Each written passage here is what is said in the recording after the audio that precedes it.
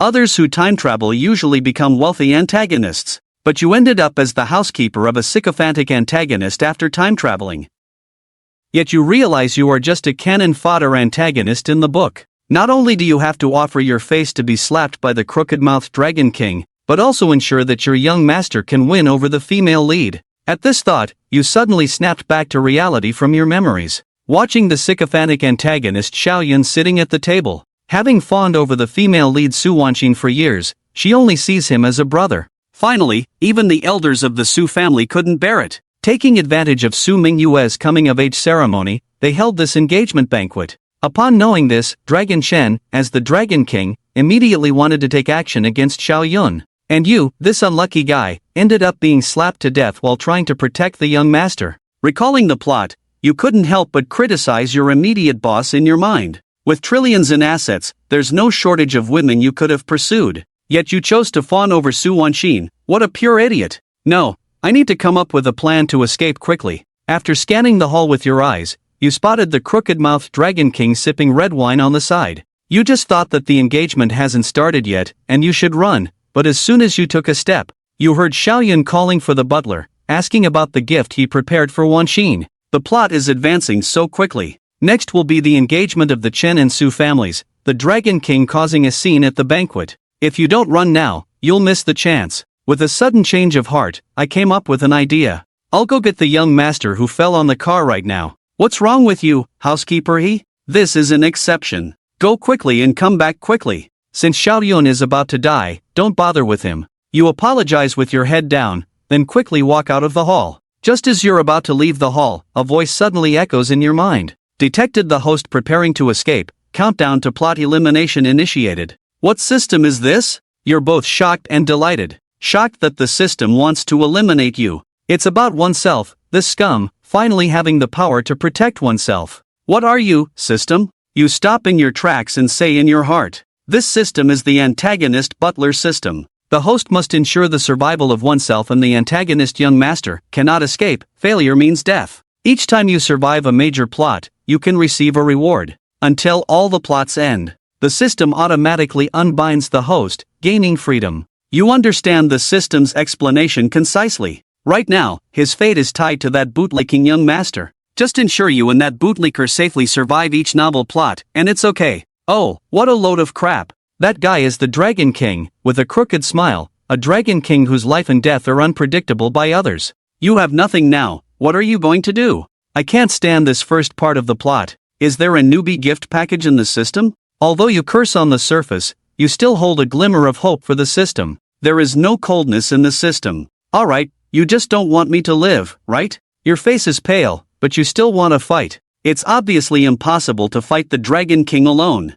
Now, you can only avoid that bootlicker and confront Long Chen. What about the steward's gift? Xiao Yun saw you standing foolishly at the door. See you Mei is here, young master. You breathe out a sigh, quickly come to Xiao Yun's side, take out a beautifully packaged box from the right pocket, and hand it to Xiao Yun. At the same time, a beautiful girl in a white evening gown walked up to Xiao Yun. He exuded a cold aura all over his body, with a stunning appearance but cold eyes. I disagree with Xiao's marriage alliance. Please don't bother me anymore in the future. Xiao Yun, dignified and imposing, directly transformed into a bootlicker, Wan Xian. Why are you rejecting me? Did I do something wrong? Why reject you? It's said that bootlickers won't have a good end. Don't entangle me, in the future, let's just avoid each other. My silly young master, she is Long Chen's woman. Let him elope with his Long Chen, hilarious.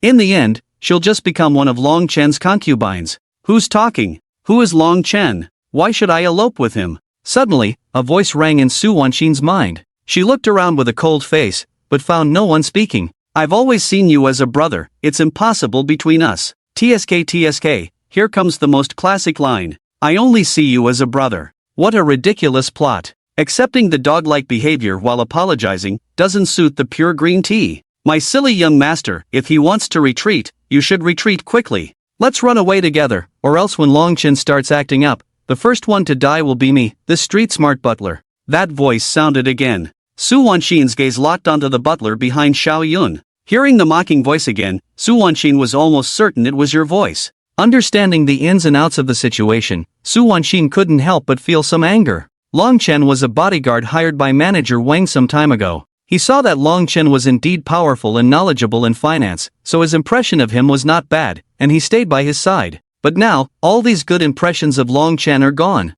I'm Su Wanxin, a dual-degree Ph.D. from a prestigious foreign university, the future heir of the Su family, a true pride of heaven. Why should I be a concubine to a bodyguard? Master Xiao, please go to the study on the second floor. The steward of the Su family came over and said to the two of them, "You know, this is to have the two of them come in and discuss the matter of marriage in front of both families. At that time, Su's father will ask Xiao Yun's opinion. Once this guy agrees, no matter how much Su Wanxin opposes, this marriage will be set. This is also the trigger for the later chaos at the banquet, slapping you to death. No, you must give Xiao Yun, the lapdog, a strong medicine. After reading so many years of online novels, you still know how to save the situation. In order to save your life, you must sabotage this marriage today." The steward took Xiao Yun, put the box containing the necklace back in your hand, and followed Su Wanxin into the study. Master, wait a moment. I have something to tell you. Hurry up and stop him. What's wrong with Xiao Yun?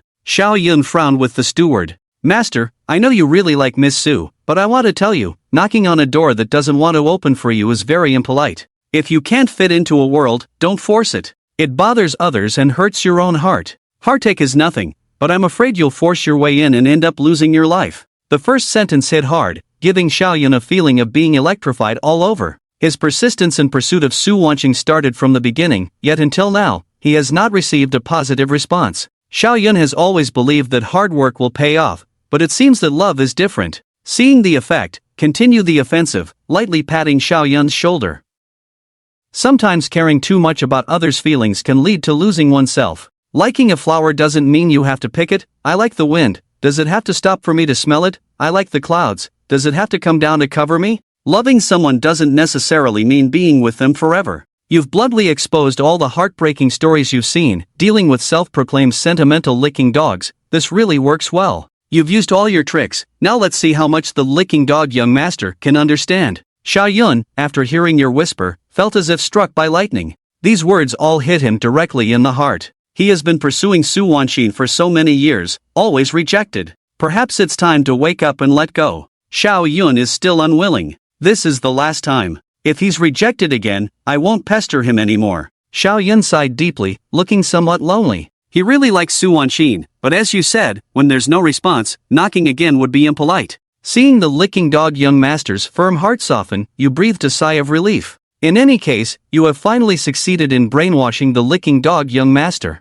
That damn dog of an author, a perfectly good urban cool story, has to give the antagonist a brain-dead licking dog character. If I could go back, I would definitely make him open his eyes and show me what kind of crap novel he's writing. Xiao Yun tried to adjust his emotions, with you following behind, walking towards the study. In the study, the elders of both families are discussing Su Wanxin's marriage. Xiao Yun, you've arrived just in time. Grandpa Su and I were just discussing you and Wanxin. We both think you and Wanxin are a perfect match and are considering setting your marriage. What do you think? A middle-aged man with a dignified appearance said. He is Xiao Yun's father, Xiao Zhangyu. I agree, but I would like to hear Wanxin's opinion. If Wanxin is unwilling, I won't force it. Xiao Yun glanced at Su Wanxin and spoke. Just now, Yu Shuangruo was rejected by Su Wanxin again, with the same harsh tone. This bootlicker's heart has finally been touched by you. Both sides' elders were stunned, somewhat surprised by Xiao Yun's response. This kid clearly likes Su Wanxin, so why suddenly say such things? Upon hearing Xiao Yun's response, all the elders of the Su family looked at each other. They could tell. Xiao Yun's expression was very serious. Wanxin, you and Xiao Yun grew up together. You should be able to sense his feelings for you. Xiao Yun is a good kid, you should understand. Su Wanxin's father, Su Chengyu, looked at Su Wanxin with a serious expression. As soon as he spoke, everyone's gaze fell on Su Wanxin. Whether the Chen and Su families can successfully unite in marriage all depends on Su Wanxin's attitude. Hurry and argue back, Miss Su. Have a fight with your dad, then we can join forces to mess things up. Then you can elope with your Long Chen. Su Wanxin heard that voice again, and not only that, she also saw your smirking smile, which made the already hesitant Su Wanxin very angry. Damn bastard, always calling you Long Chen. What do you take me, Su Wanxin, for? Why should I, this lady, become a bodyguard's harem? I'm so beautiful, why would I chase after you instead of finding a lady? Can those people compare to me? Xiao Yun's body is inherently weak, can he withstand your trouble? Su Wanxin gets angrier the more she thinks about it. Although she rejected Xiao Yun's confession, it doesn't mean she has no feelings for him. She just can't distinguish whether her feelings for Xiao Yun are sibling love or romantic love, so she has been avoiding it. Now, being provoked by you, this jerk, she is also hesitating. I didn't reject, I just can't figure out my feelings for him, so I've been rejecting him. I agree to the engagement, but please give me some time to test it out, can you? Su Wanxin's face blushed slightly, biting her lip as she spoke. Really, Wanxin? Xiaolun's reaction is bigger than everyone else's, and the gloom on her face disappears. Of course, can you eat a meal in one bite? It's up to you young people to decide your matters. In the room, the elders of the Su and Xiao families said with a smile. You look as uncomfortable as if you've eaten a fly. Call off the engagement, call it off. What are you doing? You're not following the usual rules. Xiao Yun, Wanxin has this kind of personality, don't take it to heart. Su Cheng smiled kindly and patted Xiao Yun's shoulder. I understand, Uncle Su. I will slowly adjust to Wanyin. Xiao Yun's face lit up like a blooming chrysanthemum. Turning to you, I said, Steward, give the gift I prepared to Wanyin. You put on a bitter face, forced a smile, held the ocean heart gem, and stood in front of Su Wanyin. Are you crazy? How come the divorce doesn't match the plot? How did the female lead agree to the engagement? If there's a problem, let's solve it. If we don't, I'll be the one going to the hospital. Seeing the smile on your face uglier than crying, Su Wannin's lips curved up with a hint of amusement in her eyes. She found it quite amusing to hear you criticize yourself. Compared to the serious old butler, you, the homonymous butler, are quite interesting. Alright. Since these two young people are interested, we won't worry. The banquet is about to end. Let's go out and announce the results. Mr. Su Hao from the Su family suggested. The eldest present spoke, and everyone left the study with smiles. Xiao Yun and Su Wanyin walked side by side. Behind them, someone is anxiously following. It's over. Once Mr. Su announces the result, that guy from Lingchen will definitely cause a scene. Then my life will be in danger. Even though I've trained in the 18th generation of Away, I can't handle the Zhuoma Dragon King. Su Wanqing's mind echoed your words once again, with a slight frown on his face. He really wanted to see if, as you said, that bodyguard named Longchen would come out and cause a scene. A group of people arrived at the banquet hall. Master Su called Xiao Yun and Su Wanqing to his side, and in front of everyone, he announced that, taking this opportunity, he had another piece of good news to share with everyone. The marriage between Wanqing and Xiao Yun has been settled. From today onwards, Xiao Lao and I can be considered in-laws. After Master Su finished speaking, the banquet hall erupted with warm congratulations. Except for Longchen sitting in the corner of the banquet hall, his face darkened. He crushed the wine glass in his hand, exuding a strong killing intent as he walked directly towards you. Su Wanxin is his woman. No one can touch her, or they will die. Barbecue is done for, this kid is here.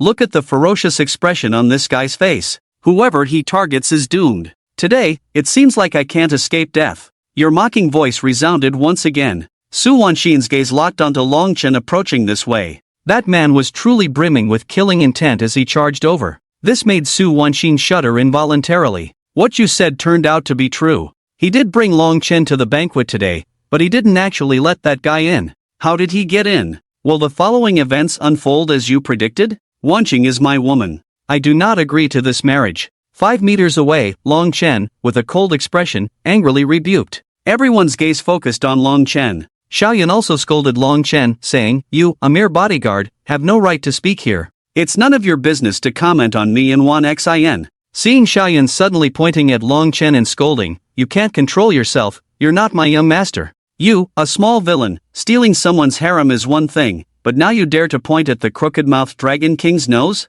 Are you looking for trouble where there is none? What did you provoke him for? Su Wanxin's ears rang with your voice again, her brows furrowed. Another harem? Why does Su Wanxin deserve to be the harem of a rude bodyguard? What am I? I am someone that your Xiao family can't even reach the soles of their feet. Longchen chuckled in anger, a hint of killing intent rising from his body. To think that he, the majestic Dragon King and Palace Lord of the War God Temple, undefeated in battles across the seas, all the foreign royal nobles used to show him utmost respect. Now, he is looked down upon by a young master of a small family. Not only that, but he dares to touch a woman of mine, Longchen. The Su family is a prestigious and respected lineage in the Demon City. In order to climb the social ladder through the Chen family, they actually used a girl's lifelong happiness as a bargaining chip. Your Su family has no shame at all. Wanxin's family is not even worth you staying with. Ling Chen's imposing manner is overwhelming, his body exuding a chilling aura. The art of verbal evasion again. Clearly aiming for Su Wanxin's body, coveting the Su family's wealth, yet insisting on the guise of righteousness. Shamelessly disregarding all dignity, not content with just Su Wanxin's body, but also eyeing the wealth behind the Su family. After hearing your thoughts for a while, Su Wanxin's delicate eyebrows furrowed slightly. He now fully understood. In front of him stood this hypocritical fellow, who not only planned to take the Su family's wealth but also bring ruin to his own family. He felt nothing but disgust towards Long Chen. Su Wanxin's father, Su Chang, shouted sternly, "How dare a mere bodyguard act out of line? Get him out, security captain." Several tall bodyguards quickly entered. "Hurry up and get out. Do you even know where you are? Here is not where you belong. One more chance, climb out yourself." You looked speechless. "Bro, you sure are brave. Coming in and causing a scene in front of the Dragon King. No wonder you were the first to be beaten to death. Your early demise had its reasons. If he dies, it'll be my turn. Save yourself if you can. Captain Wang, today is the day of the young master's engagement to Miss Su. Harmony is precious. Don't spoil everyone's mood." Among the 20 groups attending the banquet, regardless of the situation, they kept scolding the steward. No need to be polite to such a person. Daring to come out and spoil Xiao Xiao's good fortune, they truly have no sense of propriety. Looking poor and speaking with a twisted mouth, not even self-aware. Su Miss is the only one who can move you, just because Xiao Xiao has a good temper. If it were me, I would have dragged him out to feed the dogs long ago. Alright, you're just not letting me live, huh? The Dragon King's mouth is about to twist, yet you dare to come out and stomp on me. Once the Dragon King smiles, life and death are unpredictable. You curse freely, but it's my life that's at stake. Sure enough, upon hearing those few second-generation ancestors' words, Long Chen's face grew even darker, revealing a cold smile, with the corners of his mouth forming an astonishing curve. Long Chen's gaze swept past Netizen Sheng and you. In his eyes, the provocations of the people around were all because of these two guys, especially you, a mere steward, daring to provoke with words. Dragon King, hey, why are you looking at me like that? Stop bothering me, I haven't done anything. Are you deaf or something? You can donate your ears if you don't need them. It's those bastards who are cursing at you. I've been speaking nicely all along. Hey, blame it all on that young lady. You better stick with your Long Chen. What's the point of this whole act? I've miscalculated everything, now I'm flat on the ground, and I have to endure you. It's really tough on me. Su Wanxin has been listening to your inner thoughts, unable to resist a smile creeping up at the corner of her mouth. Seeing Su Wanxin smile, Long Chen's expression immediately changed. Thinking that she was standing behind him supporting him, he smiled. Wanxin, rest assured, with me here, nobody can force you to do things you don't want to. Go wherever you want, I dare anyone to stop you. Long Chen gave Su Wanxin a wicked smile, his mouth almost twisting to outer space. Seeing the situation beside you, you silently breathed a sigh of relief. Finally, the Dian Palace is not paying attention to me. Long Chen reached out to hold Su Wanxin's hand and was about to leave. However, Su Wanxin dodged, took a few steps back, looked coldly at Long Chen. What are you doing? What freedom am I sacrificing? And what does my engagement have to do with you? She felt extreme repulsion towards Long Chen, the proud daughter of heaven becoming part of your harem, and being ruined by you. It's really hard to like. Long Chen's face showed shock, a hint of anger flickered in his eyes. They forced you to say this, right?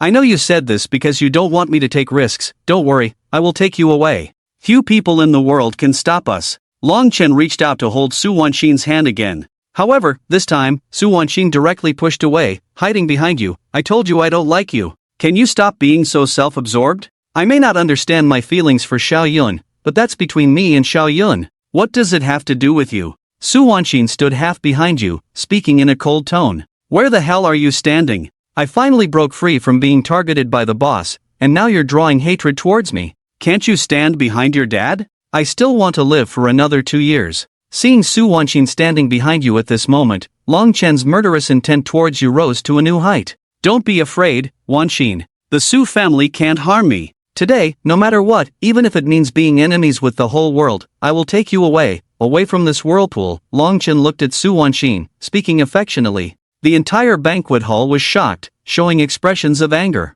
Su Wanxin was covered in goosebumps, disgusted by the aggressive words, saying disdainfully, "Why should I go with you? This is my home, you've been fired. Quickly leave." Long Chen's attitude was very firm, determined to take Su Wanxin away, saying, "If you won't leave, I'll make you leave with me. I've given you enough face. Miss Su asked you to leave, but you keep persisting. It's like you're asking for death." The head of the bodyguard team, Wang Yusheng, couldn't bear it and rolled up his sleeves, ready to give Long Chen a lesson. You acted quickly to stop this troublemaker seeking death. Captain Wang can't do anything. Today is the day the young master and Miss Su are engaged. Just take the trouble outside, don't ruin the atmosphere, it's not good to have someone die. Housekeeper don't worry, I won't kill him. I'll just go up and give him a couple of slaps on behalf of the master, to teach him a lesson. Wang Yusheng spoke frankly, saying that as the head of the bodyguards, he understands these social situations well. It's not Captain Wang, I'm worried you'll be killed by him. I checked his information, this kid is skilled.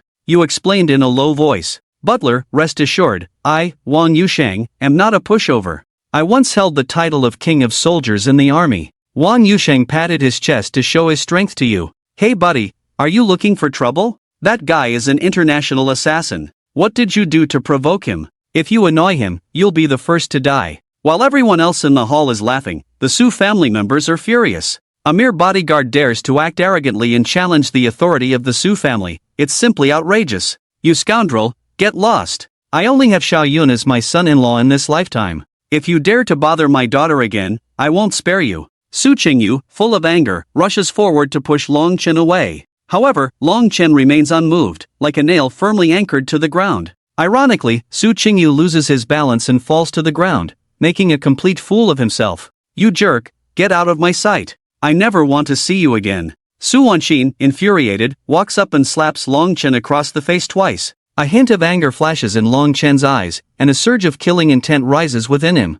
However, he manages to suppress it. How dare someone slap Long Chen, the Dragon King's face? The person who dares to treat Long Chen this way is digging their own grave. Let them hit me, I spoil my woman myself. A wise man knows the current situation. With this scene unfolding, it's impossible to take Su Wanqing away now. Well, since I'm not welcome here, I'll take my leave. Long Chen finishes speaking and walks towards the banquet hall's exit. Before leaving, he glances back at the crowd, his gaze lingering on you and Xiao Yun for a long time. Intense killing intent flashes in his eyes. Both the master and servant deserve to die for daring to snatch his woman and publicly humiliating him. The disgrace he suffered today will be avenged twofold tomorrow. Topple the master, do you still want to leave like this? If I don't skin you alive, Wang Yusheng, watching Long Chen walk away, whispered to himself and quietly followed. You hear Wang Yusheng's whisper, sigh lightly, you've brought this upon yourself, can't blame anyone else. Bro, I've tried my best to save you, but if you still choose the path of destruction, that's quite impressive. I can only wish you a smooth journey ahead, brother. The banquet is over. Xiao Yun is still chatting with the Su family father and son in the study. You stand outside the door pondering life. As you scratch your head in contemplation, the voice of the system in your mind resurfaces, detecting the success of the host. It ensures that you and Xiao Yun survive a plotline, fulfilling the duties of a steward, and rewards you with X-ray vision. You only feel a warm sensation in your eyes, very comfortable. After a few seconds, the warmth dissipates. You try to focus and activate the X-ray vision. The next moment, the door of the study opens, and Su Wanqin, dressed in a black evening gown, steps out. Your eyes immediately see two shiny objects, the white pool car lights. Your gaze involuntarily shifts downward, and you see a vast jungle, a narrow path. As Su Wanqin approaches closer, the car lights tremble slightly with each step. Finally, unable to hold back, a nosebleed gushes out like a severed artery. What's wrong, Butler Su Wanqin asked in confusion. She quite liked the steward who could hear her thoughts. If it weren't for you, I would probably have really quarreled with my father today and then left. It's nothing, just recently had a severe nosebleed, blood all over, looking quite disheveled. Take a handkerchief and wipe yourself, Butler, take care of yourself. The Chen family can't do without you. Seeing this, Su Wanqin couldn't help but smile. This butler is really interesting. She handed him the handkerchief from her pocket. Thank you, miss, I'm just doing my job. The young master is the true backbone of the Chen family. As you take the handkerchief, you hear Su Wanqin still hasn't left, and you start to wonder what this woman is up to. Am I embarrassing you? Hurry up and leave. Why is there so much nosebleed? Wait, why did this thing close? Oh no, I have a feeling. Your voice rang in my ears again. Su Wanqin looked puzzled. What is he saying? Her gaze inadvertently lowered, and Su Wanqin's pretty face immediately turned red. Perhaps instinctively, Su Wanqin slapped you across the face. This slap left you bewildered. I didn't do anything, why are you hitting me? Xiao Yun asked you to visit the Xiao family this afternoon and check on the old Mr. Xiao who had a stroke some time ago. As for the gift, Xiao Yun wants you to pick one from the Chen family's gift collection. Su Wanqin said this in one breath, then immediately turned and entered the study.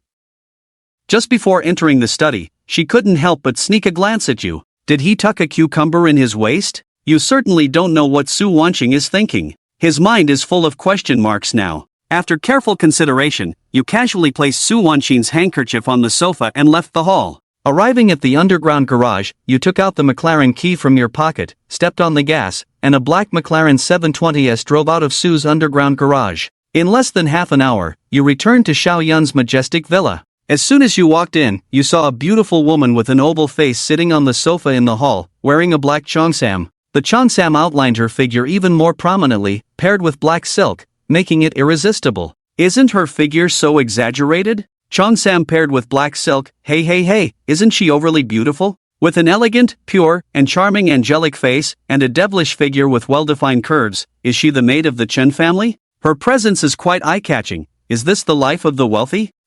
What are you saying? Zhao Mingjie looked at you in astonishment.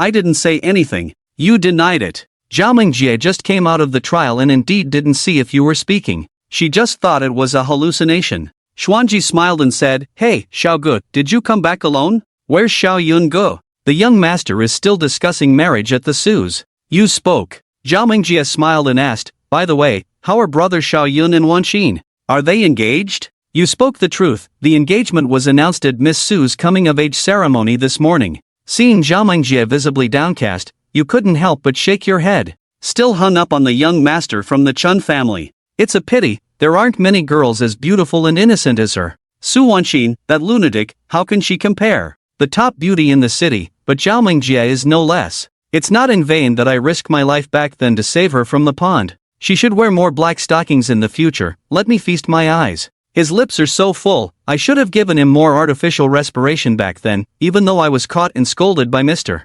Zhao. Hearing the sudden voice in his ear, Zhao Mingjie was slightly stunned. He was very sure he heard your voice, and even more shocking, you turned out to be the prince who saved his life. His mind went blank in an instant. Mingjie, what's wrong with you? You looked at the dazed Zhao Mingjie. Shake your hand, it's okay. I suddenly remembered I have something to do, so I'll go back first. Zhao Mingjie snapped out of it and hurriedly got up. Alright, see you in the afternoon. I happened to be visiting Grandpa Xiao in the afternoon. Back at the villa, you went to the basement, which is Xiao Yun's own treasure trove. Various treasures like blue and white porcelain, glass, jade, and Shi Baisher's paintings dazzled your eyes. Madi Gu is a big shot. Each random item he takes out is worth millions. With so many things, it shouldn't be a big deal for me to take one more. You keep complaining, but you still haven't done it. He is the steward of the Chen family. At the end of the month, he must have a salary of at least 100,000. The most urgent thing now is to find a way to survive.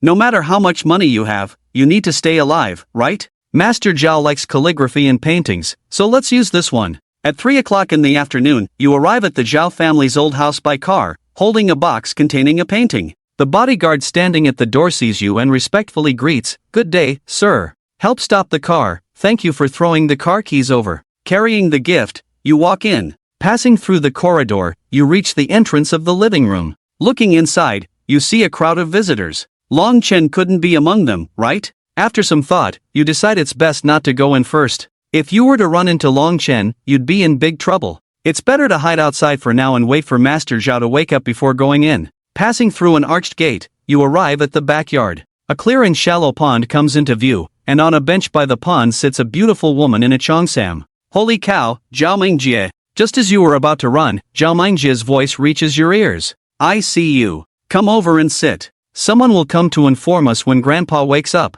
I suddenly remembered that a friend is ahead. I'll go say hello to him first. Then let's go together. He Chen's friends are my friends too. My friends suddenly passed away. You used to always stick with Xiao Yun. Why are you sticking to me now? If that petty Dragon King sees this, it's game over. Being a pawn is not a life. You have no choice but to accept it. Obediently sit next to Zhao Mengji. A light and elegant fragrance wafts over, you can't help but glance sideways, seeing the figure outlined by the cheongsam becoming even more exaggerated. Truly magnificent from a distance, graceful up close. How's everything going with the company? You take the lead and break the silence. I'm considering investing in a big project recently. The amount is substantial. I need to think it over. Zhao Mengji looks at the pond in front of her. Upon hearing this, you immediately ask back, Big project? Are you talking about the smoke-free environmentally friendly energy vehicle project? Xiao Mengji looks somewhat surprised, staring at you in disbelief. How did you know? How could I forget? Not only do I know, but I also know that Zhao's family is about to be taken over. Zhao Mingyuan, in collaboration with Long Chen, has set up a trap to acquire Zhao's family property. Zhao Mingyuan bribes the board of directors, then assures through a plan, deceiving you into investing money. When the money can't be returned later, the company faces bankruptcy. Long Chen and Zhao Mingyuan step in to help Zhao's family through the crisis. Then Long Chen kills Zhao Mingyuan, seizing control of Zhao's family finances and adding Xiao Mengji to his harem. Such a melodramatic plot. How could I possibly forget? Upon hearing the criticism around her, Zhao Mengji's heart was in turmoil. This turned out to be a scam, and the mastermind behind it was actually from the Xiao family. Zhao Mengjie was sweating coldly, realizing he had to return to the company. He Chen Ji, Grandpa should be waking up soon. Please wait in the living room. There are some matters at the company that I need to attend to. My apologies, Zhao Mengjie said apologetically. It's okay, you go ahead and busy yourself. The moment Zhao Mengjie mentioned leaving, you were practically overjoyed. As Zhao Mengjie tried to get up to leave, her high heels and the slippery pond edge caused her to lose balance and fall into the pond. Help! Zhao Mengjie splashed in the pond, quickly sinking beneath the water. What the heck is this? Just standing by the pond attracts disaster. Even as a cannon fodder villain, I encounter such a scene. You made a comment, and someone dove headfirst into the pond. Seeing the unconscious Zhao Mengjie, you wrapped your right arm around her slender waist and swam towards the shore. After a moment, completely soaked, you carried Zhao Mengjie to a grassy area by the bank. As the qipao you were wearing got wet, Zhao Mengjie's proud curves became even more charming. You looked at your hands, hesitated briefly, then placed them on Zhao Mengjie's chest. The surging peaks, the astonishing elasticity, made you exclaim in your heart. After pressing her chest a few times, you leaned down to give Zhao Mengjie oxygen through her mouth. The moment you touched Zhao Mengjie's full lips, you were shocked. Oh, such soft lips, like clouds. One breath of air was definitely not enough. For safety's sake, I'll do it a few more times. Following suit, you prepared to give Zhao Mengjie oxygen again. Just as the two lips touched, Zhao Mengjie beneath you slowly opened her eyes, locking gazes. Don't misunderstand, I'm just saving you, you stammered. I'm awake now, you don't need to do artificial respiration. Blushing, Zhao Mengjie said indistinctly. Sorry, it's an old habit. Blushing, you left Zhao Mengjie. Back in the day, when he gave Zhao Mengjie artificial respiration, he was scolded by Xiao's father for being too intimate. Thank you, Zhao Mengjie said, looking at your handsome face, her heart unconsciously speeding up. You're welcome. You should go take a shower first to avoid catching a cold later. You helped Zhao Mengjie up and draped your suit over him. I can't walk, my ankle is twisted, it hurts. Zhao Mengjie tried to take a step forward with her right foot, but she was so poor that she couldn't walk. What should we do? I'll call an ambulance for you. Can you believe it, sir? How could this happen to me? Long Chen might be in the front yard now. I imagined holding Zhao Mengjie, but if he sees the key, it will be a disaster. Although Mengjie has a really good figure, I also want to experience it, but a gentleman should not be in a dangerous situation, so I'll endure it.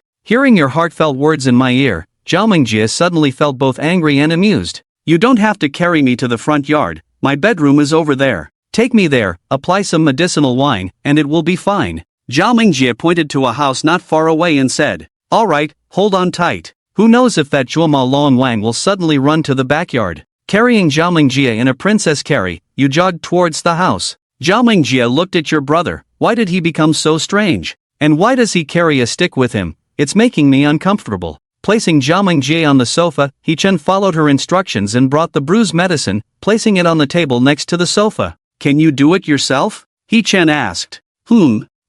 I can't reach it. Blushing, Zhao Mengjie said shyly. Today she was wearing a fitted qipao, making it impossible for her to apply the medicine herself. It's not strange at all, with legs that long, even I couldn't reach it. Then don't move, I'll help you. He Chen took off Zhao Mengjie's high heels from her right foot, exposing her small foot to the air, toes curled, looking uneasy. When he was about to remove her socks, he hesitated again. She's wearing black stockings. No, who can handle this situation? He Chen, wake up, this is Dragon Chen's harem. If you want to stay alive, you better hold it together. Hearing He Chen's inner voice in her ear again, Zhao Mengjie blushed at He Chen's dilemma. She felt both embarrassed and angry. That cunning Dragon Chen, why should I be his harem? When I get back to the company and find evidence, I will sue him for commercial fraud. He Chen, you. Can just tear it. Zhao Mingjie buried her face in the pillow, her neck turning red. He-Chen, all for all oh, can I, as a cannon fodder villain, really do this? Woman, you're playing with fire. You're risking my life with this. But, it does seem like a solution. At least, it seems simpler than directly taking off Zhao Mingjie's stockings. I'll try. He-Chen tearing stockings by hand, a first for him. Although he had read many novels about dragons and studied materials, this was his first practical experience.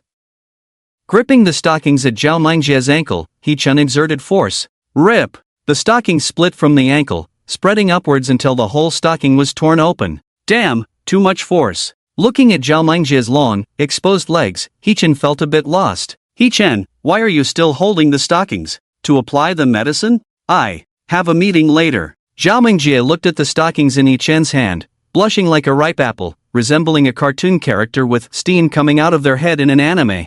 Oh, okay. He-Chen finally realized, threw the torn stockings on the floor, and started rubbing the medicine. Perhaps due to her regular skincare routine, Zhao Mingjie's skin was as smooth as milk. He-Chen kept rubbing. No, massaging for 20 minutes before reluctantly letting go. You can walk on your own now, the medicine works well. He-Chen, you go to the hall, the little doctor should be here soon. I'll take care of the bath myself. Blushing, Zhao Mingjie said. Alone in a room with a man, she felt a bit embarrassed. Okay, then I'll go. If you need anything, don't look for me, I'm probably burning incense for my dead friend. He-Chen, upon hearing this, picked up his suit jacket from the sofa and left without looking back. Finally, I can leave, this is too agonizing. Damn, it's a good thing it's me, any other man and I probably wouldn't be able to resist. I'm truly a gentleman. But, can I take those torn stockings with me? Cough cough. Hearing He-Chen's voice again, Zhao Mingjie watched his fleeing figure and smiled. Men, saying one thing and thinking another.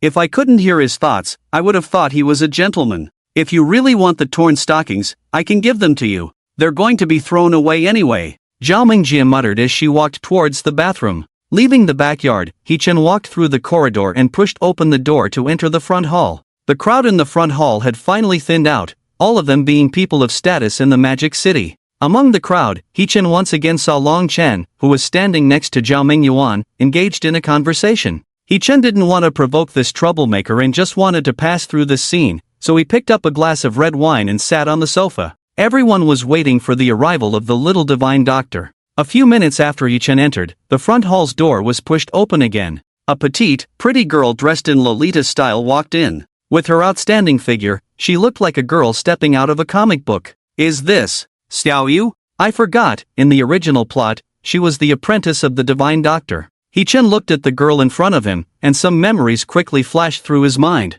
Lin Yugue, the granddaughter of Lin Laoyi from the Lin family, a prestigious family of traditional Chinese medicine in the Magic City. She used to play with Xiao Yun and He-Chen when she was young, nicknamed Xiaoyu, a name given by He-Chen. Later, Lin Yugue was sent to study medicine under the arrangement of Lin Laoyi. At that time, she cried and didn't want to leave, and it was He-Chen who comforted her. Now, after many years, she had become a famous little medical fairy in the entire Huaxia. Hey, He-Chen, big brother, hello. Lin Yugue immediately spotted He-Chen in the crowd and greeted him sweetly. Xiaoyu, long time no see, didn't expect you to grow up so much. He-Chen glanced at Lin Yugue's ample bosom and sighed. Unrivaled medical skills, exquisite beauty. With a grandfather from a prestigious family of traditional Chinese medicine, a master who was a national medical expert, she was the top figure in medical skills in the entire Huaxia. With such a background, she naturally became one of the concubines of King Longchen. It's best to keep your distance, to avoid being tormented by that lunatic. He-Chen truly envied this guy Longchen. Meeting a stunning medical fairy for treatment, encountering a beautiful policewoman while driving, being a bodyguard to a domineering female CEO, encountering all kinds of romantic encounters, a walking aphrodisiac. He-Chen, big brother, you seem a bit agitated, eat less tonic. Lin Yugue walked up to He-Chen, smiling. She could now tell if someone had any internal issues just by looking at their face. Well, maybe I've been drinking too much milk lately. He-Chen whispered, sneaking a glance at Long Chen in the distance. Sure enough, that troublemaker was scowling, his murderous gaze fixed on He-Chen. If looks could kill, He-Chen would have died 10,000 times over by now. By the way, how is Grandpa Xiao's health, He-Chen, big brother? Lin Yugue naturally wrapped her arms around He-Chen, just like when they were kids. The Xiao family, as the head of the 4 major families in the Magic City, had business dealings with almost all the families in the city. Lin Laoyi used to be just a traditional Chinese medicine practitioner, and it was with the support of Grandpa Xiao that the Lin family had come to its current status. The relationship between the two families was very good, and Lin Laoyi often went to see Grandpa Xiao for medical treatment. Grandpa Xiao is doing very well, thanks for your concern, Xiaoyu. Feeling the extremely gentle touch on his arm, He-chen shuddered. No, you just want me dead faster, don't you? He-chen knew that his name must be flashing like crazy on the book of life and death of the King of Hell right now. Hey, He-chan, big brother, why are you being so polite? You weren't like this before, you used to play with me every day, treating me like a little maid, Lin Yugue said teasingly. During the years of studying medicine outside, she spent her days with herbs and patients, without any playmates. The memories worth cherishing were the days spent with He-chan and the others. It was these memories that supported her through those lonely and dull days, so seeing He-chan again made her truly happy. Don't say anymore, if you say more, you might not see me soon. It's not that I insist on being polite, if I'm not polite, in a few days, you'll be polite to my portrait at my funeral. Sai, I really want to have a frank chat with you, discuss some needle techniques. But you are Long Chen's harem, this damn stud, seeing people and wanting to bring them into the harem, truly shameless and insane. Sai, my lovely little fish sister, is going to be ruined by that damn guy. Suddenly, a series of voices rang in Lin Yugue's ears, leaving her somewhat bewildered for a moment. Who is speaking? Why does it sound like Brother He-chen's voice? I am Long Chen's harem? Who is Long Chen? Brother He-chen, did you hear any strange voices? Lin Yugue looked at He-chen, puzzled. Ha? Strange voices? No. He-chen also looked puzzled. Why does he feel like Lin Yugue is looking at him strangely? And Zhao Mingjie, Su Wanqing, why are these female leads all acting so strangely? Seeing He-chen deny it, Lin Yugue furrowed her brows. She carefully recalled that she heard it clearly, the voice was clearly Brother He-chen's voice. Strange. Lin Yugue wanted to investigate further, but at that moment, a caregiver from the Xiao family approached. Dr. Lin is here, Master Zhao has woken up. Would you like to rest first or go in now? The caregiver politely inquired. Let's go in now. Brother He-chen, come in with us. Lin Yugue picked up her box and followed the caregiver inside, not forgetting to beckon He-chen. Oh, okay. He-chen, holding a gift, quickly followed. Leaving the front hall, passing through the winding corridors, and through an arched stone door, the three entered the room where Master Zhao was. Master Zhao loved calligraphy and painting, and the whole yard was filled with the fragrance of ink. The caregiver led Yi-chen and Lin Yugue in through this route in no time. Zhao Mingyuan, along with Long Chen and several other clan descendants, entered from another route. Long Chen stared at He-chen with intense anger and killing intent almost overflowing. A mere steward, constantly opposing me, daring to touch the woman Long Chen has set his eyes on. Truly ignorant of life and death. Wait for this matter, I will make sure you regret it. He-chen felt Long Chen's gaze and was truly speechless. How did this damn jinx target him again? No, you better look clearly, I didn't do anything. It's all these female leads taking the initiative. After everyone gathered, the door of the room opened. Master Zhao's three sons came out of the room. Yugue is here, come in. They first greeted Lin Yugue, then noticed He-chen beside her. Oh, Manager He, you're here too? How is Elder Zhao's health recently? Although He-chen was the steward of the Xiao family, his status in the Xiao family was quite high. With the Xiao family's 3 generations single-handedly passed down, it was still a solitary existence with Xiao Yun. He-chen, who grew up in the Xiao family as an orphan, could be considered half a grandson to Elder Xiao in a sense. Elder Xiao is in good health, thank you for your concern, elders. He-chen politely responded. Soon, the others followed Master Zhao's 3 sons into the room. Shortly after, the group saw Master Zhao lying on the bed. After the stroke, he became extremely drowsy, with very little awake time, and his spirits were increasingly low. Seeing Lin Yugue and the others, Master Zhao could only nod slightly in greeting. Grandpa, Yugue is here, don't worry, she will definitely cure you. For now, don't move, just maintain your spirits. Grandpa Zhao, take good care and rest. Once you're feeling better, I'll come back to learn calligraphy from you. The descendants of the Xiao family greeted Grandpa Zhao, and He-chen also followed suit with a greeting. Grandpa Xiao nodded slightly upon seeing He-chen, acknowledging the greeting. He-chen was originally here to advance the plot, and now that he had greeted everyone, his job was almost done. He just needed to wait for the Dragon King's show-off to end, then he could make his exit. Zhao Mingjie's cousin, Zhao Mingyuan, wearing gold-rimmed glasses, also appeared quite talented. He was a high-achieving graduate from a prestigious foreign university, with a normal level of intelligence, yet he had foolishly done something that invited trouble. In the end, not only did he ruin the Xiao family, but he also implicated himself, a pure clown. Beside Zhao Mingyuan, Longchen carefully observed Grandpa Zhao on the sickbed. In the original plot, the Dragon King Longchen was exceptionally skilled in medicine, proficient in diagnosis through observation, listening, and questioning. Longchen, are you confident in treating my grandfather's illness? Zhao Mingyuan asked quietly. Today, Zhao Mingyuan brought Longchen along to gain Grandpa Zhao's favor. If Zhao Mingyuan gained Grandpa Zhao's favor, he could further consolidate his power. If Longchen gained Grandpa Zhao's appreciation, he could also advance his relationship with Zhao Mingjie. Longchen remained calm, exuding an air of detachment, raising 3 fingers with his right hand. 30%? That's too little. Is this some incurable disease? Zhao Mingyuan asked in surprise. I mean, F***CK. Longchen shook his head slightly. This guy was truly foolish. Did he really think I only wanted Zhao Mingjie? No, I want both Zhao Mingjie and the Xiao family. Once I have Zhao Mingjie, I'll get rid of this idiot and bring the Xiao family under my control. Humph. And that despicable steward next to you, I'll eliminate him too. F***CK? Impressive. Zhao Mingyuan clearly didn't expect Longchen to curse at him. Ha, a few compliments and you think you can stand on equal footing with me? Once I take over the Xiao family's assets, you'll be the first to go. Zhao Mingyuan sneered inwardly, feeling like everything was within his grasp. Longchen could sense Zhao Mingyuan's thoughts. Murder and silence? He was the master here. Zhao Mingyuan, a pampered young man who had never seen much blood, was too naive. Longchen shook his head, not bothering with Zhao Mingyuan, turning to look at Linyu, a greedy smile playing on his lips. When he first arrived in the City of Magic, Longchen had his subordinates investigate the information of all the major families in the city. Linyu's background was well known to Longchen. As the legitimate daughter of a family of traditional Chinese medicine, the sole successor of a renowned national physician, she had treated countless prominent figures. With this woman, his network would expand further. Expanding his influence would become much easier. Linyu was currently taking Grandpa Zhao's pulse. After a moment, she already had a clear understanding of Grandpa Zhao's condition. Seeing this, Zhao Mingyuan hurriedly asked, "Little divine doctor, how is my grandfather's condition?" A stroke caused blockage in some blood vessels in the brain, combined with some previous ailments of Grandpa, as well as headaches and paralysis from some complications. It's nothing major, I can clear the brain's blood vessels with acupuncture. Linyu was confident, opening her small medical kit containing silver needles and medicinal wine. He-chan, come help me sterilize the silver needles. Linyu looked up at He-chan and beckoned. Me? I can't do it. He-chan didn't want to stand out. Today's plot belonged to the Dragon King, it was better not to get involved as a cannon fodder villain. In case the Dragon King got angry and summoned 100. No, 1,000 mercenaries to crush him.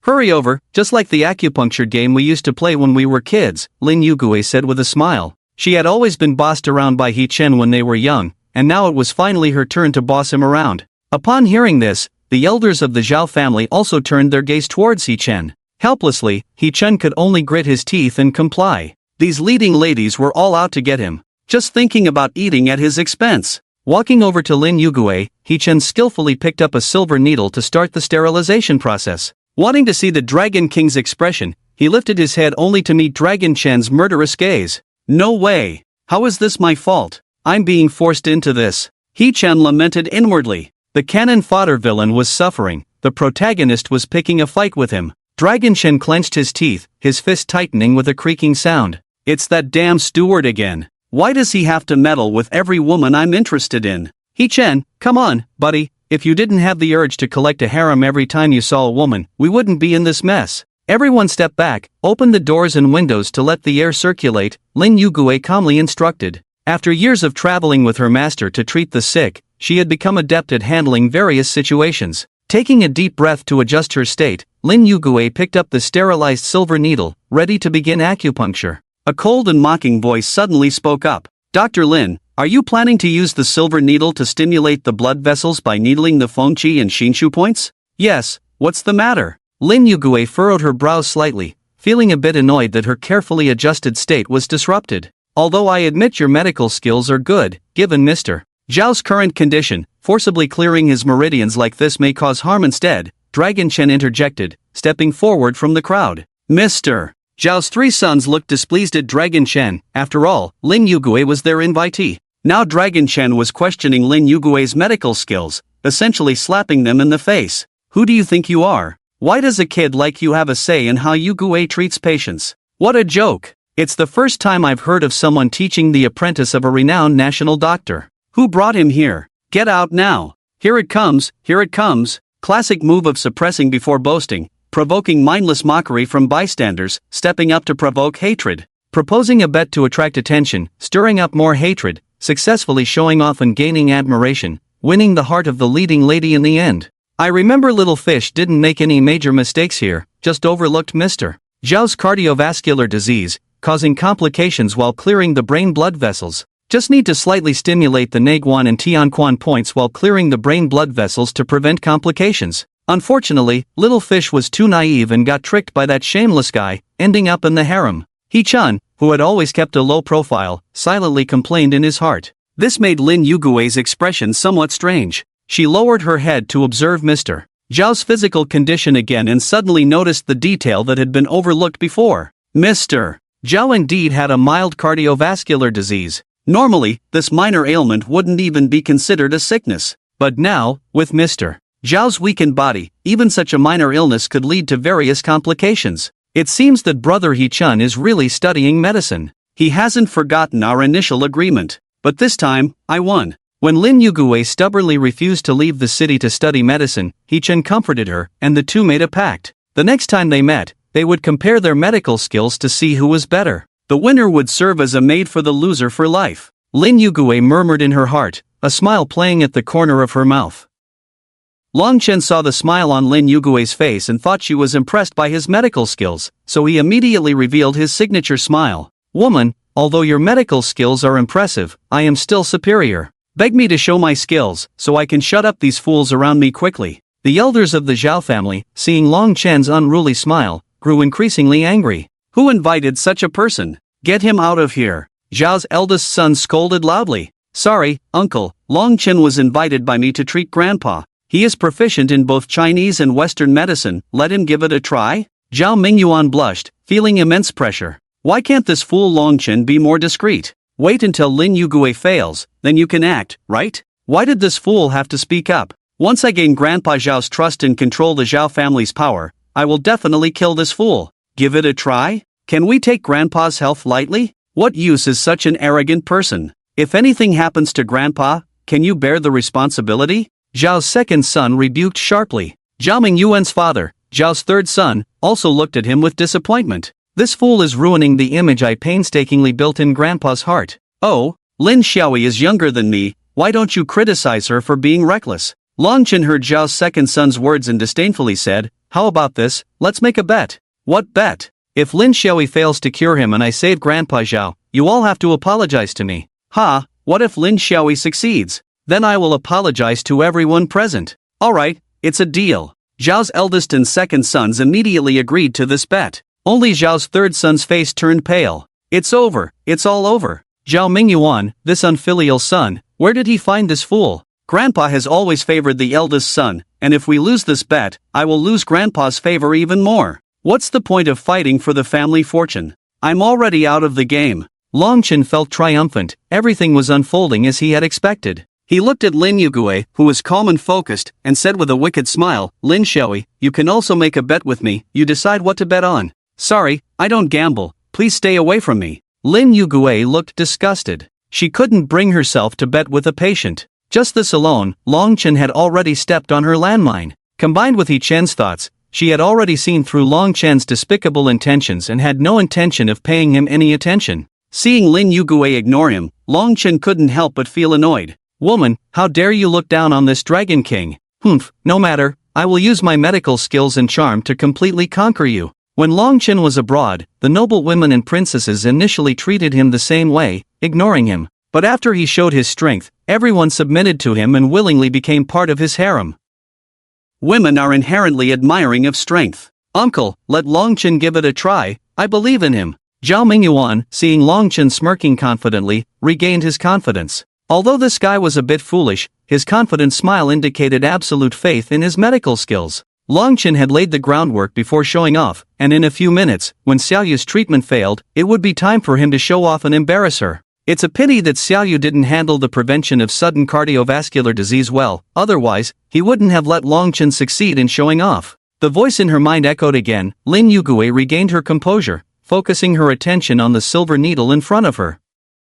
Lin Yugue's master was a renowned national physician, and her ace in the hole was the art of acupuncture from the Yellow Emperor. Over the years of study, Lin Yugue successfully mastered the art of Yellow Emperor's acupuncture and graduated smoothly. Soon, she took the silver needle handed to her by He Chen and quickly inserted 9 needles. As the 9 needles were inserted, Mr. Xiao's complexion gradually changed. The atmosphere in the room began to tense up. About 2 minutes later, Mr. Xiao's complexion gradually became rosy, and his eyes regained color. Seeing this scene, the Xiao family breathed a sigh of relief. Great, his complexion is improving. Indeed, the little medical fairy is truly skilled in acupuncture. Now that little Dr. Lin has cured the old master, I would like to see if certain people will kneel down and apologize. Seeing the old master awake, the eldest son of the Xiao family briefly checked on the old master's condition, then turned his attention to Longchen. Yes, Mingyuan is still too young, easily deceived like that. The second son of the Xiao family was also in sync, offering timely support.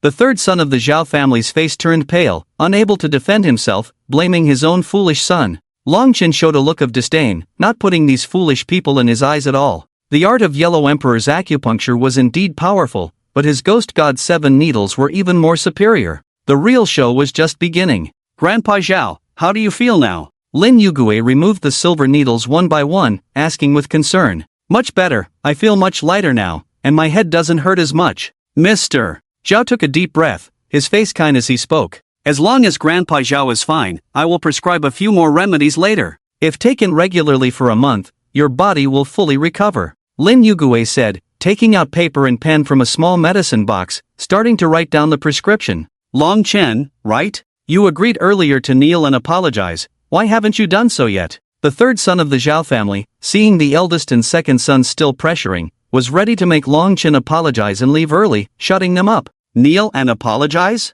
Huh, are you sure Grandpa Xiao has fully recovered? Wait another 30 seconds, if after 30 seconds, Grandpa Xiao is fine, I will kneel and apologize on the spot. Long Chen still held the upper hand, brimming with confidence. Another 30 seconds? Huh, what about waiting another 3 minutes? Doubting little Dr. Lin's medical skills, are you even qualified? The eldest son of the Xiao family spoke again, taking out his phone directly to start the timer. He was ready to make Long Chen and Zhao Mingyuan embarrass themselves publicly, completely kicking the third son out of the competition for the family head position. The third son of the Xiao family turned pale, feeling like he was about to be driven mad by these two fools. Losing the old master's trust this time, he would have no chance at the family head position in the future. Long Chen smirked. 30 seconds later, he would make everyone who defied him kneel and sing submission. Upon hearing Long Chen's words, Lin Yugue was stunned. What he said was exactly what He Chen had in mind. She quickly took Mr. Zhao's hand and checked again. Sure enough, the bad situation had indeed occurred.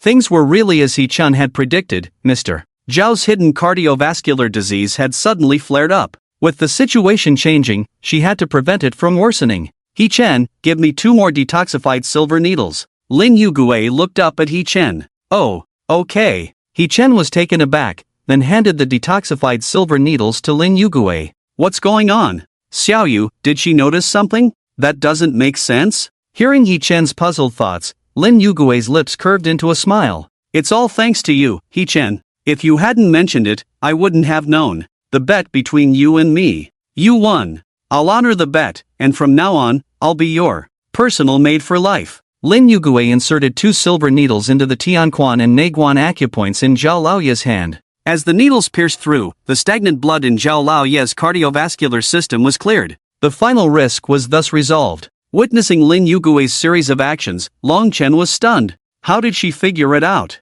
She didn't see it at the beginning? This woman dared to play me. Long Chen was now extremely furious, his face contorted in anger. For some reason, everything he did today kept going wrong. Everything seemed to go smoothly each time, but it would suddenly turn around at the end. Seeing that the time was up, Zhao Laoye looked sternly at Long Chen. It's been a minute, Dragon Doctor. It's time to fulfill your bet. Long Chen felt extremely embarrassed, wishing he could disappear. Today was supposed to be about showing off and collecting concubines. Never did he expect to be humiliated by a woman, unable to save face. He, the mighty Dragon King, was facing such a situation. It was impossible for him to bow down and apologize to these fools. However, bowing down to his future concubines was somewhat acceptable. After all, in the future, Lin Yugue would be bowing down to him. Ha, I didn't expect Lin Xiao Yixian's medical skills to be so extraordinary. I have offended you, so I apologize. However, your Huangdi acupuncture technique still has some rough edges.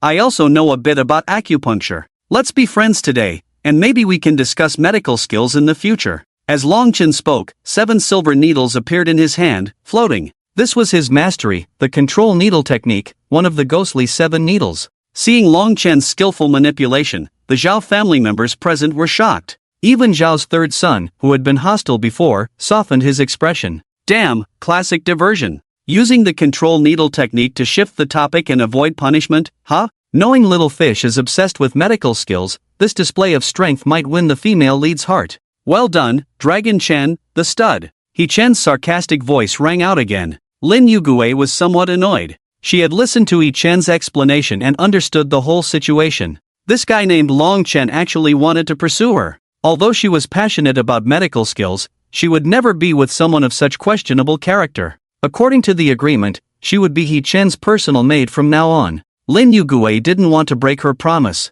Let's just be friends. I have social anxiety. But someone as talented as you surely won't break your word, right? Lin Yugue blinked innocently with her big eyes, looking harmless. Ha! Yi Chen was dumbfounded. What? Why is the plot unfolding so strangely? Little fish didn't fall for the stud Long Chen. According to the usual plot, she should have been conquered by Long Chen's medical skills and eventually become his concubine, right? Long Chen's face turned green, veins popping out on his hand due to his intense emotions. This woman was playing him again. Damn it, woman, do you know you're playing with fire? The atmosphere at the scene became awkward. In the end, it was Zhao's third son who stepped forward to smooth things over.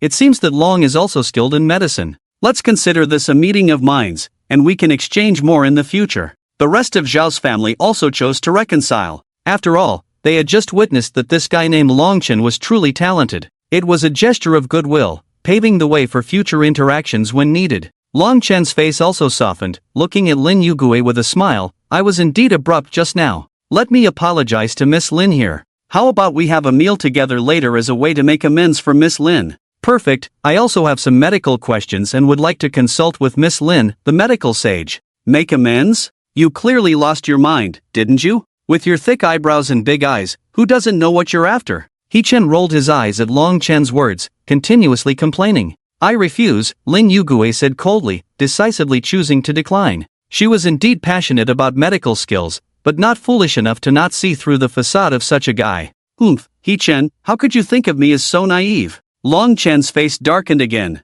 Lin Yugue's rejection left him in an awkward position, and the atmosphere in the room fell silent once more. The Xiao family members didn't dare to say anything further. After all, although Long Chen was a young talent, they didn't want to offend Lin Yugue, the apprentice of the medical sage. Fortunately, at that moment, the door of the room was pushed open, and upon learning that Grandpa Xiao had woken up, Zhao Mengjie rushed over from the company. The awkward atmosphere was broken, and Long Chen looked at Zhao Mengjie as if she were his savior, his eyes lighting up. She truly is the woman I've set my eyes on. To actively come forward to defuse the situation, it seems she still likes me. Miss Xiao, I'm Long Chen, your business partner. It's a pleasure to meet you. You've sprained your foot, do you need help? Rest assured, give me 3 minutes, and I guarantee your foot will be as good as new. Long Chen smirked and extended his right hand to Zhao Mengjie. He could tell at a glance that something was wrong with Zhao Mengjie's body. By speaking up at this moment, he not only confirmed his superb medical skills but also narrowed the distance between him and Zhao Mengjie.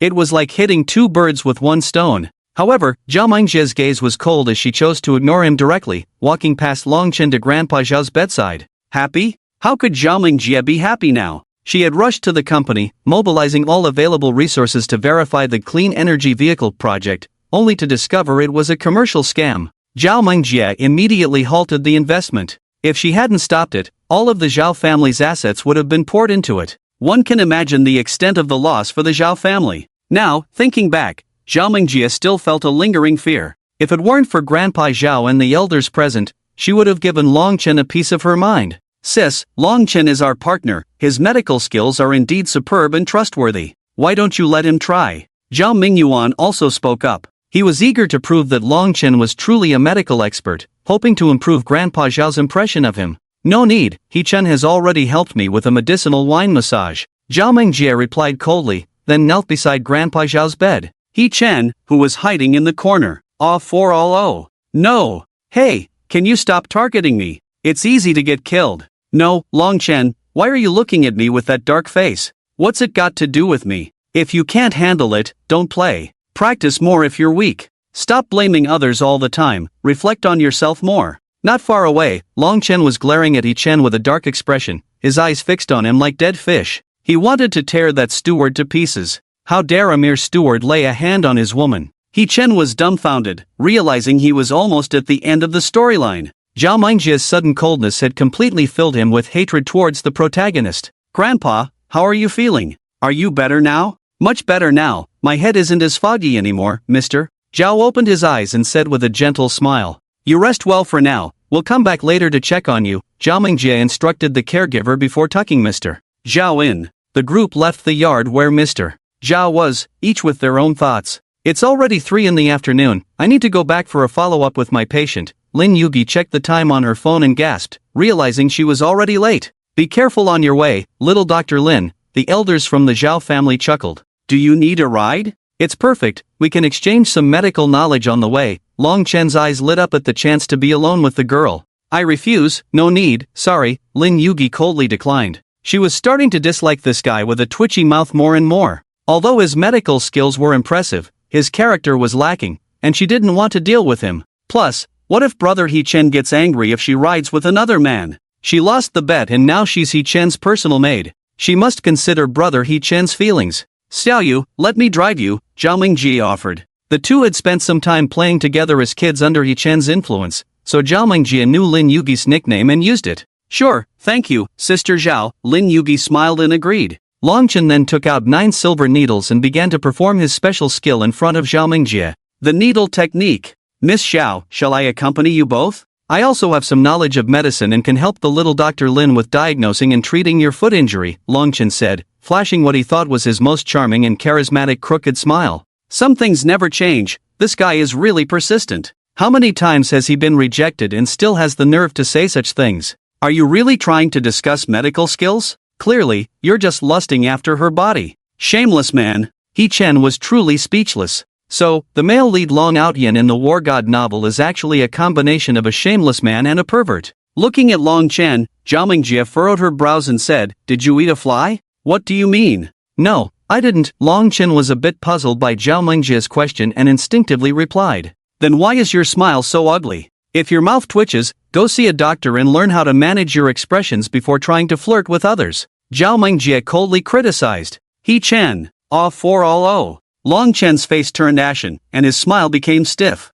His proud smile, which he thought highly of, was deemed worthless in Zhao Mingjie's eyes. The smile of the Dragon King, unpredictable. This was his signature smile that always worked, yet this woman belittled it so easily. Truly despicable. Finally, someone voiced my thoughts. That smile, like he ate a fly, really makes it hard to keep a straight face. I can't take it anymore, I'm going to die, it's so hard to hold back. Ha ha ha, He-Chen almost burst out laughing. Finally, someone shared his sentiments. Long Chen's crooked smile, to He-Chen, was like he had eaten a fly. Hey, where's brother He-Chen? Lin Yugi wanted to bid farewell to He-Chen but couldn't find him. Everyone subconsciously made way, and He-Chen, who was sneaking a laugh at the back, suddenly became the center of attention. He-Chen, aw for all oh. Seeing Long Chen's murderous gaze, He-Chen's previously lifted mouth corner dropped. Alright, you all want me dead, huh? I've hidden here, and you still aim your guns at me, impressive. Especially with Lin Yugui's divine assist just now, He-Chen was directly sentenced to death on the spot.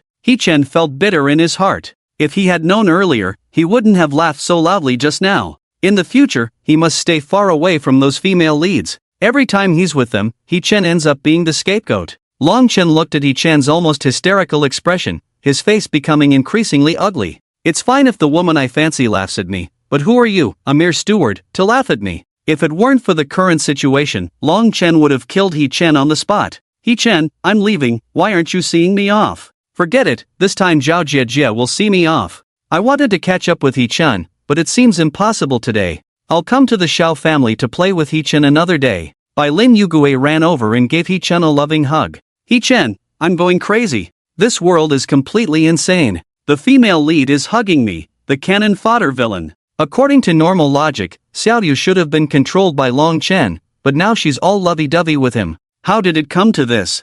Hey, Long Chen, why the long face again? Hearing the voices in his ears, Lin Yugui pouted in annoyance. Why should I be all lovey-dovey with Long Chen? That guy with the twitching mouth, who would want to be with him? With that in mind, Lin Yugui turned back to Zhao Mingjia's side, and the two of them left first. The onlookers from the Zhao family looked at He-chun with envy. Oh, manager, he is truly talented, he matches well with Miss Lin. They grew up together, their relationship must be different, don't speak nonsense. Isn't He-chun just a steward from the Xiao family? Why are the elders so polite to him? Don't you know? Although manager he is an orphan, he grew up with young Master Xiao since childhood, they are like brothers, he's considered half a grandson to the old master of the Xiao family. Oh, he has this background. Of course, why else would he represent the old master of the Xiao family to visit Mr. Xiao? Listening to the surrounding discussions, He-chun felt uneasy. In Dragon King novels, just before the protagonist is about to kill the villain, the passers-by would introduce the villain's identity, setting the stage for the shocking murder by the protagonist.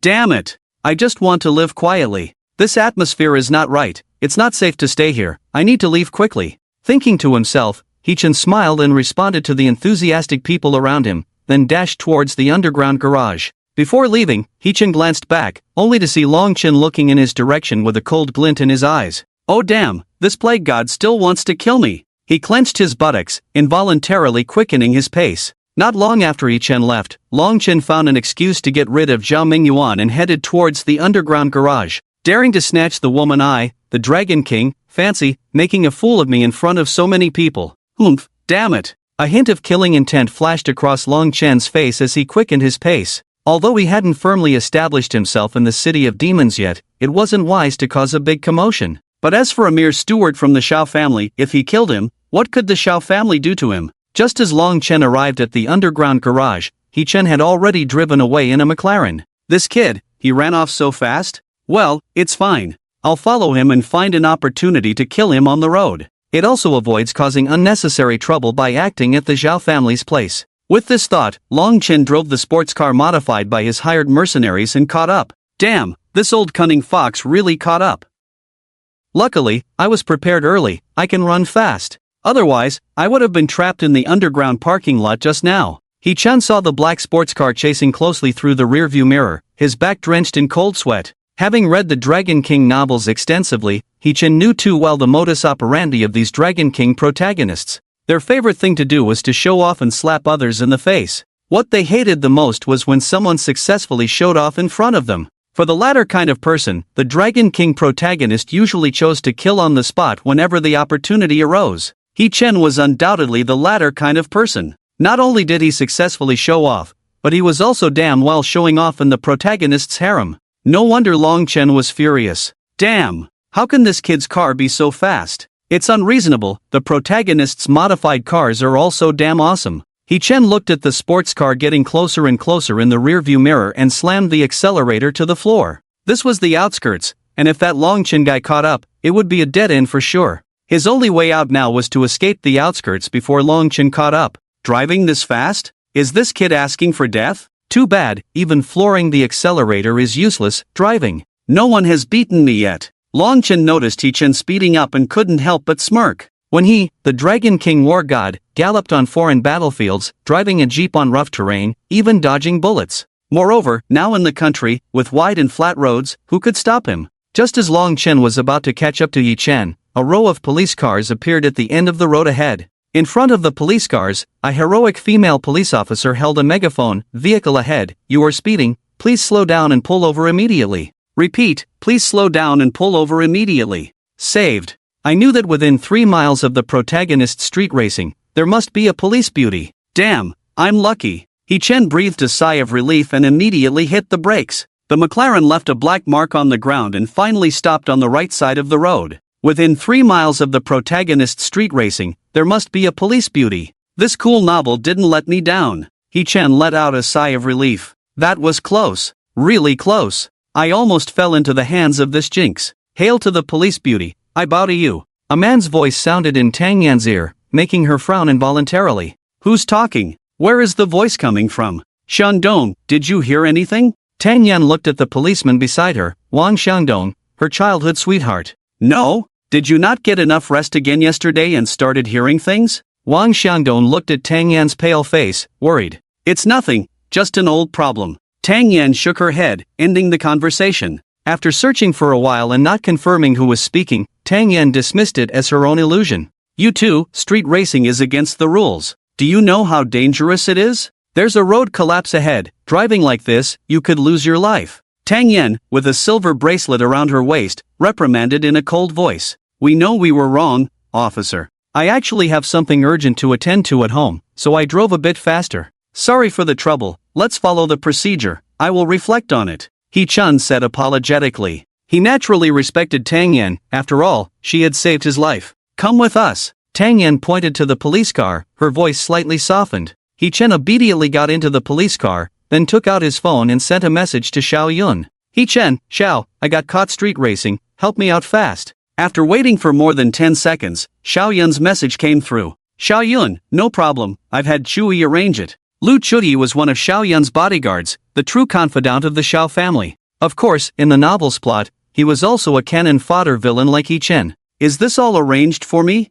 Although he's a dog-like person, don't say that. Xiao Dashao is quite reliable apart from his dog-like persona. He-chen commented, feeling relieved. Being in the same bureau as that jinx, He-chen was afraid. The sooner he could leave, the better. On the other side, Long Chen had intended to drive away. After all, on the foreign battlefield, he could even catch up to bullets. Just a few policemen were only worthy of eating his dust. But when Tang Yan walked towards him, Long Chen's eyes immediately lit up. Another 9. 8 beauty. Long Chen was already considering how to win the girl's heart. After getting off the car, Long Chen smirked, revealing what he believed to be his most charming smile. Beautiful miss, nice to meet you, I'm Long Chen, could you tell me your name? Oh, seeing a beauty makes him unable to move properly. What a nice meet, my foot, just admit you're lusting after her. That fly-eaten smile again, damn, who's going to help me slap him? Tang Yan heard He-chen's voice in her ear again. She was sure it was He-chen's voice. You've violated traffic rules by speeding, come with us. Tang Yan frowned slightly, pointing to He-chen's police car in the distance. Her first impression of this person was very bad. Speeding was one thing, but hitting on a female officer during questioning was just unacceptable. Officer Tang, you don't look too good, do you need me to check your health? Long Chen glanced at Tang Yan's face and didn't see any signs of illness. But Tang Yan's face was unusually pale, with slightly dark circles under her eyes. Definitely something wrong. Here we go again, just got slapped in the face, now he's coming over to scare people with medical skills. Officer Tang isn't sick, she's clearly been cursed. Knows nothing and still insists on showing off in front of the girl, a pure show-off. Being not far apart, He-chen naturally heard what Long Chen said and couldn't help but comment. In the original plot, Tang Yan had been cursed since childhood. Being able to survive until now was all thanks to the efforts of the Lin family's old master. In chapter 84 of the original novel, Long Chen was also arrested for speeding. Meeting Tang Yan, he tried to show off and win the female lead's heart. The result was a failed attempt at showing off, almost causing Tang Yan to lose her name. In the end, Tang Yan's ice curse was resolved by Master Chen, the national medical saint, under Lin Yu's guidance. The voice sounded in Tang Yan's ear again, making her heart tremble slightly. He-chen actually knew that she was cursed. Impressive. All the doctors she had encountered from childhood, including Master Lin, couldn't figure it out. But He-chen, with just one glance, knew she was cursed. Only about 10 people in the entire city knew about her curse. Obviously, He-chen wasn't one of them. He figured it out with his medical skills. Did he know how to treat it? Tang Yan's mind was racing, inevitably feeling a bit excited. All this excitement was seen by Long Chen. Indeed, his medical skills had shocked her. Long Chen, with his ghostly 7-needle technique, was adept at treating illnesses and charming women. Although he had been slapped in the face at Zhao's house just now, it was just an accident. Lin Yu's medical skills were more advanced than he had imagined. Tang Yan, a police officer, would surely be shocked when he could diagnose her illness at a glance. To reiterate, you violated traffic rules and seriously breached traffic regulations. Come with us. Tang Yan looked at Long Chen's twitching smile, feeling even more disgusted, but she still patiently carried out her duty. Throughout the entire Huaxia, my medical skills are enough to rank in the top 20, please trust me, Miss Tang. Long Chen thought Tang Yan was doubting his medical skills. Just as he was about to take out his 7 silver needles to demonstrate his acupuncture skills, Wang Shangdong walked up. After watching for a while, he couldn't hold back any longer. Who do you think you're fooling here? After all this fuss, you couldn't even figure out what illness Xiaoyan has, and you still claim to be in the top 20 of Huaxia?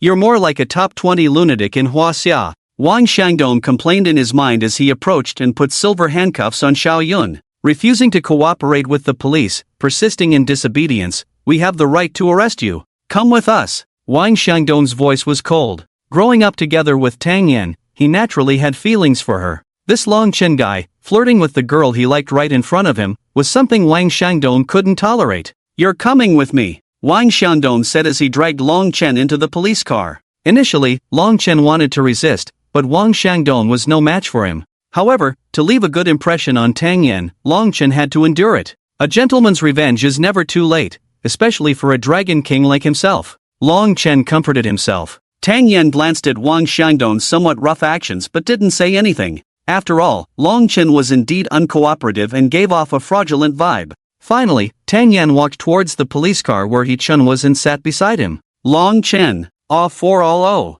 He Chen. Looking at Tang Yan sitting beside him, a sweet scent like gardenia flowers wafted into his nose. This isn't right. Normally, shouldn't Tang Yan, the police flower, be discussing the case with Long Chen in the same car? Why is she here with me? Hey, stay away from me, that guy is acting up again. Damn, stupid Long Chen, what's with that murderous look in your eyes? I didn't hit on your girl, she came to me herself. He Chen was now in a panic. The plot was not following the usual course. What's wrong with all these heroines? Do they all want me dead or what? Do you know medicine? Listening to He Chen's complaints, Tang Yan couldn't help but feel puzzled. How did she become Long Chen's girl? She had no good feelings towards the twitchy guy. I don't know much about medicine, He Chen answered honestly. What's wrong with Tang Yan, the police flower? Why is she asking me this? According to the usual plot, shouldn't she be saying this to Long Chen? Then Long Chen, under the guise of treating the illness, launches a fierce attack on Tang Yan, eventually winning her over and adding her to his harem. Unfortunately, such a good person like Tang Yan was ruined by that stud. Hearing the inner voices again, Tang Yan furrowed her brows, feeling even more puzzled. Why did she have to go to Long Chen for treatment? And what's this about being added to a harem? Even though He Chen knew her condition, why did he claim not to know medicine? Although I'm not well versed in medicine, I can recommend someone to Officer Tang.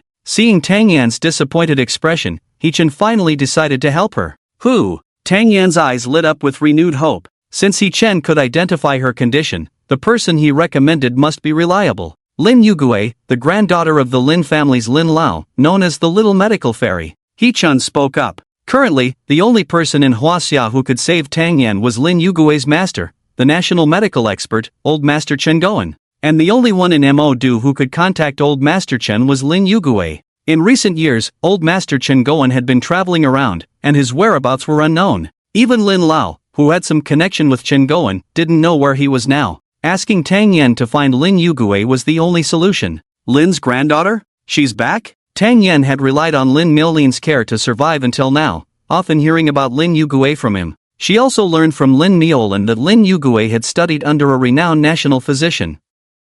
If Lin Yugue returned after completing her studies, there might be a chance for her illness to be cured. Tang Yan hadn't visited the Lin family in the past month, so she was unaware of Lin Yugue's return.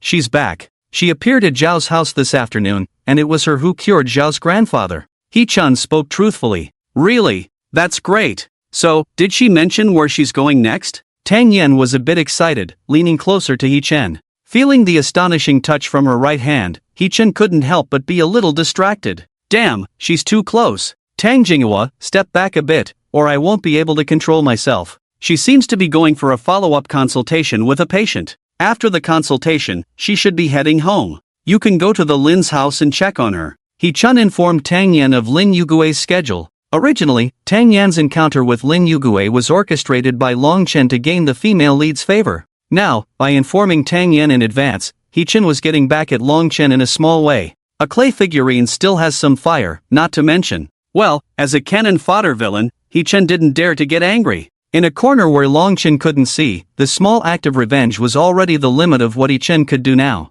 Without the strength to protect himself, he had to endure. This was He Chen's rule for survival. Arriving at the police station, He Chen got out of the car with Tang Yan, and the two were considered half-friends. Long Chen, wearing a silver bracelet, looked at He Chen ahead, his eyes almost spewing fire. This damn steward, stealing the woman he fancied again. When I find the opportunity, I will definitely destroy you, as well as your young master from the Xiao family and the entire Xiao family. What are you looking at? Hurry up and walk. What's with that expression? Speeding, resisting law enforcement, and you still think you're right? Wang Xiangdong saw Long Chen's dark face, staring straight ahead. Thinking he was still thinking about Tang Yan, Wang Xiangdong pushed Long Chen again and scolded him sternly. If it weren't for the strict discipline of the police, he would have wanted to confront this guy a long time ago. Let him know what it means to be the strongest knight guarding the princess. Is this guy sick? Why is he always targeting me? Long Chen felt Wang Xiangdong's malice and was quite annoyed. The power behind the Xiao family and Zhao family still needed to be considered. Who do you think you are? How dare you treat this Dragon King like that? When I get out, I will make you suffer. Inside the hall, there were already a series of police officials, including Police Chief Yang Guangming and Deputy Chief Lu Chudi stood beside Yang Guangming, looking serious, but as soon as He Chen entered, he put on a smile. Steward He, young Master Xiao sent me to rescue you, Lu Chuyi said respectfully. With Xiaoyan backing him up, he could show off in front of these police chiefs. But in front of He Chen, he was just a small bodyguard. Where was the glory? Young Master He. Yang Guangming saw He Chen and showed a gentle and slightly flattering smile, extending his hand to He Chen. He had been supported by the Xiao family, so he knew very well He Chen's position in the Xiao family. Chief Yang, just call me Steward He. He Chen shook hands with Yang Guangming, smiling and showing a humble attitude. In the shocked gazes of Tang Yan and Wang Xiangdong, He Chen greeted all the police leaders present. Chief Yang, let's proceed according to the procedures. Officer Tang is also acting in accordance with the law. The mistake is indeed mine. Yang Guangming personally led the way, giving He Chen a chance to excuse Tang Yan with a few words. Tang Yan is the female lead, and He Chen is definitely not someone you want to offend. To avoid getting slapped to death by the protagonist, it's better to leave a good impression. Oh, Xiao Tang is doing well. He Laodi's matters will be handled by you. Yang Guangming is astute. He understood the meaning behind He Chen's words and felt somewhat relieved. Tang Yan is her niece, her father being in the Provincial Public Security Bureau. The main reason for taking up a position here in the Magic City was for the convenience of treatment. Yang Guangming has connections, but compared to the Xiao family, it's just a drop in the bucket. By not pursuing the matter further, He Chen undoubtedly gave him and Tang Yan a way out. Yang Guangming instructed Tang Yan to handle He Chen's upcoming affairs, the implication being quite clear. You caught the person, now go release them. Handle this matter well and apologize properly. Yes, Director Yang. Tang Yan glanced at He Chen and responded. For ordinary speeding violations, a fine and some education would suffice. However, He Chen's speeding was quite serious, almost reckless, requiring education and possibly detention depending on the circumstances. Why did you race with him? Tang Yan, with a slightly serious expression, asked from across the table. Although Yang Guangming hinted to let He Chen go, it's well known that female leads in Dragon King novels often have a strong sense of justice and responsibility. Didn't I say I was in a hurry to get home? He Chen replied somewhat bitterly. Can I tell you guys, I raced because he wanted to kill me? There's no evidence, and we can't directly convict that guy. Even if I say it, it's useless. I might just anger Long Chen and get slapped to death on the spot. Moreover, you're Long Chen's woman. If I badmouth Long Chen, what will you do when you stand up for him in front of Long Chen? Wait, why is Tang Police Flower interrogating me? According to the normal plot, shouldn't she be with Long Chen? Listening to the voices in her head, Tang Yan couldn't help but feel angry. What do you mean I'm Long Chen's woman? What do you mean it's useless to speak up? The Huaxia police are not as useless as you think. And why do I have to interrogate that twitchy guy? You can tell us anything, we will be responsible for your safety. Tang Yan patiently spoke again. Without Officer Tang, today's speeding was my fault, and I will definitely repent. He Chen honestly admitted. Dare to do it again. Today's speeding saved my life. If I hadn't sped, I would have been done for. Tang Yan was somewhat at a loss, so she gave He Chen a few more words of advice and reminded him to drive safely. Alright, sign here, and you can go. After the education session, Tang Yan pointed to the bottom right corner of the record book. Thank you, Officer Tangflower, for working overtime because of this incident. He Chen signed and left the recording room. Tang Yan stayed behind to organize the files. Lao Lu, what are you doing? From afar, He Chen saw Lu Chudi standing at the entrance of another recording room in the corridor, holding a cup of coffee and a cup of water. Is this coffee for me? How considerate of you. After recording for a while, He Chen was indeed a bit thirsty. No, this is not for you. Lu Chudi lowered his voice and pointed to Long Chen in the recording room. This is for that guy. Daring to offend our Xiao, he must have a death wish. Teach him a lesson. This is the police station. Do you want to kill someone? He Chen slapped his head, looking serious. If the protagonist were so easy to kill, they wouldn't be the protagonist. He Chen had read so many Dragon King novels, he knew all too well how absurd the so-called protagonist halo could be. Encountering a policewoman who fell ill while driving, meeting a wealthy woman with a hangover at the bar, being a bodyguard to a cold female CEO lacking love. The probability of each of these events is so small, yet the protagonist manages to stumble upon them all. You can imagine how incredibly lucky the protagonist is. Thinking of using poison to deal with Long Chen, who has medical skills, at the police station. This is like a fantasy tale. This only serves to enrage the protagonist, making He Chen resent Long Chen even more. No, how is this possible? I just used some strong laxatives, Lu Chu explained cautiously when he saw He Chen's serious expression. Strong laxatives? He Chen looked at the laxative coffee in Lu Chu's hand, lost in thought. Laxatives wouldn't cause fatalities or involve any major criminal cases. They could be used to test Long Chen's protagonist halo and see how extraordinary it is. If the protagonist's halo isn't as exaggerated as imagined, He Chen could consider hiring someone to kill. Long Chen's intent to kill He Chen is already strong. It might be best to deal with Long Chen early on and eliminate a major threat. If Long Chen's protagonist halo is truly extraordinary, then He Chen can only continue to endure and wait for enough plot development and rewards. This time only, do you understand? If you want to act against him next time, you must get my approval first, understood? Understood, mister. Lu Chu whispered. Knock, knock. Lu Chu knocked on the door of the record room. He Chen walked away, observing from a distance. Creak. The door opened, and Wang Xiangdong poked his head out. Lu Chu handed him the coffee and water, smiling. Officer Wang, have some water and coffee. It's for him. As Lu Chu spoke, his eyes hinted at something. Water and coffee are easily distinguishable to avoid confusion. Afraid of arousing suspicion by staying too long, Lu Chu left after signaling with his eyes. Wang Xiangdong walked in with the 2 cups of water. Recording for so long makes me a bit thirsty. But why should I give this jerk water? If I think of Xiaoyan, I should let this jerk die of thirst. Wang Xiangdong cursed in his mind, placing the water and coffee on his side. Let's continue. I'll ask you again, what punishment will you face for serious illegal street racing? Wang Xiangdong finished the water in one go, even smacking his lips afterward. Long Chen's veins bulged on his face. This guy was deliberately annoying him, teaching him a lesson on road safety and making him answer questions.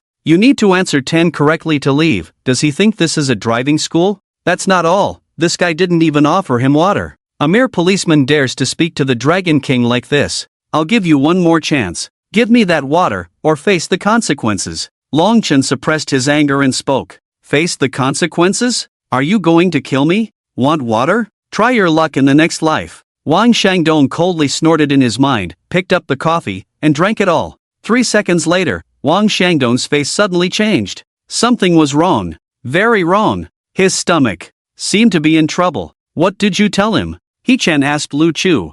I made it clear that the coffee was for that guy. And I signaled to him very clearly with my eyes. He understood at a glance. He Chen, rest assured. I've got this under control. Lu Chu patted his chest, looking confident. However, He Chen was somewhat doubtful. Eye contact? Are you sure that brute Wang Xiangdong can understand the meaning in your eyes? Creak. Just as He Chen was pondering, the iron door of the record room was suddenly pushed open. Then Wang Xiangdong, holding his buttocks, rushed out in a hurry, heading towards the toilet at the end of the corridor. It was obvious that the probing plan had failed. Hurry, let's go. He Chen sighed deeply as the two quickly walked out of the police station, feeling a bit regretful inside. Not to mention the protagonist's halo, even the lackeys around the antagonist were these dim-witted fellows. It was strange if they didn't meet a bad end. Tang Yan walked out of the interrogation room and saw Wang Xiangdong coming out of the restroom with a pale face, causing her to furrow her brows slightly. What's wrong with you? I guess the coffee I had earlier was tainted.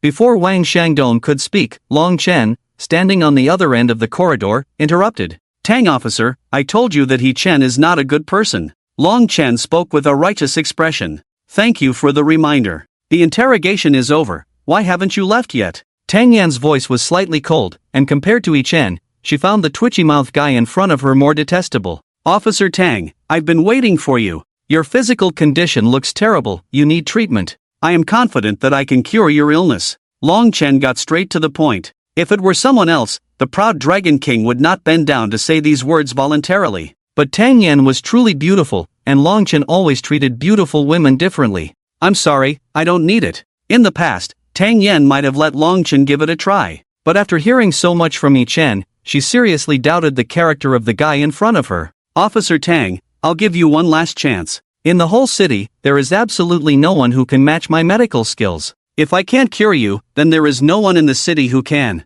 Miss this opportunity, and if you want me to treat you in the future, it won't be so simple. Long Chen took out his 7 silver needles and began to perform his needle technique. Long Chen was quite proud, his pride stemming from his superb medical skills and strength. If he couldn't cure Tang Yan, then Tang Yan's illness would be almost incurable in the entire country. Tang Yan looked at Long Chen's confident appearance, feeling a slight hesitation in her heart. She had been plagued by a poisonous curse since she was young, and it had been over 10 years now. She urgently wanted to rid herself of the curse and live like a normal person. He seems really capable, so, should I let him try? After some hesitation, Tang Yan finally spoke, 3 minutes, if you can truly identify the cause of my illness, I will apologize to you. Long Chen smirked, revealing what he believed to be his most charming smile, and confidently said, no, 30 seconds are enough. The two made a deal and entered the interrogation room, with Wang Shangdong following, feeling uneasy. Officer Tang, do you mind giving me your hand? Earlier, Long Chen couldn't identify the cause of Tang Yan's illness just by looking at her face, suspecting that the cause might be more subtle. Pulse diagnosis was Long Chen's strongest method, so he decided to take her pulse right away, attempting to pinpoint Tang Yan's illness directly. Shameless, trying to take advantage. Wang Shangdong was seething with anger, but he didn't show it on his face. He had also been impressed by Long Chen's needle technique earlier and thought this guy might really have some skills. Tang Yan rolled up her sleeve and extended her right hand. The moment Long Chen touched Tang Yan's wrist, he was somewhat surprised. Tang Yan's body temperature was lower than normal. Soon, 2 minutes had passed. Long Chen was already sweating profusely. Besides having a lower body temperature than normal, Tang Yan showed no other abnormalities at all. What's going on? How is this possible? There's actually an illness that I, Long Chen, can't diagnose in this world. Soon, another minute passed. Tang Yan withdrew her arm and looked hopefully at Long Chen. How is it? Do you have any results? The pulse is quite peculiar. I seem to have seen this pulse somewhere before. So, Officer Tang, add my contact information first. I'll go back and look through some ancient books, and I'll give you a message later. Long Chen couldn't come up with the cause of the illness, but he was adept at fabricating things that sounded plausible. In Long Chen's view, Tang Yan had already been intimidated by his acupuncture skills, so she would believe anything he said. Forget about exchanging contact information. The 3 minutes are up, Mr. Long, you better leave here quickly. We're also off duty. Tang Yan looked disappointed, extinguishing the last trace of hope in her heart. If she hadn't heard Yi Chen's voice, she might have really believed what Long Chen said. Officer Tang, don't you trust me? If I can't cure your illness, there won't be another person in the whole magic city who can save you. In the entire Huaxia, perhaps only the national medical master, Old Master Chen, can save you. Long Chen said confidently, exuding an air of expertise. The less people believed in his medical skills, the more they had to maintain an air of expertise to gain others' trust. Long Chen was adept at manipulating patients' psychology. Unfortunately,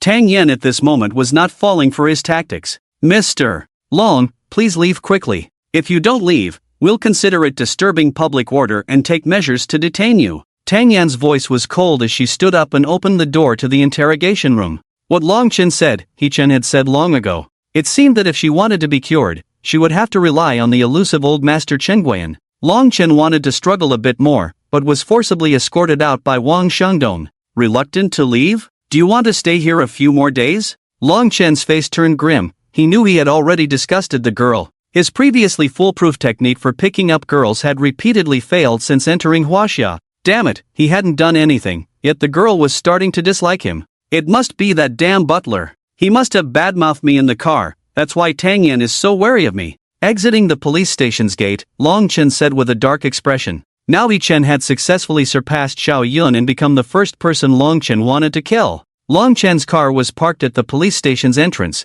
and as he was about to drive away, he found all 4 tires had been punctured. Damn you, Yi Chen! Long Chen's face twisted in anger. He knew without a doubt that Yi Chen was behind this. This guy had repeatedly provoked him in front of him and had successfully angered him. He would make Yi Chen understand the price of provoking the Dragon King. Long Chen took out his phone and made a call. Hey, Venom, I'm outside the police station now, come pick me up. By the way, how's the witch's mission going? Have you infiltrated the Xiao family group? Tell her, without compromising her undercover plan, try to kill the Xiao family's butler for me as much as possible. Long Chen said with a fierce expression. Achoo! Why do I keep sneezing? Who the hell is cursing me behind my back? He Chen, sitting in the passenger seat, rubbed his nose, looking puzzled. It had only been 3 minutes since leaving the police station, and he had been sneezing continuously, with his right eyelid twitching non-stop. Hey, maybe it's that unlucky guy surnamed Long. When we came out just now, I punctured all the tires of his car. Haha, he Xiao, rest assured. I handled it very carefully, the surveillance didn't catch it. Lu Chuyi drove while grinning and speaking. As a lackey of the Xiao family, Xiao Yun's confidant, he knew how to please his master. Look, he Xiao was so happy he couldn't even speak. He Chen. Alright, I was wondering why my right eyelid was twitching so fast, turns out it was your doing, you little rascal. He Chen really wanted to slap this guy to death. Now he understood why in novels, the villains always wanted to kill their subordinates. When you have a bunch of incompetent fools under you, even someone like He Chen, a good young man, couldn't help but want to kill someone. Chudi, you've been at the Xiao family for 10 years, right? He Chen asked Lu Chudi in a friendly tone. Yes, He Xiao, I've been at the Xiao family for 10 years now. It was you who brought me into the Xiao family in the first place. Lu Chu was touched when he realized that He Chen still remembered when he arrived at the Xiao family. It's been 10 years, and He Xiao hasn't forgotten about me. It was all worth it for me to work diligently at the Xiao family all these years. He Chen. This troublemaker was actually brought in by myself. Well, with today's turn of events, it's just retribution for my sins. Keeping this guy at the Xiao family will lead to the downfall of both the lackey young master and He Chen himself sooner or later.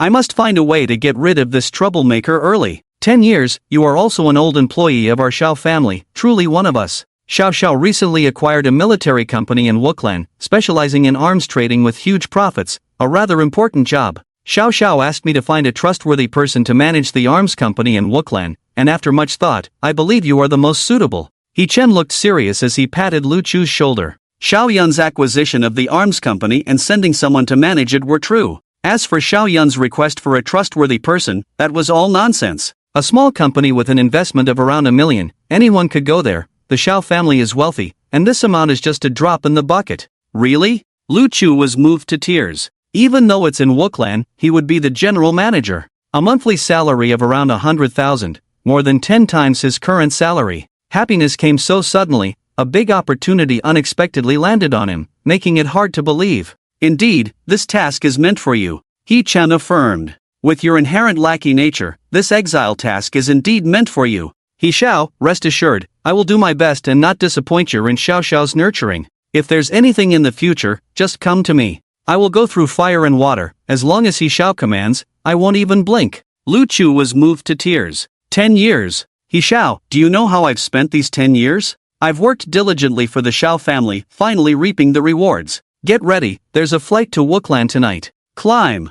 Hurry up and climb. Initially, He Chen was thinking of giving Lu Chu some time to bid farewell to his family and then have him leave the next day. But now, hearing Lu Chu's determination to go through fire and water, raising a flag of determination to die, He Chen decided to have him leave overnight. Work hard, I have faith in you. When He Chen left, Lu Chu wiped his tears and immediately took out his phone, starting to boast in the Xiao family core group. Everyone in this group had been with the Xiao family for 10 years, truly the core members. Brothers, I've been promoted to general manager, with a monthly salary of around 100,000. This afternoon, a fool named Long Chen got He Xiao into trouble, and He Xiao spared him. That's He Xiao's magnanimity, not wanting to lose face by seeking revenge. As subordinates, shouldn't we help our superiors in times of trouble? So I directly punctured that kid's car tire. I vented He Xiao's anger, and then I became the general manager. In the future, everyone knows how to handle such situations, right? If the boss says no, then it means yes. Brothers, when you encounter troublemakers who are asking for it, just go all out.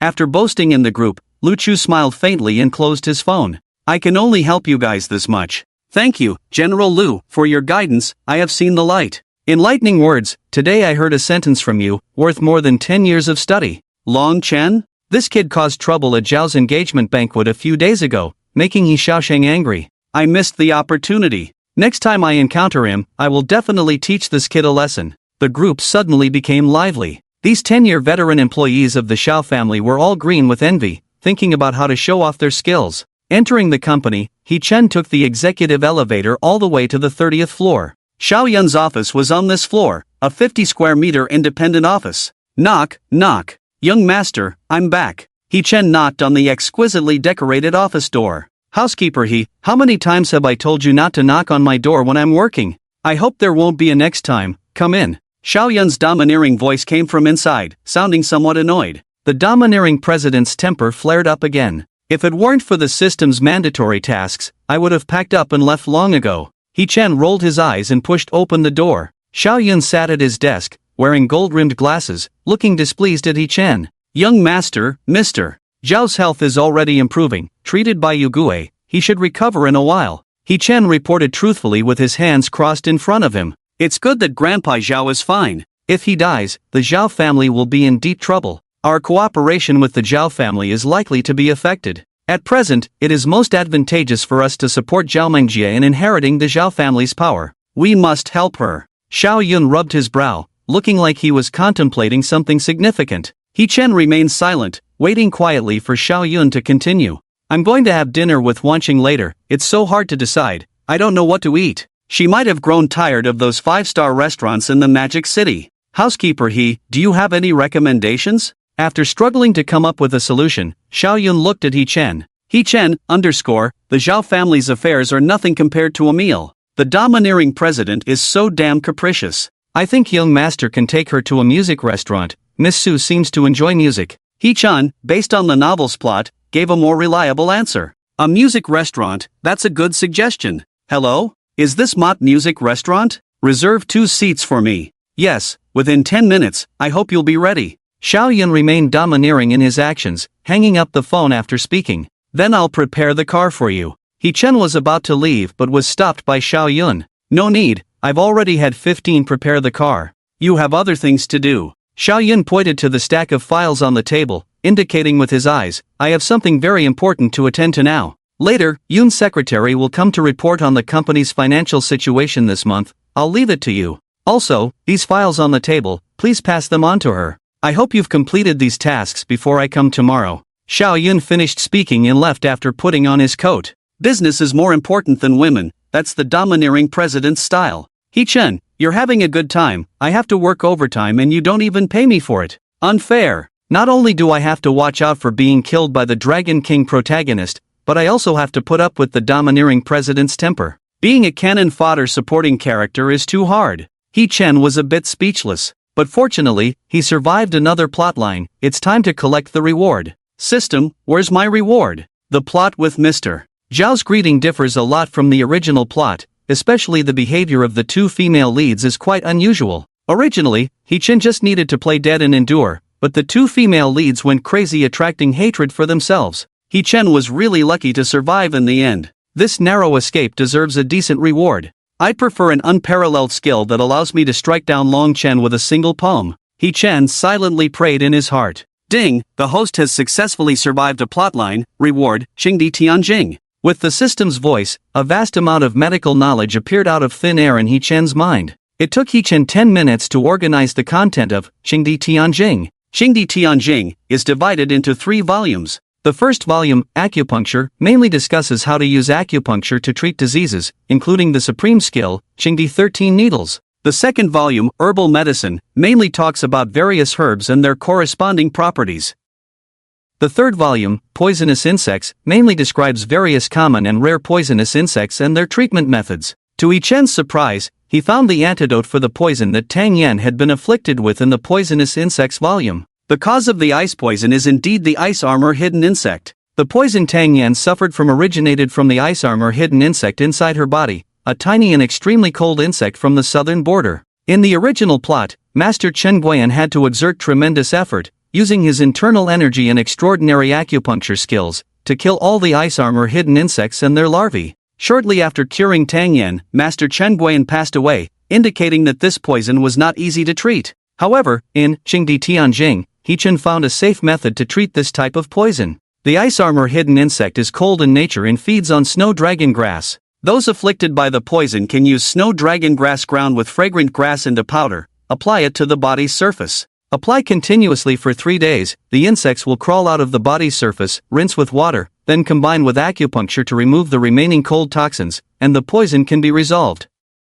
Recalling the content of Xingdi Tianjing, He Chen learned the key to treating Tang Yan. 2 herbs, fragrant grass and snow dragon grass. Although fragrant grass is rare, it can still be found in some large auction houses. When ground into powder, it is used for smelling, which has a series of effects like concentration and vitality. The wealthy often use it. As for its effectiveness, who knows, but it is quite popular. As for snow dragon grass, He-Chen recalled attending a top-tier auction with Xiao Yun, and it had never appeared. Records about it have been lost, and besides He-Chen, few people in the world probably know its effects. Finding snow dragon grass is as difficult as reaching the sky. By the way, why did Tang Yan get afflicted with this poison? The ice armor hidden insect only grows in the southern border and is mostly cultivated into poison by the southern border's poison masters. Why did Tang Yan get involved with such people? He-Chen was a bit puzzled, but soon he understood. These things were not his concern. Tang Yan is the female lead. Naturally, Long Chen, that little scoundrel, will take care of her after this. Nothing to do with him, He-Chen.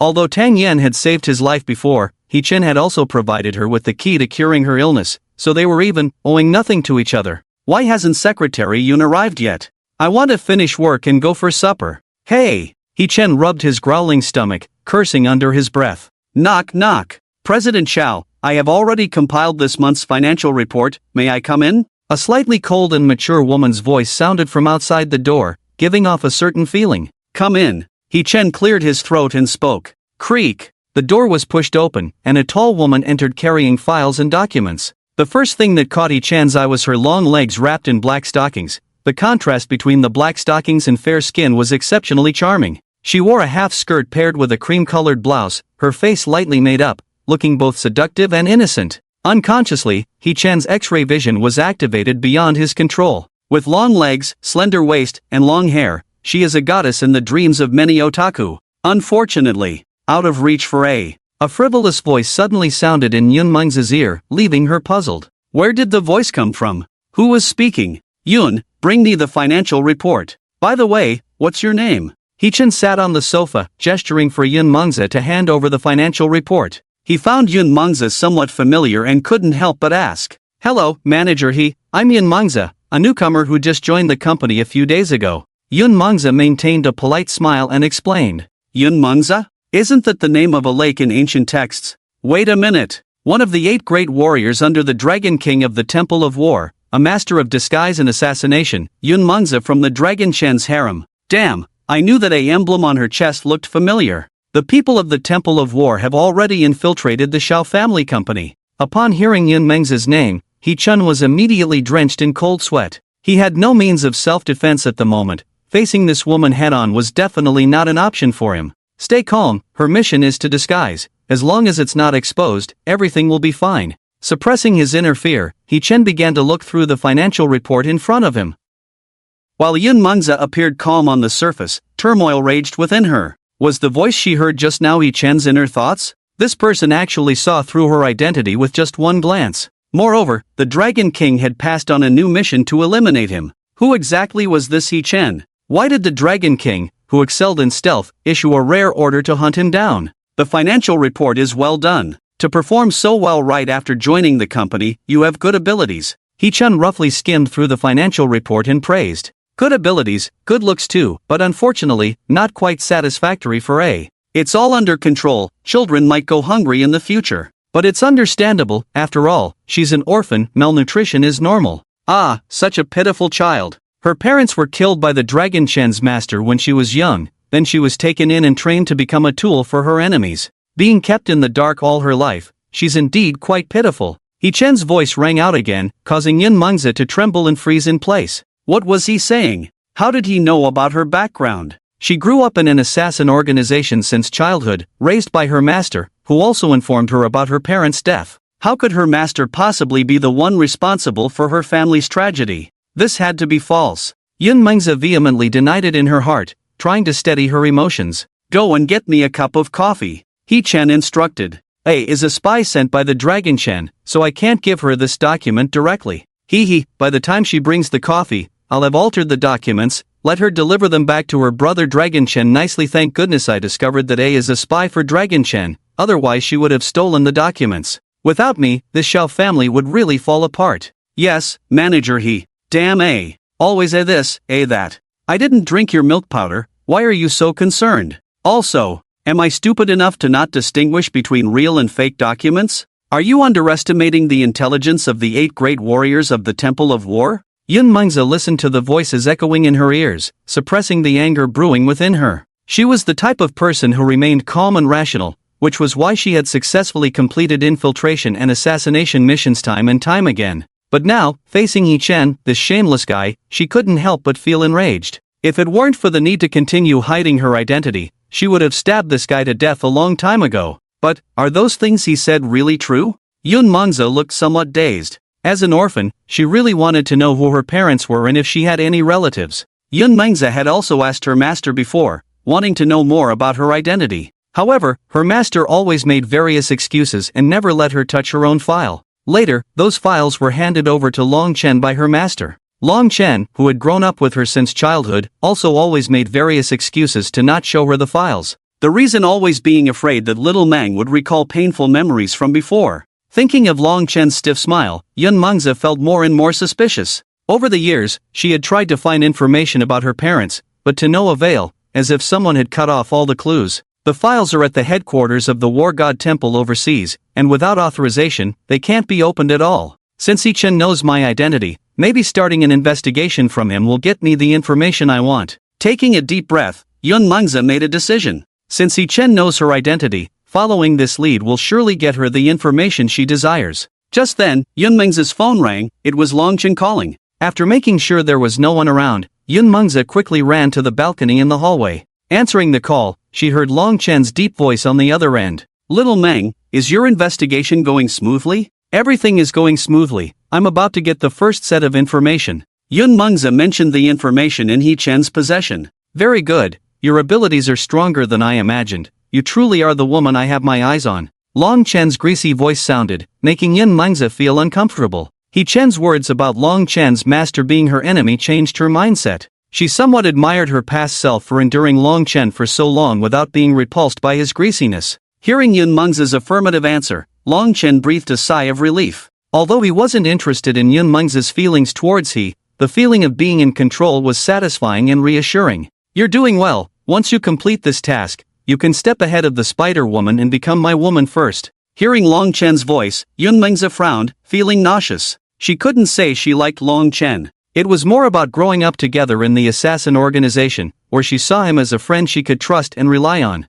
Seeing Yun Mengzi's lack of response, Long Chen, not hearing the desired answer, became displeased. Why aren't you speaking? Yun Mengzi snapped out of it and said, someone came over just now. I muted the call. Do you have any other orders? If not, I'll go and deliver coffee to He's housekeeper. He's housekeeper? That guy named He Chen? Upon hearing He Chen's name, Long Chen immediately became furious. This guy had ruined his plans multiple times, causing him not only to make no progress but also to be constantly embarrassed. I haven't even enjoyed my woman properly, and now she's serving you tea. He Chen, you've sealed your fate. If you get the chance, you must kill that He Chen guy for me. But, make sure to hide your identity well and kill him without revealing who you are. Long Chen suppressed his inner anger and emphasized once again. Although he wanted He Chen's life, compared to the entire Xiao family, he could spare his own life for now. A small sacrifice for a bigger plan. As the war god Dragon King, learning to endure was a must. Understood, Dragon King. Yun Mengzi was still surprised by Long Chen's persistence towards He Chen.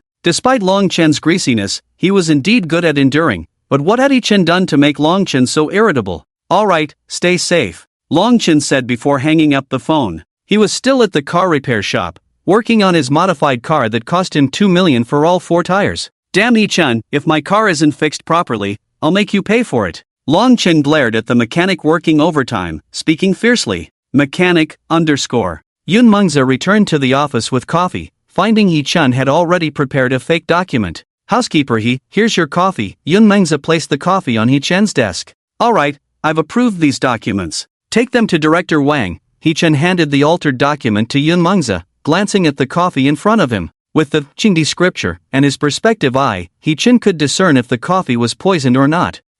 Seems like a sister still has a bit of conscience. No poison for me. With this, having control over a sister seems somewhat charming. Alright, housekeeper Upon hearing He Chen's comment, Yun Mengzi quickly lowered her head, trying to hide the murderous look in her eyes, afraid of being noticed by He Chen. Damn a sister. I'm already charming enough. If you weren't useful, I'd tear your mouth apart. Yun Mengzi left grumbling with the documents.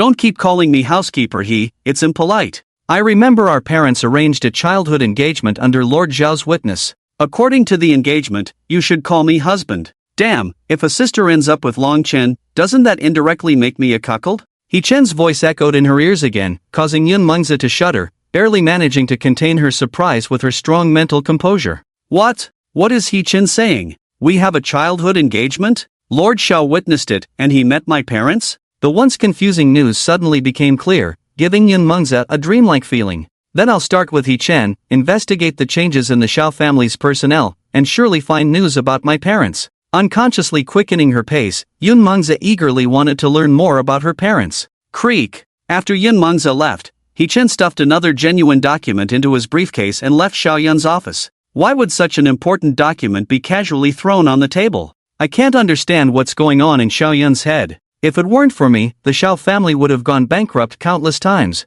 Muttering to himself, He Chen took the internal staff elevator to the ground floor. Good evening, housekeeper Housekeeper, he looks great today, very beautiful. The receptionist, Rue, greeted He Chen in a sweet voice. Oh, Rue, you look great too, even more radiant after a few days of not seeing you. Observing the receptionist Rue, He Chen couldn't help but notice her alluring figure, almost as if she might fall over.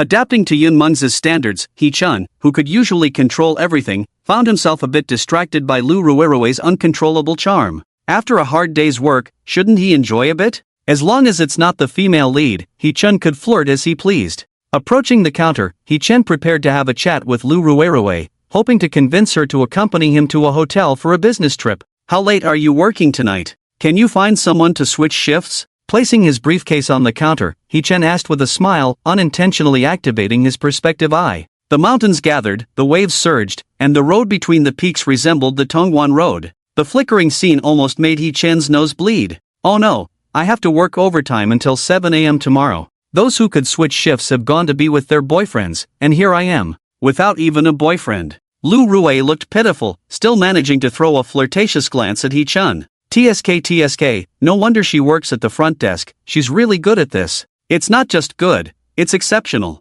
Just say you need someone to accompany you, that's all you need to do. Well, you work hard on your overtime. We can talk next time if someone switches shifts. He Chen glanced one last time, grabbed his briefcase, and prepared to leave. Hold on, Butler. Why do we have to stay at a hotel when we go on business trips? We can stay here too. There aren't many people in the company at night, and the surveillance at the front desk is under maintenance these days. Rue grabbed He Chen's hand, straightened her chest, making her peaks even more prominent. He Chen, what kind of seductive words are these? No, what is she saying? What does she want to do? Is she testing the cadres with this? Which cadre can withstand such a test? What to do? It sounds so exciting. He Chen swallowed hard, feeling a bit intrigued. Although he had been tired all day, continuing to work overtime at the company was not impossible. After all, a competent butler like himself should wholeheartedly serve the company, right? He Chen, what are you doing? I've been waiting for you outside for a long time, and here you are chatting with other girls. A sweet voice came from behind, interrupting He Chen's thoughts. Turning around, he saw Lin Yugue wearing a JK skirt, walking towards him with a look of anger. Xiao, what are you doing here? I thought you were going to follow up with the patient for a checkup. He Chen forced a smile. He really didn't want to get involved with the female lead, it's just too risky. However, Lin Yugue's innocent appearance matched with the JK skirt, exuding a unique charm. I heard that He Chen got into trouble and was taken to the police station. After treating the patient, I hurried over. I'm so worried about He Chen. But it seems like He Chen only has other women in his heart. Lin Yugue pouted in annoyance, glancing at Rue, her gaze sweeping past her chest, as if feeling pressured, she tried to straighten her chest. No, I was just discussing overtime matters with Daliu, it's just normal communication between colleagues. He Chen explained, finding Lin Yugue's behavior strange. Xiaoyu's behavior is so strange. We grew up together, she's worried about me being normal. The question is, why does she care so much about me and Rue? Shouldn't she care about Long Chen instead? Think about how to elope with Long Chen? Hearing He Chen's muttering, Lin Yugue's face turned red with anger. Long Chen, it's always Long Chen. Why do I have to like such an unethical guy and insist on eloping with him? Didn't we agree to compete in medical skills after meeting, and the loser becomes the winner's servant for life? He Chen, have you forgotten our agreement? Lin Yugue said with a red face, her voice soft and childish. Agreement? What agreement? He-Chen was stunned, not immediately realizing what Lin Yugui was talking about. Really forgotten? He-Chen is a big liar. Xiao Yu will never talk to you again. Seeing He-Chen looking confused, tears of grievance welled up in Lin Yugui's eyes as she grabbed her little medicine box and ran towards the company's main gate. Hey, Xiao Yu, don't run, be careful not to fall. He-Chen didn't understand what Lin Yugui was talking about, but seeing the little one crying so hard, he couldn't help but feel sorry for her. Damn it, He-Chen, what's wrong with you? That's the female lead, Long Chen's woman. Do you still want to live? If you want to live, keep your distance, stay away from the female lead. Lin Yugui ignored the sound ringing in her ears and rushed into her private car. Looking through the rearview mirror, He-Chen dashed out from the company's entrance, waving towards her. Let's go home. Lin Yugui withdrew her gaze, her voice tinged with a hint of desolation. She always remembered the promise between her and He-Chen, yearning every day to become a skilled doctor quickly, then return to fulfill the promise with He-Chen. But now, the He-Chen she longed for had already forgotten that agreement, and she was the only one foolishly believing he knew. Lin Yugui's thoughts were chaotic, tears uncontrollably streaming down, wetting her skirt hem. Oops, upset little fish. He-Chen scratched his head, watching the nanny car drive away. It was well known that in Dragon King novels, any antagonist who made the female lead cry had no good ending. Either the Dragon King wiped out their entire family, or they faced ruin, or they were cuckolded by the Dragon King and met a tragic end. Lin Yugui must be appeased. Otherwise, He-Chen's life would be in danger. Lin Yugui must be pacified. Otherwise, as the plot progressed, if Lin Yugui entered Long Chen's harem, He-Chen would be in trouble. What promise did she mention? Did we also make a childhood promise? The original plot didn't mention that. He-Chen looked puzzled, only recalling the agreement he had with the No. 28 technician at the bath center for a buy one get one deal. He had no idea about any promise with Lin Yugui. In the original plot, He-Chen died too early, and this matter was never mentioned. While He-Chen was lost in thought, his phone rang, and it was Xiaoyun calling. Hello, Xiao young master. What orders do you have at this late hour? Why was this guy calling him? Shouldn't he be playing games with Su Wanqing right now? Did it end so quickly? He-Chen was puzzled, maintaining a skeptical attitude towards his sickly young master. It's late? Housekeeper you've been getting more audacious lately. You are this young master's housekeeper. I can call whenever I want, and you have no right to refuse, understand? Xiaoyun's voice was stern, his domineering CEO attitude showing. Xiao brother, are you talking to housekeeper he? Why so fierce? Housekeeper he works diligently for the Xiao family and also needs rest. Su Wanqing's voice came through the phone, sounding curious and playful. He-Chen couldn't help but think of the bright car lights, wondering if the young master could handle it. Wanqing, I wasn't fierce to him. It was Grandpa Lin who called just now, saying Yugui has been crying in her room since returning from the Xiao family. Grandpa Lin scolded me without reason. Later, I found out it was this kid He-Chen who made Yugui cry like this. Xiaoyun's tone softened immediately in front of Su Wanqing, a complete change from before. What a hypocrite! If it weren't for me, you'd be dead, and you dare to talk to me like that. He-Chen muttered to himself, waiting for Xiaoyun's next words. Housekeeper what did you do to upset Yugui again? Grandpa Lin nearly scolded me to death. Grandpa knows about this, scolded me over the phone. Housekeeper this time I'll take the blame for you. Xiaoyun was quite angry, feeling unjust for being blamed for something he didn't do. From childhood to adulthood, as the domineering CEO,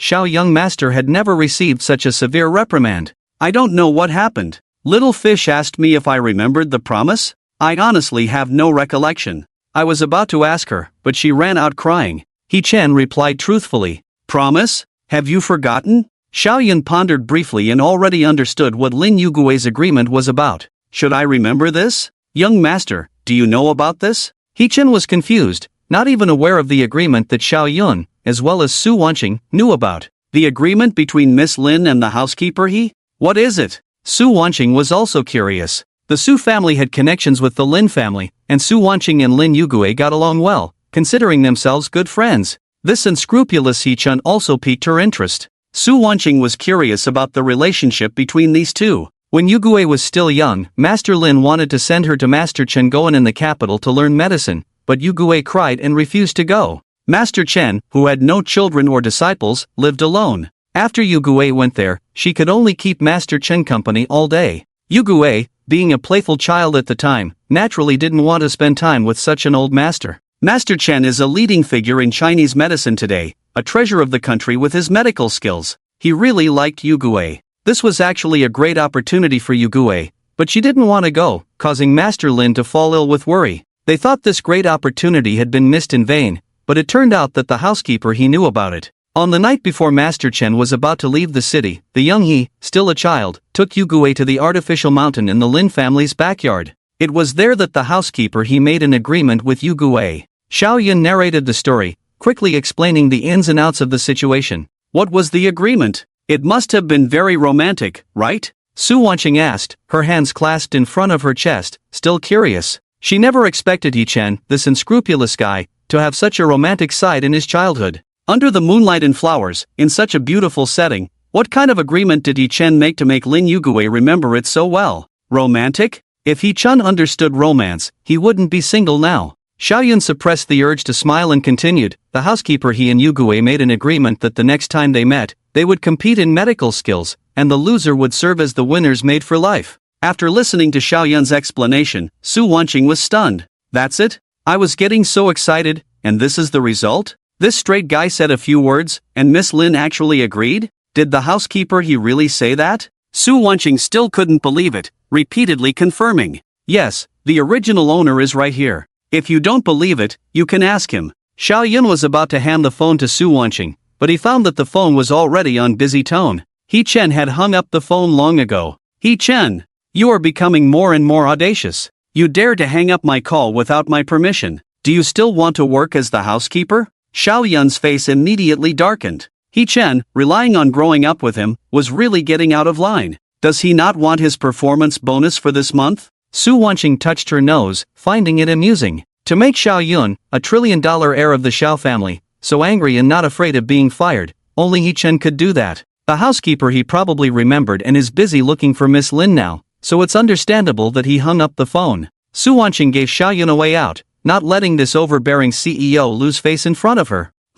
I'll forgive him this time. If he does it again, he can smoothly leave the Xiao family. Xiao Yun went along with Su Wanqing's gesture and followed her lead. Although he grumbled, Xiao Yun still sent a message to He Chen. Xiao Yun, there are car keys in my office drawer. Choose a car from the underground garage yourself, but remember to return it after using it. He Chen, received. Thank you for the sports car, young master. Useless, still relying on me, He Chen thought as he looked at the message sent by Xiao Yun on his phone, feeling as if he had made millions from a small investment project. Returning to Xiao Yun's office, He Chen opened the drawer where Xiao Yun kept his car keys. Inside were keys of various styles and colors, probably around 20 or 30 of them. He Chen seriously suspected that young Master Xiao had a similar drawer in both his old mansion and villa. No wonder Long Chen has his eyes on you, with so much money, who else would he target? He Chen commented, picked a key for a Rolls-Royce Phantom, and locked the door again. Housekeeper are we working overtime today? Lu Rui puffed up her chest and coquettishly said, no, another day.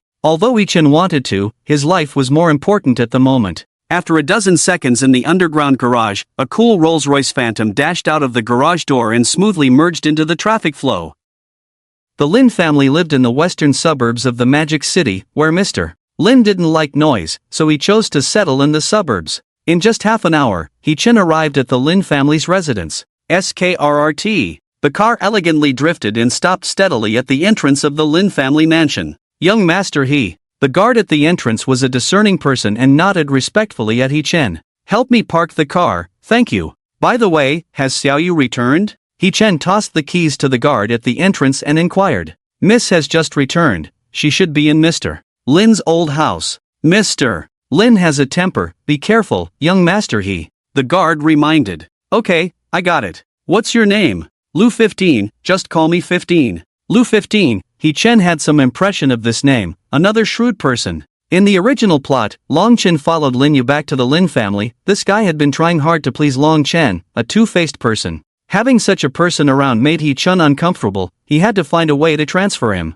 You're good, if you want to change jobs, you're welcome to come to the Xiao family anytime. He Chen patted Lu 15's shoulder, turned around, and entered the courtyard. As soon as Lu 15 heard this, his eyes lit up. Oh my god. I've been appreciated by young master If I switch to the Xiao family and continue with this style, can I get promoted to a manager like my cousin? His cousin was Lu Chuyi, who had already been sent away by He Chen. Thank you for your appreciation, young master Lu 15 looked at He Chen's back, smiling. Mr. Lin liked cleanliness and greenery, so the courtyard was filled with flowers, bamboo groves, and winding paths. If someone visited the Lin family for the first time without a guide, they would definitely get lost. He-Chen was a frequent visitor to the Lin family. He knew exactly where Mr. Lin's room was. Everything was familiar to him. Arriving at the backyard, passing through a bamboo grove, He-Chen stopped in front of Mr. Lin's study. The study's light was still on, indicating that Mr. Lin had not rested yet.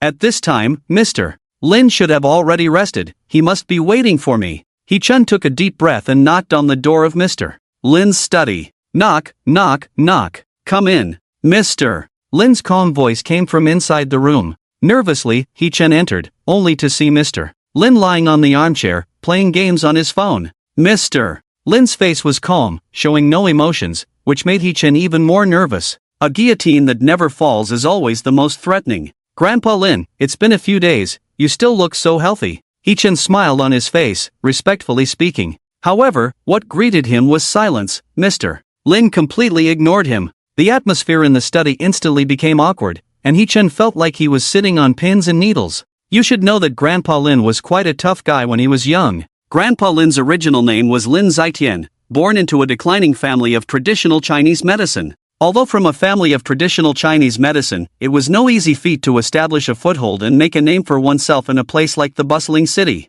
In the pursuit of fame and fortune back then, under the struggle for power, Grandpa Lin probably caused the deaths of many people. When saving lives, I am a doctor. When I take off my robe, I am just an ordinary person. Grandpa Lin kept his work and life very separate. Killing without hesitation and having a compassionate heart as a healer, these two traits coexisted in him without conflict. When this old man doesn't speak, it's truly more uncomfortable than killing He-Chen. Tap, tap. Grandpa Lin's fingers slid smoothly on the screen, handling BNK with great skill. Humph, dare to touch my precious crystal, just because you're a handsome old man, you think I won't hit you? Using a chicken feather as an arrow, thinking you have a shield above your head, you think I won't strike? This is the first time. If there's a next time, even if you have a shield protecting you, this old man will still break your dog legs. Grandpa Lin guarded the crystal while scolding Han Xin, who was trying to steal from the opposite side. Whether Han Xin could hear or not, He-Chen was already sweating profusely. Grandpa Lin Zitian was pointing at him.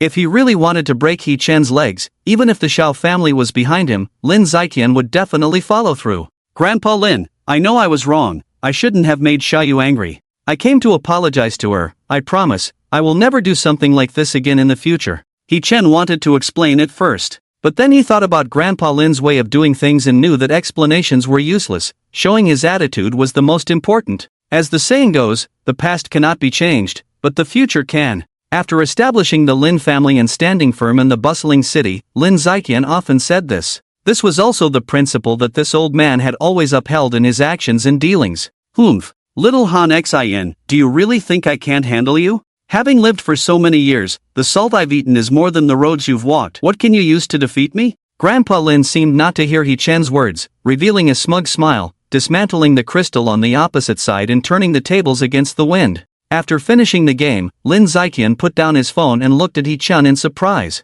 Xiao He, when did you come? Why didn't you greet me when you came in? Oh, you were too focused on the game, you didn't even notice me. Lin Zitian stood up from his armchair, looking kindly at He-Chen, appearing like a benevolent old grandfather. Well, truly a cunning old fox, Grandpa, your acting skills are top-notch. You've been teasing me for so long, making me sweat profusely, and now you say you didn't see me? Ah, just arrived not long ago, Grandpa Lin, you look great, and your skills are getting better and better. He-Chen continued to play along. Xiao came back from you with a tear-stained face. I asked her for a long time, but she wouldn't say the reason. You know, I only have this one precious granddaughter. I'm worried, she's the apple of my eye. So, I made a call and had that kid from the Xiao family call you over. It was quite abrupt to call you over like that. Hope it didn't disturb you? Lin Zitian rambled on, looking at He-Chen with clear eyes. It was as if he was saying, I'm just a lonely old man worried about his granddaughter. I won't harm you. No, I'm also very worried about Xiao. As soon as I heard the news, I came over immediately.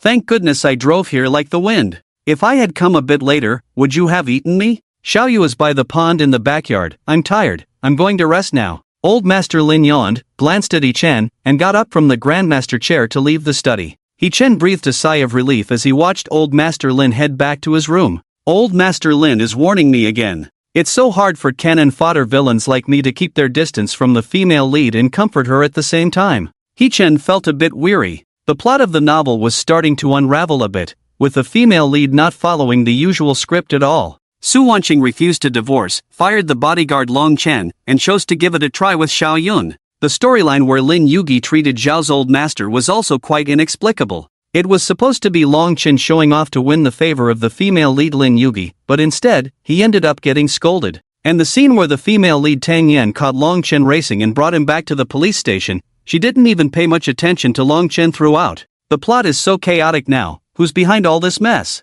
Hee-chan muttered to himself as he arrived at the pond by the Lin family. The bright moon hung high in the sky, casting its reflection on the clear water. On the artificial mountain by the pond, Lin Yugi sat with her hair loose, wearing a pink nightgown, hugging her bent legs and gazing at the moon in a daze. The moonlight on the ground was as white as snow, but it couldn't compare to the girl's radiant skin. Hey, whose girl is this? Hee-chan recalled how he used to talk when he was a child and called out with a grin. Lin Yugi glanced at him, snorted, turned away, and ignored him. Seeing her reaction, Hee-chan had to find a way to amuse Lin Yugi. He walked towards the artificial mountain, still shouting, "It's late at night, sneaking around here, what if you encounter bad people? If the little fish is caught, both Grandpa Lin and I will be so sad." Lin Yugi lowered her head, still unwilling to talk to Hee-chan, the big liar.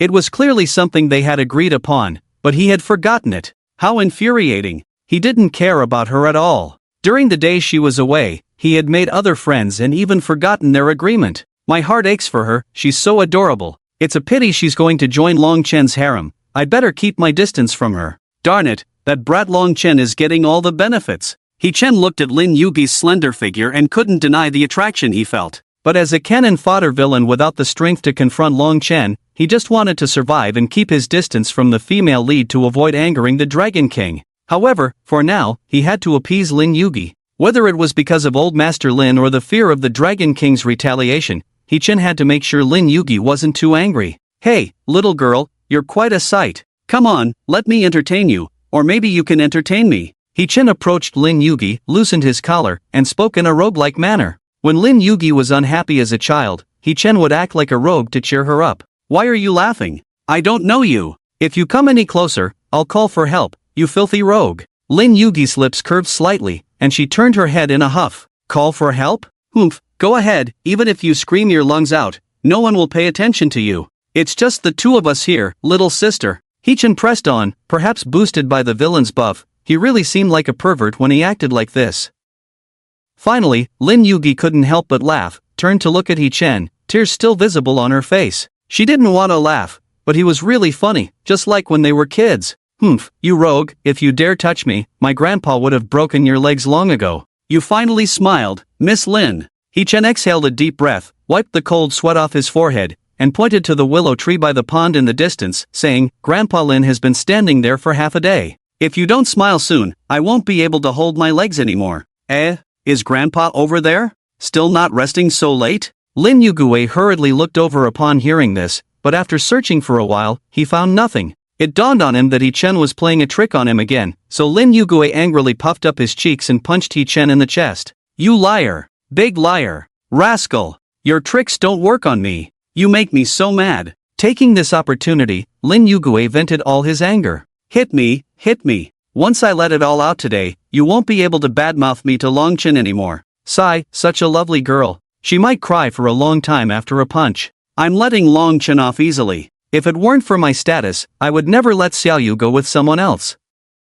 Listening to the voices around him, Lin Yugue's lips curled slightly. Although she didn't understand why Hee-chan kept saying she was Long Chen's woman, the last sentence still made her happy. Hee-chan still cares about me. Don't worry, Xiao won't go with anyone else. Long Chen, that guy without medical ethics, should stay away. I, Lin Yugue, will never go with them. Alright, are you not angry anymore now? Not angry. Lin Yugue wiped away the tears on her face and nodded gently. As long as you're not angry, shall we go back now? Your hands are so cold. Hee-chan felt Lin Yugue's hand and spoke. Upon hearing this, Lin Yugue quickly withdrew her right hand and looked seriously at Hee-chan. We can go back, but we can't just let things go like before. What? What do you want to do? I will never do anything that compromises my integrity as a steward. It's a basic quality of mine. Hee-chan crossed his arms, jokingly. Lin Yugui smiled and looked at He-chan earnestly. He-chan, shall we make a new bet? What kind of bet? A bet like we used to make as kids.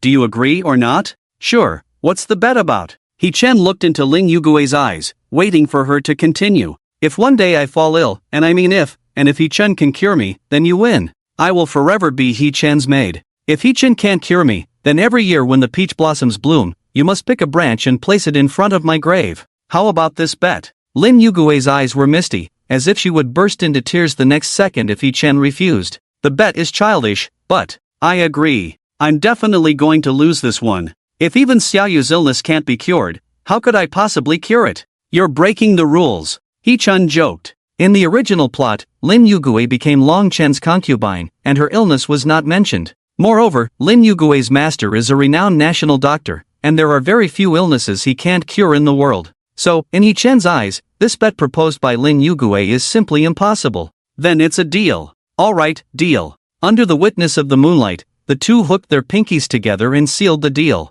It was too late, so He-chan stayed overnight at Lin's house. Before going to bed, Xiaoyun called He-chan. He had recently taken over a hotel and wanted He-chan to inspect the work there tomorrow. These days are too tiring. It was only the first day, and He-chan had narrowly escaped danger 3 times. Thinking about Long Chen's expression today, He-chan understood that continuing to endure would significantly increase the difficulty. However, danger and opportunity are directly proportional. Today I gained the ability to see through things and the Qing Emperor's medical classic, making me one of the top medical practitioners in China. My medical skills are comparable to those of old Master Chen Guiyan, and perhaps even stronger. As long as I continue to persevere, the rewards will get better, and my strength will grow stronger. These days are becoming more hopeful. After organizing his thoughts and lying down on the bed, He-chan quickly fell asleep. After spending the whole day interacting with various beautiful women, He-chan started to dream. In his dream, He-chan, who was originally a villain, became the center of attention.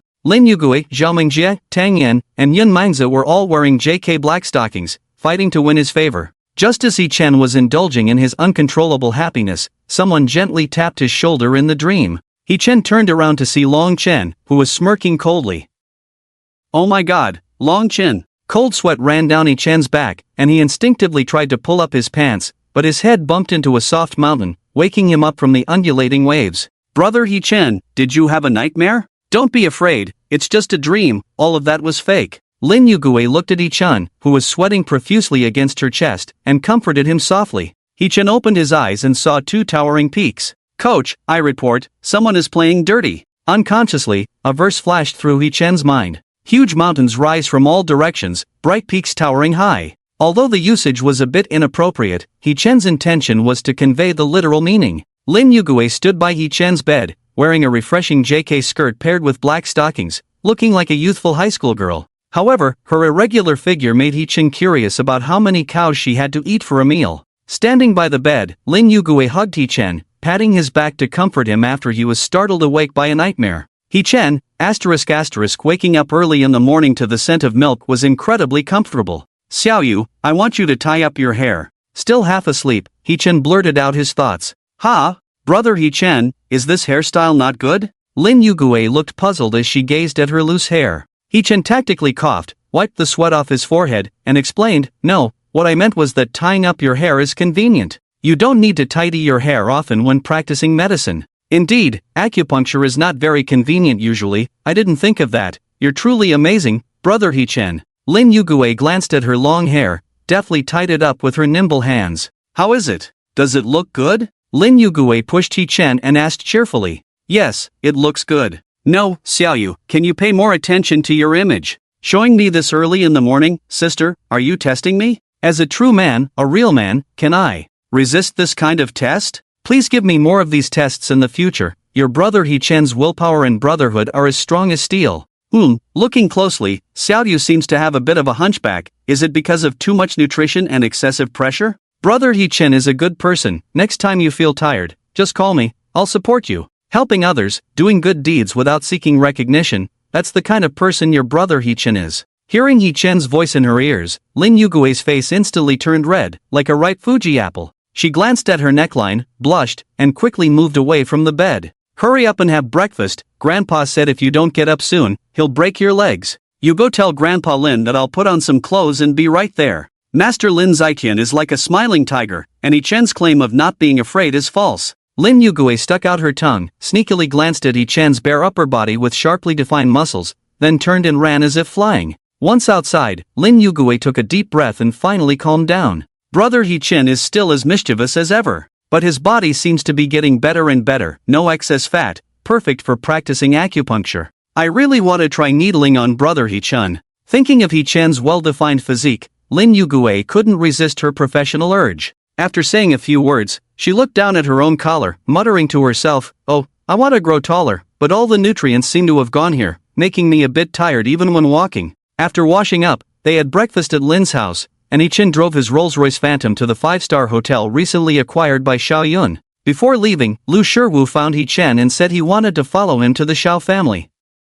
Without hesitation, Hichen directly appointed him as the deputy manager at the military company in Wuklan under the Xiao family. "Hichen, your great kindness, Shiwu will never forget. From now on, anything you ask, I, Lu Shiwu, will obey without blinking an eye. Hichen, I heard you have a grudge with someone named Long Chen, do you need me to?" Lu Shiwu followed, using his right hand to gesture across his neck, his eyes slightly fierce. Hichen appointed him as a manager as soon as he arrived, truly valuing him as a talent. He must repay Hichen generously. "Hichen, alright, another ungrateful person. I kindly let you be a manager, and you want to repay kindness with enmity? Then don't blame me for being impolite. I think it's beneath you to be the deputy manager in Wuklan, so, our Xiao family has recently acquired an oil company in the Middle East, go there and be the general manager. Hichen, your great kindness, Shiwu has no way to repay, I will go and kill Longchen now to assist you." Lu Shiwu was grateful and knelt directly in front of Hichen. "It's urgent there, you leave now.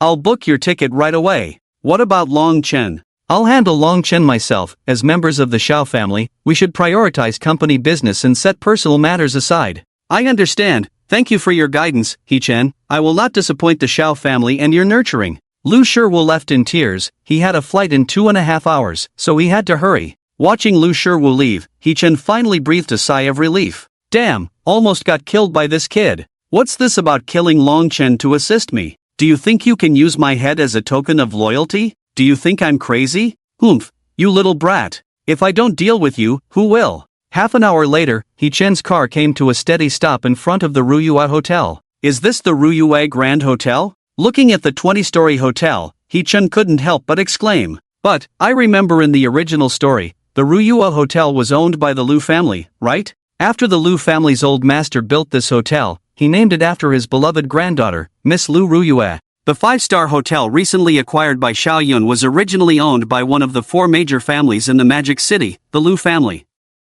The old master of the Lu family always claimed that the Ruyue Grand Hotel was the dowry of his beloved granddaughter. How did it suddenly change hands to Xiao Yun? Hichen was a bit puzzled. Could it be that young Master Xiao has set his sights on Miss Lu Ruyue again? So he bought the Ruyue Grand Hotel? Want to marry Lu Ruyue? This doesn't make sense. In the original plot, young Master Xiao was a devoted villain. He shouldn't be thinking about Lu Ruyue with Su watching around. Could it be my interference that messed up the plot? But that's not a reason for him to go after Lu Ruyue. Lu Ruyue is one of the female leads, part of the harem of the powerful Long Chen. "Young master, you're confused." "No, I need to make a call to confirm." Hichen's task is to ensure that he and the antagonist young master survive through all the plot twists. Now this guy, Xiao, not content with having Su watching, wants to lay his hands on Lu Ruyue too, snatching the female lead from Long Chen twice. Isn't this like tempting fate, feeling like you've lived too long? What's the matter? I'm giving you 20 seconds. Xiao Yun's stern and overbearing voice came through the phone. The antagonist young master's CEO syndrome is acting up again. Who does he think he is, ordering me around like that? I'm trying to save his life, and he talks to his savior like this? When the plot ends, I'll make sure he remembers this lesson. Hichen thought to himself, but he remained gentle in his tone. "Young master, my investigation revealed that this Ruyue Grand Hotel was prepared by the Lu family's patriarch as a dowry for Miss Lu Ruyue. How did it suddenly end up in our Xiao family's hands? Isn't this a bit inappropriate?" After a moment of contemplation, Xiao on the other end of the line spoke. "I attended a late-night auction in the Magic City with Wanqing yesterday, and I bought this hotel at the auction, thinking of holding our wedding here in the future. It was just a casual move, I didn't think much about it. If it truly was a dowry from the Lu family's patriarch to Miss Lu Ruyue, then it is indeed inappropriate to keep this hotel. Wanching might misunderstand. I leave the matter of the hotel entirely to you, sell it off within a week. I bought it for 1.5 billion, I can accept up to a 40% loss, consider the buyer carefully. But it must be done quickly, the sooner, the better. I don't want to hear any rumors affecting my relationship with Wanching. If Wanching leaves me because of this, I will hold you responsible for our love. Xiaoyan's tone grew colder as he spoke, especially with that last sentence, making He-Chen cringe with goosebumps. He-Chen, what's with this burying talk? I want you to bury her. I want you to bury our love. Is this a catchphrase engraved in every CEO's DNA? Despite his inner rant, He-Chen patiently replied, understood, young master. Click. Before He-Chen could finish speaking, the phone on the other end started beeping. What? Does the CEO casually hang up like this? Or is he getting back at me for hanging up on him last time? Nerve. He-Chen muttered and stepped into the hotel. Luxuriously decorated, neat and bright, even the receptionist was beautiful, truly living up to its 5-star rating. As Xiaoyan's personal steward, He-Chen had appeared in many grand occasions, and many people in the Magic City knew him. Seeing He-Chen in the lobby manager immediately called the hotel's general manager. A few seconds later, the hotel's general manager, Subichi, arrived in the lobby. Master He, welcome. I'm sorry for not greeting you earlier. Welcome to the Ruyua Hotel for inspection. Subichi, with a bald head and a big toothy grin, was quite charming, leaving a good impression on most people at first sight. However, He-Chen found him repulsive. In the plot, this guy was a complete pervert, taking advantage of his position as the hotel manager to harass many male and female staff members. But in the end, it seemed like he was taken care of by someone under Long Chen, getting what he deserved. Let's start by looking at the financial information. He-Chen acted decisively, planning to check the hotel's financial situation first, estimating a reasonable price to sell this hotel. A hotel acquired at an auction would surely have a premium, but he couldn't act recklessly. So, He-Chen wanted to know the true value of the hotel. He must judge based on the hotel's revenue. Mingyue Hotel, 11th floor. In a certain room, the waitress Xiao knocked on the door from outside. Sir, hello, your checkout time has been over 3 hours, you need to check out as soon as possible, could you please come with me to the front desk? There was still no response from the room. It's now 2 o'clock in the afternoon, it should have been checked out at 11 o'clock. According to the hotel's regulations, Xiao should have come to inquire an hour ago, but He-Chen suddenly came to inspect the work. The hotel manager asked everyone to gather in the lobby on the first floor to be questioned by the housekeeper. With all this commotion, Xiao arrived a bit late. After waiting for half a day, there was still no response in the room, so Xiao had to take out a spare room card to open the door. Upon opening the room, a blast of cold air hit her face, the air conditioning temperature was set too low. As she walked further in, she saw a man lying on the bed, blood staining the sheets and duvet red. Ah! A scream echoed in the room. A few minutes later, the hotel's medical staff hurriedly arrived and began resuscitation. But the guest had already passed away, he was dead. He-Chen arrived upon hearing the news, looking at the body lying on the bed, his face turned serious. A murder had occurred in the hotel, it would be difficult to sell it quickly in the near future. The hotel was auctioned off yesterday, and today a malicious murder case occurred. It's hard not to think that someone was deliberately trying to tarnish its reputation. Subichi behind him was even more shocked. A life was lost in the hotel he managed. Was his career as a hotel manager over? A few minutes later, the police arrived at the scene, and the person leading the team was Tang Yen, a policewoman familiar to He-Chen.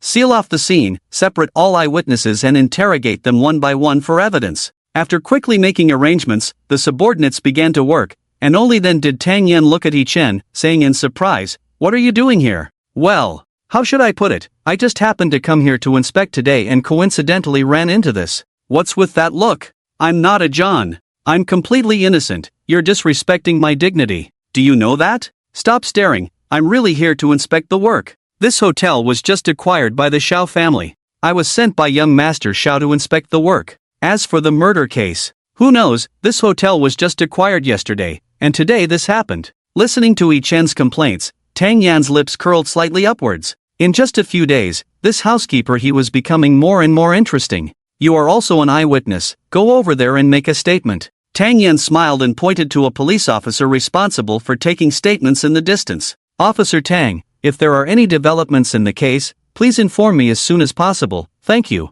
He-Chen sincerely thanked her and then turned and left. The news of the death at Mingyue Hotel spread among the guests within half an hour. Many people chose to check out immediately and leave the hotel. Some bolder individuals went beyond the police cordon to watch the excitement and record videos with their phones. Hee-chun was well aware that within 2 hours, this incident would ferment online. By then, Manhwa Hotel would become a hot potato, making it very difficult to sell in the short term. After making his statement, Hee-chun waited outside the police cordon. Half an hour later, Tang Yen finished collecting information from the crime scene and came to the police cordon. We have collected all the clues from the scene and reviewed the surveillance footage. No one entered or left his room. It's preliminarily determined to be a suicide. Suicide? Hee-chun furrowed his brows. Manhwa Hotel is a 5-star hotel in the Magic City, well known throughout China and even the world. Those who can afford to stay here are either wealthy or influential. Why would such a wealthy person suddenly commit suicide? Online, someone said, having money doesn't necessarily mean happiness, it's just that ordinary people can't imagine how happy rich people are. Does he have autism or a troubled family? Hee-chun asked. The investigation shows that he lives alone, without any emotional disputes, and no psychological disorders, Tang Yen said in a low voice. Hee-chun became even more puzzled. Why would a psychologically healthy single nobleman commit suicide? And why specifically at a hotel? He's not insane. However, we found a small anomaly during the investigation. He's missing a tooth, Tang Yen whispered, leaning in to speak softly into Hee-chun's ear. Ha, Tang, are you also playing detective now? I'm trying to focus on the case, can you not disrupt my thoughts? Those who disturb my mind must be demons. You want to argue again? Tang Yen stepped back, her eyebrows furrowed, glaring fiercely at Hee-chun. However, Hee-chun was already lost in his own thoughts, walking to the corridor window. The more he thought about it, the more something seemed off. A psychologically healthy single nobleman wouldn't commit suicide, let alone at a hotel. It doesn't make sense. Unless it was intentional murder. Someone sneaked into the room, killed him, took one of his teeth, but it wasn't captured on surveillance. But who would deliberately pull a tooth after killing someone? It's not like a mercenary who keeps teeth as proof of kills. Hee-chun paused, suddenly remembering someone. Poison Fong. One of the 8 warlords of the Temple of War, a powerful mercenary under Long Chen. He suspected Poison Fong not because of his strength but because every time he killed someone, he would take a tooth from the body. He considered the teeth his trophies, collecting 30 to make a necklace, which he would then leave at the museum entrance. This was his personal quirk, and the reason Hee-chun suspected him. Poison Fong came to Xiao with Long Chen and was currently in the city. It was highly likely. He was in the Ruyue Hotel. It must be him. Originally, Long Chen was supposed to acquire the Ruyue Hotel and thus have the opportunity to interact with the female lead, Lu Ruyue. Getting close to Lu Ruyue and gaining the support of the Lu family was also part of Long Chen's plan. However, Xiao intervened and bought the Ruyue Hotel at the auction, disrupting Long Chen's scheme. While Long Chen was indeed powerful, in terms of wealth, Xiao outshone him by far. Overshadowed at the auction by Xiao, Long Chen had to resort to other means to acquire the hotel, such as framing someone, by tarnishing the hotel's reputation, affecting its business, and then buying it at a low price. After all, Long Chen wanted this hotel only to get close to Lu Ruyue, not to make money from it. What Hee-chun didn't anticipate was that, in his attempt to frame someone, Long Chen would involve an innocent life. It was getting a bit insane. Truly a war god, his heart colder than ice, Hee-chun said coldly. With that in mind, Hee-chun stood up and silently scanned the onlookers. Poison Fong was a mercenary with numerous killings under his belt, a lunatic with courage beyond the ordinary. He might very well stay at the crime scene to enjoy watching the police clumsily decipher the situation. Soon, among the onlookers, Hee-chun spotted a bald man with a stubble. It was Poison Fong, unmistakable with his shiny bald head and the mamba snake tattoo on his neck. Sensing Hee-chun's gaze, Poison Fong met his eyes for a few seconds. He smirked disdainfully, ran his hand across his neck, provocatively stared at Hee-chun, then turned and walked away. Hee-chun remained silent, acting now would only alert the target. To catch him, Hee-chun needed solid evidence. Convicting based on just a tooth was clearly too flimsy. Your master is the protagonist, and I may not be able to defeat him, but dealing with a dog like you is well within my capabilities. Hee-chun sneered, already formulating a plan in his mind. In the original plot, Duya would kill Subichi in the hotel. Since Subichi is still alive, it means Duya will strike again, and Hee-chun's plan is to set a trap around Subichi. Wait for Duya to make a move, then capture him. However, Hee-chun alone wouldn't be enough to set the trap. He needed a reliable partner. What are you thinking about? You've been standing here for quite a while. A pleasant voice came from behind. It was Tang Yen, the policewoman who had just finished her tasks and was about to return to the police station. Well, I wanted to talk to you about something, or How about having a meal together? Hee-chun pondered briefly and extended an invitation to Tang Yan. Despite the need to keep a distance from the female lead, Tang Yan's police identity was indeed what Hee-chun needed. Temporary cooperation seemed feasible. Sure, Tang Yan accepted without hesitation. She also had something she wanted Hee-chun's help with. The two arrived at the hotel restaurant, ordered their food, and began chatting. I believe the killer is still in the hotel. I need you to be my bodyguard. I'll pay you, and you might also catch the killer, a win-win situation. What do you think? Hee-chun got straight to the point. After the investigation and evidence collection, the next steps of the case would be handled by the criminal investigation team, so Tang Yan's relationship was not crucial. She could agree to Hee-chun's proposal but with a condition. Alright, but forget about the payment. I'll help you, and in return, you help me arrange a meeting with Miss Lin Yugue. How does that sound? Tang Yan had visited Mr. Lin yesterday but unfortunately missed meeting Lin Yugue.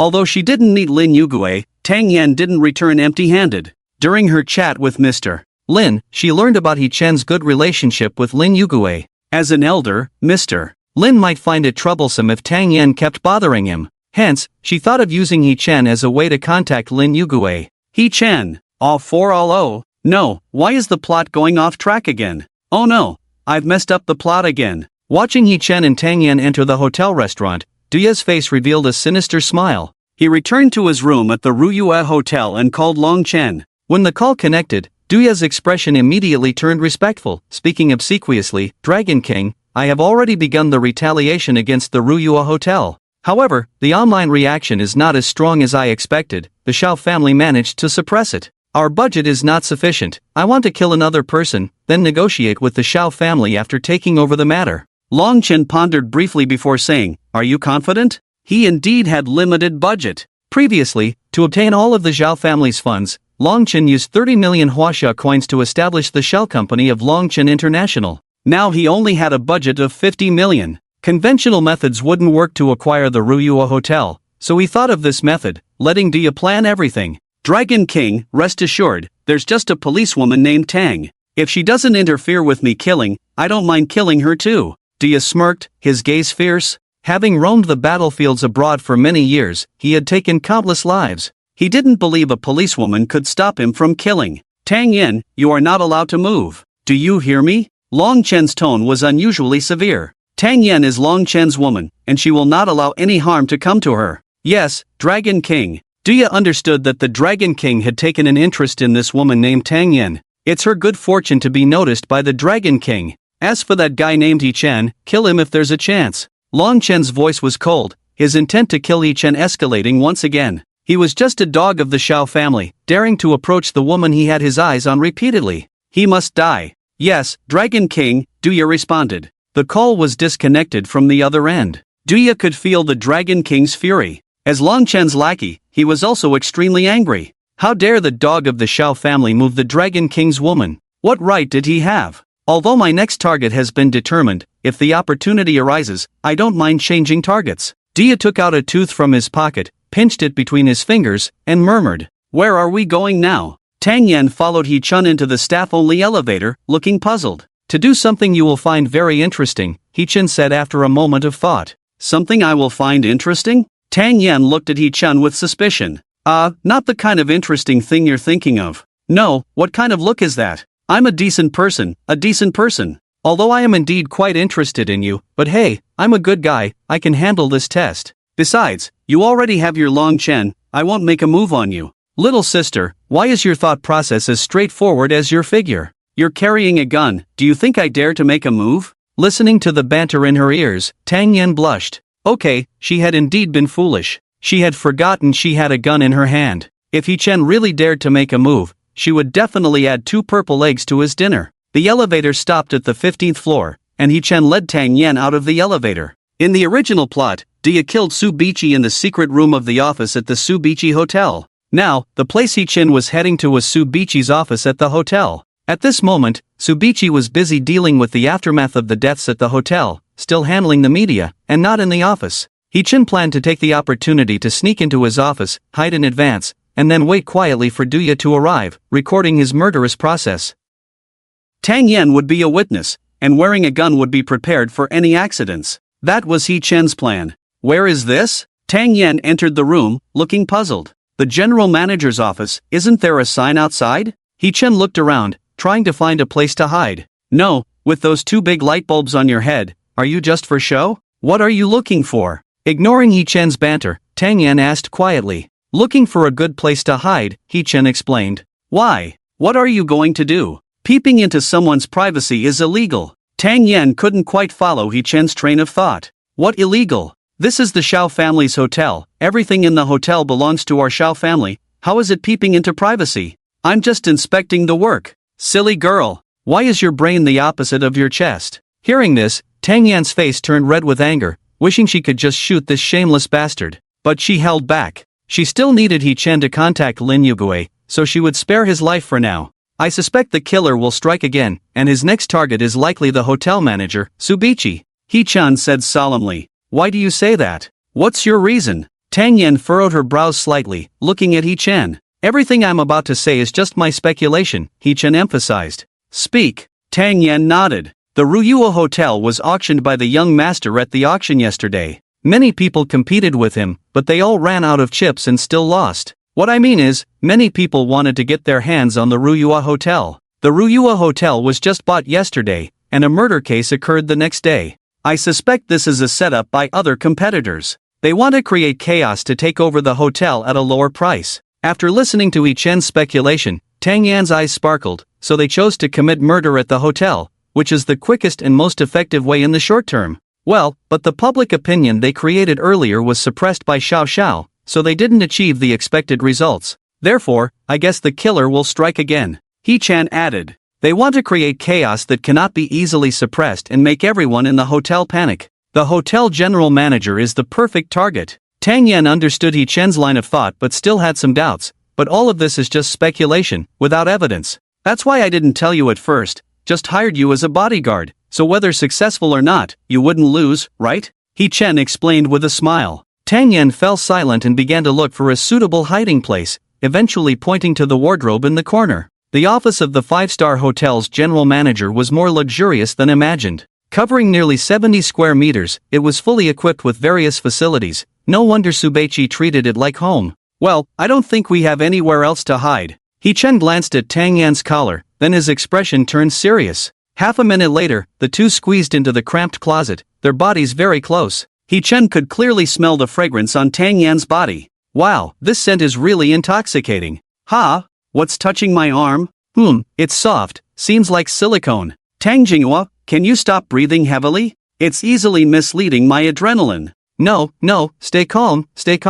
Oh no, it's already getting hard. He Chen, all for all oh, what is he thinking? What is he saying? Tang Yan pushed He Chen slightly, wanting to ask for clarification. Accidentally, she touched something strange. Tang Yan, are you hiding a murder weapon in the closet? Tang Yan was curious, she really wanted to figure out what this thing was. No, sis, are you serious? You really don't know what this is? He Chen, all for all oh, how should I put it? He Chen was about to explain, but an unexpected event occurred. Creak! The office door was pushed open, and both of them instinctively held their breath. Subichi, with a bald head, staggered in. Damn, I'm exhausted. What kind of person is this, damn it, coming to our hotel to commit suicide? I really don't understand what these people are thinking. Clearly, they have money, but each one is thinking about how to die. If I had that much money, I would have found 10 or 8 women to enjoy life with, who would still work for others. They're all crazy. Subichi cursed as he sat down on the chair in front of the desk, panting heavily.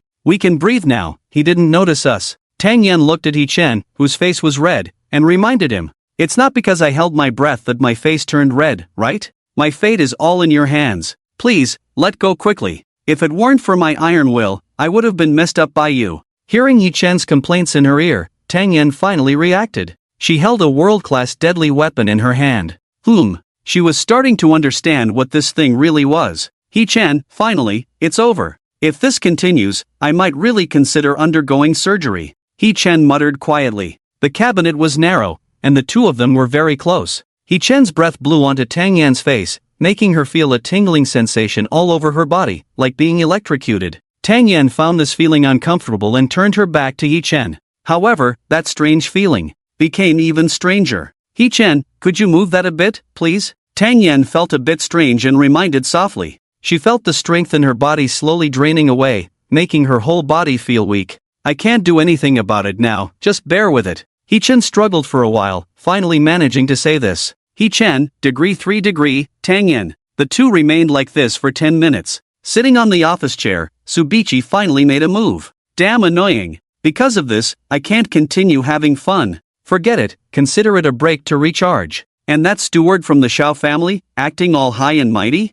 Proud as a peacock, a dog really thinks it's the master? He-chan, no, why are you being so noisy? Who are you calling a lackey? I eat standing up, not kneeling down. Really annoying. If it weren't for catching the killer, I would have jumped out to teach you a lesson. Hearing He-chan's cursing, Tang Yan smiled. Although this guy was a bit of a jerk, he had a broad perspective and deserved praise. Tsubichi grumbled as he got up from the chair and walked to the painting hanging on the wall behind him. He lifted the painting and pressed a thumb-sized circular button almost blending into the wall. Click! A hidden door popped out from beside the painting, emitting an orange-yellow light. Here it is! The hidden door! He-chan squinted. Tsubichi had been the general manager of the Ryui Hotel for nearly 10 years. To satisfy his perverse desires, he had specially built a secret room in his office. Every time, he would bring the hotel's front desk staff inside for illegal activities. And Tsubichi ultimately ended his sinful life in his secret room. Now that he entered the secret room, it meant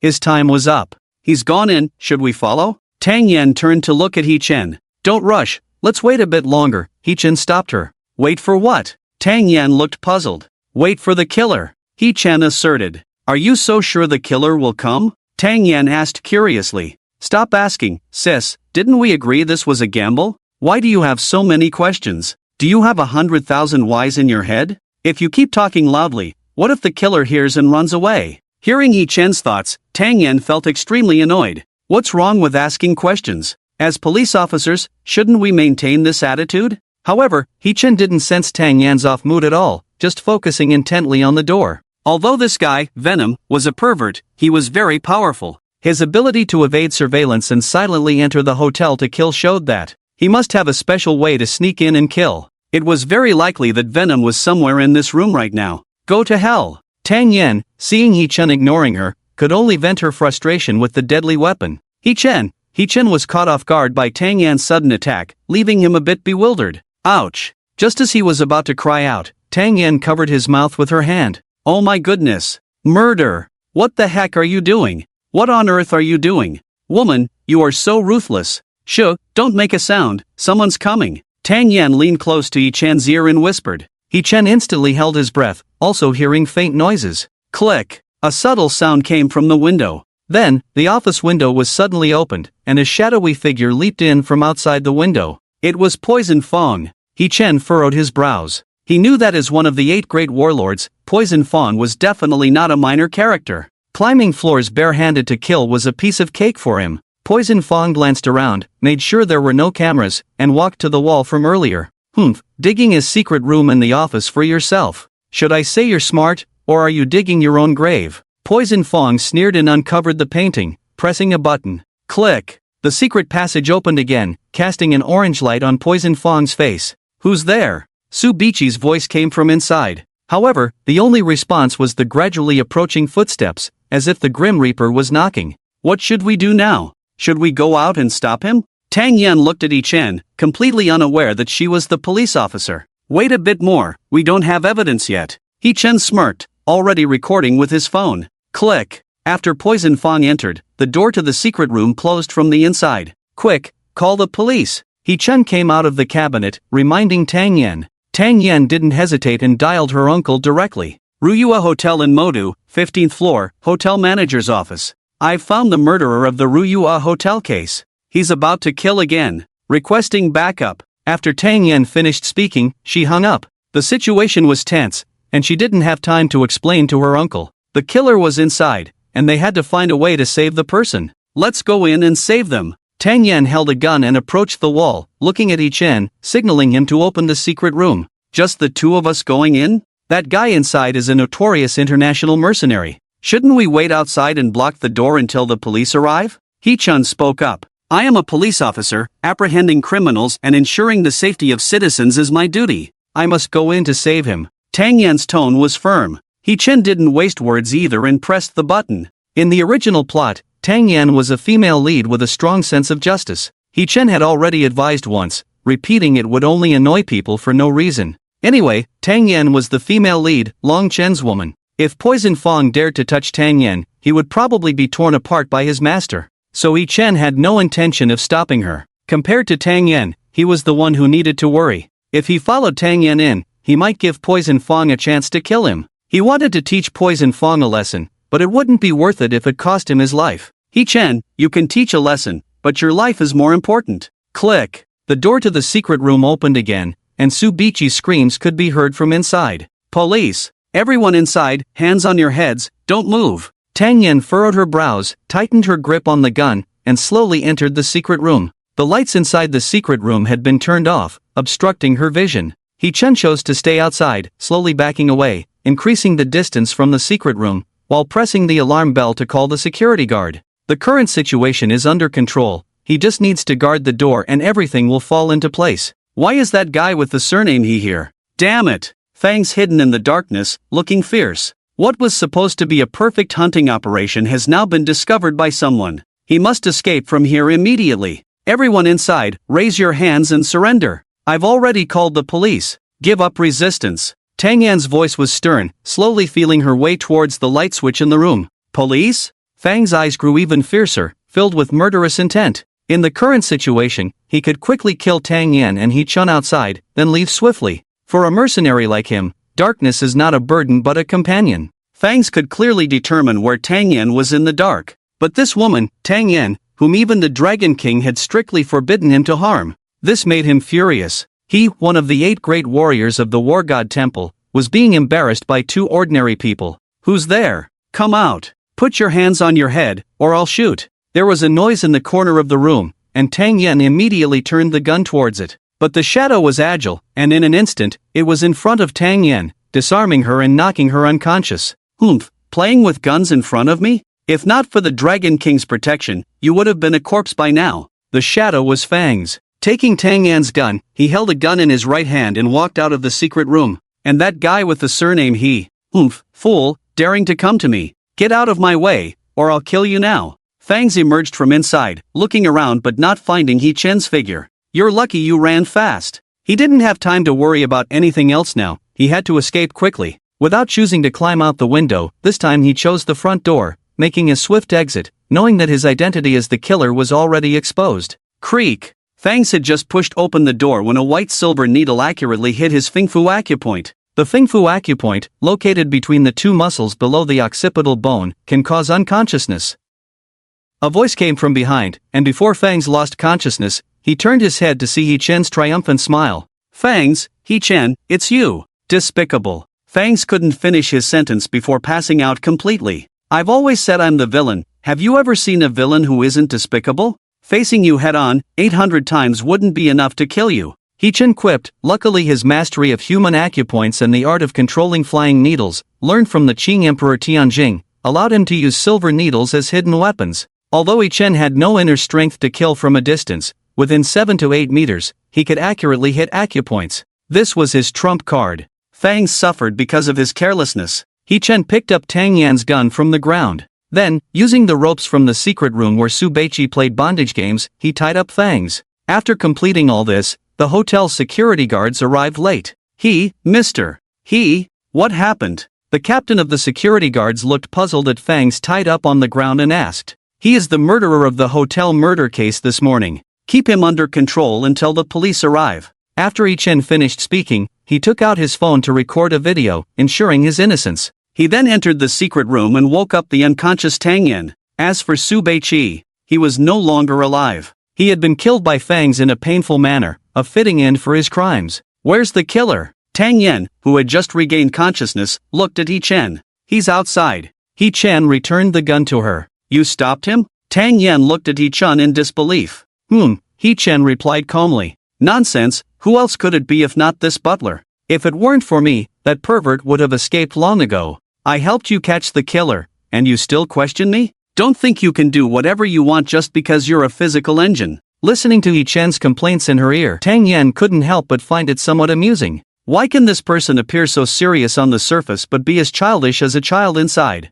As He-chin spoke, the two walked out of the secret room. In the office, Duya was suspended in mid-air, already awake, his face swollen beyond recognition. The captain of the bodyguards was sweating profusely, about to deliver a few more punches to teach this tough guy a lesson. You are using extrajudicial means. Don't lay a hand on him again. Tang Yan intervened. Seeing this, the bodyguard captain reluctantly stopped and reported the situation to He-chen. Reporting to Butler, this guy is too stubborn, we haven't gotten anything out of him. What have you asked him? He-chen asked curiously. We haven't figured out what to ask yet, the bodyguard captain admitted. Duya, He-chen, all 4-0. Bodyguard captain, degree 3 degree, Duya was taken away. Yang Guangming personally led the team to carry out the arrest. Seeing Duya tied up and beaten, he couldn't even tell who the real criminal was and almost arrested the hotel's bodyguard captain. Fortunately, with He-chen and Tang Yan's testimony, the misunderstanding was avoided. Half an hour later, after He-chen finished writing the report, Tang Yan followed him out of the police station. You can go back first. If he is indeed the killer, I will let you know, Tang Yan said as she walked He-chen to the door. The evidence is conclusive, he is undoubtedly the murderer of the hotel. The credit goes to you, no need to be polite, He-chen said relieved. With the murder case resolved, he now had to go back to do some public relations and quickly sell the hotel. With Long Chen's relentless character, he would definitely find other ways to get his hands on the Ruyua Hotel. He-chen could scheme against Duya, but he would never succeed against Long Chen. Long Chen not only had great strength but also a protagonist's halo, something the current He-chen couldn't contend with. If He-chen wanted to survive and avoid a direct confrontation with Long Chen, he had to sell the Ruyua Hotel as soon as possible. Let the Xiao family and himself cut ties with the Ruyua Hotel. Don't forget to introduce Miss Lin Yu to me, Tang Yan whispered to He-chen. This was a private matter between the two of them, not something for their colleagues to hear. However, what are you doing? He-chen, you, a lackey of the Xiao family, what is your intention in getting close to Miss Tang Yan? A cold and domineering voice rang out as Long Chen, full of killing intent, walked into the police station. His murderous gaze locked onto He-chen. If looks could kill, He-chen would have died 100 times over by now. What are we doing? It's none of your business. And, He-chen is my friend, not a lackey. Tang Yan stood in front of He-chen, looking displeased at Long Chen. Miss Tang Yan, what are you trying to do? Long Chen has a serious case of jealousy, you're provoking him like this, and all the anger is directed at me. Miss Tang Yan, I mean to be cautious in choosing friends. Some people may seem like gentlemen on the surface, but are actually dark and despicable inside, Long Chen explained with a smile, toning down his killing intent. He was a master at charming women and knew that Tang Yan was not pleased with his previous expression in words, so he immediately adjusted his approach. His emotions were well hidden, but when he looked at He-chen, the anger in his eyes seemed ready to burst out. Just a dog from the Xiao family, daring to pursue my woman, Long Chen. Damn it! Here he comes, why are you glaring at me again? I clearly didn't do anything, what's with that murderous look in your eyes? Dark in my heart? Bullshit! Don't I, a good young man of China, understand that? You're the one with a dark heart, your whole family has a dark heart. You're a hypocrite, a lustful scoundrel. He-chen couldn't help but retort. He was just lying low this time, not doing anything, yet he was inexplicably targeted. He was innocent. If Long Chen wasn't the protagonist, He-chen would have given him a piece of his mind by now. I know who I'm dealing with, no need for your reminders. She seemed to know everything He-chen was thinking, truly understanding him. The more Tang Yan interacted with He-chen, the more she found him intriguing. On the contrary, Long Chen was becoming more repulsive to Tang Yan. Why are you here? If there's nothing, you can leave. Tang Yan looked at Long Chen, wanting to end the conversation with him. I'm here to meet someone.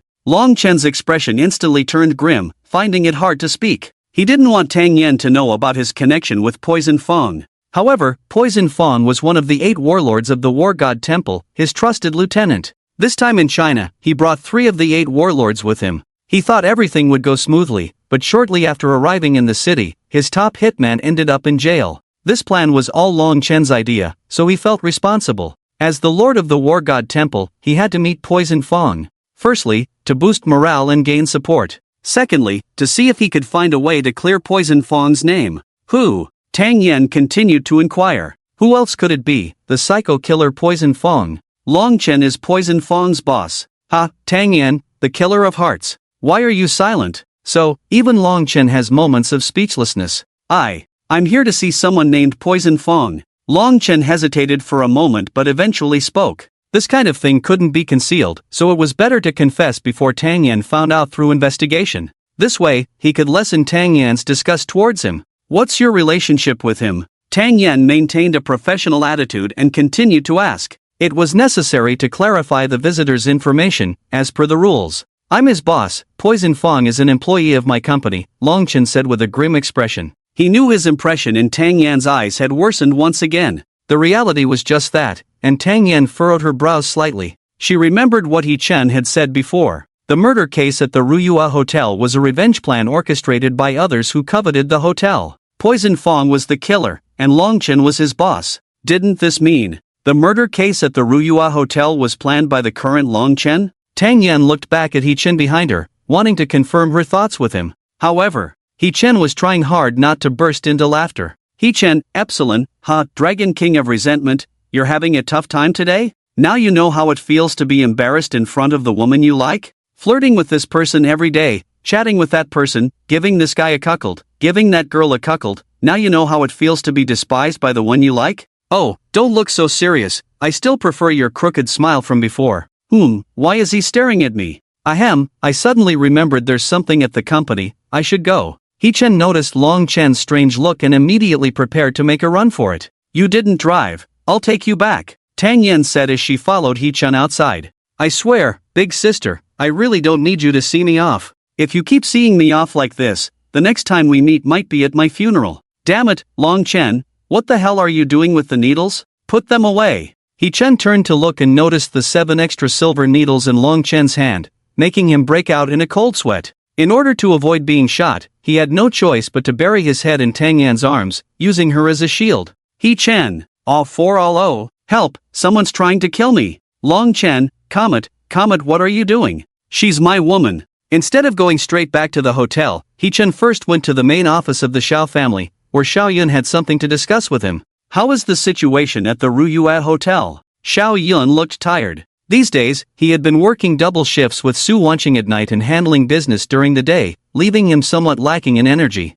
The murderer has been caught. It was a hitman working under the boss of Longchen International. Once we restore the reputation of the Ruyua Hotel through public relations, we can sell it off. He Chen reported truthfully. Longchen International? Why haven't I heard of it before? Who is the CEO? What is the total asset value? Xiao Yun frowned, unable to understand when he had acquired another competitor. Although the Xiao family had business dealings with various major families in the city, they also had many competitors. These competitors were companies that ranked at the top in China and the world. As for Longchen International, Xiao Yun had truly never heard of this name before. The CEO of the company is Long Chen, and the total assets of the company are 5 million. He Chun spoke up. A 5 million company. What makes him my competitor? Housekeeper you have 3 days. I want to see this company bankrupt. Xiao Yun's tone instantly became serious, his domineering CEO tendencies resurfacing. No, Mr. Xiao, this isn't necessary.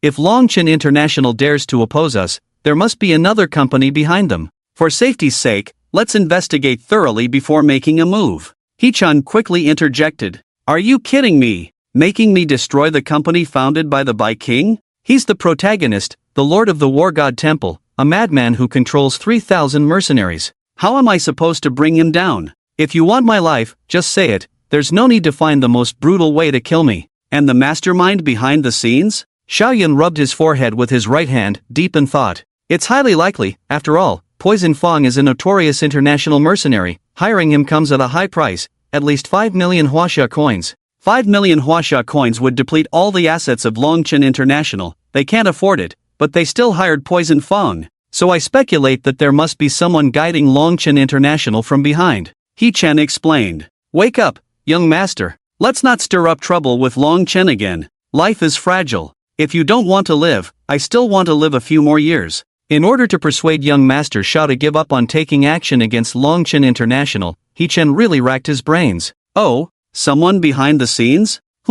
Whether it's a person or a ghost behind them, if they dare to trouble me, they should be prepared for bankruptcy. I decided to destroy Longchen International. What I say goes, even if Jesus comes, it won't matter. Xiao Yun's voice was cold. As the future heir of the Xiao family, a true business genius, he also had his own untouchable scales. He Chen, oh my goodness. It's over, everything's over. After all this effort, it's all for nothing. No matter how you try to avoid it, the antagonist always finds some inexplicable reason to go against the protagonist. Young master, I think what you said is right, but for safety's sake, we should investigate first. Once we find out who's behind Longchen International, we'll uproot them all in the end. Young Master Xiao's dominant disease has relapsed, to the extent that even 8 oxen couldn't pull him back. After such a long period of contact, He Chen had somewhat grasped his way of thinking. If going against it won't work, then go along with it. Under the guise of investigation, he soothed Xiao Yun's emotions, delaying the time to take action against Longchen International as much as possible. This was the best plan He Chen could come up with.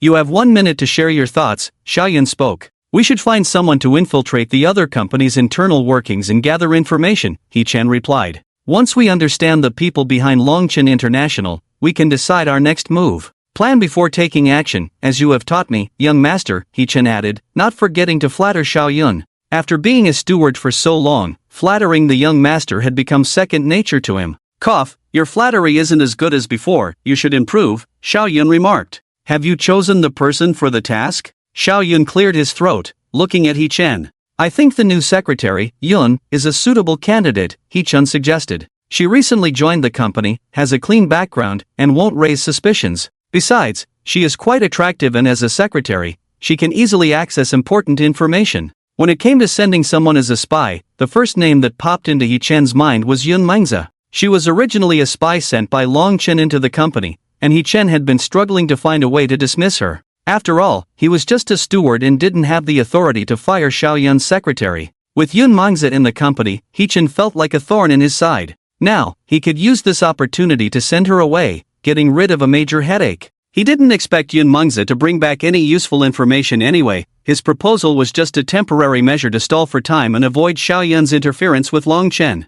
Alright, it's feasible, Xiao Yun agreed. I entrust this task to you entirely. You will communicate directly with Secretary Yun. Once you have gathered the information, report back to me. I will have HR draft a contract for you to discuss with Secretary Yun. After a brief consideration, Xiao Yun approved He Chen's plan. Yun Mengzi was too beautiful to be his secretary, and Xiao Yun knew that it would upset him. By removing her from his side, it aligned with his intentions. Very well, I will go attend to matters now, He Chen said before leaving the office. Click. The office door closed behind him. Xiao Yun supported his slightly aching waist with his left hand, sipped his wolfberry tea with his right hand, and sighed, my back seems to be getting worse. Lately, the pressure from Longchen has been increasing, and my back is starting to give out. Does wolfberry tea even work? Why haven't I seen any results after drinking so much? Leaving Xiao Yun's office, He Chen walked through the corridor and found Yun Mengzi daydreaming in the secretary's office. Secretary Yun, could you step outside for a moment? He Chen knocked on the door and waved at Yun Mengzi. Good day, steward he. The others greeted him as they stood up, receiving a nod from He Chen before sitting back down. What did he want with her? Although puzzled, Yun Mengzi followed He Chen to the balcony. Steward he, what can I do for you? Xiao Yun got straight to the point. I need you to do something for me, He Chen began. What is it? I need you to go undercover at Longchen International, investigate their influence, and find out why they framed and targeted the Ruyu Hotel. What? Yun Mengzi froze in place. Send her back to Longchen International as an undercover agent? No way. She was already a spy sent by Longchen International. What did it mean to send her back now? A double agent. Is this all you CEOs can think of? Sending people as spies to steal information? How can such low-level business competition tactics be used? How embarrassing. Can I refuse? Yun Mengzi took a deep breath, maintaining a polite smile as she looked at He Chen. Guess? I can't guess. Congratulations, you guessed right, but there's no reward. He Chen looked at Yun Mengzi's tense face, feeling a sense of satisfaction. What's the matter? Aren't you happy to go back and see your brother Longchen? Hurry back and team up with your brother Longchen, don't cause trouble for me. After sorting out the hotel matters, I also want to vent and play a game with Lu Rui. Who said I want to team up with him? What about my salary? How will it be calculated? And how do I contact the company? Yun Mengzi suppressed her anger and spoke up. Your salary will be increased by 3,000 on top of your original amount, considered as a housing subsidy. From now on, you will only contact me directly, no need to report back to the company. If there are any issues, I will inform President Xiao, do you understand? He Chen explained clearly. Don't even think about coming back, you will never be allowed back to the company in this lifetime. Hee hee, you little traitor, What are you pretending for here? Others may not see it, but can I see it? Talking about salary here, woman, your name is Greed. Listening to Yi Chen's words, Yunmeng's eyes lit up. Contact you directly? Does that mean I can come to you to report any issues? Yi Chen nodded in response, except during sleeping hours. Theoretically, you can come to me. Can I come to your house to find you? Yunmeng's looked at Yi Chen eagerly. She knew Yi Chen was the steward of the Xiao family and usually lived there. Her parents used to be part of the Xiao family. By using the excuse of reporting work to Yi Chen, she could enter the Xiao family, uncover the truth about her parents, and solve the mystery of her own identity. Yi Chen. Yunmeng's, have you gone crazy? What are you trying to do? Are you after my body? Let me tell you, even though we have a childhood connection, that doesn't give you the right to possess me. I am a man you can't control, and just because of your age, I can't afford you. What I mean is, can I come to the Xiao family to report work to you when necessary? Upon hearing Yi Chen's sarcasm, Yunmeng's face darkened. What kind of nonsense is this person thinking? Am I the type of person who does things casually? What's wrong with A? Even with I am still exceptionally beautiful. Oh, I see, why didn't you say so earlier? Of course, you can. In the future, when you gather information, come to the Xiao family to find me. I won't feel at ease going elsewhere with you. What if Yunmeng's sets up a trap with that despicable Long Wan? Then Yi Chen will be in trouble. I'll take on this task. When you collect useful information, I will message you, and then come to the Xiao family to find you. Happy cooperation. Yunmeng's smiled and left the balcony. She needed to pack up her things at her desk and prepare to leave. She still needed to figure out how to explain things to Long Chen later. After all, making a traitor act as a traitor is just too abstract. When Long Chen asks, Yunmeng's will indeed have to explain it well. Otherwise, with Long Chen's temperament, he will start to suspect again. What's wrong with this female lead? Yi Chen frowned. Yunmeng's reaction was indeed strange. In the original plot, she was a cold-blooded killer and a die-hard fan of Long Chen. Why is she unwilling to go back and see Long Chen?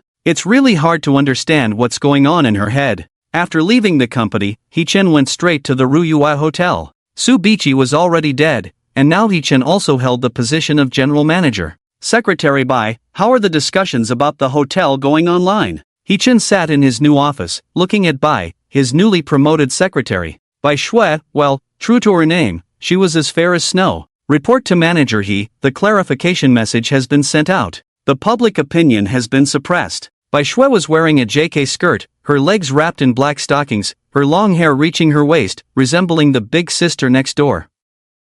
Very well, continue to release clarification messages, and then plan some feedback activities. We must restore our reputation in a very short time. To sell the hotel at a suitable price, its reputation must be restored. If your hotel remains in their hands, it will eventually clash with the Dragon King. This was something Yi Chen did not want to see. With this in mind, Yi Chen logged into a website on his computer and posted the news of Yu Hotel being put up for sale. The people on this website were all wealthy individuals in the city, engaging in some commercial information exchange. Less than 10 minutes after posting, Yi Chen's phone rang. So fast? He had left his contact information on the website, and he knew there were many interested buyers for Yu Hotel, just not this fast. Hello, I am the current manager of Yu Hotel, may I ask who is calling? Yi Chen spoke. I am Lu Ruyue. I want to know how Yu Hotel ended up under the Xiao family's name?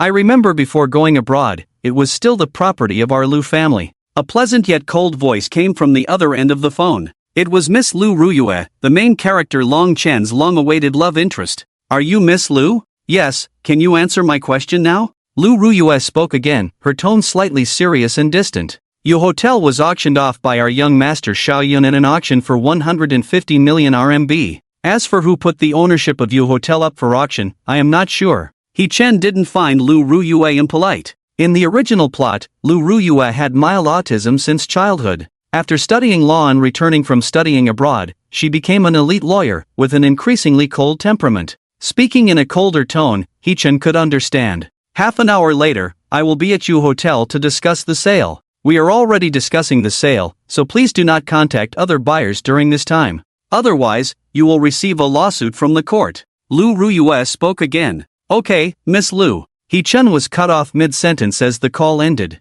Strong and distant, this was indeed Lu Ruyue's way of doing things. Long Chen had also faced many difficulties with Lu Ruyue. If it weren't for the protagonist's halo, he probably wouldn't have won over Lu Ruyue. This time, Yu Hotel will return to its rightful owner. If Long Chen wants to win over Lu Ruyue again, he will probably have to go through more obstacles.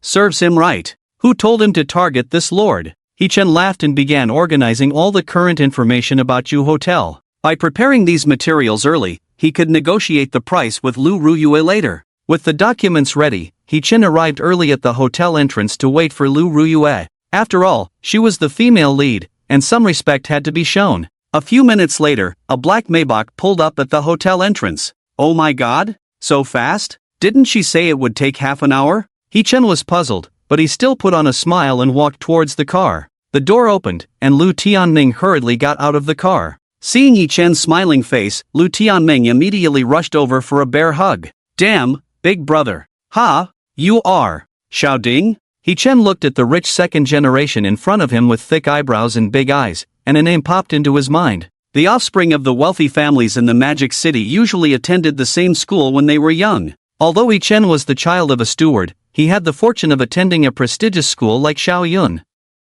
He had a bit of a gangster vibe since he was young and was considered a little overlord in school. As a child, Lu Tianming, because he was small, he was always excluded and suffered from bullying at school. Unfortunately, this guy had a sense of pride and didn't want his family to know he was being bullied. Once, He Chen rescued Lu Tianming from the hands of the female school bully. Since then, Lu Tianming became He Chen's shadow at school, paying protection fees to He Chen every day. He never asked his family for school fees again. Seeing that Lu Tianming was sensible, He Chen took him in as a little brother and gave him the nickname Xiao. The nickname was quite fitting, and Lu Tianming was proud of it. Big brother, you can just call me Tianming now, I'm fully grown. Lu Tianming touched his nose, looked around, and said somewhat awkwardly, Alright, Xiao, want to go out and have some fun with me? It might not be possible now, I need to have a deep conversation with your sister. It might take 2 or 3 hours, we can play afterwards, okay? He Chen patted Lu Tianming's shoulder and explained. Although Lu Tianming was also a cannon fodder villain in the original plot, getting close to him could be risky. But this kid was really generous. When He Chen and Lu Tianming went out together, he paid for everything. Well, a friend like that could be kept around. Without threatening his own safety, He Chen even planned to save him. No, my sister? Boss, have you and my sister? Have you? Should I call you brother-in-law now? Lu Tianming's eyes lit up. He Chen was his big brother, and now he was with his sister, making them even closer. Boss, you're truly amazing, you can handle my sister, she's really something. Handle what? I'm just discussing business with your sister,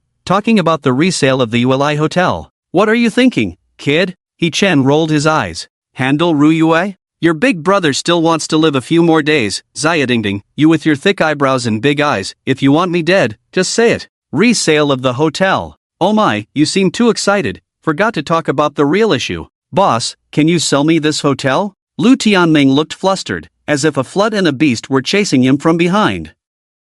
Don't get too excited, this hotel will soon belong to your Lu family. Your sister just called me, saying she wants to buy back the hotel. She should be arriving soon, you can keep your pocket money for yourself. He Chen comforted him. My sister? Ruyue? Lu Tianming confirmed. Yes, Ruyue, she seems to have just returned from abroad. He Chen said. Lu Tianming, all for all I'm doomed, barbecue. If my sister finds out I sold the hotel, she will definitely kill me. Lu Tianming mourned, his body present but his soul already gone. What's going on? Did you auction off the hotel? He Chen was somewhat incredulous. Yeah, I went to the casino a few days ago, owed millions, so I thought I'd sell the hotel to pay off the debt first, and when next month's pocket money comes in, I'll buy the hotel back. Lu Tianming explained. Alright, being rich and willful, ha. Xiao, don't scare yourself, relax, your sister still loves you.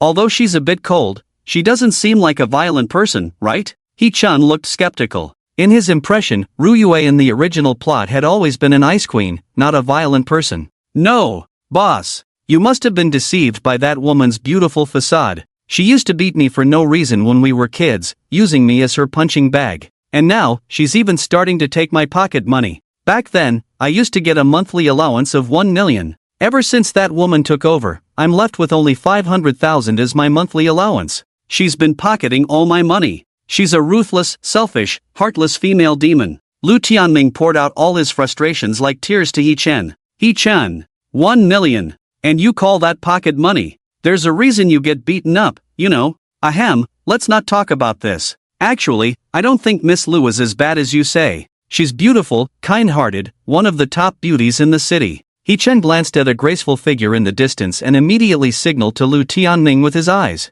Ha, boss. Have you also been enchanted by that woman? She's a malicious, cold-blooded, heartless person. Think about it, you're 25 now, not to mention a boyfriend, you barely have any girlfriends. Only I can tolerate her and have friendly conversations with her. But she still withholds my pocket money. Isn't she ungrateful and lacking in integrity? If it weren't for her being my sister, I would have slapped her long ago. Let her understand her place in the Lu family. The more Lu Tianming spoke, the more agitated he became, determined to voice all his grievances. Ahem, ahem, ahem. He Chen's eyelids were twitching, his throat almost hoarse. Lu Tianming, however, didn't understand He Chen's hint and instead asked with concern, "Why are you coughing so much? Your eyelids seem twitchy, are you having a stroke? Boss, are you okay, boss?" At that moment, a slightly cold voice sounded behind Lu Tianming. "I don't know if he's okay, but you're about to have a problem soon." "Ha? Who's this girl, daring to curse at me, the young master?" Lu Tianming was somewhat displeased as he turned to look back. He saw a woman in a pleated skirt, fair-skinned, wearing sunglasses, staring at him. "Lu Tianming, sis. I was just joking with the boss, you know, guy talk." Before Lu Tianming could finish, his ear was grabbed by a delicate white hand. "Just joking? I don't find it funny at all," Lu Ruyue said, twisting his ear forcefully. "Ah, it's broken." Lu Tianming's scream pierced the sky. Even He Chen, who was watching, felt a twinge in his ear. 10 minutes later, He Chen, Lu Ruyue, and Lu Tianming sat in a riverside cafe. He Chen sat opposite Lu Ruyue. Lu Tianming cowered behind He Chen, holding one ear, looking aggrieved. "Losing 3 million in gambling, Lu Tianming, you're becoming more lawless by the day. You used to fool around with your friends, but now you dare to gamble such a large amount. At this rate, even if the Lu family has a lot of assets, you'll ruin it sooner or later. When we get back, I'll tell Grandpa to cut your pocket money in half." Upon learning the reason for Lu Tianming selling the hotel, Lu Ruyue's face turned even colder. For the Lu family, 3 million was not a small sum. Of course, the Lu family owned 5-star hotels worldwide, numbering in the thousands. Losing 3 million was just a fraction of the U hotel, not a big deal. But the problem was this was only the first time.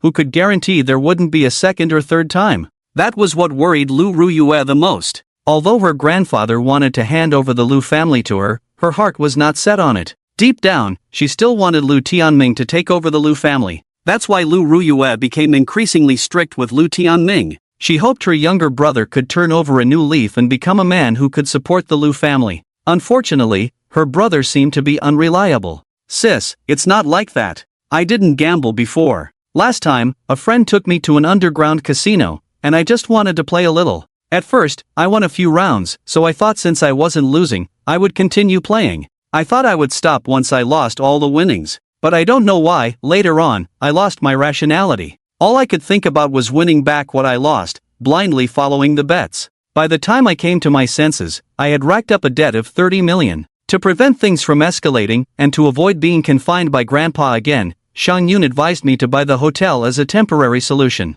Coincidentally, the boss of Longchen International was also at the casino at the time. He was interested in acquiring Ruyue Hotel and offered 30 million, which happened to be the amount of my debt. However, there was an auction that day, and I thought I could get a better deal at the auction, so I put it up for auction. I thought I would buy it back when I had pocket money. Sis, I really don't like gambling. I don't know why I ended up in debt, it just escalated out of nowhere. And now, I can't sleep well, waking up feeling sore and weak. Lu Tianming said with a mournful face. He Chen, are you sure this isn't due to excessive indulgence? Escalated out of nowhere? Were you deceived, or are you colluding with someone to deceive me? Lu Ruyue's gaze was sharp as she stared into Lu Tianming's eyes. From Lu Tianming's account, she had already sensed that something was amiss. There were too many coincidences surrounding Lu Tianming. Just after accumulating a debt of 30 million, a big boss happened to be at the casino, offering exactly 30 million to acquire Ruyue Hotel. It was all too coincidental.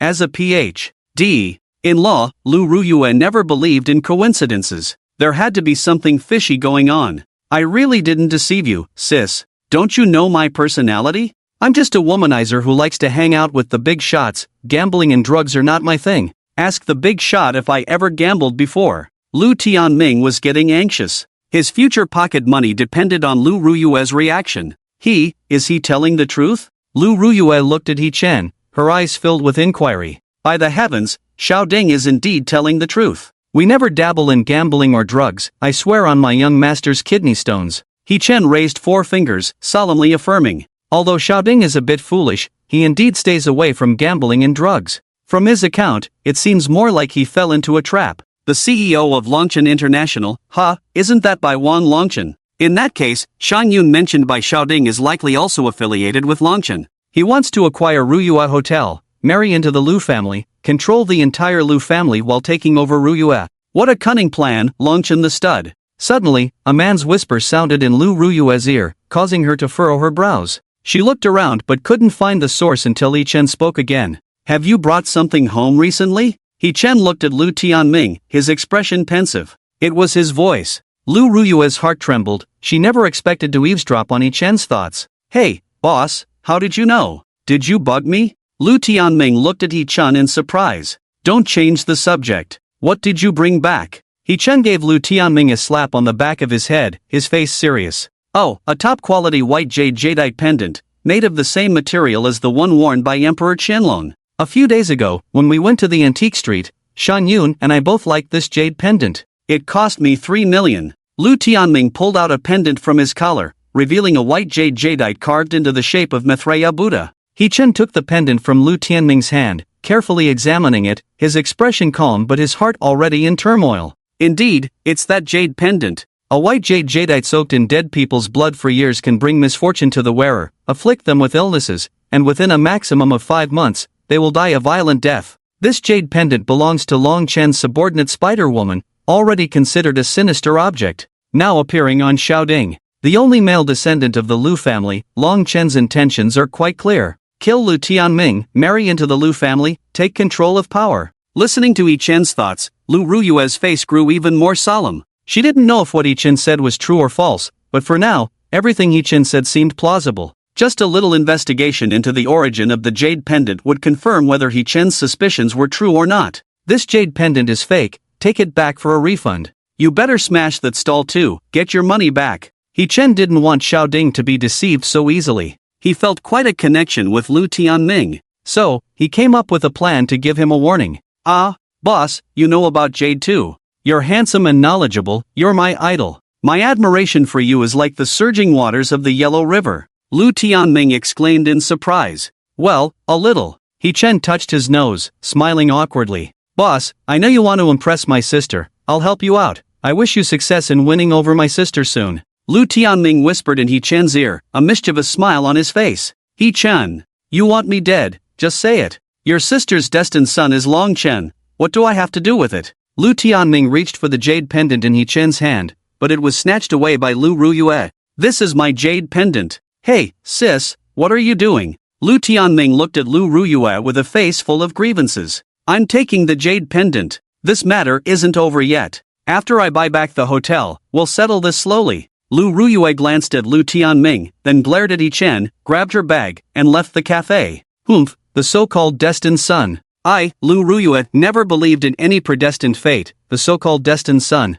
Once I investigate the truth, if everything is as He Chen suspects, regardless of who Long Chen is, Long Chen International will disappear from the Magic City. He Chen, is she glaring at me? What's so great about long legs? What does your sibling matter have to do with me? Lu Ruyue left. However, she and He Chen had already agreed on the resale of the hotel. One day later, Lu Ruyue would transfer the money to the Xiao family company's account. By then, He Chen would transfer all ownership of the hotel to Lu Ruyue. This disaster was avoided in advance, He Chen sighed in relief. With the Moon Hotel back under Lu Ruyue's name, it was impossible to transfer it elsewhere.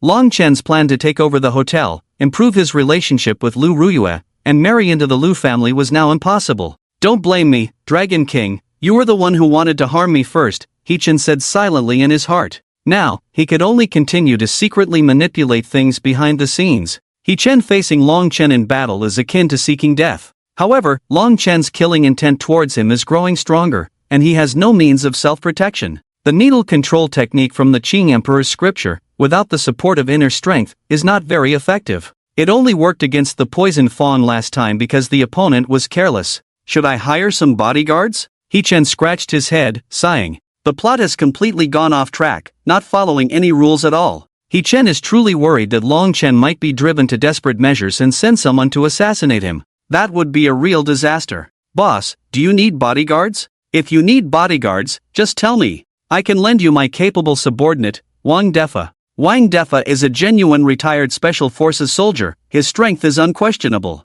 Hearing He-chan's whisper, Lu Tianming patted his chest and said, Wang Defa? Forget it, you better keep him for yourself. He-chen would never use someone with a name like Wang Defa, which sounded so untrustworthy. He still wants to live a few more chapters. Just as He-chen was pondering how to protect himself, a voice sounded in his mind. Ding, the host has successfully survived a plot segment, rewarded with the technique *9 Yang body refining art. He-chen's spirit was lifted. 9 Yang body refining art. Sounds pretty cool. System, can you explain it? Well, when this technique is cultivated to perfection, one can be as sturdy as a golden spear, indestructible like a diamond, with endless energy, reveling every night. Do you understand? The system explained in a long string, sounding quite impressive. However, He-chan only grasped one thing from it, that cultivating this technique would be quite challenging. Nevertheless, it's still a technique, so He-chen decided not to refuse. Claim the reward. Reward distributed. As soon as the system's voice fell, a series of strange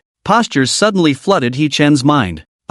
As He-chen thought, this seemed more like a secret technique for the bedroom. Are you sure practicing this can increase inner strength? Moreover, with so many postures, by the time you finish one set of techniques, it will be dawn. I may have the ability, but the other party needs the stamina for it too. Recalling the numerous extra postures in his mind, He-chen was at a loss. Guaranteed authentic. This system sincerely produces quality goods. If it can increase inner strength, you'll know once you try it. Trying it out means I'm not a kid anymore. The system's teasing voice hinted at something. He-chen, what are you doing? Looking down on us virgins? How did I offend you, a pure-hearted young man? The content of 9 Yang body refining art seemed to be imprinted in He-chan's mind, so he didn't have to worry about forgetting it. Boss, since you seem upset, how about I take you somewhere to relax? Seeing He-chan's expression, Lu Tianming suggested. He-chan's spirits lifted at the suggestion and he asked softly, is it the kind of relaxation I have in mind? Of course.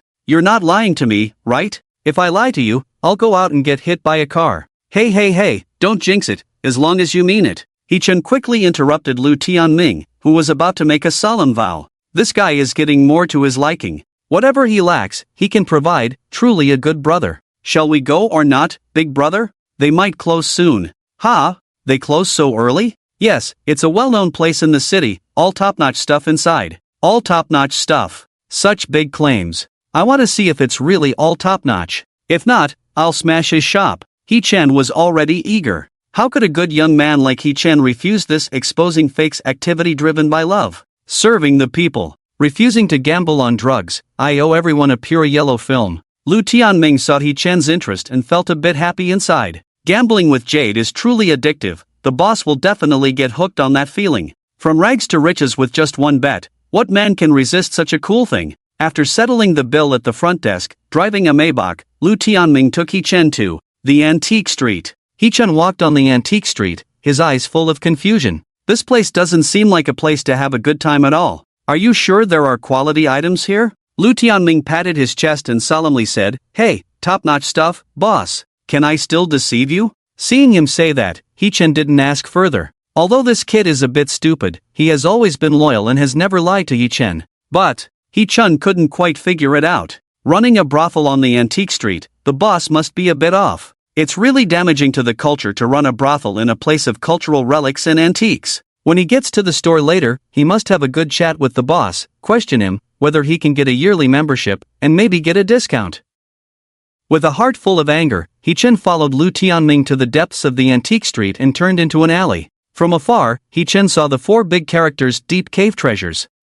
Indeed a quality item, the name is quite tasteful. Wow, big brother, you really understand. Lu Tianming also recently discovered this store, but at the time, he couldn't figure out the meaning behind the store name. He didn't expect his boss to grasp the taste so easily. Could it be he really understands Jade? You are still too young, there's a lot more for you to learn. Deep cave treasures, such a big sign. I really want to see how deep this cave is and how many treasures there are. He-chen said, taking the lead to enter. Indeed, the boss, you are truly charismatic. Today we will definitely find some good jade. Lu Tianming chuckled and followed into the store. As soon as he entered, he was blocked by a human wall. It was He Chen. Big brother, what's wrong with you? Keep going inside. Suppressing his anger, He Chen questioned. How could someone joke about Yellow Emperor like this? Are you sure this place can make me feel good? Where are the promised treasures? Where is the deep cave?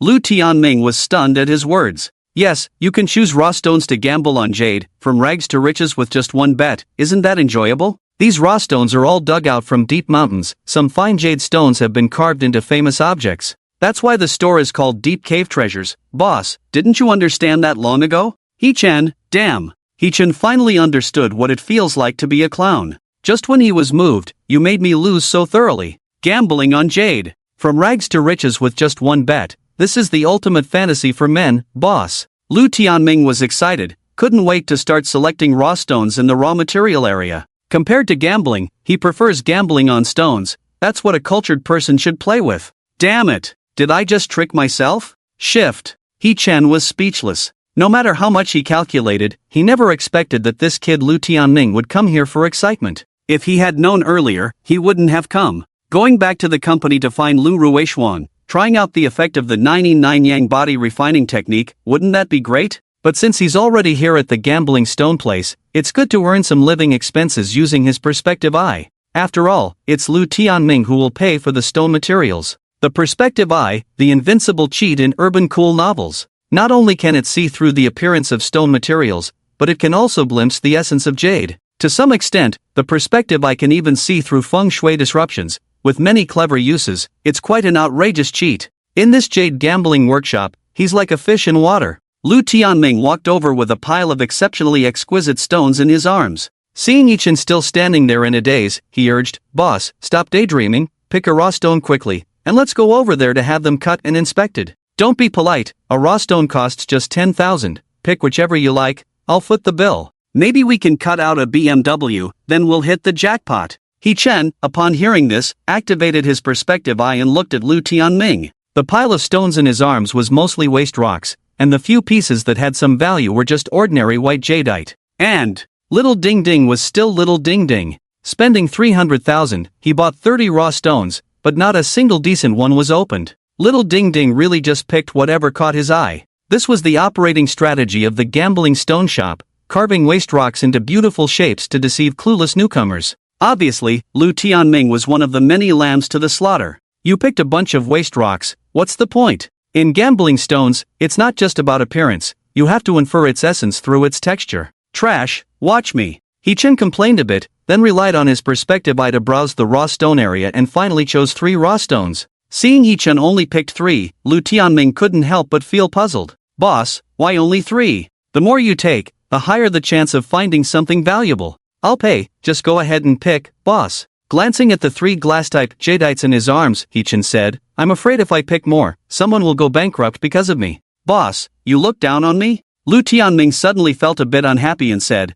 how much are these few broken raw stones worth? It's impossible for me to go bankrupt. My little treasury may be dry, but buying 1,800 raw stones is still no problem. Boss, you don't need to pity me, just spend freely. If others see it, they might think that I, Lu Daxiao, can't even afford to play with stones, it's too embarrassing. Lu Tianming might not have money to spend, but he absolutely couldn't lack in style. If news got out that He Chen only chose 3 raw stones today, how could he continue to mingle in the young master's circle? He Chen, Epsilon, what's wrong with this guy's brain? Is he even listening to me? I'm freaking out about this gambling jade shop going bankrupt. Who the hell said it was you? These 3 raw stones of mine are all top quality glass-type jadeites. If I pick more, they'll have to compensate for their entire month's earnings. Lu Tianming looked puzzled. Why did he feel like his boss was showing off? Boss, how is that possible? Can these 3 pieces of jade really yield anything? It's fine to show off in front of my sister, but don't deceive yourself, boss. Meanwhile, a graceful figure approached from deep within the gambling stone shop.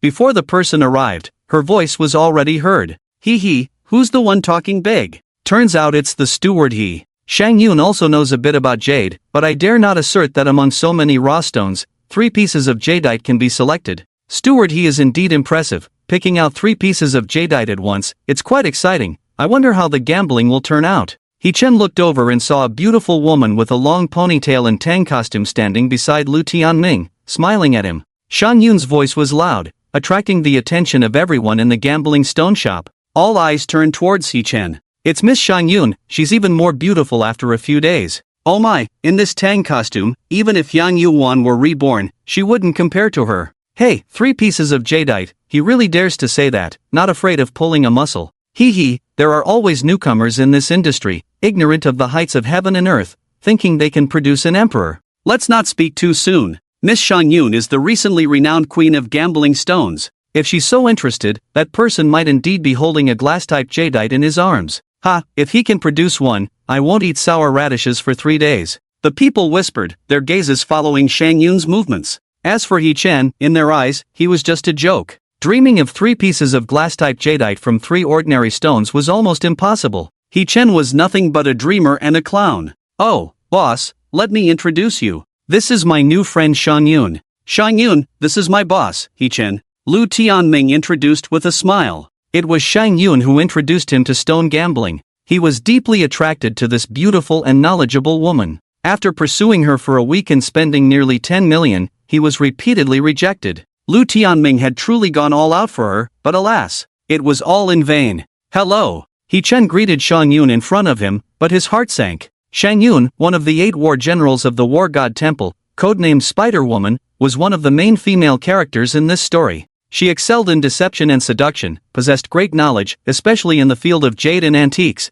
and was a loyal supporter of Long Chen. It was because Long Chen had once saved her from a group of desperados. In the original plot, Lu Tianming was deceived by her, turned against Louis Ruyue, and ended up being killed by Long Chen. Housekeeper why not go over there and have a look at the stone cutting? Consider it a show for everyone. Shang Yun said with a smile, but there was a hidden threat in her eyes. The Dragon King had ordered that if He Chen was seen with a good opportunity, he should be killed on the spot. Provoking the Dragon King was unforgivable. First, let him make a fool of himself in public, venting the Dragon King's anger, and then slowly torture him. Miss Shan Yun, if you want to watch, it's up to you. However, if we really manage to cut 3 jadeites from the stones later, what will Miss Shan Yun do? He Chen looked at Shan Yun, his eyes gleaming. When facing Long Chen, He Chen would definitely avoid his sharpness. But unfortunately, Shan Yun was just a minor female character. Despite her knowledge of jade, how could she compare to the extraordinary He Chen? If we really cut 3 glass-type jadeites, I will agree to one condition from Housekeeper He unconditionally.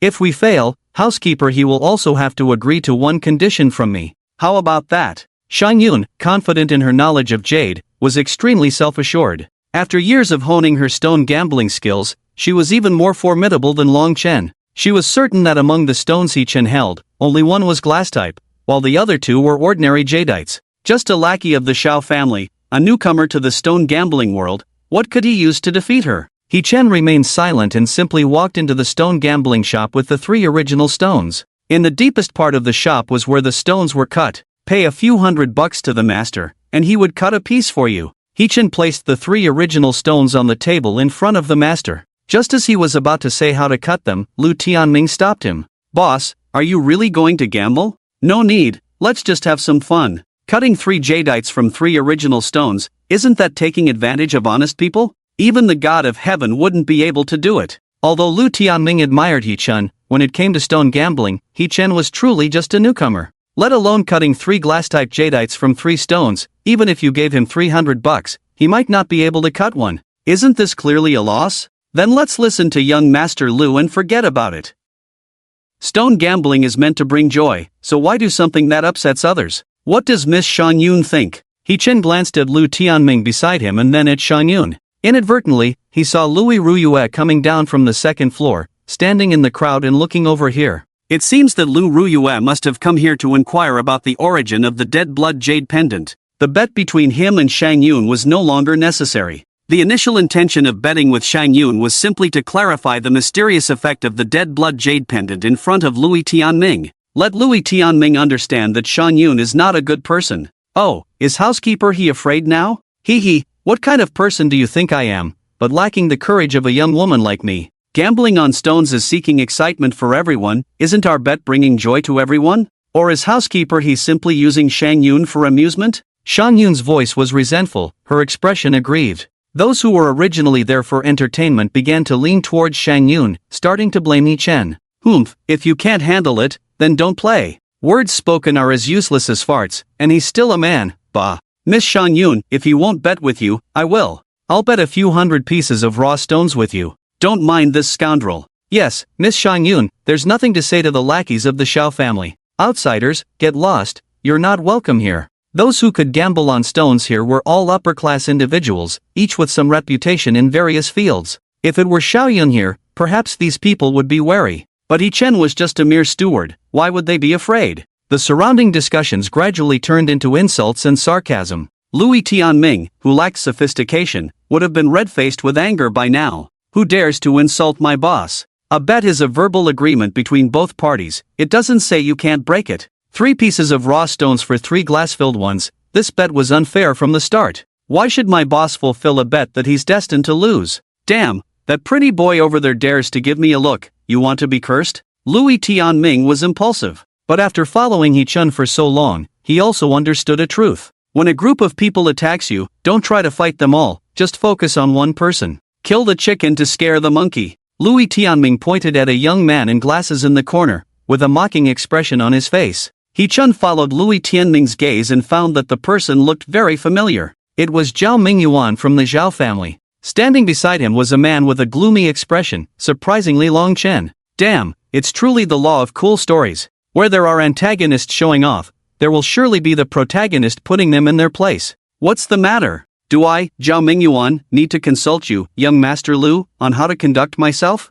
We are witnesses to the establishment of the bet. If Yi Chen wants to break it, shouldn't we, as witnesses, speak the truth? In the stone gambling hall, rules are paramount. The winner takes it all, the loser admits defeat. It has always been this way. You say you want to break the bet, so you break it. It's not that easy, is it? Miss Shang Yun, don't you agree? Zhao Mingyuan said coldly. The method of extracting assets failed last time, but he was not giving up. In order to inherit the family fortune, he had to eliminate Zhao Mingjie, the biggest obstacle. Assassination and murder were not feasible. While contemplating, Zhao Mingyuan learned from Long Chen that changing feng shui could affect a person's luck and health. Today, he and Long Chen came here to find an object to change feng shui. Unexpectedly, they stumbled upon Shang Yun and Yi Chen's bet and joined in. As a frequent visitor to the stone gambling hall, he also quite liked Shang Yun. He had pursued her earnestly but received no response. Now that Miss Shang Yun was being bullied, it was time for him to play the hero.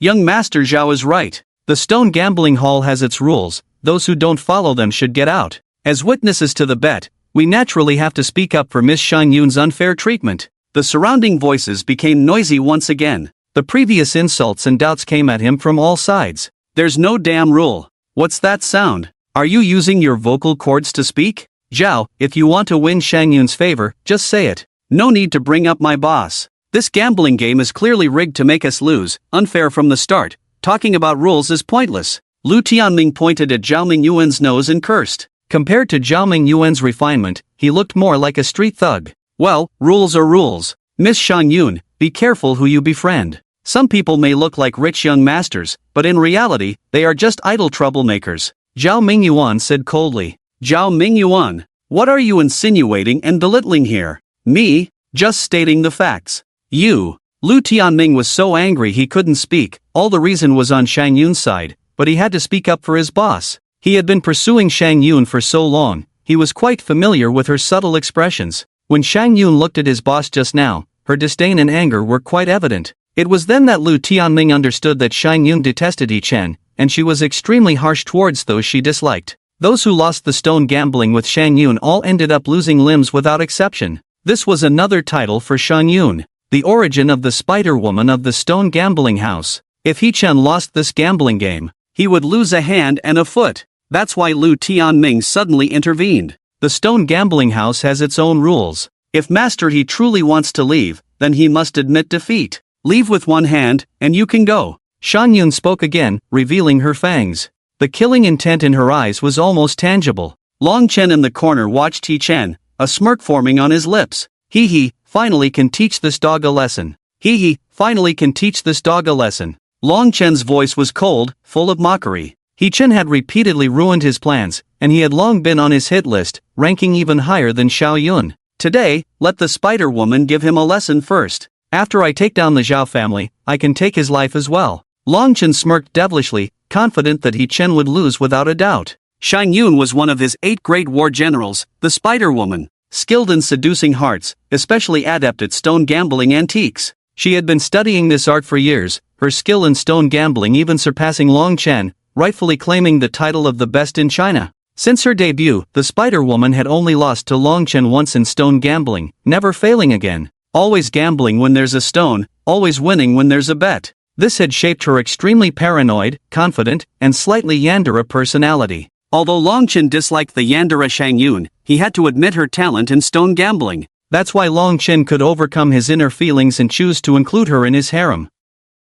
Asking for one of my hands, Miss Shang Yun, you really have big ambitions. Leave a way out for yourself, we'll meet again in the future. Besides, my original stone has not been cut open yet. Who can be 100% sure that you will win? In my opinion, let's each take a step back, shall we? He Chen smiled slightly and spoke again. In urban cool novels, the fastest way to die is to act cool as a villain, especially acting cool in front of the protagonist. And that's where He Chen found himself now. He didn't want to act cool in front of the protagonist, didn't want to attract hatred. Boss, stop fooling yourself, there's no way this will open up into 3 glass-type jadites. Boss, are you crazy? Or is your brain already fried? Lu Tianming placed his right hand on He Chen's forehead, finding his temperature normal, his brain not fried. He couldn't figure out where his boss got the confidence that he had a chance to win. What's he really up to? Still thinking about winning? In the distance, Lu Ruyue, who was watching, furrowed her brows slightly. Although she didn't gamble on stones,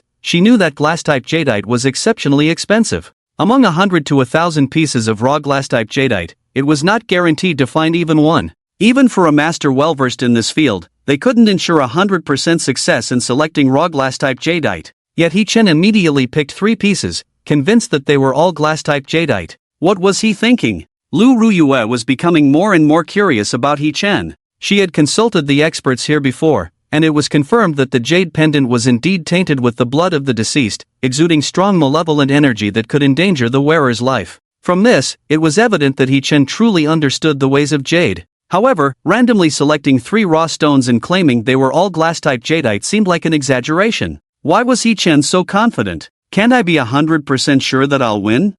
Do you really think those 3 raw stones can yield 3 pieces of glass-type jadeite? Lose? Since I started, I, Shang Yun, have never known what losing means. If today truly produces 3 pieces of glass-type jadeite, I, Shang Yun, will immediately bow to you as my master. Shang Yun's eyes sparkled with determination, her aura overwhelming. She was absolutely certain that He Chen only had 1 piece of glass-type jadeite in his hands. This was the unwavering judgment of the Queen of Gambling Stones. Since the beginning, she had never suffered a defeat. Lose? It was impossible for her.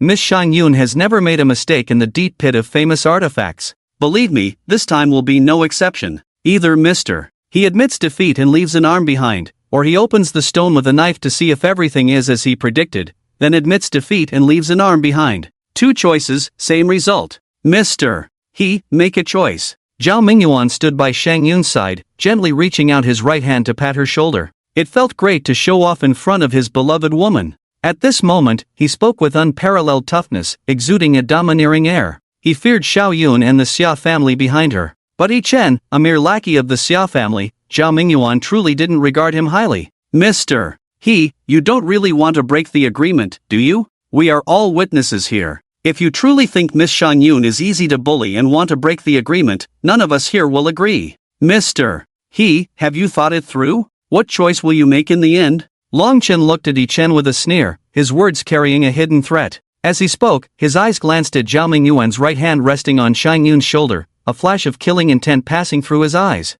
Dare to touch my woman. Seeking death. Once I deal with Zhao Mingjie, you will be the first to go. If you're going to open the stone, do it quickly. If not, be willing to admit defeat. Kid, are you really thinking of breaking the agreement?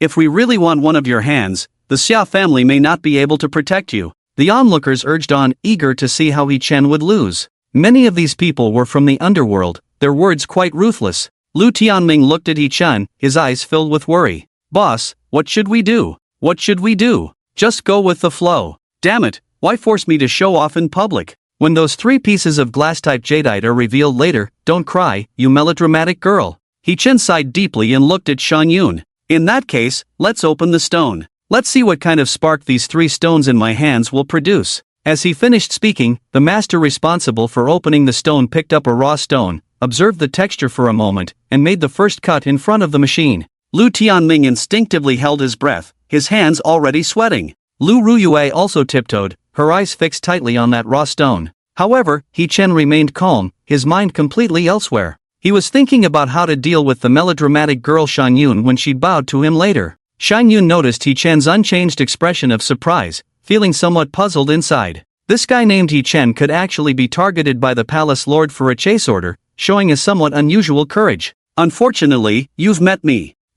Crack. The first cut fell, slicing off a small piece of the raw stone. From the originally dark and messy raw stone, a hint of emerald green unexpectedly emerged. It's really glass-type jadeite. Damn, this kid's luck is really damn good. With just one glance, the stone gambling experts present confirmed without a doubt that it was glass-type jadeite. The onlookers attributed this to luck. He-Chen remained expressionless, he had X-ray vision and had long known the answer. Impressive. 2 more to go, may the heavens bless the boss. Lu Tianming was ecstatic, inhaling deeply to calm himself down. Lu Ruyue's beautiful eyes trembled as she looked towards He-Chen in front, but she found He-Chen calm and composed, as if everything was within his expectations. Could he really be a master? Lu Ruyue murmured, inexplicably looking forward to the next stone cutting. As expected, it's just luck. Shang Yun also remained calm, she had long seen that inside this raw stone was glass-type jadeite. With the next raw stone cut, the outcome would be determined.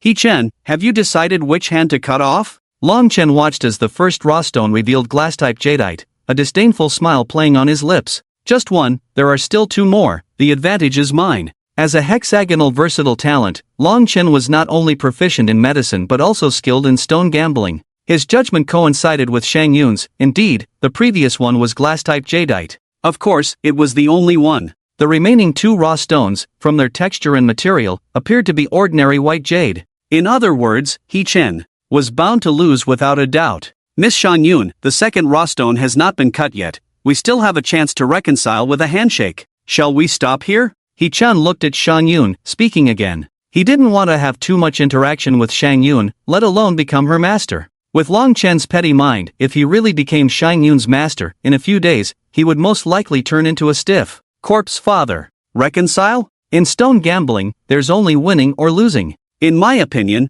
both sides reconciling are losers. Shang Yun's tone was unquestionable. Since joining the War God Palace as one of the 8 war generals, the only word in her dictionary was win. The majesty of the War God Palace was unquestionable. Master, let's cut the stone. He-Chen felt somewhat bitter inside. He really didn't want to slap the face of the sickly girl in front of Long Chen, but she insisted on offering her face to He-Chen. Now He-Chen just hoped that when the sickly girl cried and called him master later, he could force Wang Longchen not to make a scene on the spot.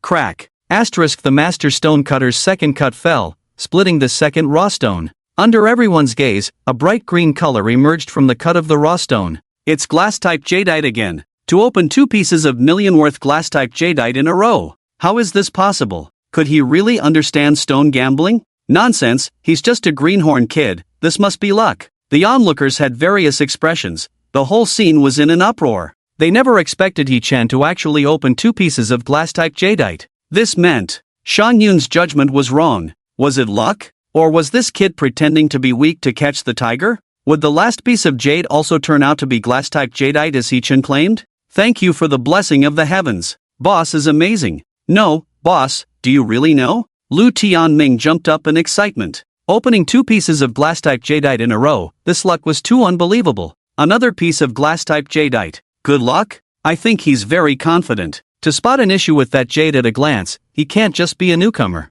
But compared to when he was younger, he's much more low-key now. Lu Ruyue gazed at He-Chen's calm and composed profile, a faint smile playing on her lips. Apart from her family, He-Chen was the only boy she had ever interacted with. This man, whom her younger brother referred to as the boss, had once been brought home by Lu Tianming. Lu Tianming wanted He-Chen to help teach Lu Ruyue, who was being bullied. He-Chen, being loyal, stood up for his little brother and proposed a one-on-one fight with Lu Ruyue. If she lost, she wouldn't be allowed to bully Lu Tianming anymore. Seeing that she was a girl, He Chen decided to fight with only one hand. The result was, He Chen was left reeling from the beating. How could he possibly win against Lu Ruyue, who had been practicing taekwondo for years, with just one hand? Instead of stopping the bullying, Lu Tianming ended up being bullied even more. Every now and then, Lu Ruyue would challenge Lu Tianming to a fight. She couldn't explain whether she just wanted to spar with her brother or see that spirited boss again. How is this possible? How did it turn out to be glass-filled jade?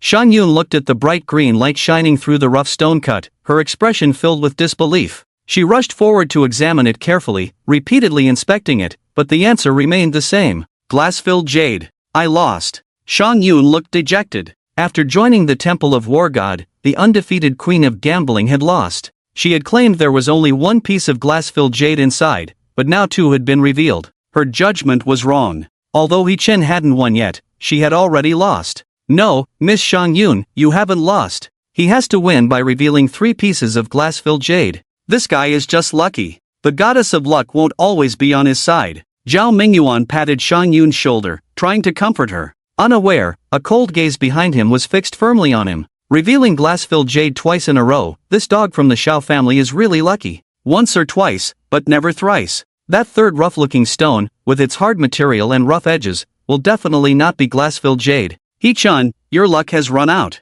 Long Chen said coldly, his gaze involuntarily lingering on Zhao Mingyuan. Zhao Mingyuan, you're really playing with fire. Oomph, daring to touch a woman of mine, Long Chen. Who, endure for now, when the Xiao family is dealt with, I will cut off both his hands. Long Chen suppressed his inner anger. As the Dragon King, he had to learn to endure. A gentleman's revenge is never too late. 30 years in the east of the river, 30 years in the west of the river, do not bully the impoverished Dragon King. Rising step by step from an assassin organization to become the renowned Green Hat War God Dragon King, he relied on his exceptional ability to endure. Miss Shan Yun, are you sure you want to continue? The third stone has been revealed, it's too late for regrets now. He Chen looked at Shang Yun, deciding to give himself one more chance. One more chance to not show off successfully. Shang Yun bit her lip, hesitated for a moment, then shook her head. I want to continue the bet. Once the game starts, a winner must be determined, that's the rule. She knew she had actually lost, but He Chen had not won yet. Shang Yun was determined to keep revealing stones, not only out of respect for the rules but also for another reason. She wanted to know one thing. Had He Chen's consecutive reveals of 2 glass-filled jades been just luck? This last stone, with its rough appearance, hard material, and rough edges, is definitely not jade. Luck won't turn it into glass-filled jade. If real glass seed jade were to be opened, then He Chen must have a judgment method unknown to me. To apprentice under him, I wholeheartedly accept. Shang Yun was more nervous than ever before. She wanted to know if she had lost to He Chen's luck or to his talent. Open the stone, master. He Chen spoke slowly upon seeing the situation. He knew that his last glimmer of hope had also shattered. He could only grit his teeth and open the stone. Long Chen, you better not be smug later. Crack! As the stone master's knife fell, the original stone split open. Li Tianming's heart almost leaped to his throat. The bright emerald green he had imagined did not appear. Instead, a faint white light emerged. It was the worst kind of white jadeite. Not glass seed jade? Damn it! Li Tianming's back oozed cold sweat, unable to help but exclaim. He grabbed He Chen's arm, ready to drag him away at any moment. Lost, didn't I? He Chen lost the bet? Li Ruyue also clenched her fists, then after a moment of contemplation, she dialed a number on her phone. Hello, Grandpa, can you ask Uncle Zhong to bring people to the Antique Street's hidden treasure shop? I have something going on here. After a dozen seconds, Li Ruyue hung up the phone and discreetly moved towards He Chen. Not glass seed jade. He Chen, you lost. I told you, your luck won't always be this good. Choose one, which hand will you abandon? Zhao Mingyuan laughed arrogantly, trying to embrace Shang Yun's shoulder with his right hand. Master Xiao, you're crossing the line. Shang Yun frowned slightly, distancing herself from Zhao Mingyuan. Her gaze fell on the cut-open original stone, her eyes flickering. It's all about luck after all. This dog from the Xiao family is finally getting the punishment he deserves. Consider that arm as the interest you owe for harming Poison Tooth. Long Chen's face was grim. Poison Tooth was his most capable assistant on this trip of revenge in Huaxia, but unfortunately, he was tricked into prison by He Chen, sentenced to death in the first trial. Long Chen's lawyer was on a plane to the Magic City. Even if he could get a suspended sentence, Poison Tooth wouldn't be out for a year or more. Now everything had to be personally handled by Long Chen, which was damaging to his image as the Dragon King. Housekeeper, say something. Which hand are you going to abandon? Zhao Mingyuan, with a playful expression, stepped forward to uphold justice for his beloved Shangyun. At this moment, all eyes were on He Chen. Their gazes were either playful, sympathetic, or indifferent. In gambling, there are winners and losers. Winners take it all, and onlookers envy them. Losers lose everything, and they mock and ridicule. They wanted to see He Chen's fearful, confused, and panicked expression. But to everyone's surprise, He Chen's expression was unusually calm. He scanned everyone present, then calmly said, "Who said I lost?" As his words fell, the whole place first fell silent, then erupted into laughter. "It's not glass seed jade that was opened, boss, we lost." "I'm sorry, boss, I shouldn't have let you gamble on the stone. I shouldn't have brought you here, it's all my fault," Li Tianming explained with a despondent expression. He was now deeply regretful, wanting to take He Chen and run away, but found the crowd surging, blocking their way out. What is he saying? Li Ruyue had already reached behind He Chen and, upon hearing his words, looked puzzled as well. Although she didn't understand jade, she was certain that the color of the third stone opened was indeed different from the previous two, not glass seed jade. He Chen had indeed lost. "Housekeeper, are you so desperate to win? Or are you colorblind and can't distinguish the colors of jade? Or perhaps, you never intended to fulfill the bet?" Zhao Mingyuan's voice was fierce. In front of his beloved woman, he showed what he thought was a domineering side. "Break the agreement? Ha! It's fine to obediently fulfill the bet, but if you dare to break the agreement, the housekeeper should be careful walking at night." Willing to admit defeat, housekeeper face reality. Among the onlookers, mocking voices rose one after another. He Chen didn't feel angry, instead, he laughed. "Everyone, the previous agreement was that if I opened 3 pieces of glass-type jadeite, I would win, isn't that right?" "That's right. But the result is very clear, you have already lost." Zhao Mingyuan sneered. Shang Yun glanced at the calm He Chen, then carefully examined the piece of jade, looking puzzled, but did not speak. "Since that's the case, how come you all assume I've lost?" He Chen pointed to the jade on the cutting table, speaking calmly. "How do you determine that you've lost? He Chen, have you lost your mind from sweating? Or do you think everyone present is a fool? Based solely on the color of the third piece of jade, it cannot be glass-type jadeite. What else are you struggling with?" Zhao Mingyuan mocked, finding He Chen somewhat naive. "Oh, who told you that glass-type jadeite is only green?" He Chen looked at Zhao Mingyuan, softly questioning. "He Chen, are you scared out of your wits? Who here doesn't know that glass-type jadeite is green? Are you trying to find an excuse?" Zhao Mingyuan laughed heartily, mocking He Chen as an outsider. Just then, Shang Yun, who had been silent all along, spoke up. "No, glass-type jadeite is not only green. There is a very special type of glass jadeite, white with a hint of green, extremely rare, only appeared 3 times in the world so far. That jadeite is white on the outside, green on the inside, named ice amber." After the cutting was done, Shang Yun had always felt that the color of the jade was somewhat strange. White with a slight green hue, it was almost indistinguishable without careful observation. Initially, she thought she had made a mistake, but seeing He Chen's unchanged surprise and calmness, she carefully observed for a while. Finally, she confirmed the answer. The third piece of jade was the rare ice amber glass-type jadeite in the world. Although she didn't want to admit it, the fact was that He Chen had one. As Shang Yun's words fell, the whole scene erupted in astonishment. "What is ice amber glass-type jadeite? Is it valuable? Worth tens of millions on the black market, speculated to hundreds of millions in Huaxia currency, do you think it's valuable? This kid is so lucky, actually able to consecutively open glass-type jadeite. Luck? This is clearly gambling with one's life." The onlookers were shocked to the point of disbelief. A rough stone worth 30,000, He Chen opened an ice amber glass-type jadeite worth hundreds of millions. A return of 10,000 times. It was unbelievable. Impossible, how could this be? It must be a mistake. "Shang Yun, you must have made a mistake. Let's finish cutting the stones and let everyone see clearly." Zhao Mingyuan's face was slapped loudly, demanding the cutter to make another cut. Shang Yun sighed deeply, she was 100% sure that it was ice amber glass-type jadeite. "I didn't make a mistake." Long Chen's face also darkened, unable to help but speak. Finally catching an opportunity to teach this lackey of the Xiao family a lesson. How could he let him go so easily? He Chen couldn't possibly be this lucky. Impossible. You must have made a mistake. "Master, make another cut." Seeing Long Chen doubting herself, Shang Yun's expression was somewhat dim. He kept saying he trusted her, but in the end, he was the first to doubt her.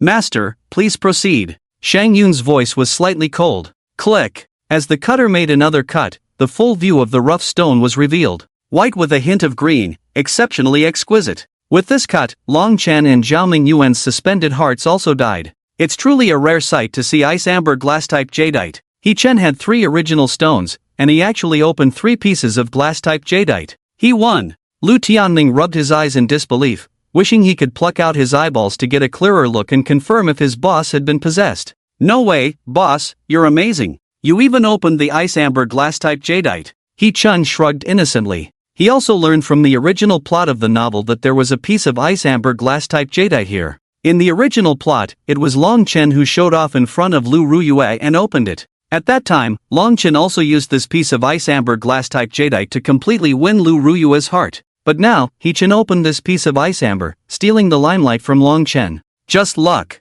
Don't you know I'm good at gambling on stones? He Chen said casually, but he was actually nervous, constantly watching Long Chen's reaction. Seeing Long Chen's dark expression, He Chen's heart skipped a beat. I said I wouldn't gamble, now are you satisfied? Damn, show me some respect. You made me gamble, and now that you lost and have a black face, what do you want from Linbei? Lu Ruyue listened to the familiar voice in her ears, a slight smile playing on her lips. This guy, clearly won, but still worried about these things. Long Chen's face was so dark it could drip black water. He was already annoyed that Shang Yun lost the bet. Now, he was also showing great favor towards He Chen, the person he had been pursuing so ardently. He couldn't even compare to a lackey of the Xiao family. Damn it! After I finish dealing with the Xiao family's matters, I will definitely kill him. Long Chen was furious inside, glaring at Shang Yun and scolding her in a low voice. Useless! The gambling queen? You can't even recognize glass-type jadeite, what use are you? Shang Yun was stunned at his words. She didn't have the strength of Poison Fangs or the assassination skills of Yunmeng's.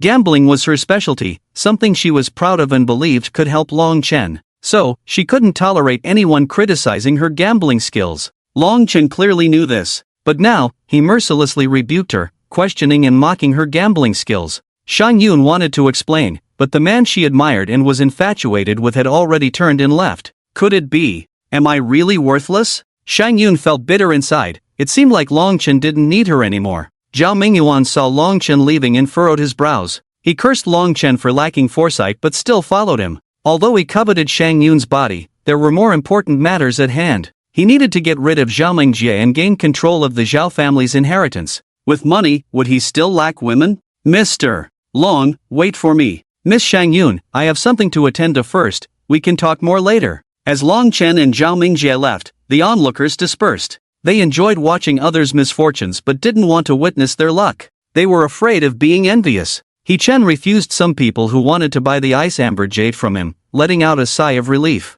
He Chen, Epsilon, thank goodness, the Dragon King is quite patient. My life is saved. Let's go, shouting, pack up the jade and let's leave. He Chen didn't plan to stay here any longer. He wanted to go back to the company to find Lu Rue and discuss the overtime work for the evening. Alright, boss. Ice amber glass-type jadeite, can I buy it from you, boss? I'll take it back to make our old man happy. Once he's happy, I won't have to see Lu Ruyue's violent face again. Lu Tianming's eyes sparkled. The old man in the family has a penchant for collecting small trinkets like jade as he ages. He often wears fine jade close to his body, believing that the better the jade, the more it nourishes a person. Bringing back a rare piece of ice amber, can the old man handle it with ease? Who's the violent one here? Lu Tianming, you have no respect in your words. Are you starting to disregard me, your older sister? Lu Ruyue's face turned cold as she fiercely pinched Lu Tianming's soft flesh around his waist. Ouch, that hurts. Violent one, what are you up to?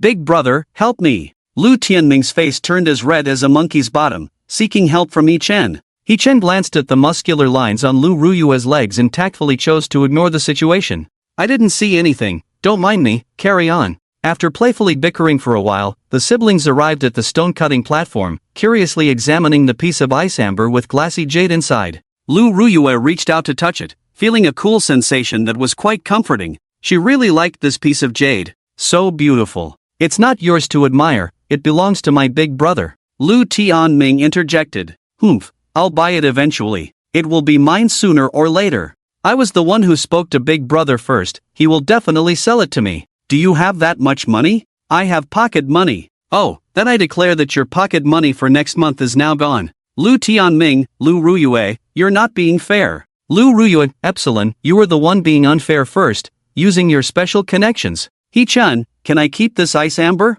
Lu Ruyue looked excitedly at He-chan, her hands squeezing her round chest slightly out of shape. He-chan, all for all oh, hey, calm down a bit. Aren't you supposed to be a reserved and aloof goddess? Why are you acting cute now? But to be fair, Ruyue does have power, truly a towering mountain. I've seen countless mountains in my life, and she ranks among the best. Hearing the voices in his head, a blush spread across Lu Ruyue's face. Yes. Why do you act so differently in front of him, Ruyue? Damn it, it's all Lu Tianming's fault. Thinking this, Lu Ruyue pinched Lu Tianming's soft waist again. Lu Tianming, why are you involving me again? I didn't do anything. I will keep this jade for now until you both save enough money. He-chan wiped away his nosebleed and nodded in agreement. After tidying up the jade, the three were about to leave when Shang Yun, who had been silent all along, stopped He-chan in his tracks. After much hesitation, Shang Yun finally spoke up. I lost. I admit defeat and wish to become your disciple, agreeing unconditionally to one condition.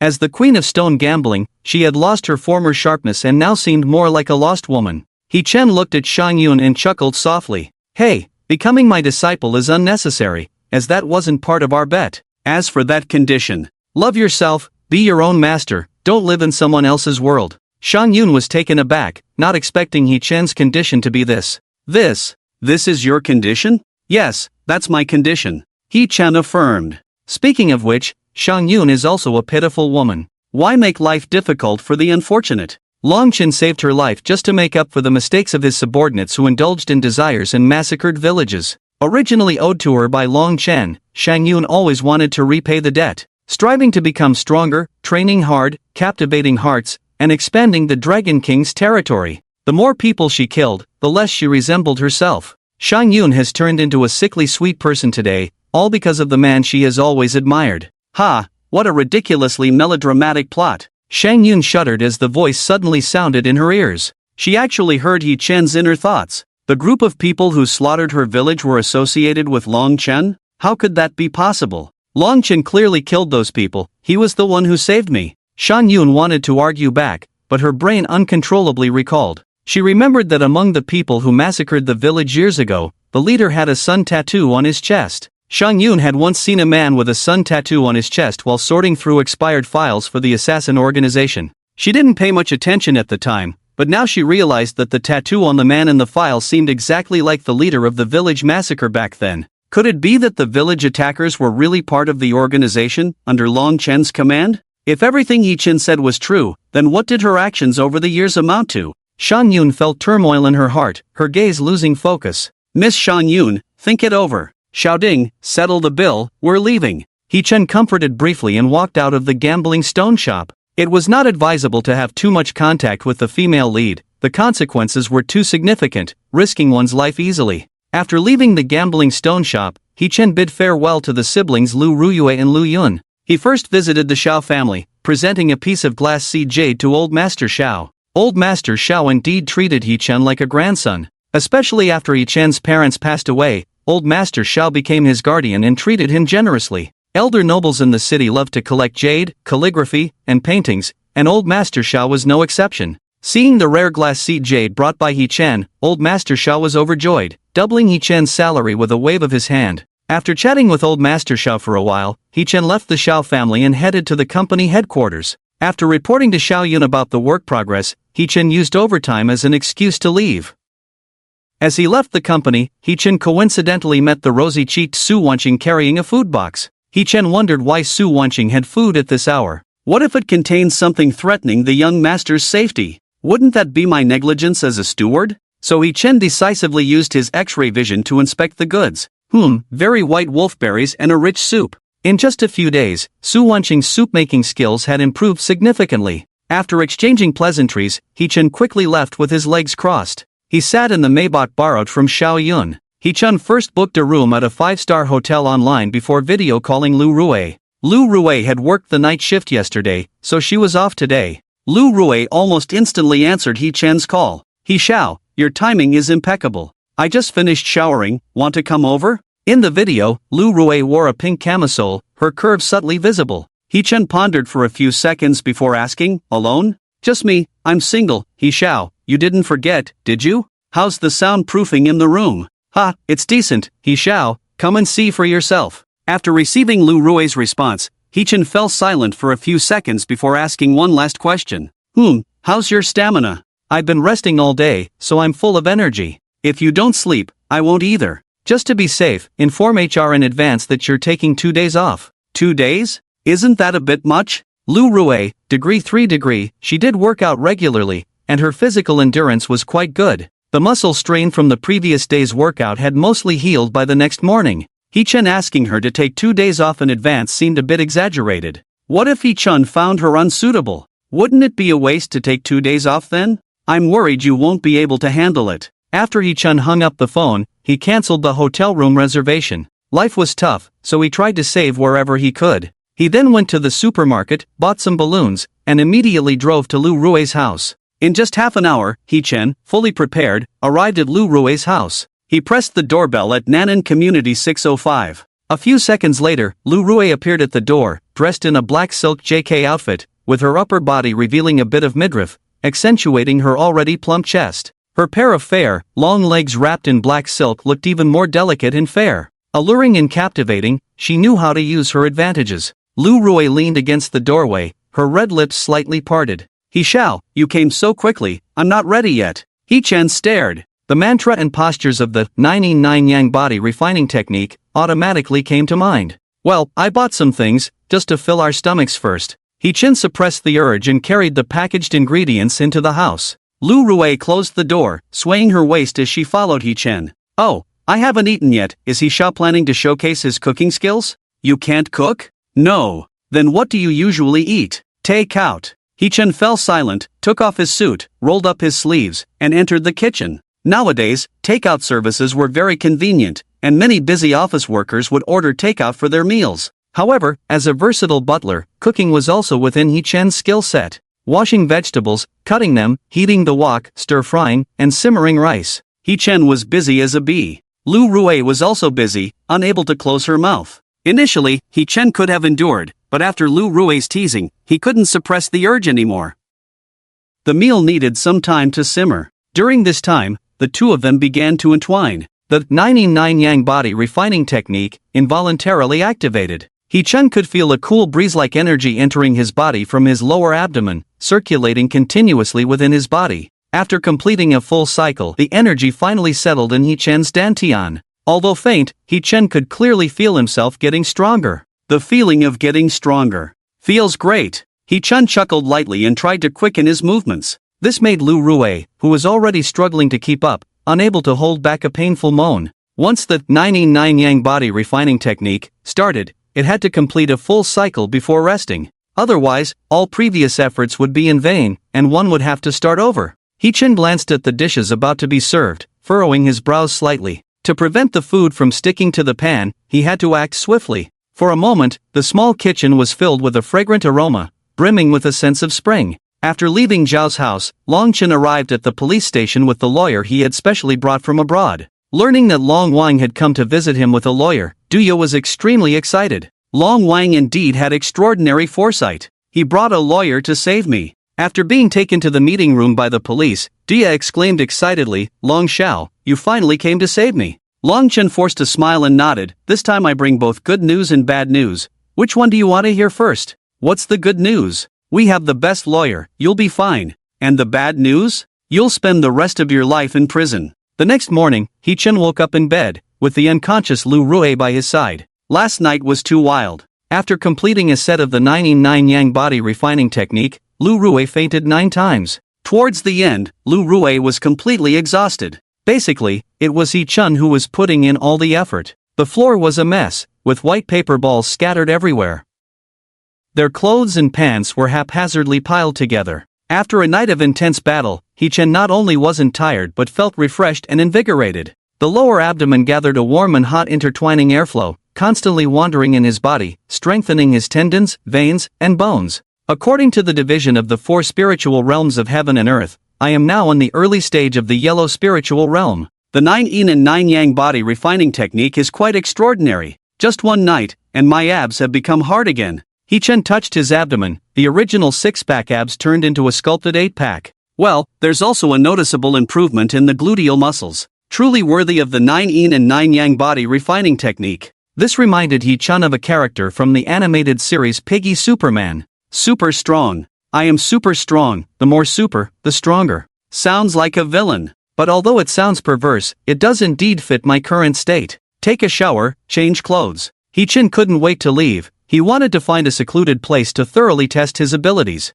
Before leaving, Hee-chan thoughtfully ordered takeout for Lu Rui at 7 o'clock in the evening. After fighting all night last night, Lu Rui probably wouldn't wake up until 6 or 7 in the evening. He also left a piece of glass jadeite as a small gift. These days, he probably owes Lu Rui a lot. Giving money is like soliciting, it's too presumptuous, and it's illegal. It's better to order takeout. Our friendship is as clean as a radish, it's just a matter of boiling water, not about compatibility. Leaving Lu Rui's house, Hee-chan arrived at the underground parking garage. It was empty with no one around, perfect for testing his current strength. Let's start with testing my physical fitness. Hee-chan adjusted his breathing and began to attempt a 50-meter sprint. Xiao Si, a university graduate. Unlike others who went to work in factories after graduation, he had a unique idea and became a security guard right after graduation, avoiding 30 years of detours. He spent his days wandering around the underground parking garage, checking for pets waste, and then hiding in a corner to pass the time.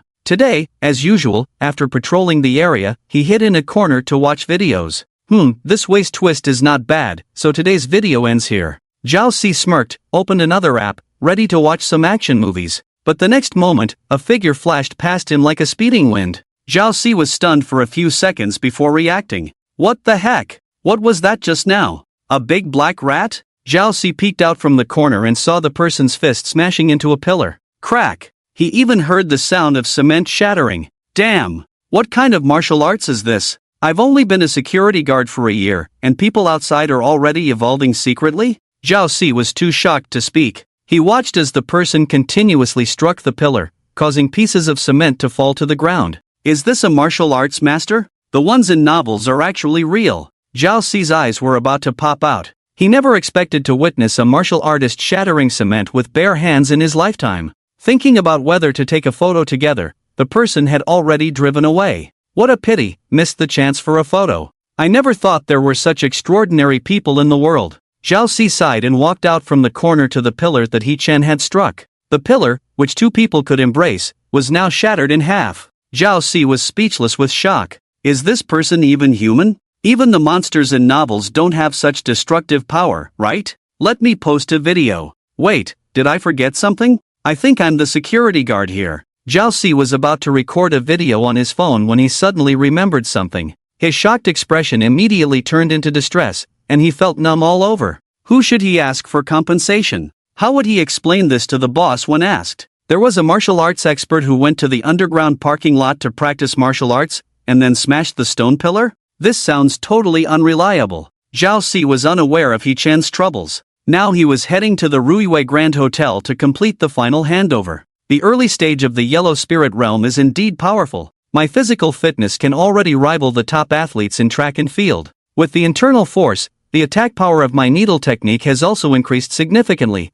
extending the effective attack range to 10 meters. Finally, I have some self-defense power. If I encounter poison fangs again, I won't be as embarrassed as I was at the beginning. Hee-chan felt extremely relieved now. He had been living in fear, afraid of being slapped to death by the Dragon King in a fit of anger. After all, Long Chen was a master of the profound spirit realm, a true genius of ancient martial arts. That was why he could be invincible internationally. Now that Hee-chan had a means of self-defense, even though he had just entered the Yellow Spirit realm, self-preservation was sufficient. At the very least, he wouldn't be slapped to death by the Dragon King with a single blow. Arriving at the hotel, Hee-chan met Lu Ruiwei, who had been waiting for a long time. Lu Ruiwei had her hair tied up in a high ponytail, wearing a JK outfit with white ankle socks, exuding a sweet girl next door style. Has she changed her style? Unfortunately, Lu Ruiwei's cold aura doesn't quite suit this style. Well, even if it doesn't suit her, she does look good in it. I give those long legs full marks.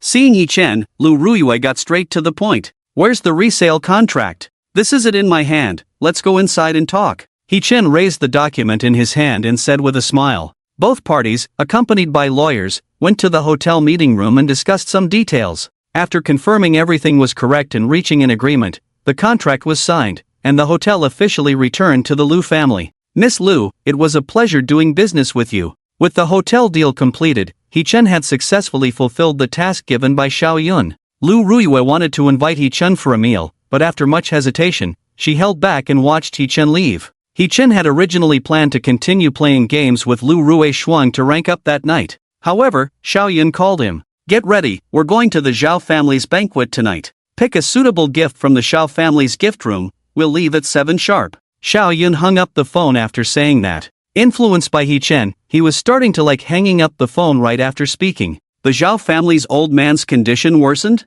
He-Chen was somewhat surprised. Lin Yugui should have already cured him, so why would his condition worsen? Unless Long Chen had targeted the Xiao family again. Thinking of Long Chen and Zhao Mingyuan appearing at the gambling stone shop yesterday, He-Chen already understood this part of the plot. In the original plot, Long Chen and Zhao Mingyuan bought the Yin Sha artifact in the antique street and placed it in the Xiao family, altering the feng shui of the Xiao family. The originally prosperous feng shui turned into a menacing evil residence. It started with insomnia, minor misfortunes, and frequent nightmares. Eventually, the feng shui formation was complete, and everyone was plagued by misfortune, facing blood-related disasters. Zhao's old man was still recovering, and his body was the weakest. His relapse was due to the influence of the feng shui formation. Zhao Mingyuan wanted to use feng shui to get rid of Zhao Mingjie and gain the favor of Zhao's old man, inviting trouble into the house. This foolish Zhao Mingyuan, does he really think he can use Long Chen?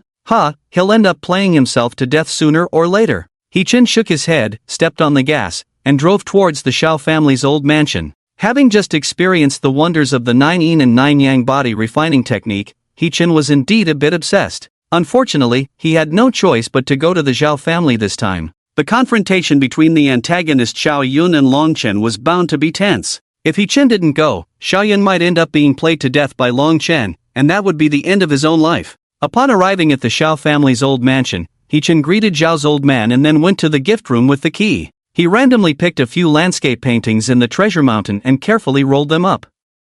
Packing the gift neatly, He-Chen was getting ready to grab a bite to eat. Just as he stepped out, he collided head-on with Lin Yugui. The powerful yet gentle impact made He-Chen momentarily dazed. The familiar touch of bumping into someone with the ball, only little fish has it, right? Hearing He-Chen's inner thoughts, Lin Yugui blushed, inwardly criticizing He-Chen for his lack of shame. She was wearing denim shorts today, with a white crop top that revealed her midriff. 2 long ponytails playfully fell on her slender waist. Cute yet sexy. He-Chen Gij, I heard from Grandpa Xiao that you're also going to the Xiao family banquet. We can go together. Little fish is also going to visit Grandpa Xiao. He-Chen looked at Lin Yugui, slightly puzzled. I don't mind, but young master is also going, so why don't you ride with me in our car? Is this little girl changing her style?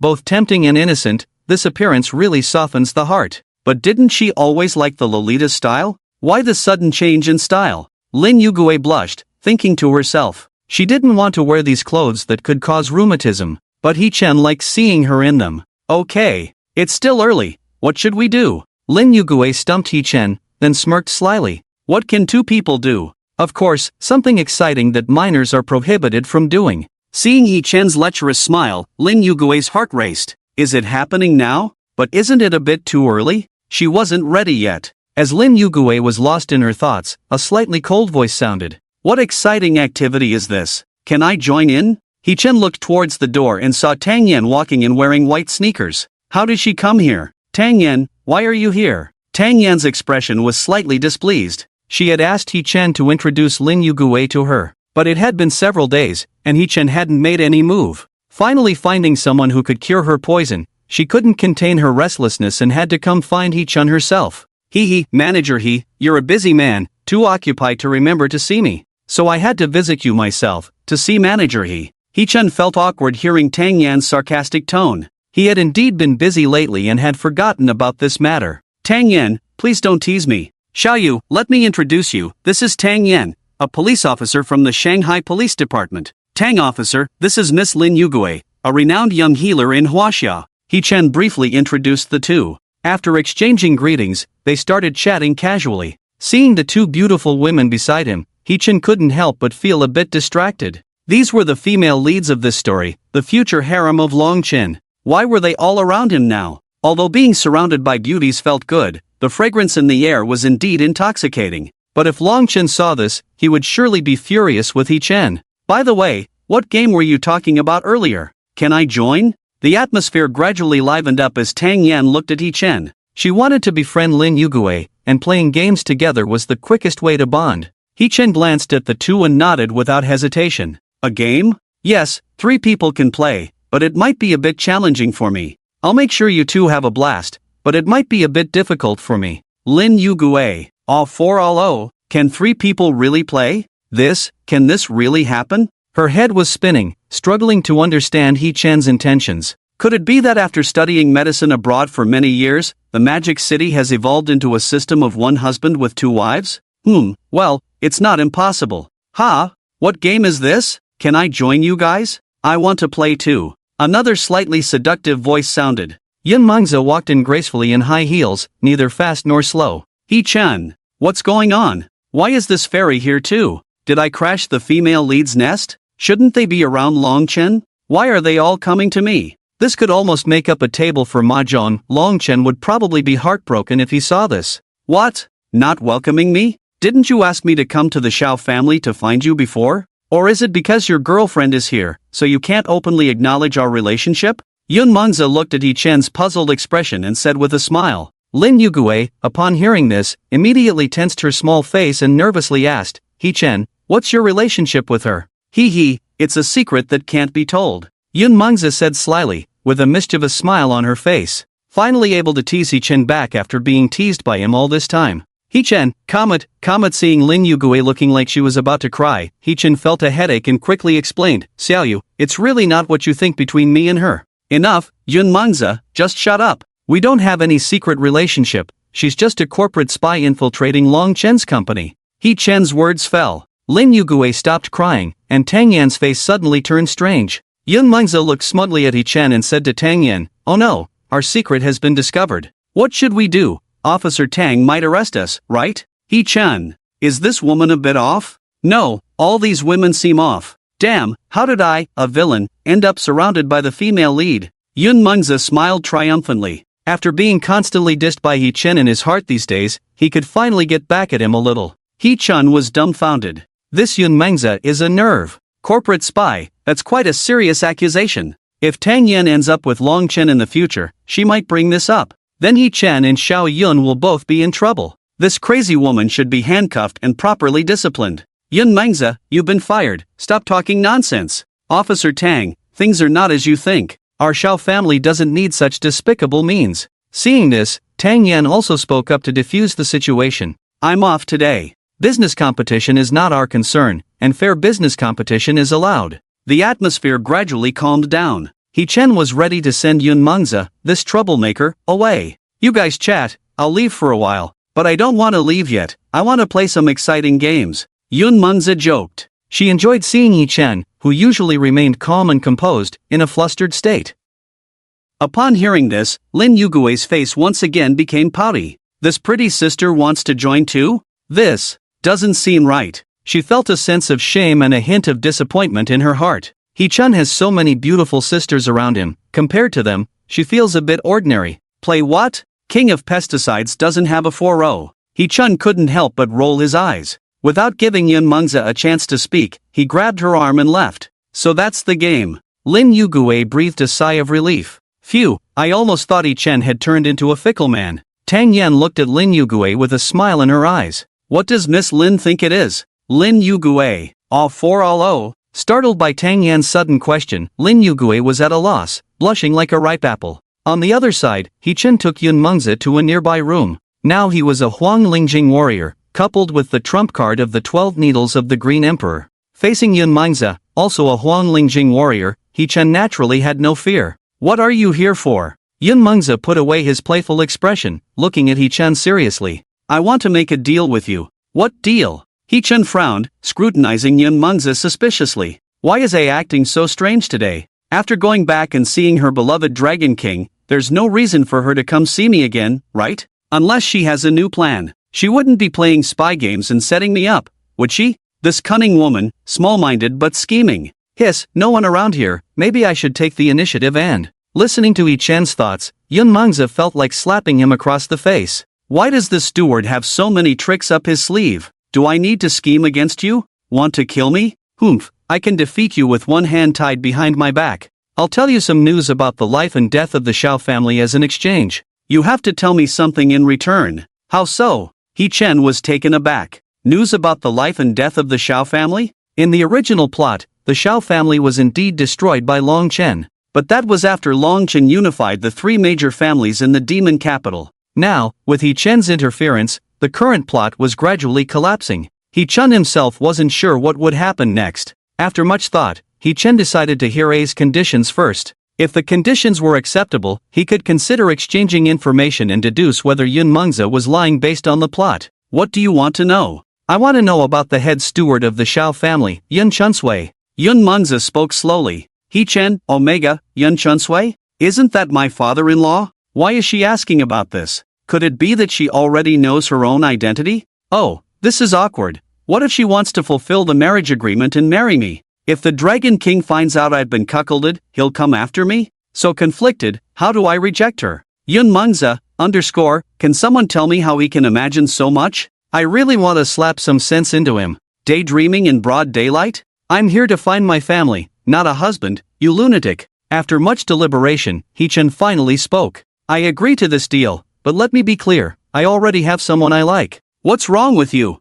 Whether you like someone or not is none of my business. Inside, Yun Mengzi was silently cursing, keeping a calm expression. In that case, I'll speak first. Long Chen has hired the 5 great warriors of the Temple of War, who will arrive in the demon capital in a week. Their mission is to hunt you down and eliminate the Xiao family in the process. He Chen? What do you mean by hunting me down and eliminating the Xiao family in the process? Shouldn't it be eliminating the Xiao family, or assassinating Xiao Yun? How did I, a mere steward, become the prime target? This damn Long Chen, why is he after me? Yun Mengzi, how did you become the prime target? Don't you know that yourself? He Chen's calm facade was definitely fake. In the original plot, the Xiao family was indeed wiped out by Long Chen's subordinates, except for the 3 members of the Venom Fangs. Yun Mengzi did not lie. It was He Chen's interference that angered the Dragon King, causing this part of the plot to happen prematurely. Each of the 5 great warriors was a pinnacle expert in the Yellow Spirit realm, skilled fighters on the battlefield.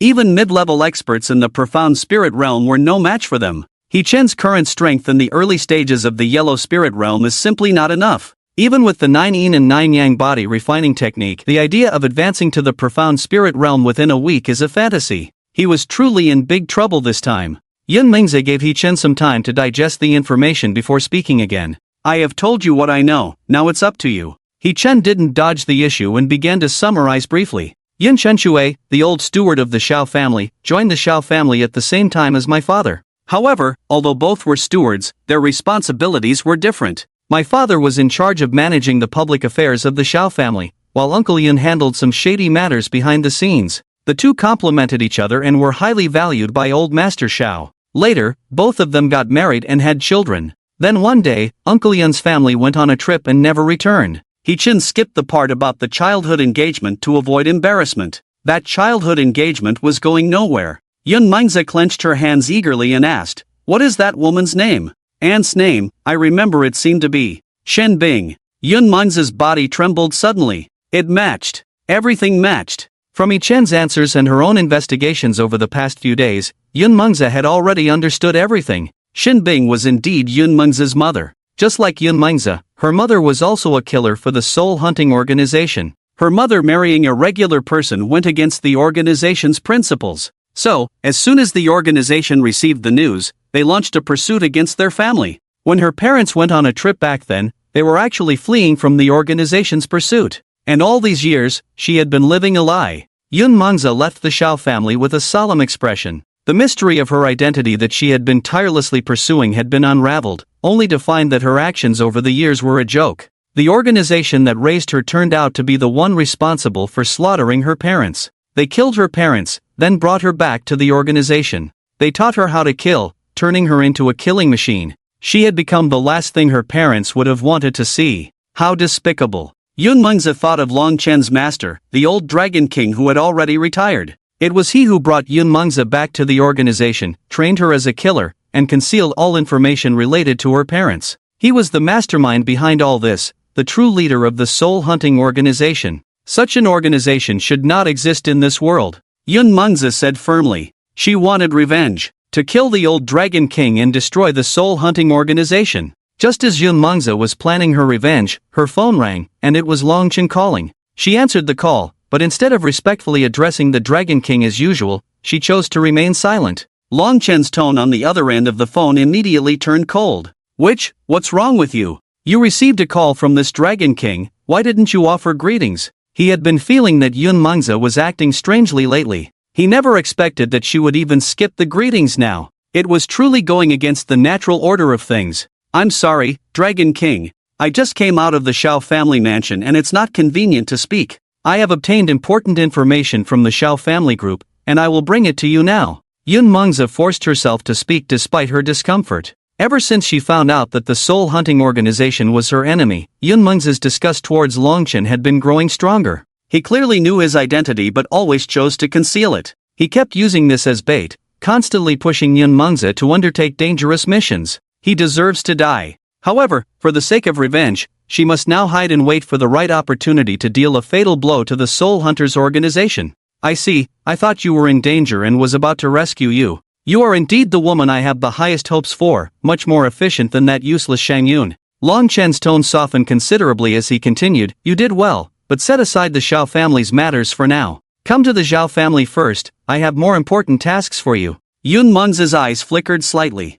Understood, Dragon King. After hanging up the phone, Yun Mengzi turned and returned to the Xiao family. She remembered that He Chen was also going to the Xiao family, so she decided to hitch a ride with him. At 7 o'clock in the evening, in front of the Xiao family's old mansion, Xiao Yun looked at the two beautiful women beside He Chen, his veins bulging on his face. When He Chen saw Xiao Yun, he respectfully greeted him, young master, hello. Young master? Are you talking to me? Xiao Yun's face turned cold as he looked displeased at He Chen. Compared to him, this steward He Chen looked more like a young master. Lin Yugui saw Xiao Yun, waved, and smiled. Good evening, brother Xiao Yun. Yun and I are also going to the Xiao family, care to join us? Sure, let's go together. Xiao Yun nodded at Lin Yugui as a form of greeting. Young master, please get in the car. He Chen tactfully stepped forward to open the back door for Xiao Yun. Xiao Yun. What the hell? If he sits in the back with Lin Yugui and Yun Mengzi, he won't be able to sleep tonight. Su Wanqing can make him kneel and scrub the washboard all night.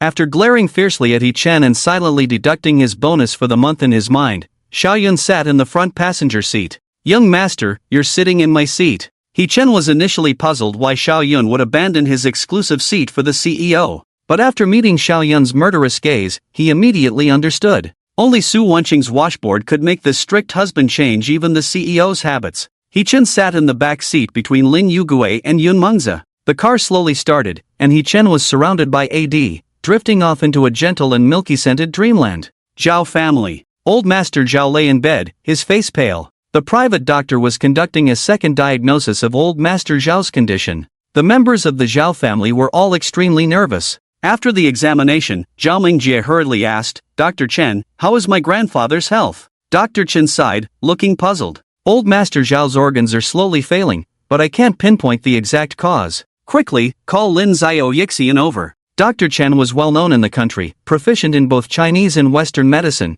and was a highly paid expert hired by various hospitals. Despite his extensive knowledge, this was the first time he had encountered such symptoms. Although the old man's organs were failing, he couldn't find the cause. It was truly bizarre. Zhao Mengjie called Lin Yugui again. Upon learning that Lin Yugui had arrived at the Xiao family, she immediately went to the banquet hall to welcome him. After arriving at the Xiao family, He Chen and his group of 4 split up. Xiao Yun was intercepted by other high society figures from the Magic City for business matters. Yun Mengzi had already left early to find Long Chen. When Zhao Mingjie saw He Chen and Lin Yugui together, the two were hiding in a corner, eating and drinking. Without much time for pleasantries, Zhao Mingjie led Lin Yugui and He Chen to Old Master Zhao's room. Lin Yugui opened her medical kit and proceeded to examine Old Master Zhao's body. To her surprise, despite the continuous decline in Old Master Zhao's health, she couldn't find the cause of his condition. Xiaoyu, how is my grandfather doing? Zhao Mingjie asked anxiously.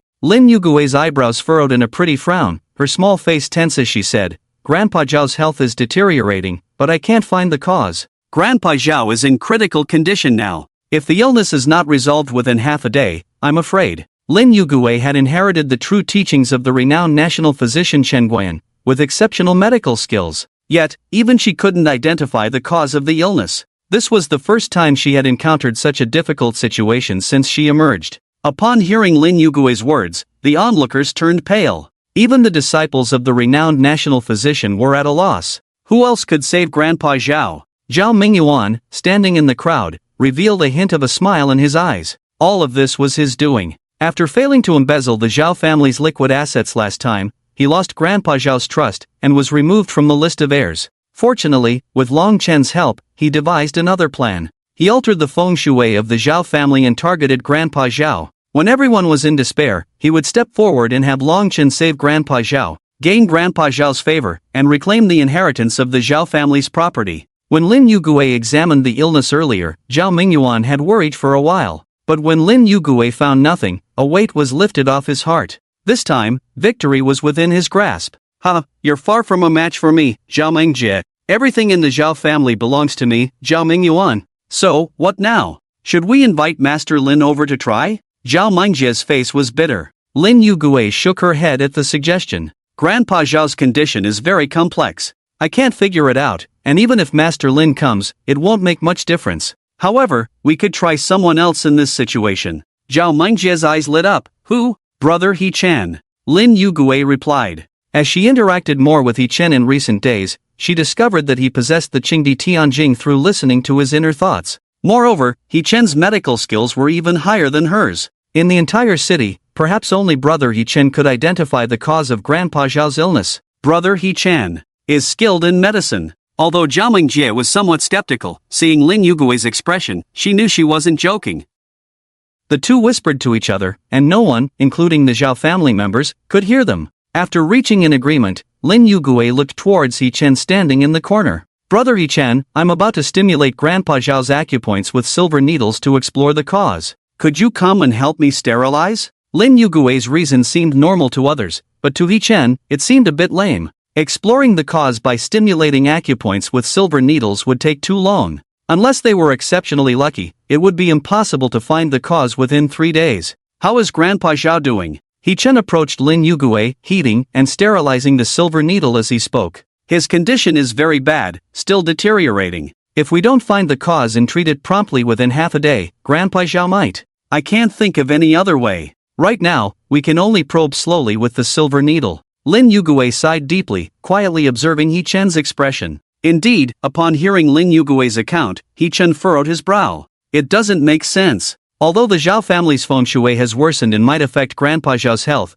it shouldn't be so severe that even Lin Yugue can't find the cause, right? Lin Yugue, Omega, this is interesting. Lin Yugue's heart leaped as she took the silver needle to probe the acupoints slowly, while listening intently to He Chen's inner thoughts. He Chen carefully observed Grandpa Xiao on the sickbed but remained puzzled, unable to discern anything. Lin Yugue did not find any abnormalities. Now He Chen himself used the Qingdi Tianjing, but still did not find any abnormalities. What's going on? Mr. Zhao's strange symptoms have never appeared in the original plot. This has completely deviated from the storyline. Lin Yugue waited for a long time, but still did not hear He Chen's thoughts, feeling a bit anxious. He Chen, do you have any ideas? The onlookers from the Xiao family were all dumbfounded. Lin Xiao Yixian is asking He Chen? No, Miss Lin, please be serious. Although He Chen is a well-known all-around steward in the Magic City, he is not omnipotent in medical skills. He Chen was also a bit surprised, not understanding why Lin Yugue suddenly asked him. Xiao, if you couldn't see it, then I definitely can't see anything either. But I can feel that Grandpa Xiao's condition is very strange, as if something is devouring his vitality. This was He Chen's true feeling. Mr. Zhao's physical condition was very strange. It gave He Chen a feeling that something was devouring Grandpa Xiao's vitality, similar to the feeling he had with Tang Yan, who was carrying a goo poison. Even He Chen couldn't figure out the cause? Lin Yugue felt a bit lost. Not far away, Zhao Mingjie also looked gloomy. Could it be? Grandpa is really going to leave like this? Noticing Zhao Mingjie's desolate expression, Lin Yugue walked over and gently patted her back. Just as Lin Yugue was about to come clean with the Xiao family, a familiar voice sounded in her and Zhao Mingjie's ears at the same time. Wait, I think I figured it out. Mr. Xiao is not actually sick, he has been poisoned. Poisoned? At the mention of this word, Lin Yugue instantly understood everything. If Grandpa Xiao was poisoned, then everything made sense.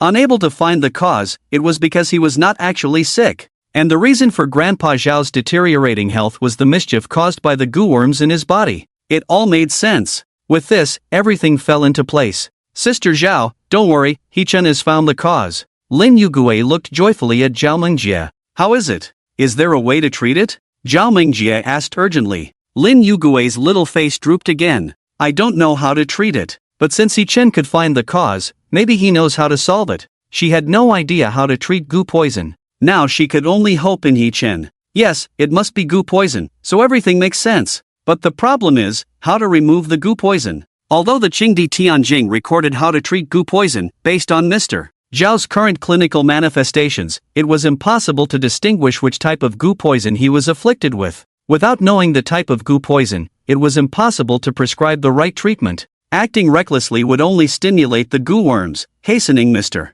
Zhao's death. There's no other way. I'll have to try using the inside eye. The inside eye could penetrate clothing and walls. However, He-chan was unsure if it could penetrate the physical body. Slowly activating the evolution eye, Mr. Zhao's clothes disappeared, revealing his withered and yellowed body. He-chan concentrated, increasing the output of his mental power. In his eyes, Mr. Zhao's body gradually became transparent. Meridians, blood vessels, organs, flowing blood. Everything inside Mr. Zhao's body appeared vividly before He-chan's eyes. It was like watching a 3D projection. This was simply a surgical doctor's artifact. He-chan scanned Mr. Zhao's body up and down, and at his chest, he found a faint black light. At Mr. Zhao's heart, there was a small black goo worm attached. There is a sesame-sized black spot on Mr. Zhao's heart. Damn! This is the dragon heart devouring goo of Long Chen, and it's still moving. Devouring heart black goo, once it enters the human body, it will continuously consume nutrients and lay eggs inside the body after half a day.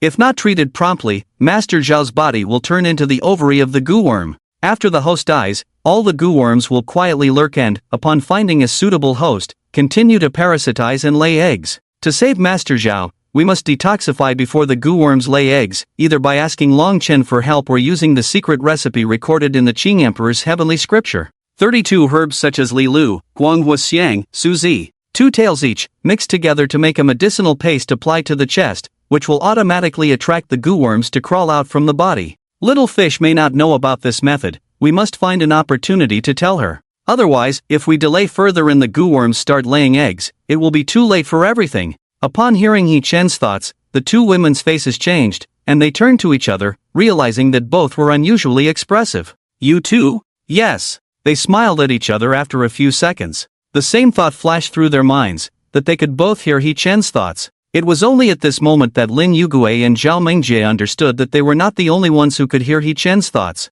I suddenly remembered that my master mentioned a technique involving goo worms passed down in the southern regions of Huaxia. For those afflicted by goo poison, their nutrients will be gradually consumed by the goo worms, causing their bodies to deteriorate continuously. The current condition displayed by Grandpa Zhao matches what my master described as the devouring heart black goo.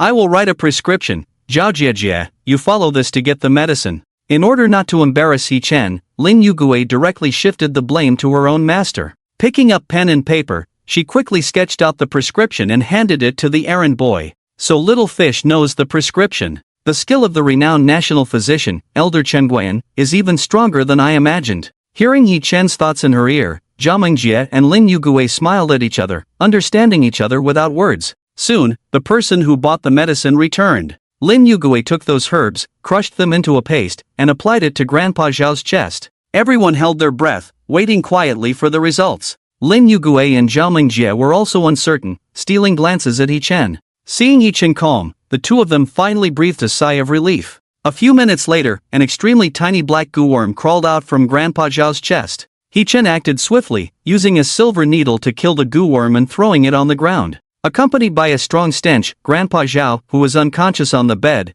spat out a mouthful of stagnant blood and slowly woke up. Awake, Grandpa, you finally woke up. Zhao Mingjie rushed up to hug Grandpa Xiao's arm, tears streaming down her face. The other members of the Xiao family were also overjoyed that Grandpa Xiao had awakened. Only Zhao Mingyuan's face was terrifyingly grim. Long Chen, this useless waste. What kind of nonsense king-level goo worm? Someone else would have solved it in an hour. Watching Grandpa Xiao on the sickbed comforting Zhao Mingjie continuously, a murderous intent rose in Zhao Mingyuan's heart. Since Plan A had failed, he would resort to Plan B, which he had discussed with Long Chen as a backup plan. In case he did not gain Grandpa Xiao's favor and re-enter the list of Xiao family heirs before Grandpa Xiao made a will, he would kill him first. This way, even if he was excluded from the list of heirs by Grandpa Xiao, he would still have inheritance rights in a legal sense. Grandpa, don't blame me for being ruthless, it's your own favoritism. The Xiao family's wealth is mine, and no one can take it away. With a fierce look in his eyes, Zhao Mingyuan quietly left Grandpa Zhao's room. After prescribing a calming and blood-nourishing medicine, Zhao Mingjie escorted He Chen and Lin Yugue out of Grandpa Zhao's room, leaving the other Xiao family members to discuss matters with Grandpa Xiao. Lin Yugue had to go for a follow-up examination for the patient and left early. He Chen had originally planned to leave with Xiao Yun. After all, Zhao Laoyi had woken up, and there was nothing left for him to do here. It was more important for He Chen to return early, find Lu Rui Shuang, and focus on practicing the 9 yin and 9 yang body refining technique to improve his means of self-preservation. He Chen, come with me. Zhao Mingjie grabbed He Chen's arm, and the two of them arrived at a secluded corner in the backyard of the Xiao family. What are you up to? He Chen felt the atmosphere was somewhat serious. Zhao Mingjie's expression was much more serious than usual. After looking around to make sure there was no one nearby, Zhao Mingjie leaned close to He Chen's ear and whispered softly, He Chen, I suspect someone in the Xiao family wants to kill grandfather. It does seem suspicious. He Chen felt his ears itching as Zhao Mingjie hugged his right hand, adding weight to He Chen's arm. The heart-eating black goo grows in the southern frontier. Why would it be in the demon city? This is clearly man-made. The heart-eating black goo needs to be close to the target to be used, and this poison belongs to Long Chen. If Long Chen didn't come, then this matter is linked to Zhao Mingyuan, that fool. This kid is only thinking about the Xiao family's wealth, willing to cooperate with an outsider like Long Chen who has ulterior motives, completely inviting trouble into the house. Does this fool really think he can outsmart Long Chen? When grandfather Xiao really dies, the next one to die will be him. Listening to He Chen's complaints, Zhao Mingjie's eyes suddenly turned cold. The answer He Chen had in mind was similar to what she had guessed. That damn Zhao Mingyuan. It was one thing to fight for the family's wealth, but now he actually wanted to kill grandfather. Since that was the case, she wouldn't hesitate to be ruthless and ignore family ties. She wanted to completely kick Zhao Mingyuan out and send him to Africa, far away from the center of power of the Xiao family, to prevent him from causing a disaster in the future and leading to the downfall of the Xiao family. Zhao Mingjie was not interested in the so-called family wealth at all. Over the years, she had always spoken well of Zhao Mingyuan in front of grandfather, giving him more opportunities. Otherwise, with so many descendants in the Xiao family, how could Zhao Mingyuan, with his wooden head, possibly have so many opportunities? Aristocratic families never look as glamorous as they seem on the surface. The intrigues involved are beyond the imagination of ordinary people. The Xiao family didn't just have one Zhao Mingyuan, there were others coveting the wealth. Since returning from studying abroad, Zhao Mingjie had been dealing with other members of the family, constantly thwarting their ambitious plans. She wouldn't let the foundation of the Xiao family be destroyed. Amidst all the conflicts, Zhao Mingjie was truly exhausted. She let out a slight sigh and leaned her head on He Chen's shoulder. Contrary to her blood relatives in the family, He Chen was the one who made her feel safe. When she thought about it, He Chen had already saved her 3 times. With that in mind, Zhao Mingjie looked up at He Chen with a sincere expression and kissed him in the gap of his confusion. He Chen, Omega, damn, sneak attack. Zhao Mingjie, you have no honor, actually deceiving and ambushing me, an innocent boy. This was my first kiss today, gone. Hiss, if Long Chen sees this scene, will he rush over and twist my JJ off? Listening to He Chen's childish and funny thoughts, feeling his restlessness, Zhao Mingjie finally left He Chen's lips with a smile. She looked at He Chen's blushing face and said with a playful tone, I heard you like sailor suits. If you had been honest just now, I would wear a sailor suit for you next time. Don't slander me, what sailor suit or not, don't mess up my clothes with lipstick. They're expensive. He Chen patted his suit and grumbled. So annoying, who likes to see sailor suits on honest people? I, He Chen, am a man of integrity and strength, able to withstand this test. Of course, if you want to challenge my limits further, you can try a naked apron, which looks good. I mean, gentlemen like to see it. Naked apron? Zhao Mingjie looked puzzled. She wasn't familiar with the anime circle, so she didn't quite understand what it was. But the name sounded really perverted. If someone else had said that, she would have kicked them to oblivion long ago. But if it was He Chen, wearing it wouldn't be out of the question. He Chen and Zhao Mingjie sat quietly by the pond in Zhao's backyard. This was where He Chen had saved her for the first time when they were kids. She had learned from her grandfather the details of how she had been rescued back then. He Chen had been caught by her grandfather for giving her artificial respiration and taken to the dark room for discipline. So when she woke up from her coma, she didn't see He Chen. If she hadn't been able to hear his thoughts, this misunderstanding might have persisted. "Stop hugging me, Dragon Chen will tear me apart if he sees us." Xiao Mingjie hugged He Chen's arm, listening to his inner complaints and worries, finding it amusing. Just to Dragon Chen, if he dared to harm He Chen in the slightest, she guaranteed that there would be no place for Dragon Chen in the city. Yun Mengzi, hidden in the darkness in the distance, observed their intimate actions through a sniper scope with 8 times magnification. "Dragon Chen wants me to kill you, and it's not without reason. The woman he's interested in, you're all related. Luckily, Poison Fong has been locked up, and I'm the one tasked with the assassination, otherwise you would already be a corpse." Yun Mengzi, stationed on the clock tower of the Xiao family, aimed the crosshairs of the sniper scope at He Chen's heart. Tonight, when Dragon Chen brought her to the Xiao family, it was to find a suitable opportunity for her to assassinate He Chen. "If I really kill He Chen, with no one to cover for me, I won't even have time to leave the Xiao family." Yun Mengzi's eyes were cold. Dragon Chen only wanted her to kill, never considering her safe escape. It was just his plan to kill 2 birds with 1 stone. A bodyguard came to the backyard and shouted, "Miss, the master has invited a feng shui master. The master wants you to watch the feng shui master perform feng shui." The wealthy believe in feng shui. The upper class in the city of Mo still respected feng shui masters. Zhao's old man had fallen ill twice in a row, and recently, no one in the Xiao family had been sleeping well at night. The old man was convinced that there was something wrong with the feng shui at home, so he had invited a renowned feng shui master from the city of Mo. Xiao Mingjie took a deep breath, exuding a powerful aura, once again becoming the head of the Xiao family. "Got it, I'll go over now. He Chen, why don't you come along? Isn't this another time for Dragon Chen to show off? Damn, why does this guy show off everywhere he goes?" He Chen felt speechless. Dragon Chen, as the protagonist of the Dragon King novel, was a true hexagonal warrior. He excelled in everything, including feng shui. In this current plot, it was a great opportunity for the Dragon Master to show his skills and gain fame in the city of Mo. Following Xiao Mingjie through the corridor, they arrived at the front hall of the courtyard. The famous feng shui master in the city of Mo, Qian Xian,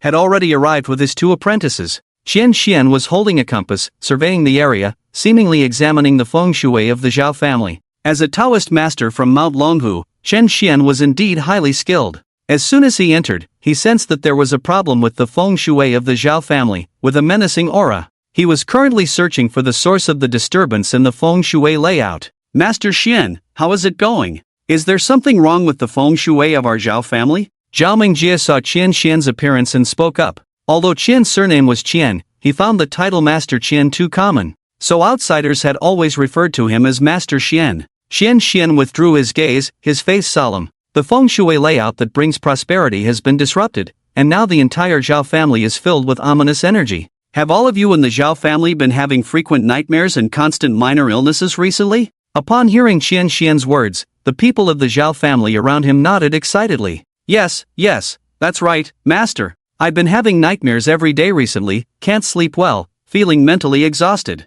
Even the servants of the Xiao family looked astonished. Qian Xian had hit the nail on the head with their symptoms. Initially uninterested guests were now curious, watching Qian Xian intently. Someone had indeed tampered with the feng shui of the Xiao family. Someone dared to lay hands on one of the 4 major families in the magic capital. This was a big deal in the magic capital. Who could it be? Everyone picked up their bowls, ready to watch the show. He Chen was no exception. Qian Xian clearly had some tricks up his sleeve, and he was curious to see how this guy would be proven wrong by Long Chen later. "Master Xian, do you have a solution?" Xiao Mingjie looked at Qian Xian, her voice much more serious. She didn't really believe in feng shui and such, but now, hearing Qian Xian speak, she felt her perspective was limited. Qian Xian looked at the trembling compass in his hand and spoke. "This evil feng shui layout is something I've never seen before in my life. Until I find the source, I can't say for sure. Miss Xiao, please take me to the Xiao family ancestral hall first." Qian Xian was not sure how this evil feng shui layout had formed.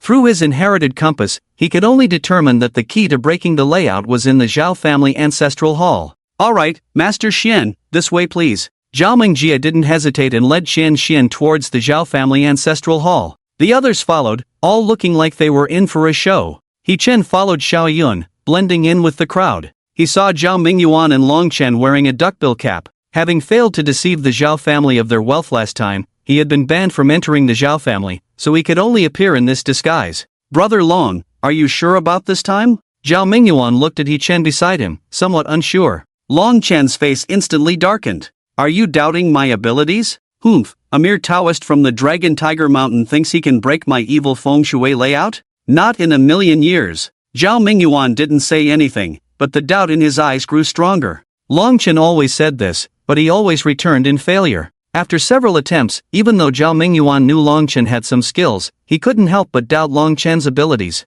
Just watch. Apart from me, no one can unravel this evil feng shui layout.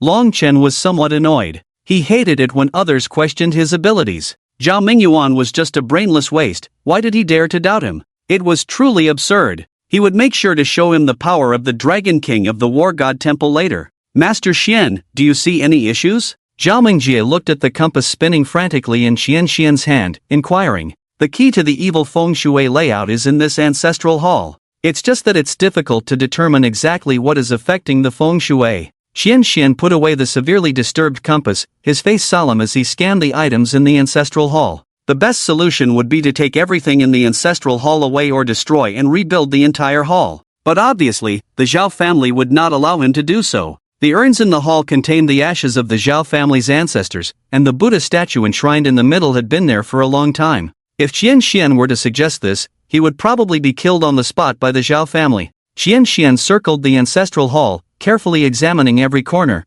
but couldn't make sense of anything.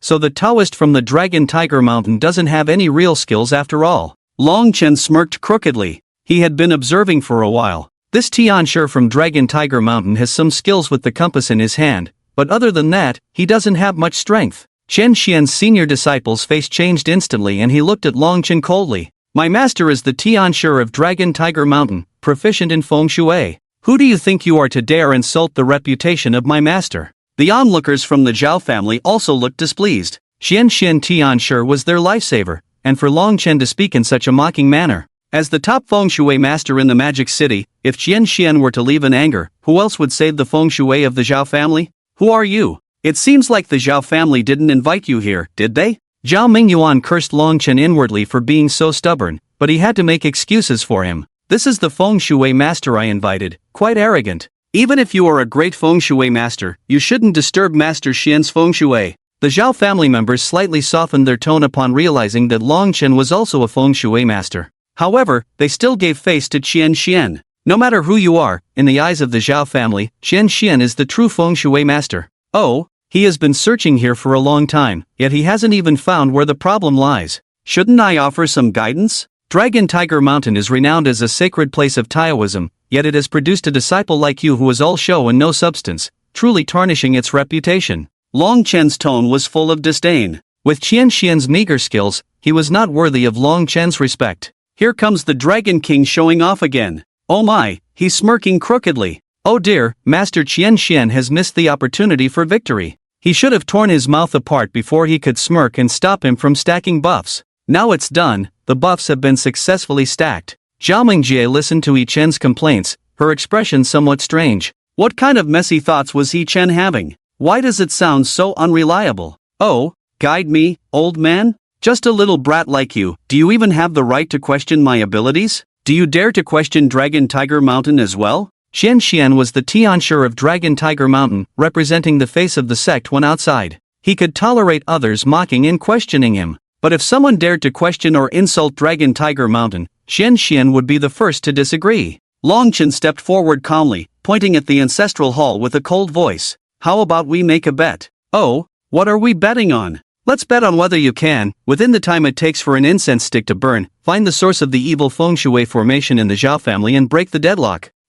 What if I find it? Xian looked at Long Chen unkindly. If you find it, I will kneel here and apologize to you, making amends to Dragon Tiger Mountain. What do you think, Master Xian? Long Chen's expression was confident as he spoke calmly. Good, kid, today I, Xian, will show you the methods of the Tianshi of Dragon Tiger Mountain. Xian smiled instead of getting angry, then turned and entered the ancestral hall once again. The Tianshi is confused. Did he just agree to this? Isn't this a ridiculous plot? If he's the one who set up the feng shui formation, what's the point of betting with him?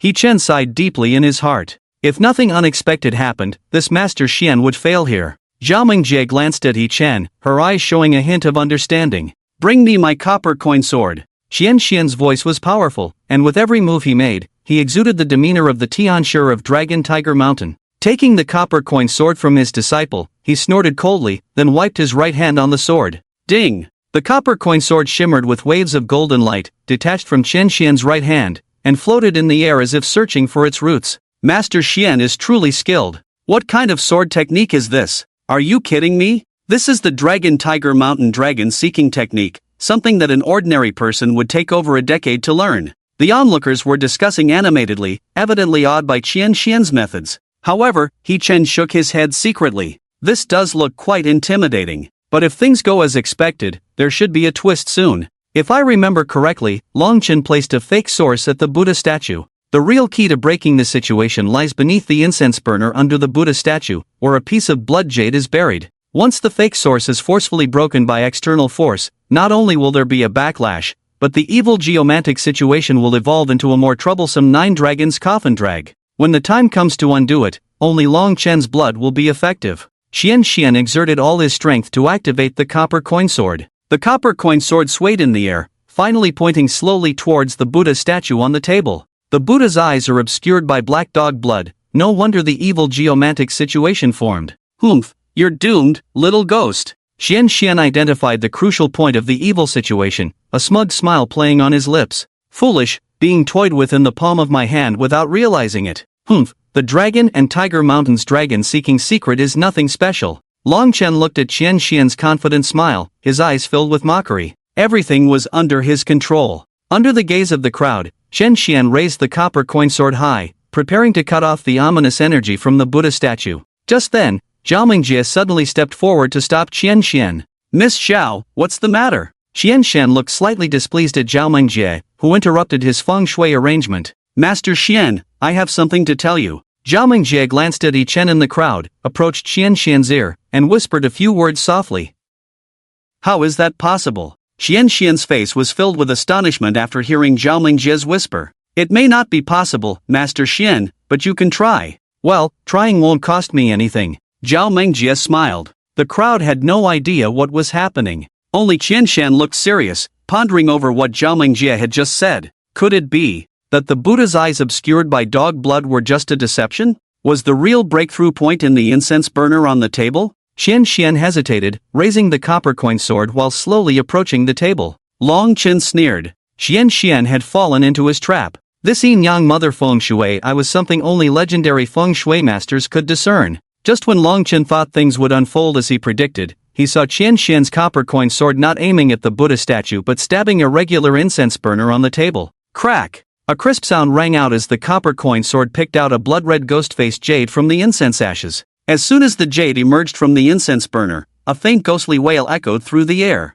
He actually figured it out. This is impossible. Long Chen was shocked, his mouth, twisted in half, froze in place. He never expected Xian Xian to truly see through the yin-yang mother eye, something even his master couldn't distinguish. Xian Xian himself was more bewildered than Long Chen. Was it me who did this? The blood-red jade was shattered. The Xiao family members felt relieved, the burden on their hearts lifted. The onlookers were astonished, never expecting Master Xian to have such skills. He actually found it. This Master Xian isn't following the usual script. Oh my, Long Chen is going to be embarrassed again? He Chen was also surprised. Everything happening now was completely different from what he had anticipated, not even remotely similar. Xian Xian not only didn't fade into the background but was now turning the tables on Long Chen. What's going on with Long Chen? Could he be deliberately going easy to win people's hearts? He Chen glanced at Long Chen, only to see his face turn pale. Well, going easy was out of the question. It seems that Xian Xian is really skilled.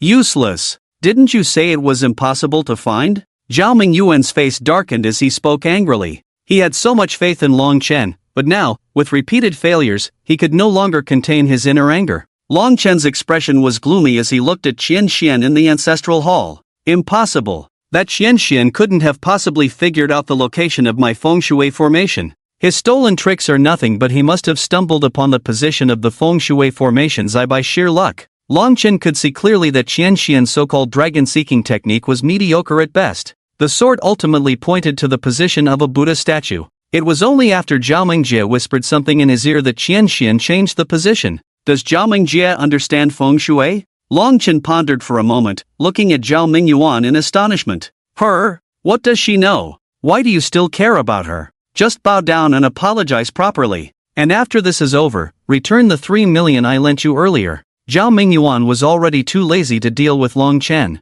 He wanted to get back the money he lent to Long Chen and sever ties with him. Long Chen's eyes turned cold as he looked at Zhao Mingyuan as if he were looking at a corpse. How dare he speak so arrogantly in front of him? I will personally deliver it to your mansion. Long Chen's tone was icy, his killing intent evident. He had already spent the 3 million long ago and had no intention of returning it to Zhao Mingyuan. However, he would personally take Zhao Mingyuan's life. You've lost. You dare to fulfill your bet. Xian Xian put away the copper coin sword, mocking Long Chen. Oh, Master Xian, are you so sure you've won? Long Chen remained calm, looking at Xian Xian at the entrance of the ancestral hall. What do you mean? Are you questioning my abilities? Or do you not want to fulfill the bet? I'm not questioning, you simply haven't dispelled all the negative energy. That's impossible. But it's possible, just watch my methods. Long Chen said, stepping out of the crowd and approaching the ancestral hall. Indeed, the mother eye of the feng shui formation had been removed, but the child eye remained.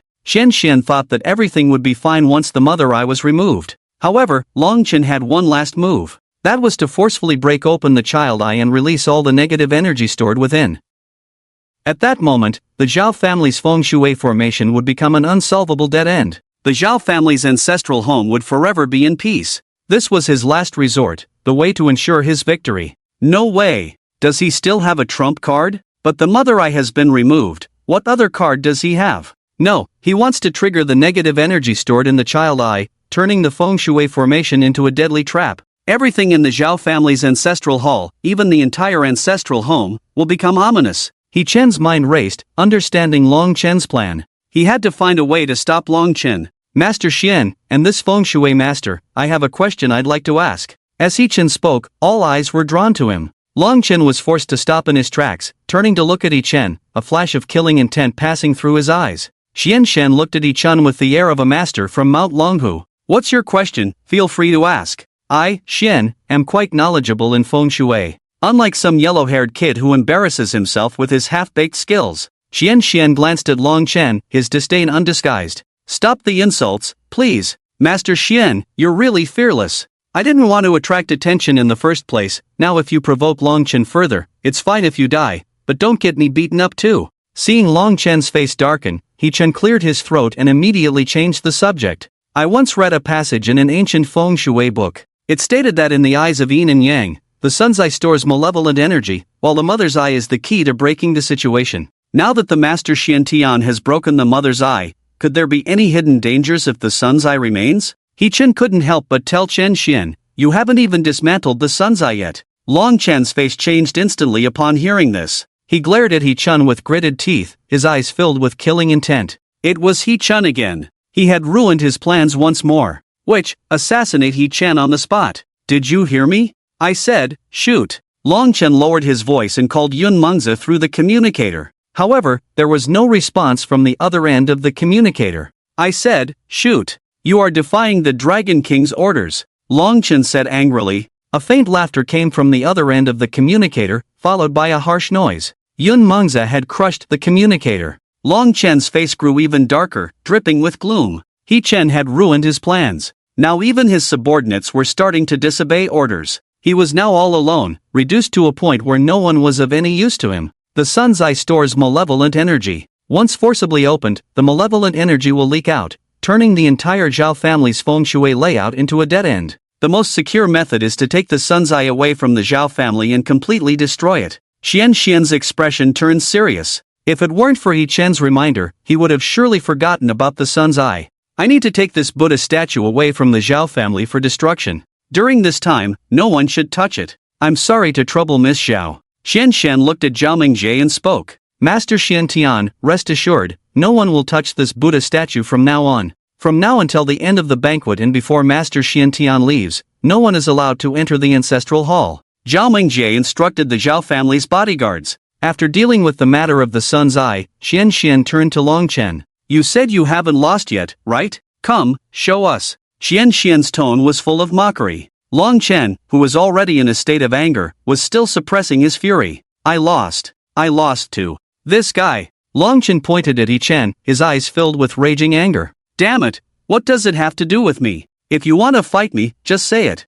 Chen looked somewhat innocent and retreated behind Xiao Yun. A loss is a loss. It's time for you to kneel down and apologize to my master. Xian's disciple stepped forward, demanding that Long Chen kneel down and make amends. Oh, should I? Not? Long Chen smiled instead of getting angry, took off his cap, and looked at Xian and the others in the ancestral hall. It's over, this brat Long Chen is about to lose it. I admit defeat. You openly questioned my master's abilities and now refuse to fulfill the bet. What kind of person are you? Xian's disciple looked disdainfully at Long Chen. There were some things that Xian, as a senior, couldn't say, maintaining his master's dignity. But his disciples showed no restraint, their mocking tone undisguised. The onlookers from the Xiao family also looked displeased. Xian had broken the feng shui layout and resolved the trouble for the Xiao family. He was their benefactor. Humph, ignorant brat. Quickly kneel down and apologize to Master Tian. Stop scolding.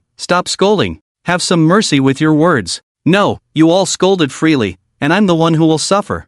Chen was in a panic. According to the novel's plot, the hatred had reached its peak. It was about time for the protagonist to explode. When the Dragon King gets angry, blood will be shed, and even the police won't arrive in time. You want me to apologize? Humph, you, Xian, are not worthy. Here's your last chance. Apologize to me for your actions just now, and I can overlook the past. Spare your life. Long Chen's voice was icy, exuding a terrifying aura. Mad, the atmosphere has changed. This is the prelude to an escalation. The Dragon King is about to show off. Quickly go invite the Buddha. Chen slowly gripped a silver needle in his right hand, ready to strike back at any moment, then dragged his family's young master to flee. Xian's disciple chuckled in disbelief. What are you saying? Does my master not deserve a bow from you? Do I still need to apologize to you? Oh, I see. You're here pretending to be clueless to avoid the bet, right? Xian's disciple spoke, walking up to Long Chen and patting his face with his right hand. In the next instant, Long Chen grabbed Xian's eldest disciple's wrist and casually twisted it. Crack! A crisp sound passed by, his hand already broken. Xian's disciple held his arm, letting out a piercing scream. Ah! My hand! Impressive, you really dare to hit the protagonist. That's the main character, confirmed, a ruthless person who doesn't care about his life. Chen had already anticipated the next encounter for that person. Using his perspective eye, he saw the limp broken hand, the wrist bones already shattered into powder. Being impulsive, well, now he's lost a hand. Chen sighed inwardly, pulling Xiao Yun back to retreat. Young master, things are getting tense, let's leave. Ha? Are you teaching me how to do things? Xiao Yun glanced back at Chen, picked up his phone, and dialed 911. He really disliked Long Chen. After all, this guy once tried to steal his woman. But after being brainwashed by Chen for so long, Xiao Yun understood one thing. The mere Long Chen was nothing but a clown who couldn't even come up with 3 million. He wasn't worthy, nor did he have the capital to make a move against him. That would only dirty his hands and lower his taste. What are you doing? Let go of my disciple. Xian, seeing Long Chen violently injuring someone, finally spoke up. Let go? As you wish. With a forceful swing, Long Chen threw Xian's eldest disciple out, crashing in front of the ancestral hall. Xian's second disciple hurried to check on him. Master, Big Brother's hand is completely ruined. Upon hearing this, Xian's face turned livid. Repeatedly insulting me, now even hurting my disciple. You've gone too far. Xian was furious. As the host, the Xiao family naturally had to step in and uphold justice. Zhao Laoya's eldest son, Zhao Tianming, stepped forward, waving his hand to summon the bodyguards. You insolent brat, how dare you harm someone in my Xiao family? Master Xian, don't be angry. Today, my Xiao family will surely give you an explanation. Bodyguards, go and take that guy down for me. The Xiao family's bodyguards entered, surrounding Long Chen. The captain of the bodyguards, Zhao Chang, a retired soldier, was the first to charge forward. However, with just one exchange, he was sent flying by Long Chen's punch. This was the difference between a Xianling realm warrior and an ordinary person. The other bodyguards dared not move. After all, a retired soldier being sent flying with one punch was quite intimidating. What are you all doing? Go, catch him. A bunch of useless people, quickly go and take him down. Zhao Tianming shouted loudly. He didn't expect the highly paid bodyguards he hired to be such useless individuals who couldn't even handle a single move. Long Chen's face showed a hint of coldness, a touch of disdain, and a few traces of a nonchalant smile. Oh, they are useless, then what are you?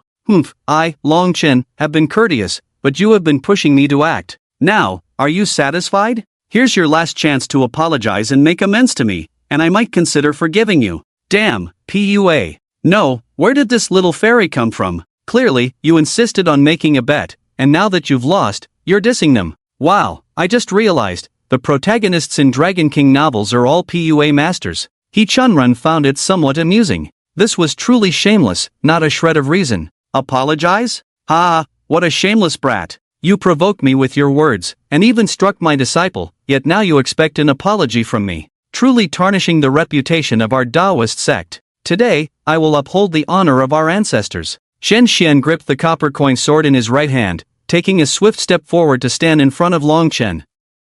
The copper coin sword stained with blood pierced straight into Long Chen's right shoulder. The Tianshi of Longhushan not only excelled in geomancy but was also skilled in close combat.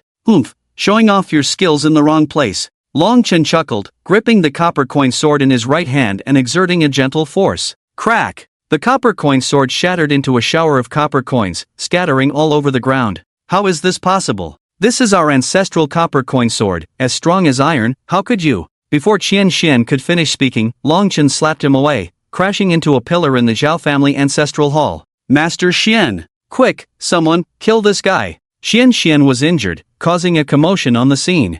Zhao Tianming directed his bodyguards to rush forward. The guards at the door also joined in, a formidable group of 50 people determined to subdue Long Chen. A bunch of useless people, if I want to leave, no one can stop me. Long Chen remained calm, brimming with confidence. Xiao Yun frowned as he watched the scene, unable to tolerate this guy's pretentious behavior. Housekeeper he? What's wrong, young master? He Chun looked puzzled. I remember you're skilled in martial arts. You won the championship in your first free combat match. I'll give you 3 minutes, go up there and take care of this guy. He Chen, are you crazy? Young master, you're really crazy. I might be a free combat champion, but it depends on who the opponent is. He's a freaking protagonist, what am I supposed to do? Poke him with needles? Wait, maybe a sneak attack could work. He Chen, well, a sneak attack might just work. Currently at the early stage of the Huangling realm, with the 12 needles of the Green Emperor, secretly poking him with 2 needles should do the trick.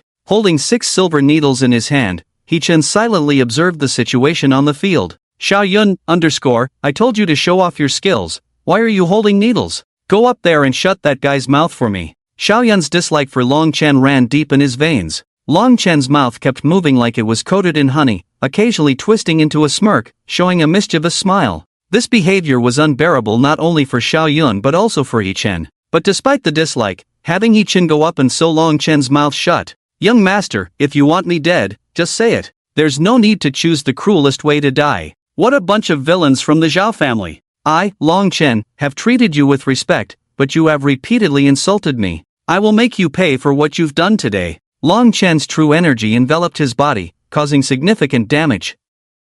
Ordinary bodyguards were easily knocked away with a single palm, no match for him at all. While engaging with Xiao family's bodyguards, Long Chen continued to spew hatred from his mouth. As the protagonist, he always liked to stand on the moral high ground. How else could he show himself as a champion of justice? Spouting nonsense, weaving lies, sharp-tongued and cunning. You were the one who started the trouble, and now you want to whitewash yourself, shifting the blame onto my Zhao family. I've already called the police, they'll be here soon. Who's right and who's wrong? Let's discuss it at the police station. Zhao Mingjie's voice was cold. She never had a good impression of Long Chen to begin with. Now she found him even more detestable. This twisted and lecherous scoundrel really didn't evoke any favorable feelings. Hearing this, He Chen furrowed his brows. Dealing with these small fry from the Xiao family didn't pose much pressure for him. But if the police were to come and take him back to the station, that would be troublesome. His identity couldn't withstand scrutiny. Moreover, internationally, he was a notorious fugitive.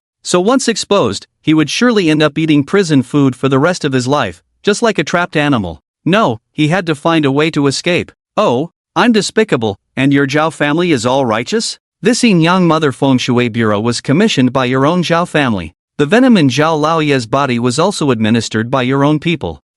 for the sake of wealth and assets, disregarding the bonds of the same sect, being ungrateful, it's all about your Xiao family. In comparison, I'm much better than your Xiao family. Long Chen sneered. You're slandering me. My Xiao family would never do what you claim. Zhao Tianming angrily retorted. Slandering? This person is your son, Zhao Tianming. Ha, why do you think I would say such things? Because whether it's the venom or this Yin Yang Mother Feng Shui Bureau, he was the one who hired me. Otherwise, how do you think that venom entered Zhao Laoye's body? As Long Chen's words fell, a commotion erupted around. The Xiao family members were so provoked by Long Chen's words that they couldn't speak. When it came to verbal attacks, there was no one in the Dragon King's novels who could surpass him. Those who could outwit the protagonist had long been silenced. Those more formidable than the protagonist couldn't outdo him. Onlookers were also puzzled. They had thought the Xiao family's troubles were caused by a rival's hand, but it turned out to be infighting among the Xiao family members. Long Chen, you untrustworthy scoundrel! And where do you stand? Aren't you also coveting my Zhao family's wealth, lusting after Zhaoming Jie? Zhaoming Yuan's face was so dark it could drip water. He never expected Long Chen to reveal their private matters. Enraged, he charged into the crowd, wanting to slap Long Chen. But Long Chen caught his hand and twisted it lightly. Crack! Zhaoming Yuan's right hand also broke, flung away by Long Chen as if it were trash. Ming Yuan! Seize him, I want him dead. Zhao Tianming, seeing his son's pained expression, turned red with anger. Seeing more and more bodyguards surrounding them, Long Chen's attacks became fiercer, heading towards the ancestral hall. He wanted to take Zhao Mingjie hostage. Oh no, Long Chen, this stallion, wants to take Mingjie hostage. He wants to escape. Damn, after causing me so much trouble, finally caught the chance to get back at you. How could I let you escape like this? Go to jail and eat prison food. He Chen furrowed his brows, flicking 6 silver needles from his hand. Swish, swish, swish, swish, swish, swish. Empowered by his internal energy, the silver needles flew at extreme speed, targeting 6 crucial acupoints on Long Chen's body. Long Chen felt keenly aware. In the midst of the fight, he forcibly twisted his body, evading the 6 silver needles. Long Chen, Omega, there are skilled fighters here too. Judging by the power of the silver needles just now, this person is obviously also a martial artist. This needle technique is no weaker than his ghostly 7 needles. Who is this skilled fighter? If you want a fair and open confrontation, why hide in the shadows and use cold needles? We martial practitioners emphasize openness and fairness. Long Chen looked in the direction where the silver needles had come from. Only saw the cold-faced Xiao Yun and the sneaky He Chen behind him. These two looked like rotten potatoes, bad eggs, not even close to being experts. Not coming out? Fine, let's make it quick. Grab Zhao Mingjie and leave Zhao's house before the police arrive. Oh my goodness, scared me to death. Truly a master of the profound spirit realm, this Long Chen is not easy to deal with. I threw 6 needles at once, each at extremely tricky angles, but not a single one hit. He Chen hid behind Xiao Yun, still looking for the right opportunity to act. Xiao Yun remembered what Long Chen had said earlier and turned to look at He Chen. Where are your needles? Oh, here they are. What's up, young master? He Chen pulled out 6 silver needles and waved them in front of Xiao Yun. Within a minute, go and sew up his mouth and eyes for me. I hate his eyes. Xiao Yun pointed at Long Chen, looking displeased. Long Chen felt like Xiao Yun was treating him like trash, and Xiao Yun hated being looked at like that. Xiao Yun, He Chen, Xiao Yun broke through the encirclement, rushed into the ancestral hall, pushed Zhao Tianming aside, grabbed Zhao Mingjie, and tightly gripped her neck with his right hand. If you don't want her to die, let me go. Long Chen's voice was icy. With a strong force from his right arm, Zhao Mingjie and his arms let out a painful groan. Step aside, let him go, release Mingjie. Although Zhao Tianming was very angry and wanted to kill Long Chen, he had to do as he said. As Zhao Mingjie was the designated successor of Old Master Xiao, he couldn't tarnish Old Master Zhao's reputation.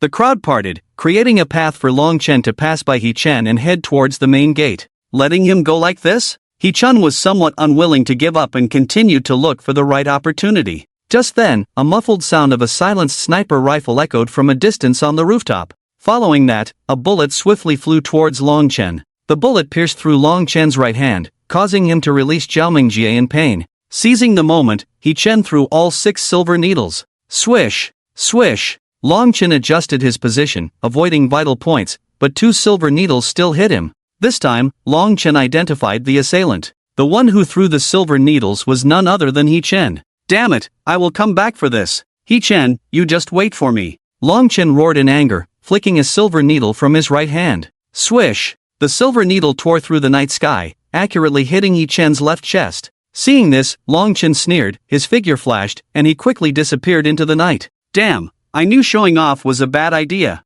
I tried to show off a bit today and got hit by a needle. If I didn't have true energy and dodge in time, I would have been done for. Yi Chen held his shoulder in pain. Although Long Chen's needle didn't aim to kill him, it blocked his meridians. With his meridians blocked, he couldn't use the 9 yin and 9 yang body refining technique to expel the silver needle for healing. Any slight movement of his arm caused muscle spasms from the pain. Xiao Mengjie walked over and supported his injured arm. Are you okay? I'm fine, whether I survive or not in the future, I don't know. Yi Chen sighed. He knew that if he didn't send Long Chen to the police station today, he might end up lying in the morgue himself. Yi Chen, watching Long Chen's figure disappear into the darkness, the Xiao family members gritted their teeth, filled with anger. The prepared banquet was ruined, and their scandal exposed. Zhao Mingyuan, as the direct descendant of the Xiao family, lost a hand and still let Long Chen escape like that. Today's events made the Xiao family a laughingstock in the city. I, Zhao Tianming, swear in front of you all.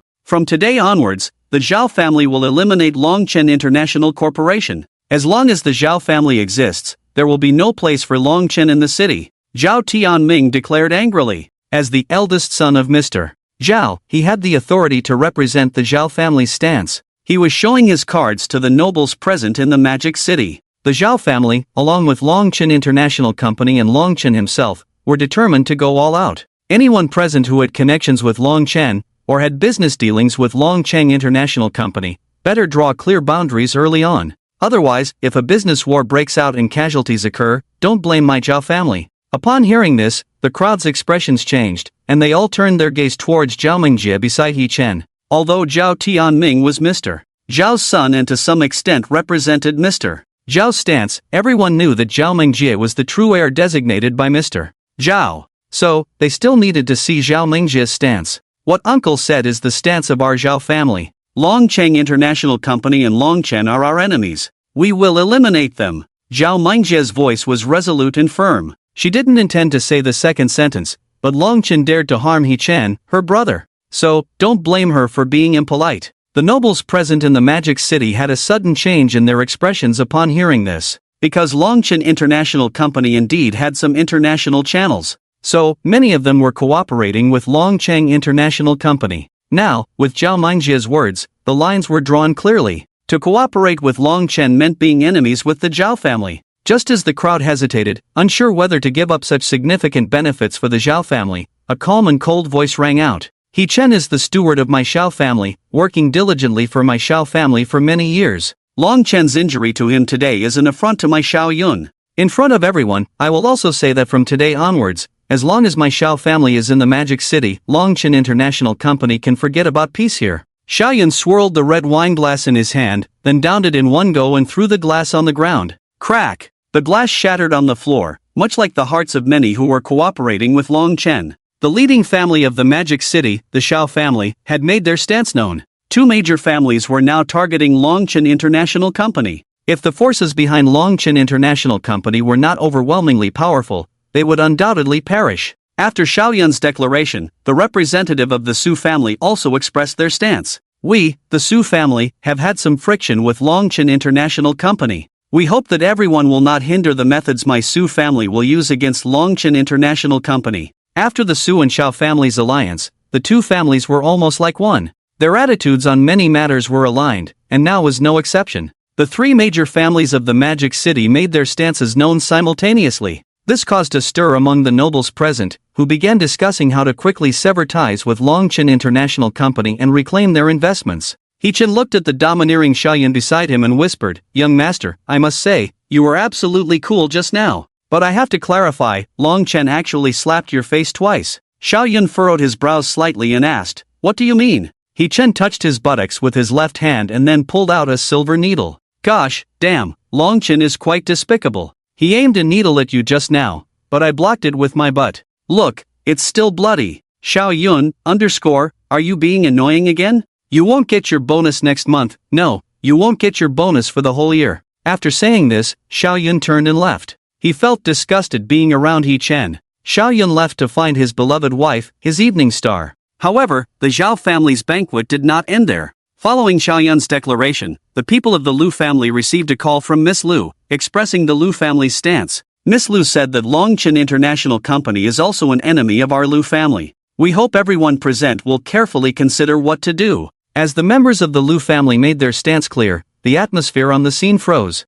The four major families of the magic capital made their moves simultaneously. For the first time in many years, someone was being suppressed by all four major families of the magic capital at once. How can Longcheng International Corporation continue to exist? No matter how powerful the forces behind Longcheng International Corporation are, there is no place for him to survive in the magic capital or even in the entire Huaxia. The nobles who were cooperating with Longchen have already given up discussing. What else is there to discuss? If you want money, cut off contact quickly. It's better to lose the money invested than to lose everything. With the joint attack of the four major families of the magic capital, there is simply no solution. Longcheng International Corporation can only wait to die. After the people from the Lu family finished speaking, they walked all the way to He Chen's side. Miss asked me to ask young Master He if there is anything wrong? Our family's private doctor from the Lu family is already on the way. I'm fine, please thank Miss Lu for her kindness for me. He Chen refused with a smile. He never expected that the ice-cold Miss Lu Ruyue would actually care about his life and death. It was truly rare to see.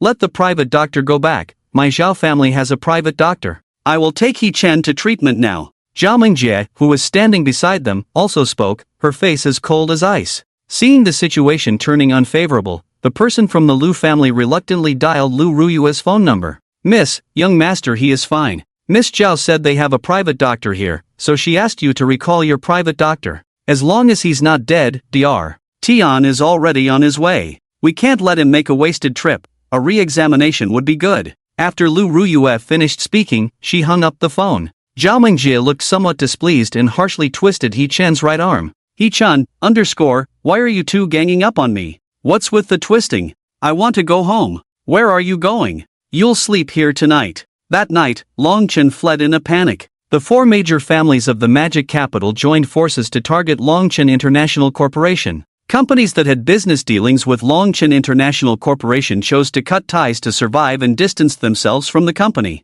In addition, Feng Shui master Qian Xian also made his stance clear. Longchen and his company were simply the scum of the Feng Shui world and must be eradicated. Qian Xian was a master in the Feng Shui world of the magic capital, a true leader. Many Feng Shui masters in the magic capital responded to the call and launched a manhunt for Longchen. In no time, Longchen and his international company were pushed to the edge. In a villa in the suburbs of the magic capital, Longchen sat on the sofa with a fierce expression, his wounds already bandaged with gauze. He Chen, that lackey, actually poisoned me. If I didn't have a body immune to all poisons, I would have really fallen into his hands. Crafty scoundrel, Longchen looked at the 3 silver needles on the tray in front of him, his killing intent towards He Chen reaching its peak. The reason he had become so miserable now was all thanks to He Chen. This lackey of the Xiao family really doesn't know his place, daring to ruin my plans time and time again. I must make him feel the wrath of the Dragon King. When they arrive, I will definitely crush the 4 major families of the magic capital. Longchen's eyes flickered with angry flames, determined to make these arrogant fellows in the magic capital understand the cost of provoking the Dragon King.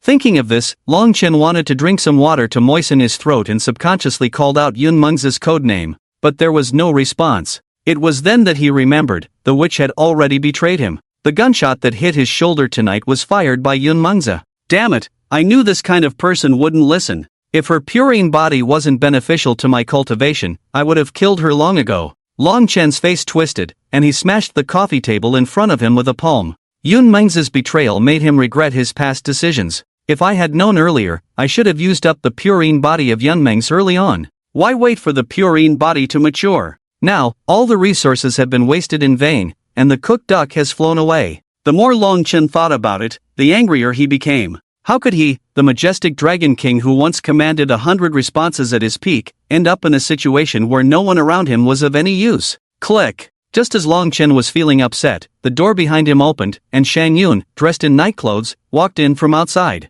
Shang Yun, you're here? It's good to have you here. I knew it, everyone has betrayed me, but you won't leave me. Seeing Shang Yun's arrival, Longchen felt a bit comforted knowing that there was still someone by his side. Shang Yun looked at the messy floor and spoke, Dragon King, are your injuries okay? It's nothing, just a minor injury. He Chen is just a lapdog, how could he harm me? Longchen brushed off his previous desolation, exuding the confidence of a dragon king. In front of his woman, Longchen always liked to show his strong side. In his view, women admire strength. He only needed to show his strength, and women would willingly come to him. Shangyun, I need you to complete a task. What task? Infiltrate the Xiao family and assassinate He Chen. Longchen couldn't suppress his anger towards He Chen. He had ruined many of his plans and was becoming a thorn in his side. With this guy around, he had never succeeded in his plans. Longchen was eager to get rid of He Chen so that he could feel at ease with his plan to conquer the 4 major families of the demon capital by force.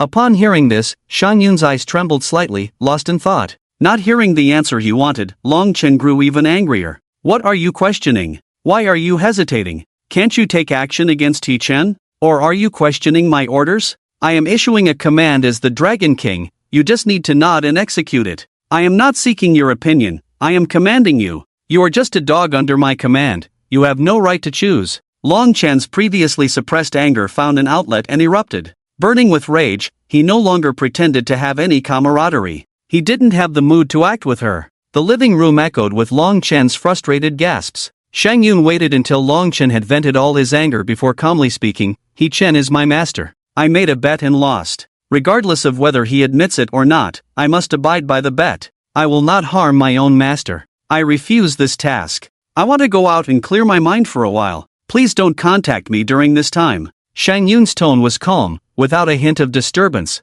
After speaking, Shangyun turned and walked out. Who allowed you to leave? Without my permission, you are not allowed to go. Take one more step, and don't blame me for being ruthless. Longchen watched Shangyun's departing figure, his face contorted with anger, threatening her. However, as if she hadn't heard, Shangyun continued to walk away. Without hesitation, Longchen flicked 3 silver needles dipped in potent poison from his right hand. Swish! The needles hit Shangyun's chest, and she spat out black blood. If you don't come to me for the antidote within 3 days, you will undoubtedly die. If you want to die, then leave. Longchen's tone was cold and indifferent, still the aloof Dragon King, devoid of any emotion. He was waiting for Shangyun to admit defeat and beg for mercy. Shangyun turned around, glanced at Longchen with complex eyes, then decisively walked away. If that day at the gambling stone shop shattered her illusions about Longchen, then these 3 poison needles now revealed his true nature to her. Click! The door closed once again. In the empty room, only Longchen's angry and heavy roar echoed. He Chen, it's always He Chen. Everything is because of him, that I have become this miserable appearance now. I will tear him to pieces. Achoo! He Chen sneezed again. This was how many times he had sneezed since lying on Zhao Mingjia's bed. No, what's going on? Why do I keep sneezing? Could it be that I'm allergic to a woman's scent? He Chen tried to get up from the bed, but his right hand lacked strength, so he could only continue lying flat. Every movement of his right hand brought excruciating pain. Surrounded by the scent of magnolia and milk, he could only endure the agony. 10 minutes later, Zhao Mingjie finished her bath and walked in wearing a rose-colored nightgown. He Chen looked at Zhao Mingjie in surprise, his eyes somewhat puzzled. Why did you come in? To check on your body, is there a problem? Well, the doctor said I just need to rest, there's no need. He Chen politely declined. Zhao Mingjie didn't say anything, she rubbed some medicinal alcohol in her right hand and grabbed He Chen's wrist. He Chen, oh, he gave up resistance. With the leverage in someone else's hands, what could he use to resist Zhao Mingjie? There is a saying, a gentleman does not stand under a dangerous wall. Translated, it means a gentleman does not put himself in danger. He considered himself a gentleman and agreed with this saying. Now that the important leverage was in Zhao Mingjie's hands, what was the point of resisting? Endure a little, and it will pass. With this in mind, He Chen lay on the bed as if at her mercy. Not resisting anymore? Seeing He Chen's appearance, Zhao Mingjie couldn't help but find it amusing. She had never seen He Chen act this way before, shy and somewhat out of control. How can I resist? What can I use to resist? The important leverage is in your hands. How can I resist? This is too much, just checking the body, no need for this. I have my pride too. Zhao Mingjie found it amusing. He Chen seemed aggrieved on the surface but remained strong in his heart. He just didn't know if his leverage was as tough as his mouth. I'm starting to rub the medicinal alcohol, if you feel uncomfortable, just say it. Got it? He Chen? Zhao Mingjie said, rubbing the alcohol in her hands and starting to move it over He Chen's body. The uncontrollable technique of 9 yin and 9 yang body refining art began to operate. Oh no, my will has completely collapsed. He Chen sighed deeply. This rogue cultivation technique promoted quickly, but the problem was evident. Once the technique started, he couldn't stop even if he wanted to. Zhao Mingjie had not realized the seriousness of the problem.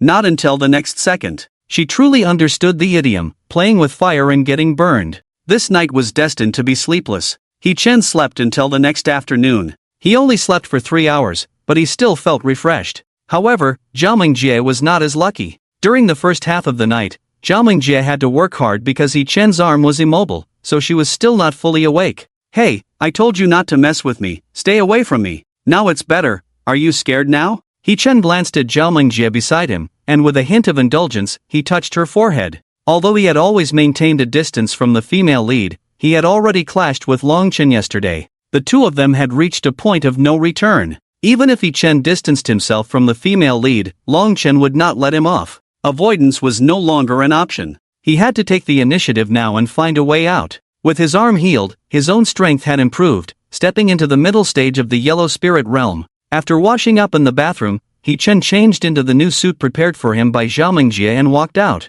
Just as he stepped out of Zhao Mingjie's courtyard, He Chen saw Zhao Laoyi sitting by the pond in the distance. What the heck? Why is Zhao Laoyi here? Ever since he gave artificial respiration to Zhao Mingjie when they were kids, He Chen had been caught and lectured by Zhao Laoyi for half a day. Now that he had turned their precious granddaughter into his wife, would Zhao Laoyi not want to beat him to death? Feeling awkward, He Chen hesitated whether to approach or continue hiding until Zhao Laoyi left so he could sneak away. "Don't hide, you little rascal, this old man saw you a long time ago." Zhao Laoyi had already spotted him and turned his head in their direction. He Chen forced a smile and walked up to Zhao Laoyi. "Ahem, Grandpa Xiao, you look well. Is your health much better now?" "Humph, it was getting better, but seeing you makes it worse." Zhao Laoyi snorted and tapped his cane. His most precious granddaughter had been stolen from him, how could he be happy? If he weren't still weak, he would have given He Chen a beating. He Chen, degree 3 degree, cough, cough. He Chen was choked by the old man and didn't know what to say.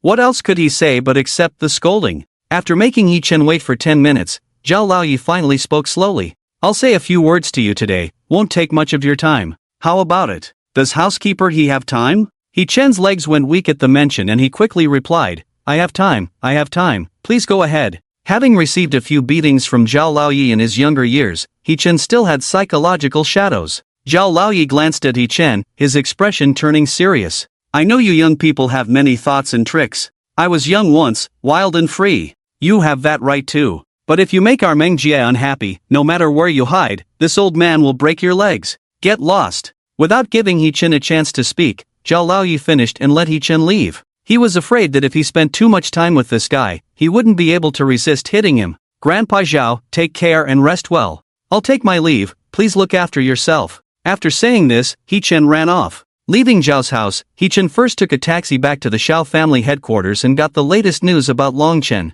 At 8 o'clock this morning, the 4 major families in the Magic City simultaneously targeted Longchen International. In less than 3 hours, Longchen International was on the brink of bankruptcy. The financial chain had completely broken, with the company owing 5 million. The circle of feng shui masters in the Magic City also launched an attack on Longchen. The latest news received was that Longchen had been located by 30 feng shui masters and was fleeing towards the eastern mountains of the Magic City.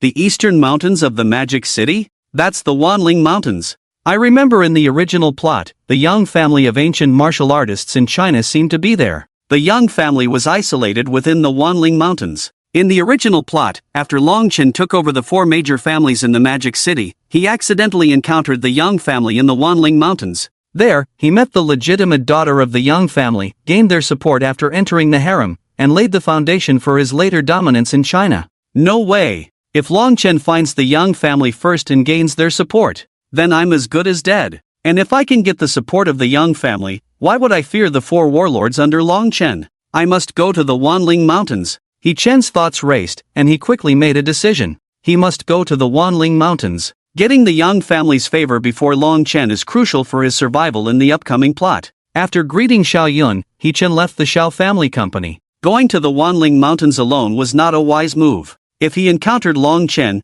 there wouldn't even be anyone to collect his body. He needed to find someone powerful and trustworthy to go with. Among the people he knew, the only one with both strength and trustworthiness was Yun Mengzi. Not only was she a master in the Yellow Spirit realm, but she also had a falling out with Longchen yesterday. Most importantly, He-Chen knew some secrets about her mother. Using this as leverage, Yun Mengzi would surely agree to his request. Back at the old Xiao residence, after greeting old Master Xiao, He-Chen went to his room. Just as he had thought, Yun Mengzi was waiting for him in his room. This guy had fallen out with Long Chen. In the whole city of Mo, the only place she could hide to avoid Long Chen's retaliation was the Xiao residence. However, what surprised He-Chen was that Yun Mengzi was injured. She was dressed in night clothes, her figure striking, like a thorny rose, her lips black and purple, already unconscious. Her chest was soaked in blood, staining He-Chen's bed. "You're really something, getting on my bed with your shoes on." He-Chen frowned at the dirty bed. Muttering a few complaints in his heart, he approached to check on Yun Mengzi's condition. Black and purple lips, poisoned, and damn, it's the highly toxic soul-seizing powder. Isn't this Long Chen's unique method? Truly ruthless. Meridian sealed, unable to circulate energy, toxins accumulating in the body, without an antidote, she'll undoubtedly die within 2 days. Feeling Yun Mengzi's pulse, He-Chen frowned. Yun Mengzi's current condition was like having one foot in the gates of death. If she wasn't given the antidote promptly, she would surely die. Long Chen had shown no mercy. He didn't even have the antidote for the soul-seizing powder. If it were anyone else, Yun Mengzi would have been done for. Luckily you met me. I happen to have an antidote in the Qingdi scripture. Main ingredients are 4-leaf clover, soul-returning flower, and purple shadow grass, mixed with common detoxifying herbs to make the antidote. Take it 3 times a day, and the poison will be neutralized within 2 days.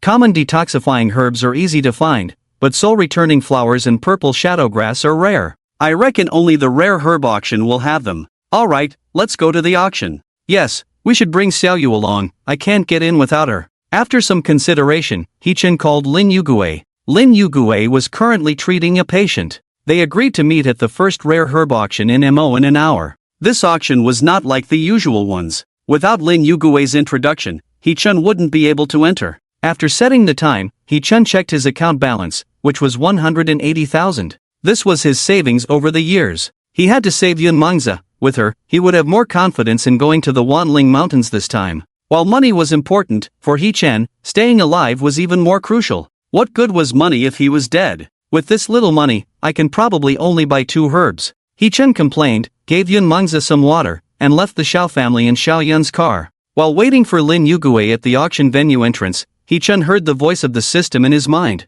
Ding! The host has survived a plotline, granting the reward, life extension technique. Life extension technique? Can I get a resurrection spell? He-Chen couldn't help but complain upon hearing the system's voice. The life extension technique sounded like something out of a game. He seriously doubted that the damn system was just trying to appease him. The life extension technique can withstand a fatal attack once. The reward has been issued, please check. The system completely ignored He-Chen after explaining its effects and remained silent. Just once? Is it so stingy? I risked my life to survive, and you only give me this one-time thing? Heartless. He-Chen cursed. Despite refusing verbally, his body was still honest. After clicking to receive, a jade-green circular talisman slowly disappeared into He-Chen's forehead. And then, nothing happened. I don't feel anything at all. I can hear 2 farts after eating soybeans. He-Chen couldn't help but curse again. Now he was addicted to cursing, feeling uneasy if he didn't curse the damn system a couple of times.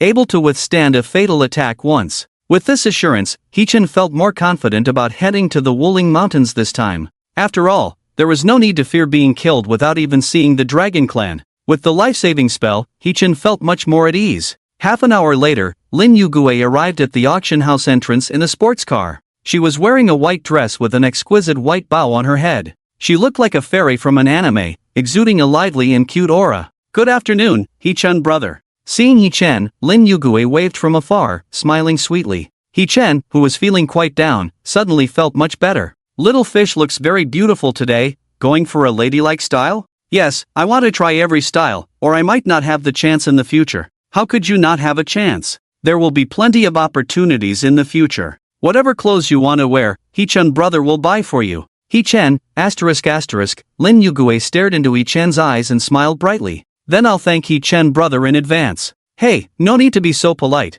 Making little fish happy is worth more than a little money. He-Chen waved his hand. Although his steward job was a bit dangerous, the pay was good. He had the money to buy Lin Yugue dresses. No, I have to say thank you. Lin Yugue threw herself into He-Chen's arms, giving him a deep hug. He-Chen, Omega, what's going on? Why does little fish feel strange?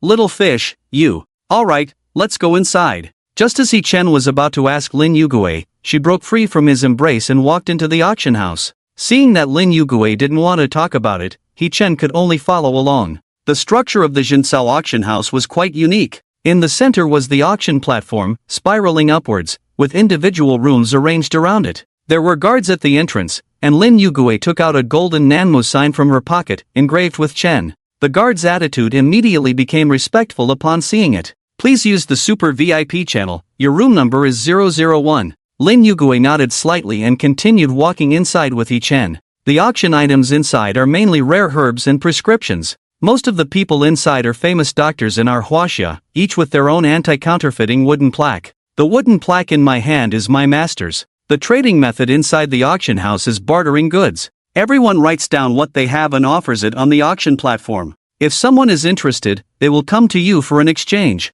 Rather than calling it an auction, it's more like a trading platform for physicians. Lin Yugui explained to He-Chen as they walked. She had participated a few times with her master before, so she was familiar with the process here. He-Chen suddenly realized and gained a deeper understanding of the status of the National Medical Saint Shingoan. Room number 001. The true leader of huaxia, indisputably the first. Even just a wooden plaque could have such a significant impact. Super VIP room 001, the closest to the exhibition booth, is also the most luxurious room. Covering an area of 40 square meters, it is equipped with a bedroom, a bathroom, and 2 chairs made of redwood. In the living room, there is a 5-meter-long glass that provides a clear view of the items on the exhibition booth. On the high table are paper and pens, along with a wooden tray. Brother He-Chen, trading is actually quite simple. We just need to put what we can offer on the tray. Someone from the auction will come later, knock on the door, and take the items to the exhibition booth. If you are interested in something on the booth, you can light up a lamp. After the exhibition ends, both parties can negotiate the trade. Lin Yugui said as she approached the high table, picked up a pen, and started writing a prescription on the paper. She wrote a prescription for treating cold poison, which she learned from her master. How does the auction house make money with this kind of auction? The expenses for such a grand auction must be substantial, He-Chen asked. After finishing writing the prescription, Lin Yugui put away the paper and pen, smiling as she said, "It's not that simple. The auction provides a platform, so it must make a profit. On the auction platform, for every completed transaction, both parties must pay the platform 100,000 huaxia coins, or equivalent prescriptions in medicinal herbs." He-Chen was slightly surprised at this information. With such a grand auction, each opening would easily conclude nearly 100 transactions. Roughly calculated, the profit from one auction would be close to 20 million. This is insane profit. Which power is behind the auction? He-Chen asked. Lin Yugui smiled and pursed her lips. Guess. Could it be Master Chen Guian? He-Chen guessed. Bingo! Brother He-Chen is indeed smart. Even a fool could guess that without a powerful force, influence, and reputation, this auction could not be held at all. He-Chen rubbed Lin Yugui's head inside. Master Chen's medical skills are truly unmatched in this world. Only he could host such a platform with credibility. However, since Master Chen Guian has no children, who is responsible for running the auction house? He-Chen curiously asked. Lin Yugui felt a bit deflated. With a serious expression she said, "You think of everything, Brother He-Chen, you are really smart." Although Master has no relatives, he has a friend who is also a doctor, namely Xiao. This auction was invested and opened by Master's friend, with Master holding 60% of the shares. As the two chatted, there was a knock on the door. "Hello, do you have any items for trade?" A pleasant female voice came from outside. "Yes, please wait a moment." Lin Yugui carried the tray to the door and handed it to the beautiful staff member. Wearing black silk, the staff member marked 001 on the tray and left. About half an hour later, all the trading items were displayed on the exhibition booth. There were a total of 50 trading items, 30 prescriptions, and 20 precious medicinal herbs as the highlight. A graceful and elegant beauty in a cheongsam stepped onto the platform. After a brief self-introduction, Tao Bingshui began presenting the trading items. The first item today is a prescription for treating cold poison. This prescription has been evaluated by our auction and is considered authentic, capable of curing any cold poison, making it quite a remarkable prescription. If you are interested, please light up the lamp. According to our rules, each time the lamp is lit, the successful bidder must pay an additional 100,000 to the owner of the auction item. Alright, let the bidding begin. As Tao Bingshui's voice fell, someone immediately lit up the lamp, although not many people did so. After all, cold poison was a rare item. Although the prescription was very useful, it was not useful for most people as they did not come into contact with the cold poison. In the end, the ownership of this prescription fell to room 005, and Lin Yu received an additional 50,000 transaction fee. The auction continued. The prescriptions exhibited next were ones that He-chun had seen in the Qingdi Tianjing before, and he was not very interested.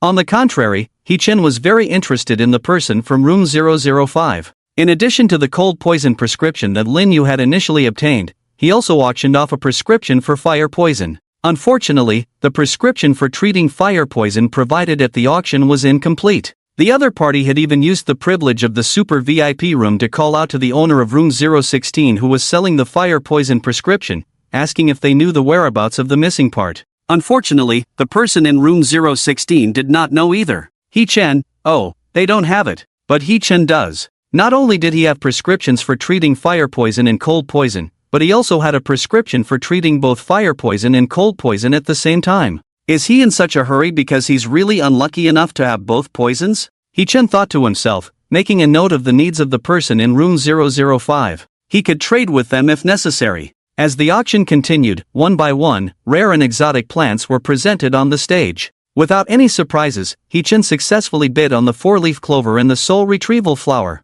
The purple spirit grass made its appearance third from the end, attracting many bidders. He-chan paid an additional 1,500,000 to secure the transaction. 150 million for 3 grasses, all accounted for under Yunmang's. It is worth mentioning that the 3 medicinal herbs auctioned by He-chan were all provided by the person in room 005. The 4-leaf clover, soul retrieval flower, and purple spirit grass all grew in extremely heavy places. The fact that this person could gather these 3 herbs clearly indicated that they were not ordinary. He-chan, have you bought everything you wanted? Lin Yu sat on a wooden chair, yawning. She had the habit of taking a nap every day, but today she was so tired from being dragged over by He-chan without even having lunch. She had been catching up on sleep just now. Yes, mission accomplished. Now we just need to wait for the auction to end and collect the traded items. He-chan stretched lazily, exhaling deeply. Next up is the highlight of this auction. The snow dragon grass, still an item from room 005. Snow dragon grass grows in extremely cold places and is a rare medicinal herb.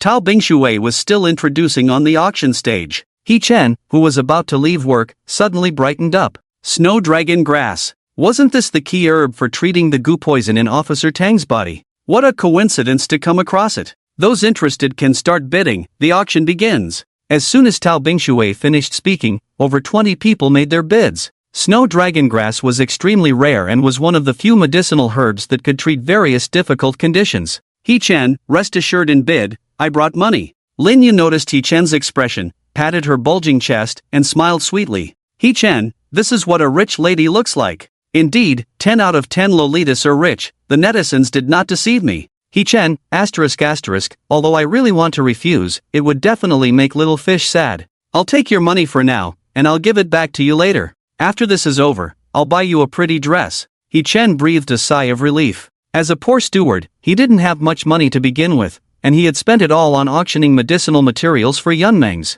If it weren't for Lin Yu backing him up, he would have had to give up this rare snow dragon grass. He-chan, you have to keep your word, don't cheat me. Otherwise, I'll charge you interest. Lin Yu pouted, looking at He-chan with a smile. Don't worry, I'll buy the dress. Little fish, can I ask how much money you have in your account? He-chan pinched his nose, somewhat curious. Lin Yu tilted her head, carefully trying to remember, but still couldn't recall the exact figure.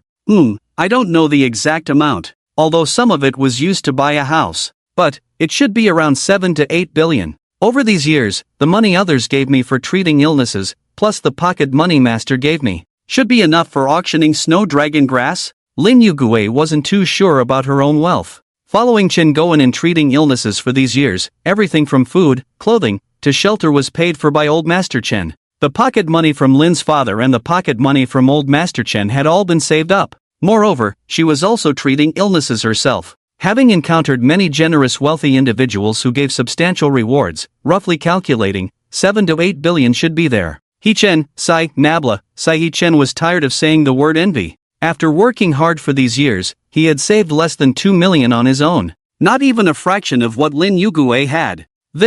Exhausted, let's continue with the auction. Alright, VIP number 3, continue bidding. The trading price for snow dragon grass has now reached 3 million. In the center of the stage, Tao Bingshui's enchanting yet clear and agile voice continued to sound. In less than a minute, the trading price of snow dragon grass had already reached 3 million. And people kept bidding. I bid 5 million. He Chen gritted his teeth and pressed the bid button in the room. 5 million was already a painful price for him. With just his steward's salary, it was somewhat unlikely for him to repay Lin Yugue in the short term. He could only owe her for now and find an opportunity to repay her later. VIP number 1 bids 5 million. Alright, VIP number 7 bids 10 million. Anyone else bidding? Tao Bingshui's voice kept sounding. The price of snow dragon grass soared all the way to 30 million. The further it went, the more aggressive the bidding became. Once someone spoke up, the trading price would increase by 5 million. Especially VIP number 7, who bid 2 to 3 million each time.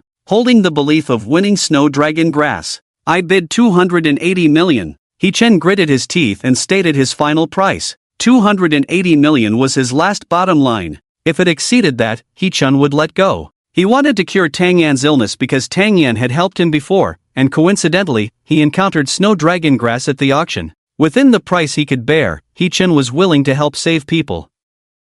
But if the price of obtaining snow dragon grass was too high, beyond what he could bear, He Chen would have to let go. After all, his relationship with Tang Yan was not as good as his relationship with Lin Yugue or Zhao Mingjie. Helping was fine, but there had to be a limit. I bid 3 billion. Sure enough, the person in VIP number 7 spoke again, adding another 20 million to He Chen's price. There were other big shots bidding, but it no longer concerned He Chen. He had given up his obsession with snow dragon grass. After another round of auctioning, in the end, the trading price of snow dragon grass settled at 7 billion, falling into the hands of VIP number 7. 7 billion. This is already several times higher than the original price of snow dragon grass.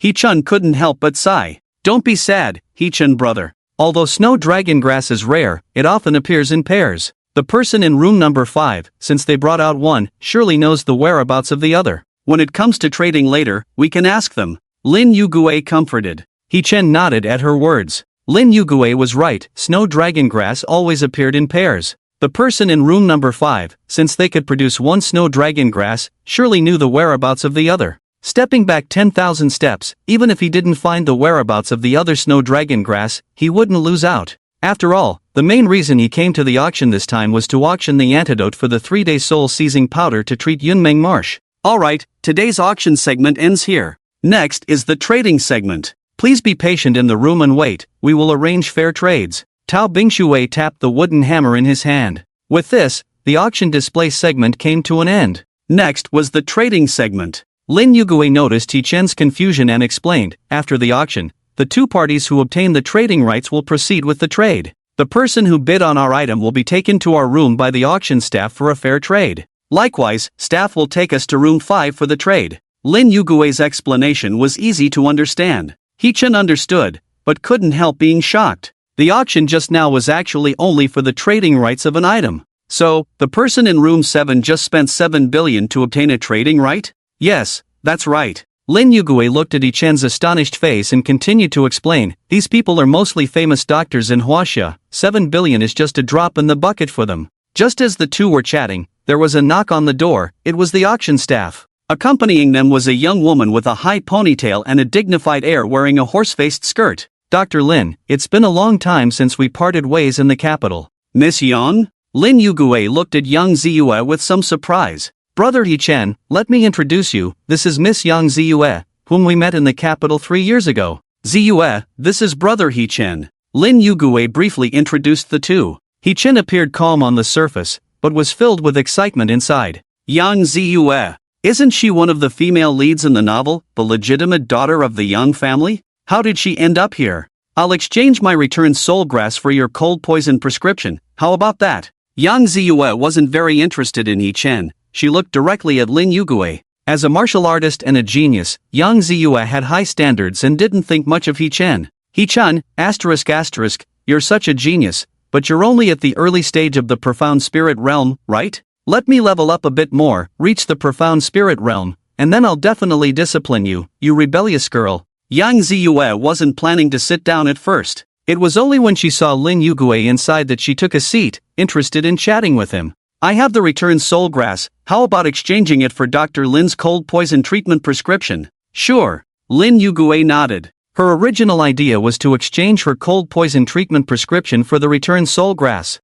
If I remember correctly, you also auctioned off my 4-leaf clover in purple shadow grass. What do you plan to exchange for these 2 herbs? Yang Ziyue maintained a professional attitude. Although she knew Lin Yugui, it was only because of the relationship with Old Master Chen Goen. Without Old Master Chen Goen, Yang Ziyue and Lin Yugui would not belong to the same world and would not have any interaction. Martial artists, seizing the heavens and earth's opportunities, were destined to be extraordinary. Yang Ziyue was even more outstanding among women. Coupled with the indulgence of the Yang family, it shaped her proud and arrogant personality. Although she was a female lead, He-chun wasn't particularly fond of her. Especially now, seeing her looking down on people and yelling at Lin Yugui, He-chun's opinion of her worsened. Can you stop calling people old man with nostrils? If you keep it up, I'm afraid I won't be able to resist stuffing 2 green onions into your nostrils. Lin Yugui listened to He-chan's sarcastic remarks in his ear and couldn't help but feel warm inside. Facing the arrogant Yang Ziyue, she felt pressured as well. He-chan's sarcastic remarks eased some of that pressure. I can exchange it with something else. A powder for treating internal organ injuries, and a body strengthening technique. How about exchanging these 2 for Miss Yang's herbs? Lin Yugui had a plan in mind and brought out 2 valuable items. The powder for treating internal organ injuries was a national treasure-level healing medicine researched by Grandpa Chen Goen. The body strengthening technique was no ordinary thing either. It was a technique created by Grandpa Chen Goen combining the 8-section brocade for body cultivation, capable of prolonging life. In the whole world, these were highly sought-after treasures. However, I can exchange the powder for treating internal organ injuries for your 4-leaf clover. As for that body strengthening technique, let's forget about it. No one in my Yang family needs that to prolong life. Is there anything else? If not, our deal ends here. Yang Ziyue didn't hide her contempt for Lin Yugui's body strengthening technique. Body strengthening technique? Did ancient martial artists need that? Her grandfather was a master in the earthly spirit realm, living for 300 years. Did he need a body strengthening technique? Lin Yugui felt somewhat embarrassed by Yang Ziyue's disdain. The body strengthening technique she offered was her most precious possession besides Grandpa Chen Goen's exceptional medical skills. But now, it was belittled by Yang Ziyue, making Lin Yugui feel undervalued. The feeling of something so precious being worthless in others' eyes made Lin Yugui deeply uncomfortable. This was researched by my master. Lin Yugui retorted. Hearing this, Yang Ziyue's face showed a contemptuous smile. Researched by Grandpa Chen Goen? Grandpa Chen is indeed a medical genius. But it depends on who you ask. To ordinary people, he is a life-saving doctor, a rare treasure. But to martial artists, it's more useless than the most basic body refining technique. Martial artists were superior. Even the most basic body refining technique had better longevity effects than this body strengthening technique. Yang Ziyue truly looked down on this. If it weren't for her family's connection with Grandpa Chen, she would have thought little of him. Just an old man with some medical knowledge, how noble could he be compared to martial artists? Lin Yugui was left speechless by Yang Ziyue's criticism. She could tell that Yang Ziyue not only looked down on her but also on her master. But fundamentally, she was just a naive young girl. How could she argue like this? Tears welled up in her eyes, but she held them back from falling. What an arrogant and sharp-tongued woman. I thought the Yang family, being a prestigious martial arts family, would have well-mannered individuals. I didn't expect to see someone as short-sighted and foolish as you. He-chun couldn't hold back anymore. He stood in front of Lin Yugui, his gaze icy as he looked at Yang Ziyue. A flash of anger crossed Yang Ziyue's eyes. Who are you calling foolish? I'm calling you. He-chun didn't back down in his tone, taking a step forward and continuing. Grandpa Chen Goen is a contemporary medical genius. This is a title recognized by many Chinese martial artists. You, a nobody, are not qualified to judge his techniques. A hint of killing intent flashed in Yang Ziyue's eyes. She hated being lectured by others, especially by those weaker than her. Trash like him was only fit to look up to her.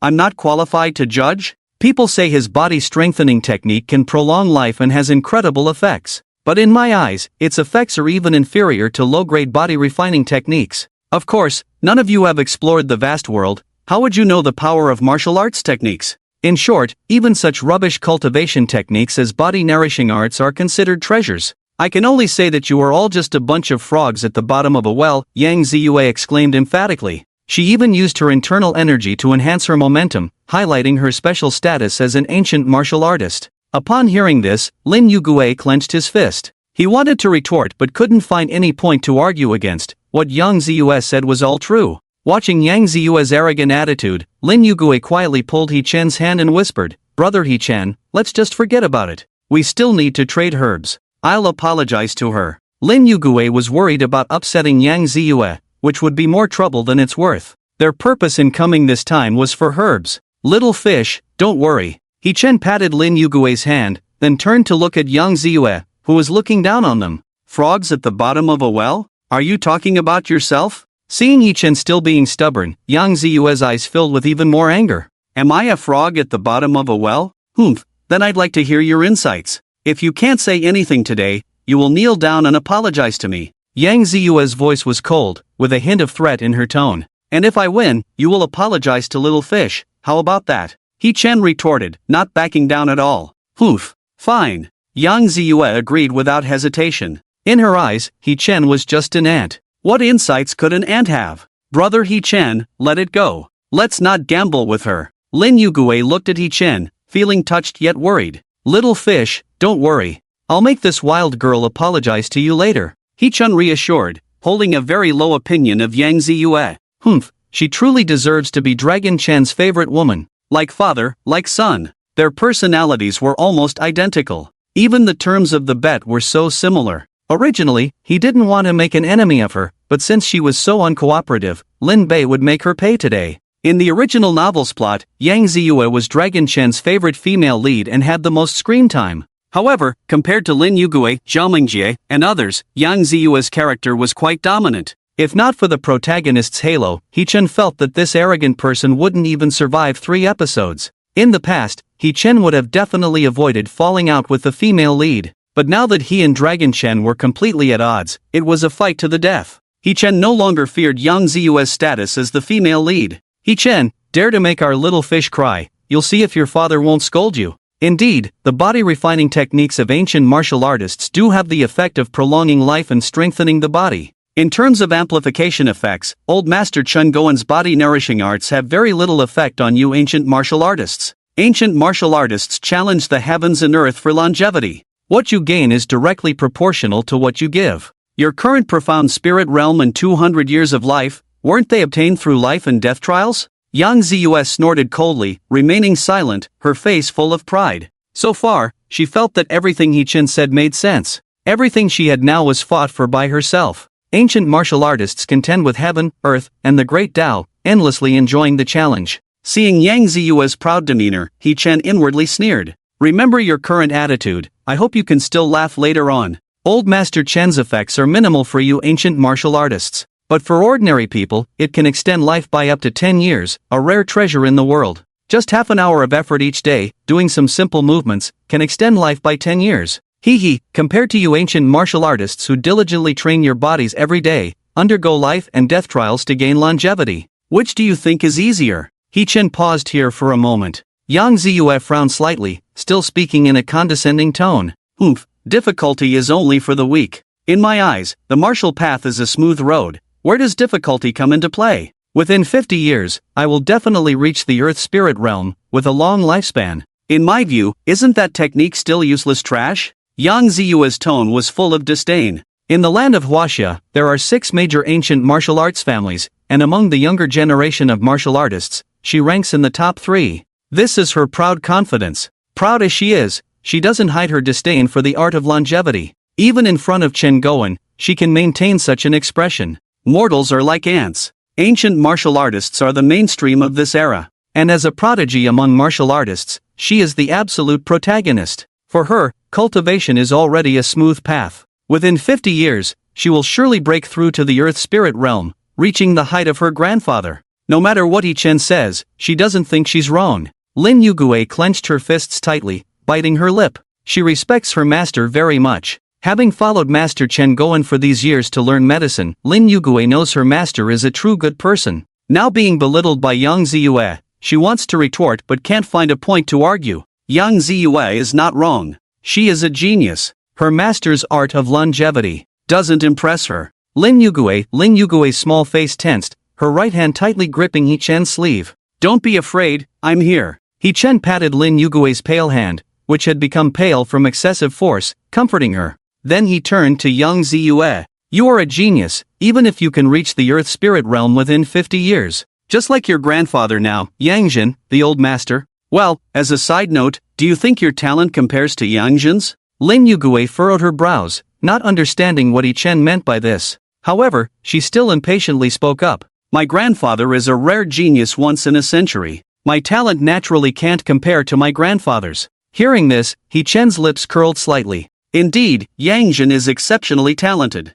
At a young age, he reached the profound spirit realm, and after 60 years in martial arts, he became a master of the Earth Spirit realm. Establishing the Yang family, promoting martial arts, he is a true hero. Unfortunately, even heroes like him face insurmountable barriers. Having walked the path of martial arts for 100 years, now nearing the end of his life, he is still stuck at the Earth Spirit realm, with little time left. "Miss Yang, am I wrong in saying this?" He Chen's voice was calm. Everything he said was factual, as described in the original novel's plot about Master Yang. Yangjin is indeed a legendary figure, a true genius, and one of the 4 strongest ancient martial artists in Huaxia. It's a pity he's stuck at the Earth Spirit realm. With less than 10 years of life left, he now relies on Master Chen Goen's art of longevity to prolong his life. This is also the reason for the friendship between Master Chen Goen and Master Yangjin. My grandfather will definitely break through the limit and ascend to the Heaven Spirit realm. Yang Ziyue frowned, emphasizing. She didn't know where He Chen got his information from, but her grandfather is indeed nearing his limit. Not long ago, while exploring a secret realm, he was poisoned by ice and fire, weakening his body. She came to this auction for this reason. He Chen, ***, she's anxious. Humph, what makes you anxious is yet to come. With a contemptuous smile in his heart, He Chen continued speaking. I also believe that Master Yang will break through the limit. But I must tell you, as Master Yang's end approaches, he uses precisely Master Chen's set of health-preserving techniques every day to prolong his life. Do you still think these techniques are useless? Do you still think Master Chen Goen is just a name? He Chen's voice suddenly rose, sharp as a blade, piercing straight into Yang Ziyue's heart. Yang Ziyue frowned, repeatedly denying, impossible. Grandfather would never practice such techniques. Impossible? Have you not seen Master Yang using these health-preserving techniques? Yes, but he only does it in his spare time. Just for fun. Just for fun? Would you invest your energy in something useless when the end is near? He Chen spoke again, delivering the final blow. It's impossible. It's just an ordinary health-preserving technique. The pride on Yang Ziyue's face gradually faded, unable to come up with a rebuttal. He Chen was not wrong. She often saw her grandfather practicing these techniques. She looked down on this threshold-free cultivation method. But now, as He Chen spoke, something she had never considered before began to make sense. He Chen looked at Yang Ziyue's puzzled face and spoke softly. The extraordinary aspect of health-preserving techniques lies not in prolonging life. It's disregarding the body's strength or weakness. Anyone can prolong their life. You have always been narrow-minded. Isn't that so? You think Master Chen's health-preserving techniques are not worth mentioning. But in fact, even Master Yangjin praised it as a brilliant masterpiece. You just don't understand. With these words from He Chen, Yang Ziyue's face flushed red, unable to argue back. The Roman princess, who had been standing tall since birth, was speechless for the first time. Reluctantly, she admitted underestimating the health-preserving techniques. Even if what you say is true, I agree to the trade. I'll exchange the purple orchid grass for the health-preserving techniques. Yang Ziyue said coldly. Although she had lost the bet, she acted as if she were the victor. Lin Yugue breathed a sigh of relief upon hearing this. He Chen had won. He Chen, let's make this trade. Lin Yugue glanced at the cold-faced Yang Ziyue, gently took He Chen's hand, and whispered. Winning was enough. As for an apology, let's forget about it. Lin Yugue didn't want things to escalate, to avoid earning Yang Ziyue's resentment towards He Chen. Yang Ziyue was a member of the Yang family and a high-level practitioner in the profound spirit realm. A feud between them would undoubtedly have consequences for He Chen. He Chen understood Lin Yugue's desire to calm things down, but since the bet had been made, he was determined to make this arrogant woman learn a lesson. He turned his gaze to Yang Ziyue. Just an exchange? Have you forgotten something? What else do you want? It's simple, fulfill the terms of the bet, and apologize to little fish. He Chen's voice was calm, tinged with a hint of disdain. He was fighting fire with fire. With just one sentence from He Chen, the atmosphere in the room instantly chilled. Yang Ziyue clenched her fists, her eyes filled with killing intent. What are you saying? You want me, Yang Ziyue, to kneel to someone else? Dangerous vibes flickered in Yang Ziyue's eyes. She had only ever made others kneel before her. As the pride of the heavens, Yang Ziyue had never bowed to anyone, especially not to someone like Lin Yugue, a terminally ill weakling. With her imposing aura, it seemed like she was about to resort to violence at any moment and suppress He Chen on the spot. Lin Yugue was intimidated by the aura emanating from Yang Ziyue, shrinking behind He Chen like a frightened rabbit. She was just an ordinary person. How could she withstand the oppressive aura of a profound spirit realm warrior? He Chen, maybe we should just forget about it. Xiao Yu is not angry anymore. We can't beat her. Lin Yugue looked at He Chen in front of him and whispered. She had contact with Yang Ziyue and knew her way of doing things. Back in the capital, Lin Yugue had witnessed a scene that was still fresh in people's memories. Yang Ziyue had once destroyed the meridians of several people at the ancient martial arts competition, making them unable to cultivate for the rest of their lives. Yang Ziyue was extremely ruthless. Afterwards, she only said, "This is the price of challenging me," and then left gracefully. If it weren't for Grandpa Yangjin's presence back then, Yang Ziyue might have been hunted down by many ancient martial artists, maybe even with grass growing on her grave. Lin Yugue was afraid that He Chen would offend Yang Ziyue and provoke her to hurt someone on the spot. They both had no means of defense and could only be at the mercy of others. It's okay, don't be afraid. He Chen patted Lin Yugue's shoulder and turned to look at Yang Ziyue, sneering.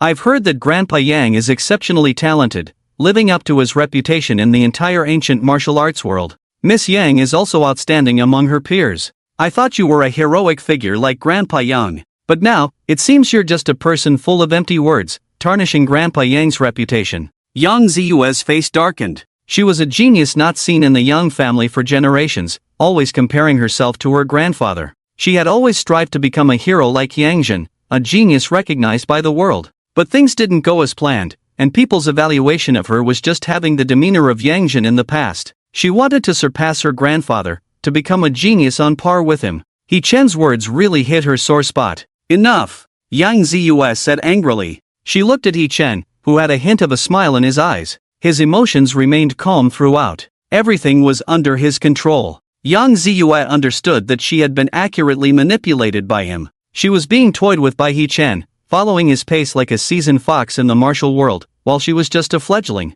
She hated this feeling. She now yearned for a fierce battle where she could feel superior and rediscover her extraordinary self. Apologies are fine, but no need to kowtow. I'll exchange it for another piece of snow dragon grass information. I noticed earlier that you've been auctioning off the trading rights for snow dragon grass, so you must need it very much. I'll exchange it with you for information about snow dragon grass, how about that? Yang Ziyue made a concession. Normally, she would have disabled He Chen by now, but not at this moment. Her grandfather was poisoned, greatly reducing his combat power. This was Master Chen Gowen's territory, and killing someone here in front of Lin Yugue would only attract unnecessary enemies. The Yang family couldn't afford to make too many enemies at the moment. This time, no one was there to back her up. Upon hearing this, He Chen turned to look at Lin Yugue, who nodded in agreement. In fact, when Yang Ziyue said that sentence just now, she was already shocked. This guy actually bowed to someone. Being able to apologize to her master was already the best outcome Lin Yugue had hoped for.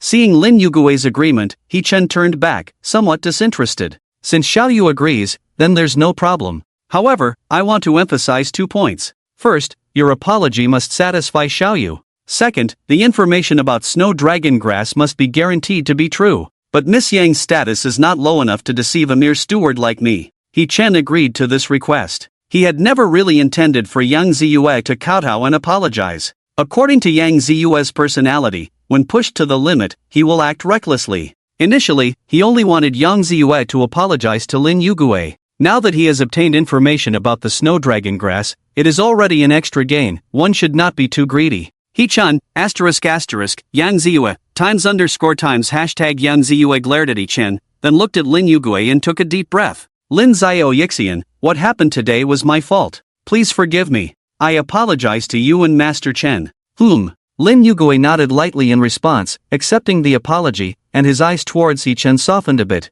Alright, now let's talk about the snow dragon grass. He Chen saw Lin Yugue nod, then sat on the chair and began to speak. He Chen sat on Yang Ziyue's chair. The latter glared at He-chan but wasn't interested in arguing over a chair. I obtained this snow dragon grass from the Wanling mountain range. Deep within the Wanling mountain range, there is a secret realm where my snow dragon grass, including the four-leaf clover and purple phantom grass, comes from. Yang Ziyue's expression turned slightly serious. Her grandfather, Yang Zhen, was also poisoned while exploring the secret realm. If not for this reason, she wouldn't have come here seeking a solution to the ice-fire poison. He-chan raised an eyebrow at this. Secret realm? Are you talking about the profound abyssal realm? In the original plot, Grandpa Yang Zhen was poisoned by the ice-fire toxic mist while exploring the profound abyssal realm. The key herbs to cure the ice-fire poison were also found in the profound abyssal realm. Longchen arrived at the Yang family and immediately checked Grandpa Yang Zhen's condition.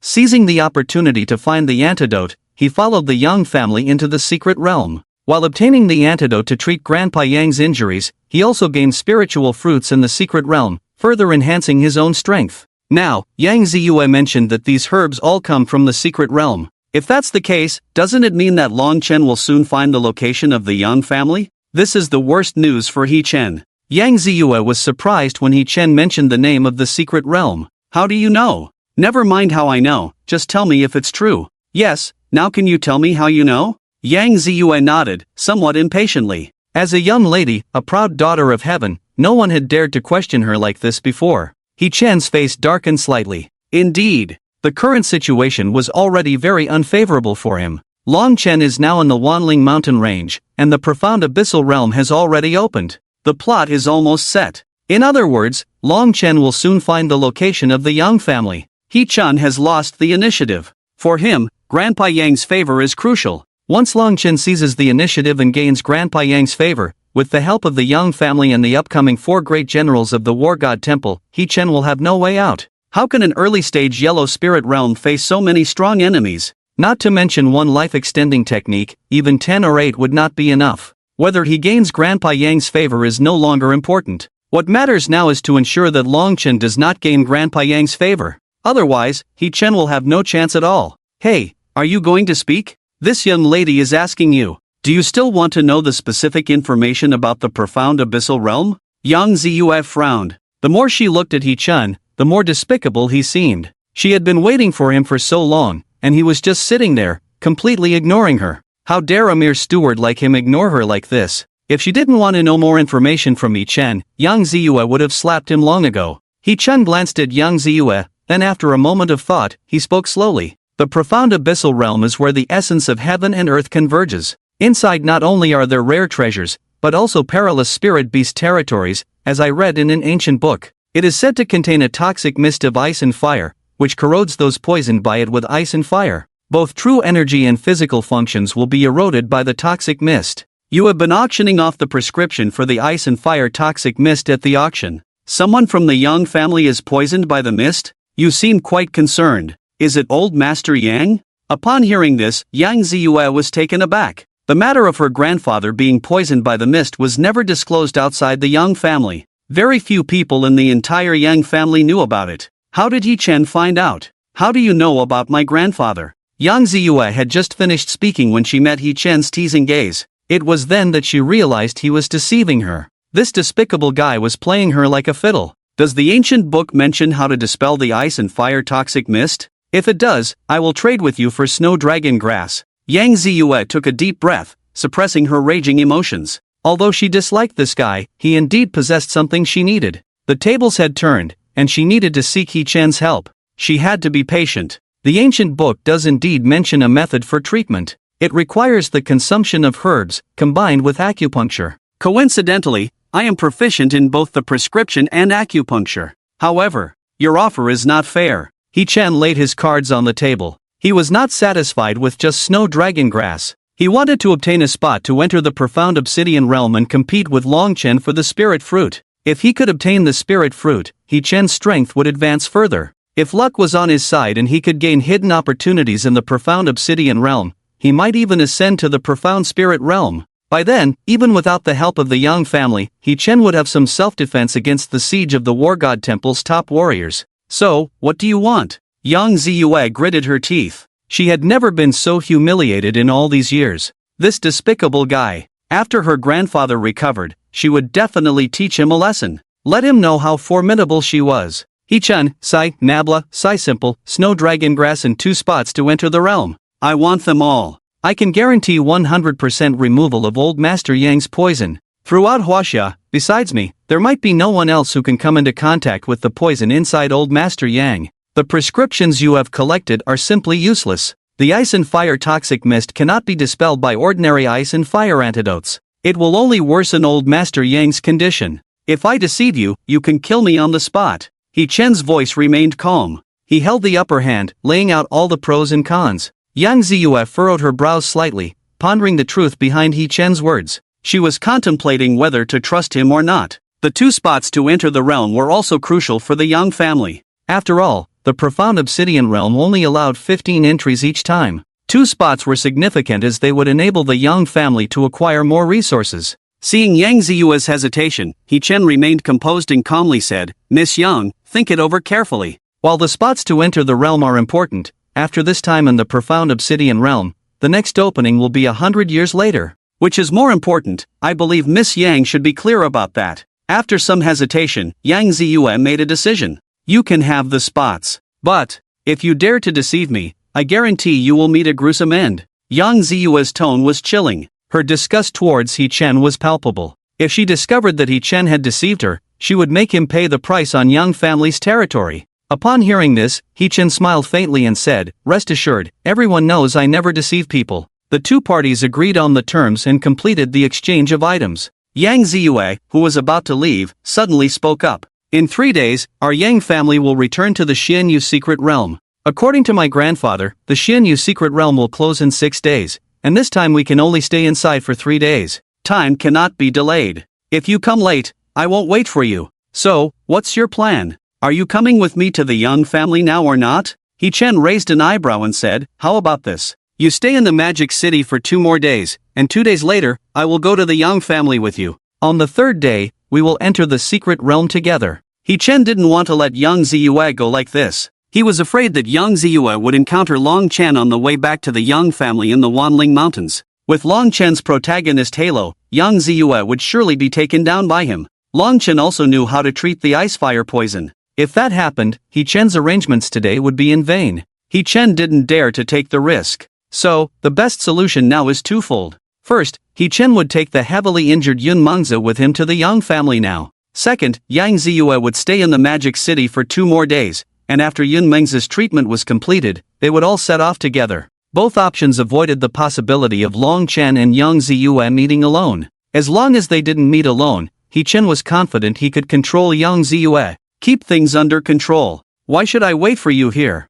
I'm not your bodyguard. We only have a business relationship. Please understand your own identity. Don't push it, Yang Ziyue said impatiently. This guy in front of her was really annoying. Lin Yugui saw Yang Ziyue angry, his body trembled suddenly, and he said with a grievance, He-chen, let's forget it. Let's not delay Miss Yang's time. We can find the snow dragon grass again, but we can't delay Mr. Yang's illness. Let's not make things difficult for Miss Yang. Lin Yugui looked very aggrieved, and his tone was very cautious. But when these words fell on Yang Ziyue's ears, her previous aggressive momentum diminished by half. Now she needed He-chen's help, and the initiative was in He-chen's hands. If He-chen didn't go, who would save her grandfather? The ice fire poison was an incurable disease, as all the doctors in their Yang family said. So far, she had only met He-chen, who claimed he could save her grandfather. Lin Yugui was hitting himself. This sickly-looking guy seemed harmless, but his verbal attacks were no weaker than He-chen's. Humph, you still need to give a reason. Staying in the Magic City for no reason, how can I explain to the accompanying elders of the family? Yang Ziyue said coldly, explaining. He-chen nodded slightly at her words. A martial arts genius like Yang Ziyue, the future pillar of the Yang family, would definitely have protectors accompanying her. It indeed required a suitable reason to convince them to stay in the Magic City.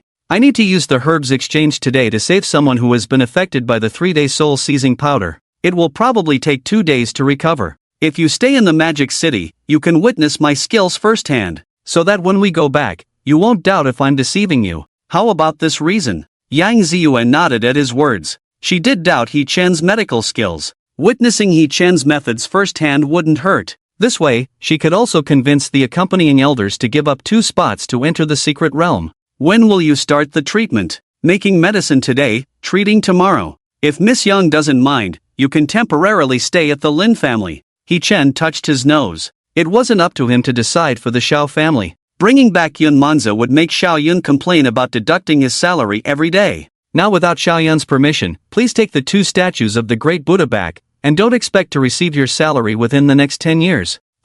Should be no problem. Add me as a friend. Before the treatment starts, I will go to the Lin family. Yang Ziyue followed suit and took out a fruit phone from her pocket in front of He Chen. He Chen, Omega, you secluded aristocrats also play with phones? He Chen was stunned for a moment, scanning the phone while looking at Yang Ziyue. Martial artists are also human beings, not antiques. After receiving He Chen's friend request notification, Yang Ziyue left room 001. Just a few seconds after she left, her WeChat notification sounded. Opening it, she saw a comment from He Chen on her Moments. It was a sentence she posted on Moments when she was practicing martial arts. #The enemy defeated by me will never be my opponent again. Give her time to surpass, but she will never see my back again.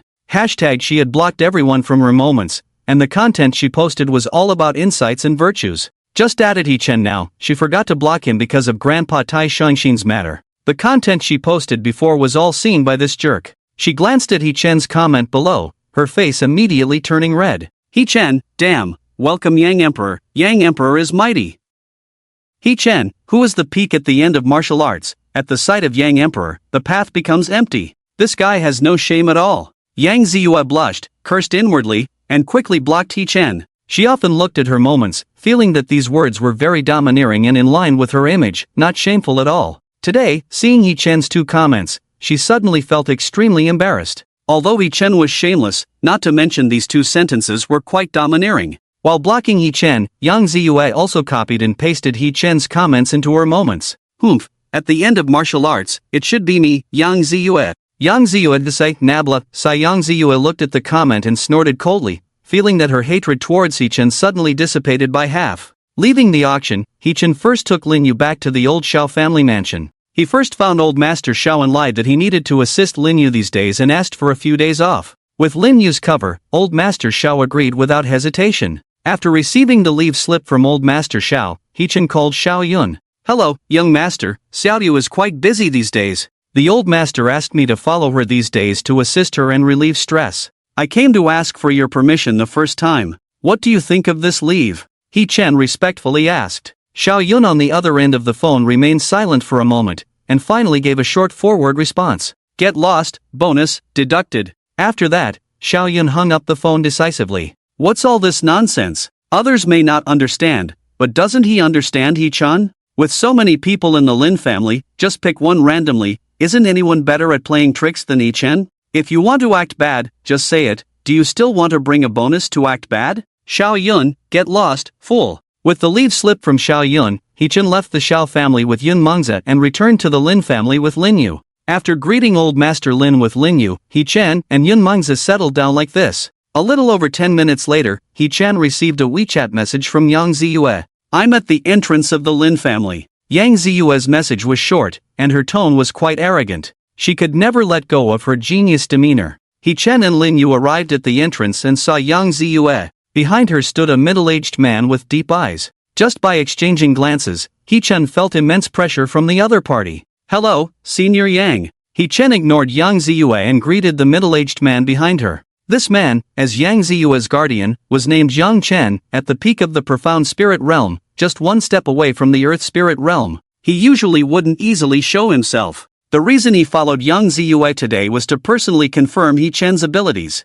Yang Ziyue felt somewhat annoyed at being ignored by He Chen. How dare this damn guy ignore this genius? Once Grandpa gets better, I will definitely teach you a lesson. Yang Chen didn't bother exchanging pleasantries with He Chen and went straight to the point. Can you cure the ice-fire poison of the family head? As long as I can bring out the ice-fire twin-leaf grass from the profound secret realm, I can cure it completely. The ice-fire poison corrodes the true qi and body of the victim. Over time, it will damage the foundation, making cultivation impossible. Since Yang Chen came with Yang Ziyue to find him, it meant he chose to believe He Chen. In that case, He Chen should show some sincerity. He Chen mentioned the symptoms of ice-fire poisoning and the crucial treatment herb. Yang Chen carefully assessed He Chen and nodded, saying, yes, the symptoms are indeed as you described. I can offer you 2 spots to enter the secret realm. Compared to Yang Ziyue, Yang Chen was more shrewd. With Yang Ziyue playing the bad cop, he only needed to be the good cop to win over He Chen. Didn't you say you wanted to demonstrate your medical skills?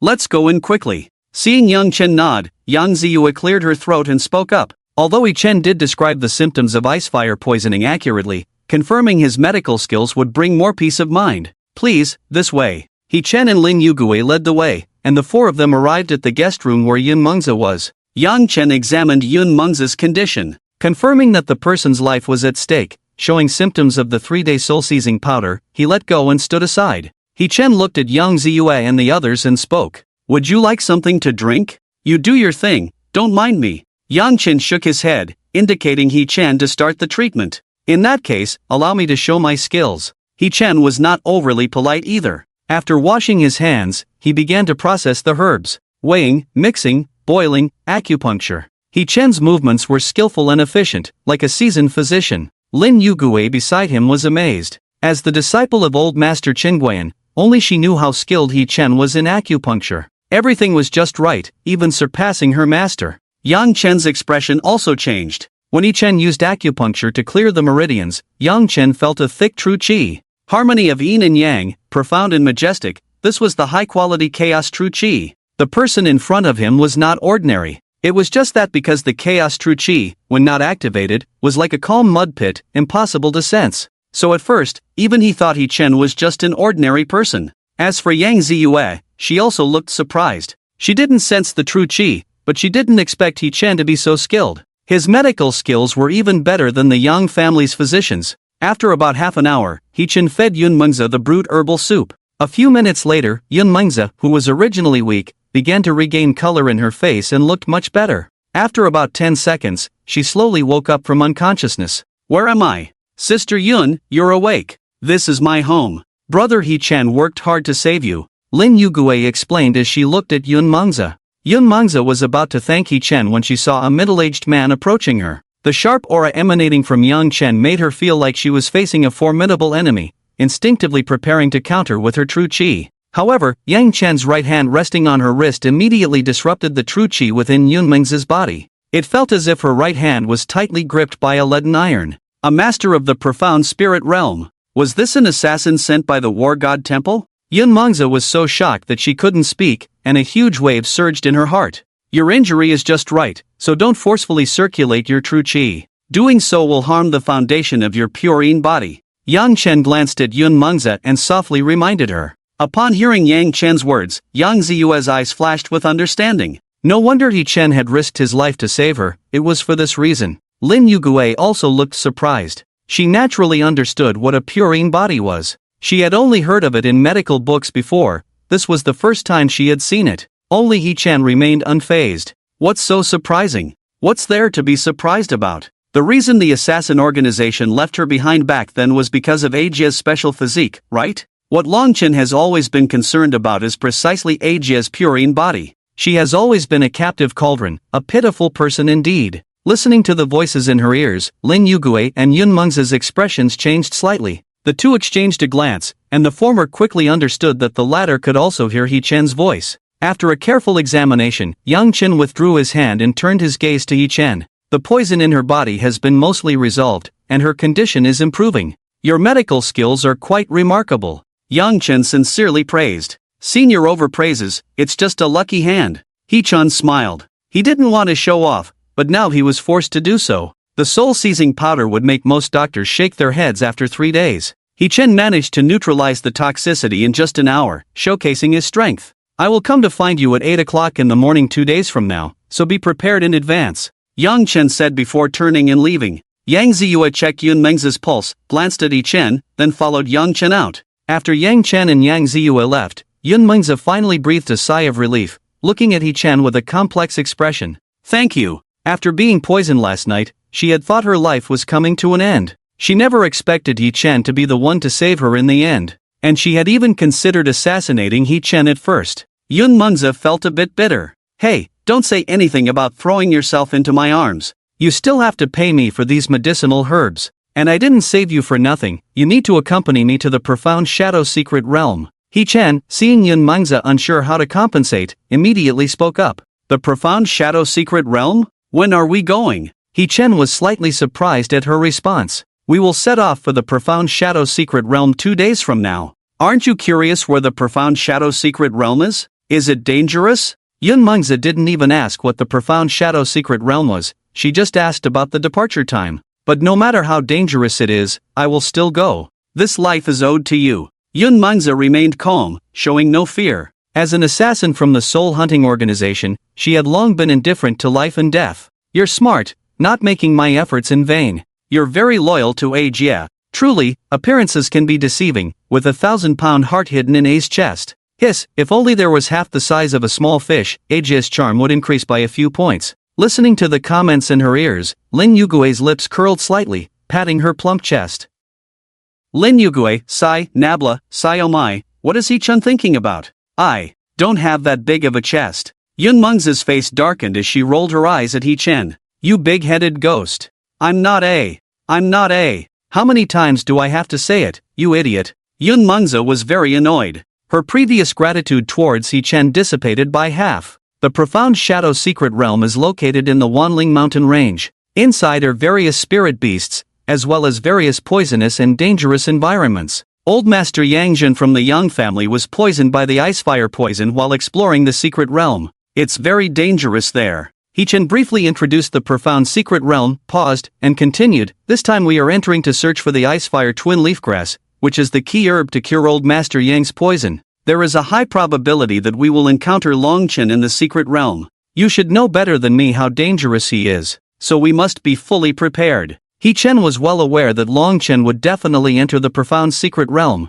As the protagonist of the novel, he would not miss such a secret realm. He and Longchen would inevitably meet in the profound secret realm. Hearing He Chen mention Longchen's name, Yun Mengzi's eyes flashed with a cold light. She and Longchen were now in a situation of no compromise. Either Longchen dies, or she is killed by Longchen. If they continue to delay until the others from the War God Temple arrive in the Demon City, coupled with Longchen from the profound spirit realm, her death is certain. If they can kill Longchen in the profound secret realm before the others from the War God Temple arrive, the pressure would be much less. The chances of her and He Chen surviving would be much higher. The profound secret realm is a great opportunity. Kill Longchen in the profound secret realm before the other warriors from the War God Temple arrive. Alright, rest well and strive to recover to your best condition. We will set off in 2 days as scheduled. After saying this, He Chen turned and left. Lin Yugue supported Yun Mengzi into the bathroom and gave her a quick bath. She hadn't bathed for a few days, and the smell of blood on her body was starting to stink.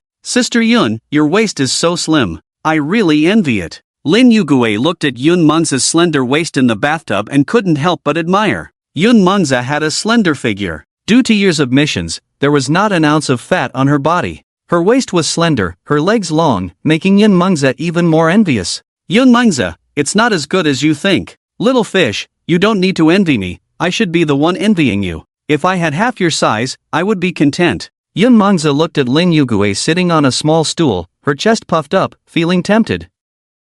Envious of how He Chen always called Lin Yugue sister, she was envious of Lin Yugue's elusive charm. She really wanted to have Lin Yugue's size, and then make He Chen shut up. Sister, don't tease me. Let me give you a massage. Blushing, Lin Yugue began to rub Yun Mengzi's body, lingering over her almost perfect figure. Hey, where are you touching? Oh, I wanted to see what it feels like. Sharp-tongued, I'll hit you. He Chen was not idle these 2 days. He ran between the Lin family and Lu Rue's house every day. He treated Yun Mengzi during the day and played games with Lu Rue all night. He hardly slept for more than 3 hours a day. The 9-yin yang body refining technique was pushed to the extreme. He was working hard. However, there was someone working even harder than him. Lu Rue hadn't been to work these days, experiencing pain and pleasure every day. If it weren't for He Chen nurturing her body with true energy every day, she would have died from the high-intensity exercise long ago. Rushing, He Chen finally managed to elevate his strength to the mid-stage of the Yellow Spirit Realm before the departure.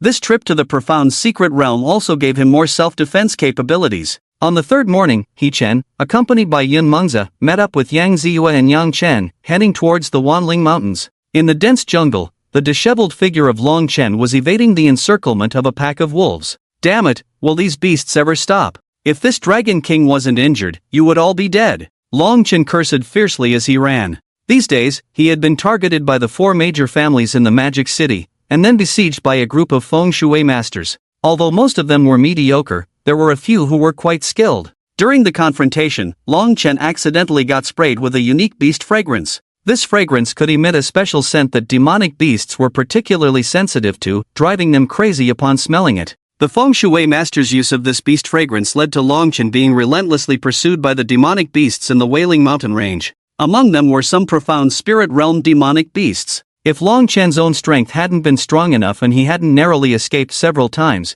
he would have long become fertilizer for plants. Despite narrowly surviving, he was heavily injured and now being targeted by a pack of mountain wolves behind him. The tyrannical true energy in his body was almost depleted. Once caught up by the wolves behind him, Long Chen would undoubtedly meet his end. Watching the wolves getting closer and closer behind him, a sense of despair rose in Long Chen's heart. But what made him even more desperate was the dead end ahead, a bottomless cliff. Long Chen looked at the approaching wolves, a resolute expression flashing across his grim face. Is fate trying to end me? No, I, Long Chen, do not believe in fate. My life is in my hands, not in the hands of the heavens. Even in death, I will decide how I die. Long Chen let out a long howl to the sky, then leaped off the cliff. The fierce wind roared in his ears, and after about a dozen seconds, he plunged into a deep and cold pool. He survived. Long Chen felt a surge of excitement in his heart, using his last ounce of strength to struggle to the shore. In the final moment before losing consciousness, a voice sounded in his ears.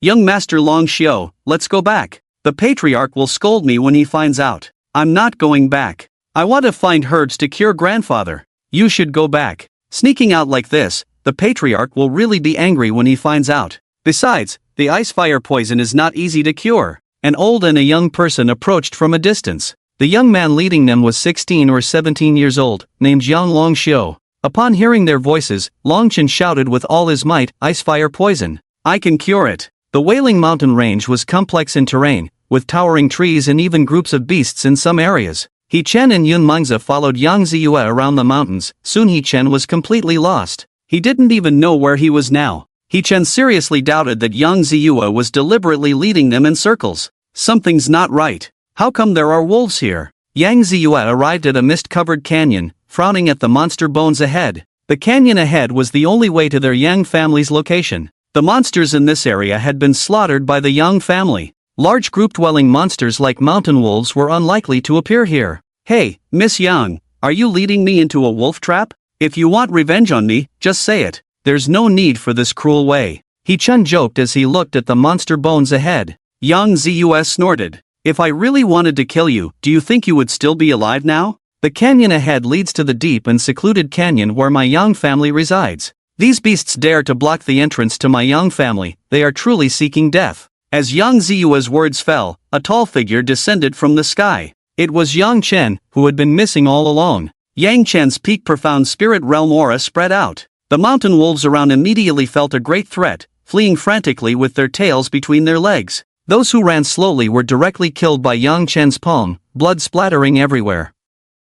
He Chen, Omega, this is the power of the peak profound spirit realm. While He Chen envied this power, he also secretly worried. Long Chen, this hanging guy, is probably not much weaker than the peak of the profound spirit realm in terms of true strength. Although he is in the mid-stage of the profound spirit realm, it is not wrong to consider him as an enemy in the mid-stage of the profound spirit realm. In this way, it would be very difficult to kill Long Chen in the profound shadow secret realm. On the contrary, He Chen himself has to find a way to survive and not be killed by Long Chen. 3 of him are not enough for Long Chen to kill. The only chance is for He Chen to obtain the spiritual fruit and at the same time, get the hidden opportunity in the profound shadow secret realm. It was mentioned in the novel that every secret realm is formed after the death of a master of the heavenly spirit realm. Even Long Chen did not obtain the inheritance of the heavenly spirit realm in the profound shadow secret realm. After Long Chen saved Grandpa Yangzhen, he received a message from him. The hidden opportunity in the profound shadow secret realm is likely to be beneath the area covered by the ice and fire poison mist.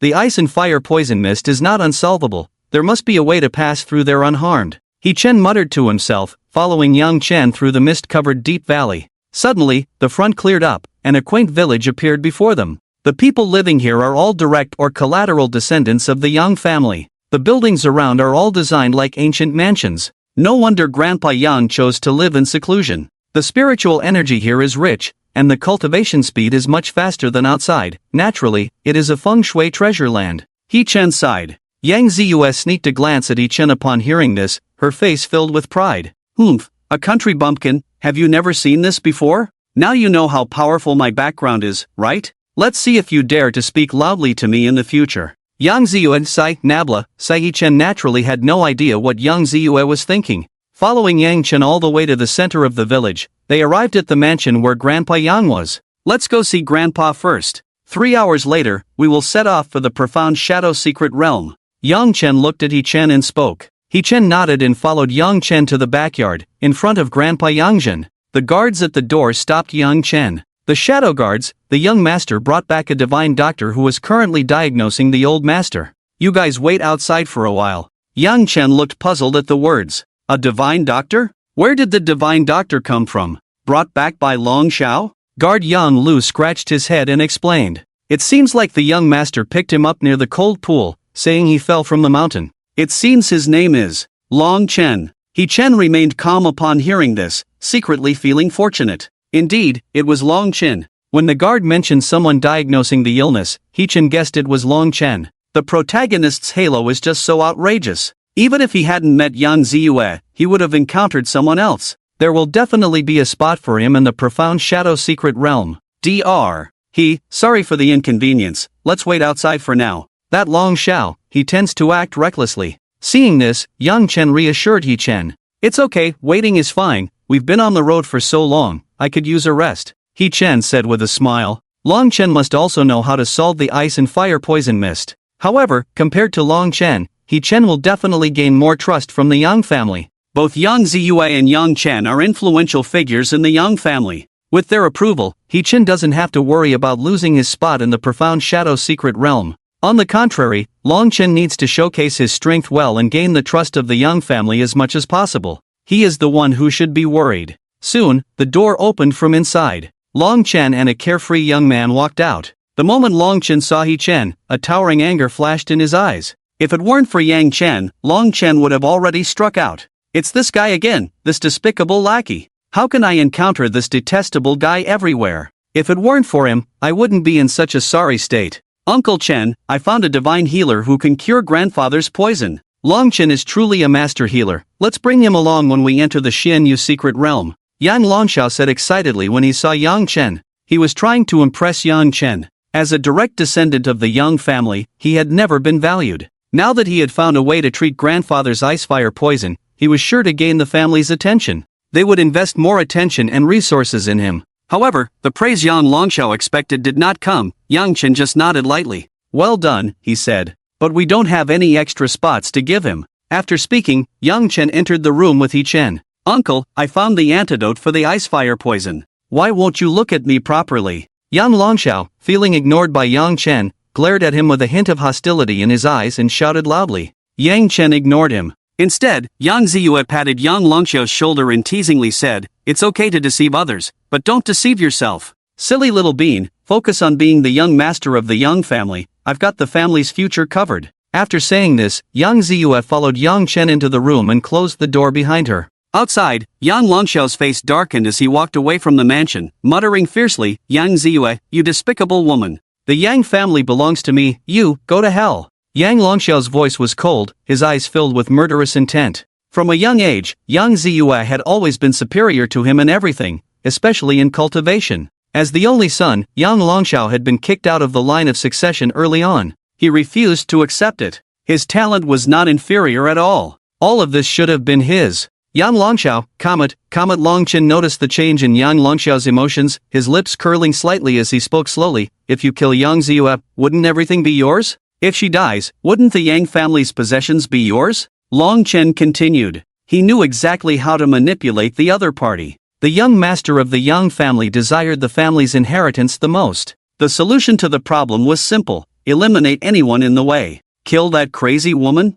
Humph, she's in the profound spirit realm. Where can I find someone to kill her? To kill that lunatic, we would need at least a high-level expert in the mid-profound spirit realm. If it were easy to kill her, I would have done it long ago. Yang Longxiao stared at Long Chen as if he were a fool. Who would dare to touch her? Those who dared were no match for her, and those who could defeat her feared her background. If someone could really kill Yang Ziyue, no matter the cost, Yang Longxiao would accept it. Mid-profound spirit realm? Heh, how about we make a deal? You lead me into the Xianyu secret realm, and I'll find an opportunity to kill her inside. Longchen said playfully. Yang Ziyue indeed had talent, making it difficult for ordinary people to kill her. But for Longchen, killing Yang Ziyue one-on-one was not a problem at all. After all, when he exerted his full strength, he could battle someone at the peak of the profound spirit realm. Those in the late profound spirit realm were no match for him. With his strength, Longchen believed he could easily kill Yang Ziyue. You, able to kill that crazy woman?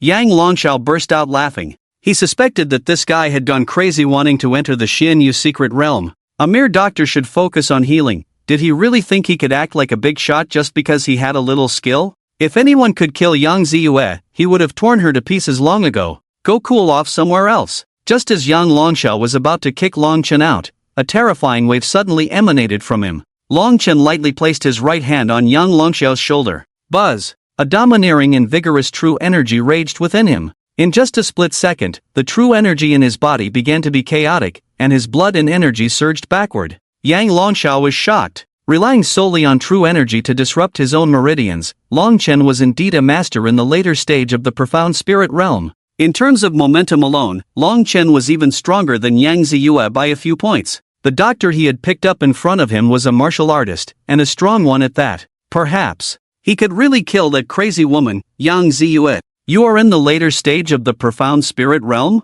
I am at the peak of the mid-stage of the profound spirit realm, about to break through. Do you really have the confidence to kill Yang Ziyue? She has a spiritual weapon to protect herself, right? Rest assured, in a one-on-one situation, she is bound to die. Longchen said confidently. So what if she has a spiritual weapon? Regardless of whether Yang Ziyue has a spiritual weapon or not, in the face of absolute strength, everything is futile. Yang Longxiao was excited, his face flushed with excitement. Looking at Longchen, he seemed to be looking at a rare piece of beautiful jade. I agree to this deal. This time entering the profound shadow secret realm, the family has assigned a collateral descendant to be my bodyguard. You will take his place and enter the profound shadow secret realm with me. Once inside, if you find an opportunity, you must kill Yang Ziyue at the first chance. After the deed is done, there will be a generous reward. Yang Longxiao lowered his voice, his face flashing with a sinister smile. Longchen smirked, looking towards the room where Patriarch Yangjin was, and said coldly, rest assured, I will do as I promised.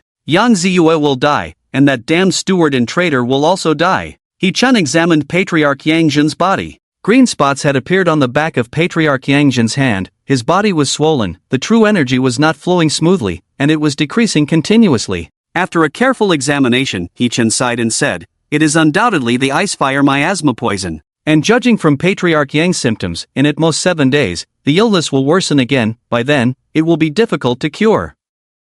I can now prescribe a medicine that can relieve the swelling and pain. To truly eliminate the ice-fire miasma poison, we need to enter the profound shadow secret realm and find the ice-fire twin leaf grass. Yang Chen and Yang Ziyue listened, their faces solemn as they looked at the sleeping Patriarch Yangjin. The Yang family had always relied on Patriarch Yangjin as a towering tree to support them and prevent collapse. Once he fell, not to mention external enemies, the internal strife among the Yang family members alone could potentially destroy the foundation that Patriarch Yangjin had painstakingly built over the years. Patriarch Yangjin must not die. And now, the hope of reviving Patriarch Yangjin rested entirely on He-chan. Yang Ziyue looked at He-chan, her voice serious. He-chan, I'll ask again, can you 100% save grandfather by finding the ice-fire twin leaf grass? I hope you tell the truth. If you are deceiving me just for the spot in the profound shadow secret realm, I will make you wish you were dead. As Yang Ziyue spoke, the cup on the coffee table shattered. The atmosphere in the room suddenly turned cold. Yun Mengzi furrowed his brows slightly, holding a dagger in his right hand as he stood in front of He-chan. Yang Chen showed no intention of intervening, but instead stared intensely at He-chan. He wanted to confirm once again whether He-chan was lying. It was a matter of great importance, and he had to be extremely cautious. Yang Ziyue's probing and warning were tacitly approved by him. I'll say it again, as long as I find the ice-fire twin leaf grass, I can definitely cure the miasma poison in Patriarch Yangjin's body. I, He-chan, always keep my word and never lie. Furthermore, even if I had the courage to lie, I would have to bear the consequences. He-chan remained calm and composed. He knew that Yang Ziyue and Yang Chen just wanted reassurance. Although Yang Ziyue's behavior was rude, it was somewhat understandable. After a long silence between Yang Chen and He Chen, they turned to look at Yang Ziyue. Ziyue, apologize to Dr. He, then take them to the guest room to rest. 2 hours later, we gathered at the village entrance, ready to depart for the profound shadow realm. Yang Ziyue reluctantly and awkwardly apologized to He Chen upon hearing the instructions.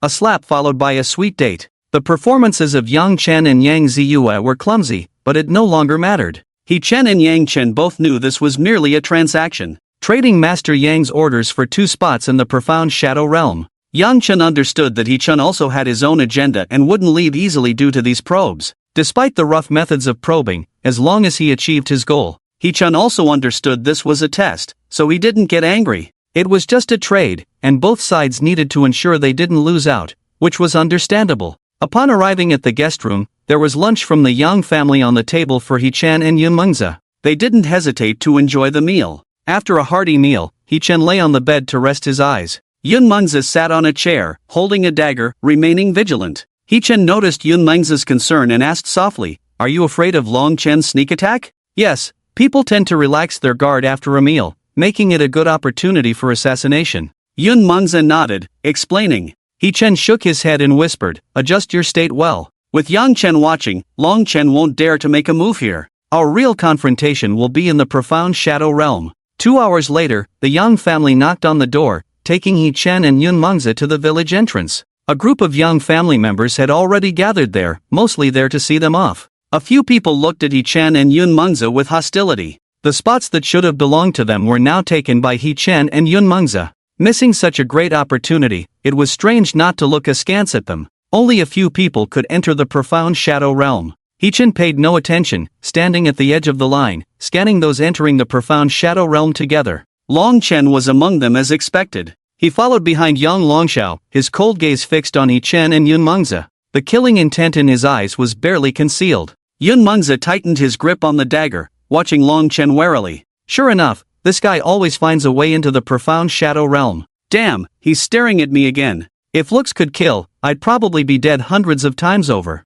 Damn it, wipe that smirk off your face, or I'll puke. He Chen thought to himself as he looked at Long Chen's smirking mouth. Although He Chen appeared calm on the surface, he was also uneasy inside. He and Long Chen were already in a situation of no compromise. In the profound shadow realm, there were great opportunities, but if he couldn't deal with Long Chen, once out of the profound shadow realm, with Long Chen in the later stages of the profound spirit realm, plus the assistance of the 4 great warriors of the War God Temple, He Chen's current strength was simply not enough, a certain death. Phew, the difficulty is a bit high. But fortunately, I have some advantages. I know all the dangerous areas in the profound shadow realm. He Chen took a deep breath, adjusting his state. There was no use thinking further now. It all depended on how things developed after entering the profound shadow realm. 10 minutes later, Yang Ziyue and Yang Chen arrived. The previously noisy crowd fell silent. Yang Chen glanced at young Long Xiao and Long Chen behind him, frowning. What's going on with him? Uncle, he's my bodyguard.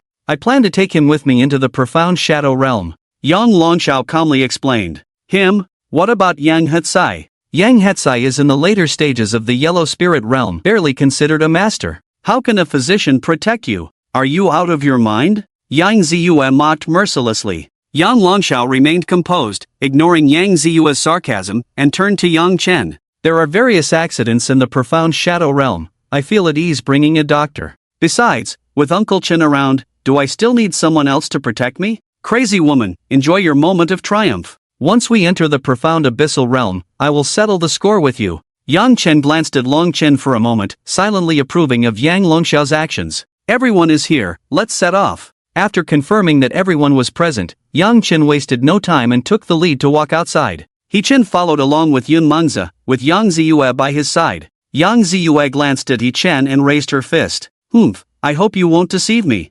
Otherwise, I will definitely chop you up and feed you to the dogs. She was still as irritable as ever. He Chen remained calm and patiently explained, rest assured, Miss Yang, if I'm not confident, I wouldn't have taken on this task. This guy might be a bit violent, but he indeed had strength and could ensure safety. Let her be irritable, just endure it. It's better than being with that ominous star Long Chen. Apart from those entering the profound abyssal realm, some people were responsible for providing support outside. The profound abyssal realm was located near a cold pool deep in the Wanling Mountains. The group walked for 2 hours and quickly arrived at their destination. Before them was a deep, bottomless cold pool emitting a chilling white mist. Beyond the cold pool was a dark light curtain, the entrance to the profound abyssal realm. Nearby, many demonic beasts were eyeing them greedily. The spiritual energy emanating from the light curtain enticed them, making them eager to partake. However, the numerous demonic beast corpses scattered around the cold pool made them hesitate. Beasts, dare to look at us?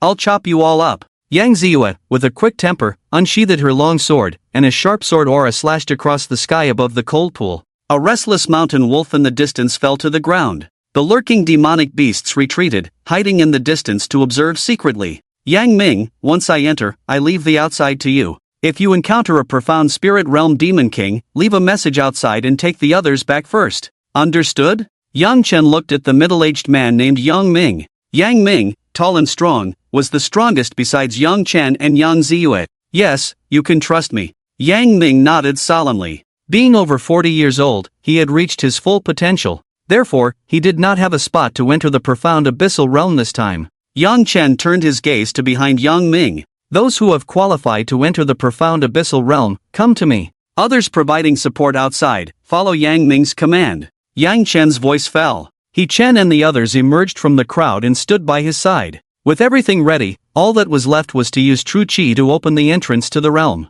Yang Chen, Yang Ziyu, and Yang Ming stood in front of the light curtain, continuously channeling their true qi into it. Buzz! With the input of true qi, the originally dim light curtain suddenly shone brightly, resembling a slowly opening gate of light in the distance. What's going on? It feels like opening the realm this time requires more true qi than before. Yang Ziyu gritted her teeth, increasing the transmission of true qi. Last time, when they opened the realm, Grandpa Yangjin didn't make a move, and it was the three of them, but it wasn't as strenuous as it was now. Indeed, is it because the realm is about to close? Yang Ming, also red-faced, looked at Yang Chen. Yang Chen remained silent, his gaze shifting between Yang Ziyu and Yang Ming for a moment before settling on Yang Ming. What do you want? What do you mean? Yang Ming looked at Yang Chen with a puzzled expression. Yang Chen shook his head, his expression serious. What do you want? The spot in the profound abyssal realm? Yang Ming, you should be aware that everything you have now is given by the Yang family. Yang Chen knew very well that unless the hidden opportunity of the realm was inherited, the realm would remain stable.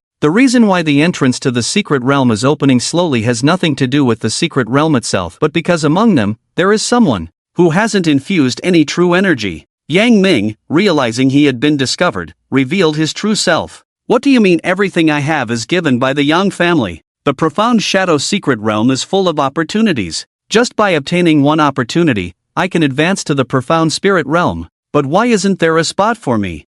So be it. Since you won't give it to me, then I'll have to find a way to take it myself. Yang Ming coldly chuckled. Yang Ziyu, upon hearing this, coldly chuckled. Yang Ming, even if you have the fate to enter, you also need the fate to survive. Do you think you can escape from my grandfather and Uncle Chun? Yang Ming smirked sinisterly, speaking coldly. An old man struggling on his deathbed, do you think I would fear him? After killing that person surnamed He, who else can save him? As for Yang Chen, I'll kill him now. As Yang Ming's words fell, his right hand clenched into a fist and fiercely struck towards Yang Chen's chest. Once the gate to the profound shadow secret realm opens, until it is completely open, the person who opened it cannot forcibly disconnect from the gate. Yang Ming's timing of the attack was quite clever. The gate had only opened halfway, leaving Yang Chen and Yang Ziyu unable to free their hands to deal with him. This was a perfect opportunity for action. After killing Yang Chen and seizing the opportunity, the Yang family will be under my command. Yang Ming sneered, his right hand already reaching Yang Chen's chest.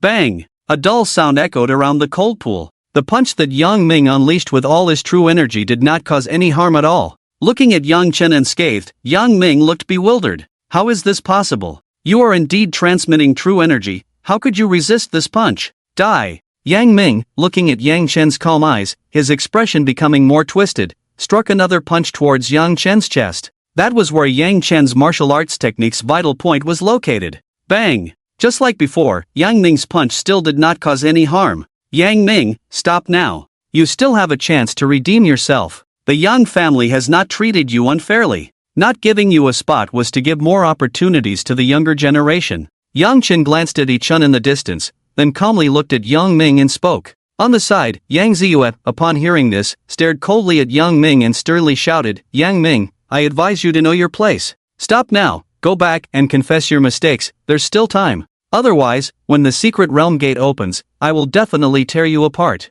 He-Chen, Omega, damn, why are you speaking so loudly for no reason? I might just be driven crazy by this brainless woman. Your treasure armor is now on Yang Chen. Without the armor, are you still jumping around like this? Aren't you seeking death? Yang Ziyue's profound spirit realm treasure armor was worn by Yang Chen, all of which were orchestrated by He-Chen. Before setting off for the profound shadow secret realm this time, He-Chen saw Yang Ming in the team and immediately recognized this two-faced traitor. In the original plot, Yang Chen was tricked and killed by Yang Ming at the entrance of the profound shadow secret realm. If Yang Chen died, He-Chen's safety in the secret realm would no longer be guaranteed. Long Chen could kill him at any moment. Yang Chen must not die. At least before He-Chen inherited the legacy, Yang Chen had to stop Long Chen for him. So, later on, He-Chen found an opportunity to talk to Yang Chen and informed him about Yang Ming's betrayal. Yang Chen didn't believe it at first, until He-Chen guaranteed it with his life and instigated Yang Ziyue. In order to prove that Yang Ming wouldn't betray them, the armor was handed over to Yang Chen. Everything was going according to He-Chen's expectations. The incompetent and furious clown Yang Ming was finally slapped to death by Yang Chen. But Yang Ziyue, this guy, had to go and step on the landmine that was Yang Ming. Isn't that just pure stupidity? Dude, are you really not afraid of death? Sure, here is the translated text. Sure enough, as He-Chen just thought so, Yang Ming in place changed his target of attack. What a bullshit opportunity. You're just delaying time. Will I still be alive when you free up your hands? Do you really think I'm a fool? Yang Ming sneered, his gaze shifting back and forth between Yang Chen and Yang Ziyue, his eyes cold. He was not a fool. Failing to attack Yang Chen twice in a row, Yang Ming had already understood everything. The precious armor was on Yang Ziyue. Miss Yang, if I'm not mistaken, your precious armor is on Yang Chen, right? Oh, seeing you in a panic, didn't expect me to guess it, did you? In that case, I'll kill you first. Yang Ziyue's eyes changed, her face full of anger. How dare you? Yang Ming, if you dare to touch me, my grandfather will never let you go. I advise you, if you have any sense, hurry up and apologize. Sister, can't you shut up and die? Just stall for time, why provoke this guy? Listening to Yang Ziyue speak, He-Chen's head ached. This girl's way of speaking always had a painful effect on people's brains. If one day she was killed by someone, He-Chen wouldn't be surprised at all. As He-Chen expected, Yang Ming was indeed provoked. Apologize? Even if you want to die, you will die before me. Ha, who do you think you're looking at? Rest assured, no one will come to save you. Apart from Yang Laoyi and the Yang family, who do you think would really be willing to sacrifice their life to save you? Go to hell. As Yang Ming's words fell, his right hand clenched into a fist, channeling his entire body's true energy towards Yang Ziyue's face. He wanted to smash that foul mouth of Yang Ziyue. At that moment, Yang Chen's heart was in his throat. Yang Ziyue was Yang Laoye's beloved, and he was her protector. If she died, Yang Chen himself would not survive. Watching the fist in front of her eyes growing larger, Yang Ziyue cursed loudly, He-Chen, if you don't act now, I will really die. As Yang Ziyue's words fell, He-Chen was already standing in front of her, his right hand pinching 3 silver needles between his fingers, aiming for Yang Ming's temple. He-Chen was using a risky move, playing a life-for-a-life tactic. Damn, lunatic. Yang Ming cursed angrily, retreating. Yang Ziyue was narrowly saved by He-Chen's risky move. Damn, stop yelling, there was a reason he hit your mouth. He-Chen took a deep breath, then turned around to glare at the sweating Yang Ziyue. At the same time, Yun Ming's dagger had already pierced towards Yang Ming's heart. Yun Ming's timing was perfect, targeting Yang Ming when he was exhausted and vulnerable. Where did these little girls come from, such vicious moves? Yang Ming was drenched in sweat, forcibly reversing his technique, changing his movements. Narrowly avoiding Yun Ming's assassination, he quickly distanced himself. During the time He-Chen and Yun Ming's bought, Yang Ming increased the input of his true energy. At this moment, the gate of the profound dark realm was about to open completely. The moment the gate was fully opened would be the moment Yang Ming met his end. Yang Ming was well aware of this, his face fierce, continuing to reverse his technique, striking towards He-Chen with a punch. Damn it, causing trouble for me, go to hell. Damn it, why are you targeting me? He-Chen cursed inwardly, holding 3 silver needles in each hand, using the tactic of exchanging injuries. In the middle stage of the yellow spirit realm, he had no other techniques. He could only rely on the art of prolonging life, using the tactic of exchanging injuries to buy time with Yang Ming. You really don't care about your life. Damn it, wait for me, we will meet again. Seeing He-Chen ready to fight to the death, Yang Ming's figure flickered and rushed towards the distant light gate. Although the gate of the profound dark realm had not fully opened and was unstable, this was Yang Ming's only chance to survive. He had no time to hesitate and dashed towards the light gate. Trying to scare me? Take my rainstorm pear blossom needle. Upon seeing the situation, He-Chen swiftly flicked 6 silver needles towards Yang Ming's buttocks. Swish, swish, swish. Just as Yang Ming was about to enter the secret realm, the silver needles accurately hit the mark. The latter let out a miserable cry. Damn it, He-Chen, you bastard. I'll be waiting for you in the profound obsidian secret realm. I will kill you. The light curtain gradually stabilized, and Yang Ziyue and Yang Chen's faces were slightly pale, regaining their freedom of movement. I never expected Yang Ming to actually dare to betray the Yang family. This ungrateful traitor. For a spot, he actually thought to make a move against me. Has he forgotten how much he took from my Yang family? Ungrateful traitor, I will kill him. Yang Ziyue's expression was icy. She was just a hair's breadth away from death earlier. Yang Chen's expression was also solemn as he returned the dark blue profound spirit realm armor to Yang Ziyue. He looked at He-Chen with a palpitation in his heart. Thank you, Master He. If it weren't for you today, both Yang and Ziyue would have met their end here. If it weren't for He-Chen's reminder today, both he and Yang Ziyue would undoubtedly have died here. Senior Yang, you're too kind. It was just a small effort. Senior, please don't forget our agreement. He-Chen waved his hand, a deal he had made with Yang Chen beforehand. He-Chen saved Yang Chen once. After entering the profound obsidian secret realm, Yang Chen would also do his utmost to save He-Chen once. Rest assured, I won't forget. Yang Chen promised. He-Chen glanced at Yang Ziyue and teased, Hey, I saved you, Miss Yang, no thank you? You owe me one. After we enter the profound obsidian secret realm, I'll save you once. Yang Ziyue hesitated to say. Proud as she was, even if her life was saved by He-Chen, she wouldn't easily say thank you. She's really stubborn. He-Chen sighed and didn't tease Yang Ziyue further. Both Yang Chen and Yang Ziyue owed him a great favor. His goal had been achieved. Although Yang Ming had escaped, introducing a variable into entering the profound obsidian secret realm, He-Chen also gained something. With the assurance of 2 great experts in the profound spirit realm like Yang Chen and Yang Ziyue, his safety in the early stages of the profound obsidian secret realm was guaranteed. At least he didn't have to worry about being suddenly attacked by Long Chen. Yang Chen adjusted his state and slowly spoke, due to some changes, Yang Ming has escaped into the profound obsidian secret realm, so one of us will lose the opportunity to enter. This is an unusual factor. The chosen one should not complain. Entering the realm may not be a good thing. You have a 60% chance of dying inside. You lost the chance to seek opportunities, but you saved your life. Yang Chen's consolation was harsh, but what he said made sense. Among them, one person was destined not to enter the profound obsidian secret realm. As for who this person was, the final decision rested with Yang Chen. He was the overall person in charge of this activity, so it was only right for him to decide. Yang Chen's gaze wandered among the crowd, first landing on Long Chen. Before Long Chen could speak, Yang Longxiao couldn't wait to explain, Uncle Chen, my spot is already set, it's just the 2 of us. Yang Ziyue is taking 6 spots, so if we have to choose, it should be from her people. That woman, I don't think she's necessary.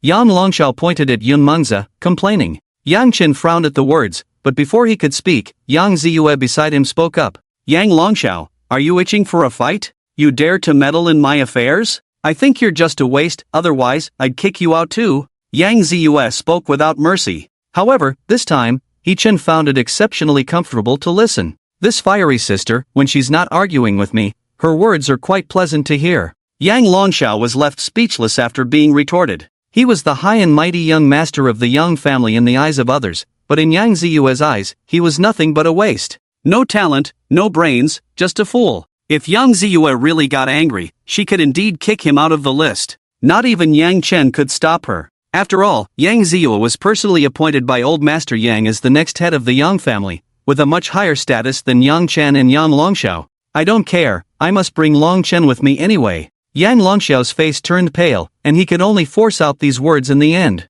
Oomph, I thought you had more backbone. Knowing when to advance and retreat is good, don't be like a fool who gets deceived without even realizing it. Yang Ziyue held a sword in her right hand, glanced at Long Chen, and sneered. Long Chen, is she mocking me? Humph, ignorant woman, daring to mock this Dragon King. Wait until we enter the profound abyss realm. It will be my turn, and then we'll see if you can still laugh. In the end, Yang Chen selected a collateral descendant and kicked him out of the team. After arranging for support, Yang Chen led the team into the profound abyss realm, taking the lead in exploring the path ahead. He Chen and Yun Mingzi followed behind Yang Chen, entering the realm in second and third place. Yang Ziyue was the last to enter the profound abyss realm. Buzz. As the group entered the realm, the gateway dimmed instantly and closed again. The intense light inside the passage made He Chen unable to open his eyes. When he felt the solid ground under his feet again and opened his eyes, he found himself in a place filled with rich spiritual energy. He Chen stood on a cliff, with an abyss behind him and towering trees in front of him.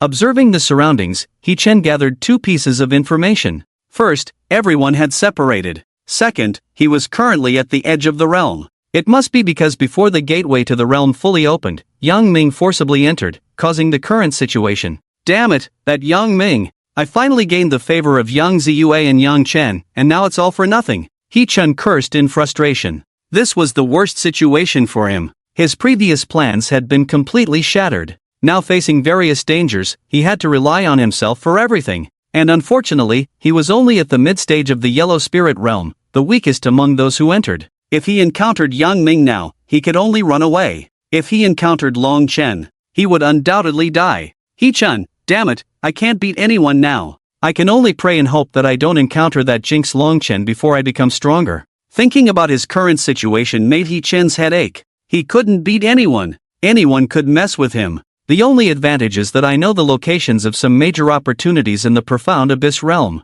The ice fire poison and the inheritance are both at the deepest part of the realm, and I know the locations of many opportunities along the way. With a life-saving technique as a backup, I can explore less dangerous opportunities first. If I'm lucky, by the time I reach the ice fire poison, I might have already advanced to the profound spirit realm. Opportunities and dangers go hand in hand. After a brief contemplation, He Chen felt slightly better. Confirming the direction, He Chen proceeded step by step towards the depths of the realm. Thud! After breaking through the snapped branches and trekking for an hour, He Chen finally arrived near a cold pool. The air above the water was chilly, and as he approached the pool, a cold chill hit him. In the center of the water floated a blooming fiery red lotus, shining like a candle in the darkness, exceptionally dazzling. This must be the 3-foot cold pool, so I'm in the right place. The lotus in the middle of the cold pool should be the flame spirit lotus mentioned in the original plot. After consuming it, not only can it imbue chi with a burning effect, but it can also enhance cultivation and strengthen the body.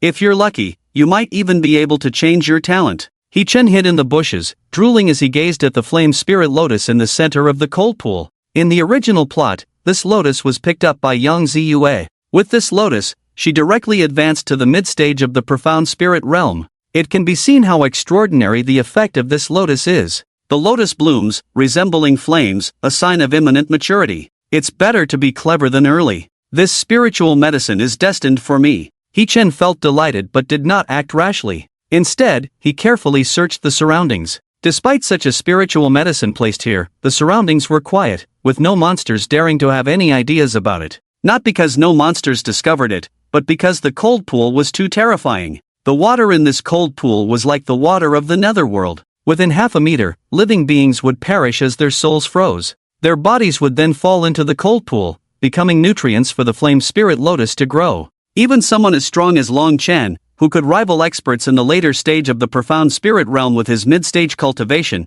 could only retreat and leave this place. He Chen even suspected that this cold pool connected to the netherworld. I remember, in the original plot, Yang Ziyue accidentally found a small ice mushroom around the cold pool. After consuming it, one gains a brief ability to resist the erosion of the cold pool. Where is it? He Chen circled the cold pool 3 times and finally found a faint blue and white ice mushroom hidden in a clump of grass near the cold pool. It was only the size of a thumb, emitting no aura, resembling an inconspicuous stone. However, it possessed a magical ability to help the eater resist the cold pool's erosion. Let me find a good spot. He Chen breathed a sigh of relief, carefully put the picked ice mushroom into his mouth. A cool sensation traveled down his throat and into his stomach. Not much of a sensation. If I had to say, it feels like eating a dozen mint candies. Although knowing the ice mushroom could protect him, He Chen still took a bit of the cold pool water for an experiment. After confirming no adverse effects, He Chen jumped into the cold pool with confidence. He could feel the piercing cold. However, after the cold entered his body, it softened under the effect of the ice mushroom, returning the way it came. Knowing the ice mushroom's effect was temporary, He Chen did not hesitate, seized the opportunity, and swam towards the flame spirit lotus in the middle of the cold pool. Once close to the flame spirit lotus, He Chen plucked it. He felt like he was holding not a lotus but a blazing flame. If it weren't for the coldness of the cold pool water, He-Chen would not have been able to withstand the scorching of the flame spirit lotus. With the flame spirit lotus in hand, I must hurry back, He-Chen thought to himself, turned around, and swam quickly towards the shore. However, at that moment, a voice suddenly sounded from the shore. I've been waiting here for a long time. I didn't expect you to actually enter the cold pool and take out the treasure.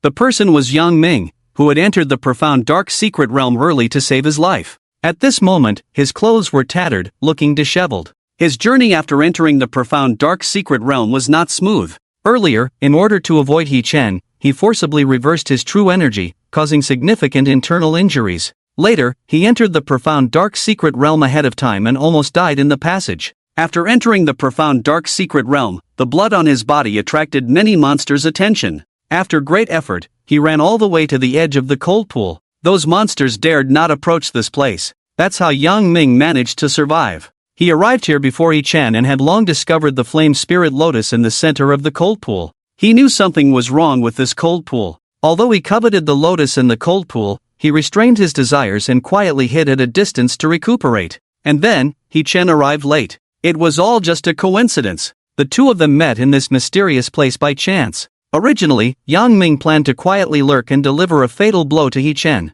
but then he noticed He-Chen's strange behavior. He was wandering around the cold pool as if searching for something. Although Yang Ming was not talented, he was not foolish. Thinking about He-Chen's various actions, he speculated that He-Chen might know how to enter the cold pool. So, he patiently continued to observe He-Chen's next move. Unexpectedly, He-Chen found something by the cold pool, and after consuming it, he could resist the erosion of the cold pool. This shocked Yang Ming. If he could swallow the lotus flower in the cold pool, not only could he quickly recover from his injuries, but perhaps he could also step into the long-awaited profound spirit realm. He continued to lurk, quietly waiting for He-Chen to return to the shore. Finally, the moment he saw He-Chen coming ashore with the lotus flower, Yang Ming finally emerged from the bushes to reap the final victory. He looked coldly at He-Chen, gathering his true energy in his right hand. Hand over the lotus flower to me, and I may consider sparing you. You've been waiting for me here all along? He-Chen looked at Yang Ming, his expression turning serious.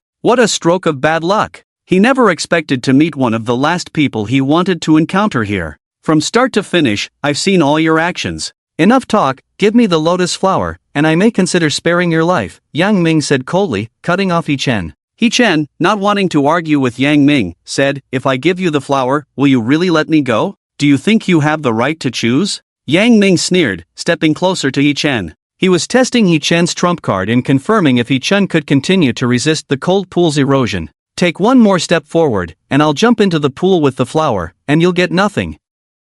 I can give you the flower, but let's sit down and discuss a mutually beneficial solution first. How about splitting the flower in half, and you let me go? He-Chen retreated to the edge of the cold pool, holding the lotus flower in his hand above the water. Yang Ming, seeing He-Chen step back, had already made his judgment. He-Chen only temporarily gained the ability to resist the cold pool's erosion. He-Chen, it seems like you have no way out, huh? Yang Ming approached step by step, his voice filled with dark laughter. He-Chen, give me the flower, and I may consider letting you die quickly. Weren't you just saying you'd let me go? How quickly things change. He-Chen frowned slightly, holding the lotus flower in his right hand, with 4 silver needles already between his fingers in his left hand. Yang Ming had already realized that He-Chen had only temporarily gained the ability to resist the cold pool's erosion. He no longer just wanted the lotus flower, he also wanted He-Chen's life. In any case, this battle was inevitable. Still want to resist? Do you really think those silver needles in your hand can take my life?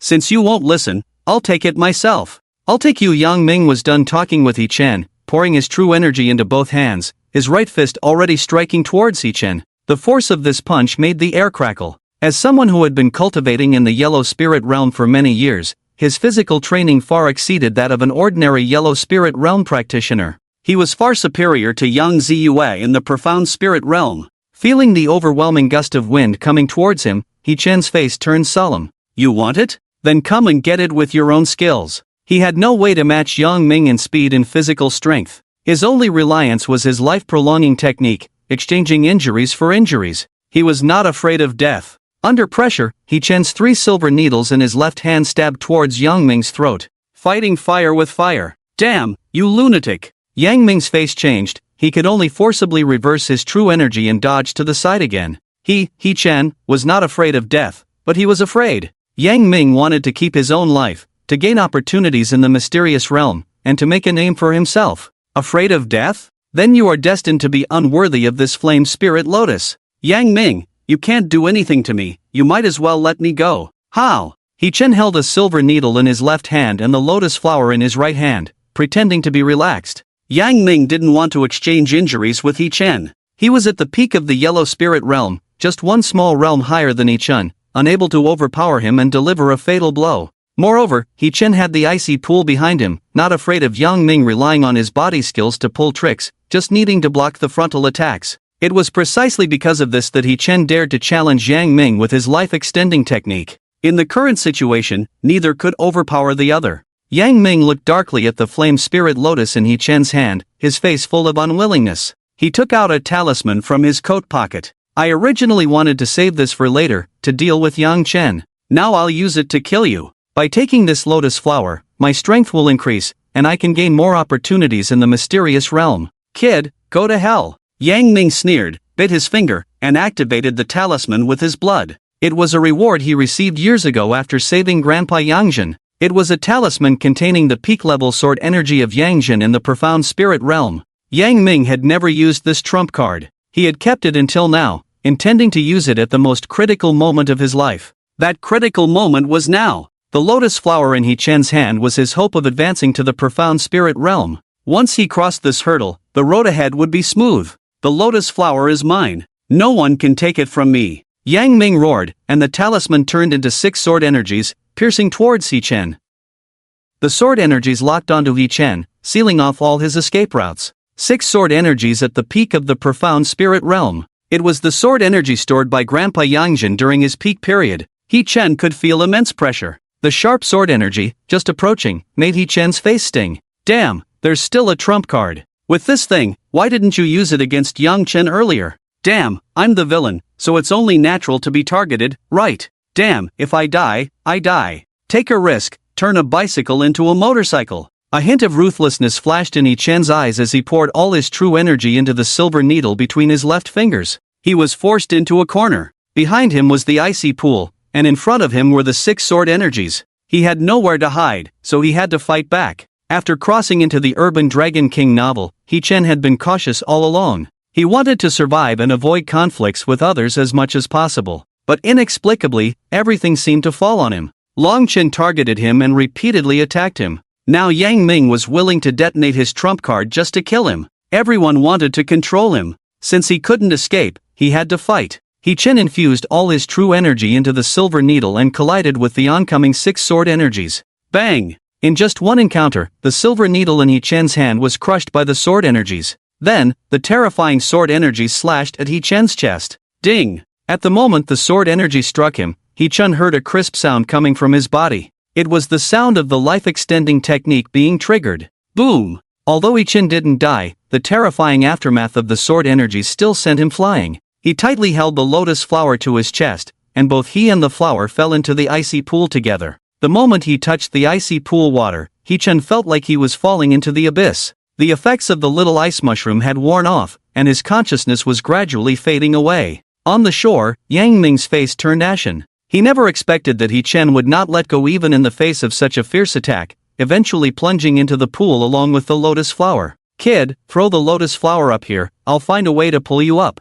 Chen raised his middle finger towards Yang Ming on the shore. Before the cold pool eroded his consciousness, he swallowed the lotus flower whole. Yang Ming, even in death, I won't leave this flower to you. You're not worthy. Chen knew that the flame spirit lotus couldn't be ingested directly. It needed to be combined with medicinal herbs to alleviate its intense properties. But Chen's life had reached its end, and he couldn't care about that anymore. As soon as the lotus flower entered his mouth, Chen's skin turned bright red, like a burning iron. The scorching sensation made him feel like he was in a sauna with temperatures nearing 1,000 degrees. The coldness of the pool and the heat of the flame spirit lotus clashed inside Chen's body. The excruciating pain made Chen lose consciousness completely, gradually sinking beneath the surface of the cold pool. On the shore, Yang Ming watched helplessly as Chen disappeared, his eyes filled with anger. His most powerful trump card was gone, the lotus flower that could have broken his shackles was gone too. All his schemes had turned into a joke at this moment. 10 years. I waited for 10 years to encounter such a rare opportunity.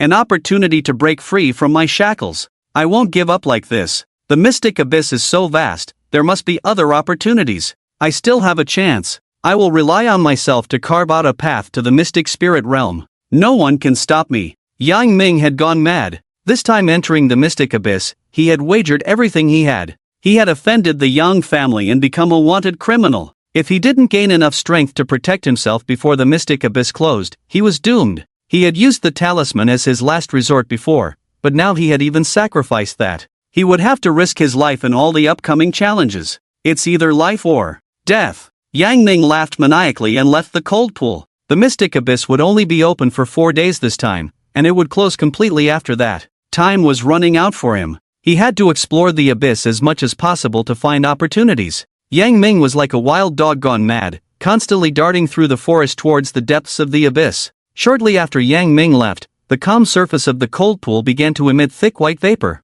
It was like pouring ice water on a hot iron rod, releasing white mist. Under the cold pool lay scattered bones. In a state of unconsciousness, He Chen lay on the pile of bones, his body emitting a dazzling red light. The bright red and deep blue formed a stark contrast. The intense and erratic properties of the flame spirit lotus clashed with the bone-chilling cold of the 9 Hades cold pool inside He Chen's body. He had become the battleground for their struggle. The good news was that He Chen's soul had not been eroded by the 9 Hades cold pool, nor had he been burned to ashes by the flame spirit lotus's intense properties. The bad news was that He Chen was now like a piece of iron being continuously hammered, enduring torment, struggling on the edge between life and death. Half an hour later, He Chen slowly regained consciousness. It hurts. I'm at the bottom of the cold pool, and I'm still alive. Looking at the bones beneath him, a sense of relief appeared on He Chen's flushed face. No matter what, as long as he wasn't dead, it was great news for He Chen. Suppressing his inner excitement, He Chen immediately circulated his true energy to check his condition.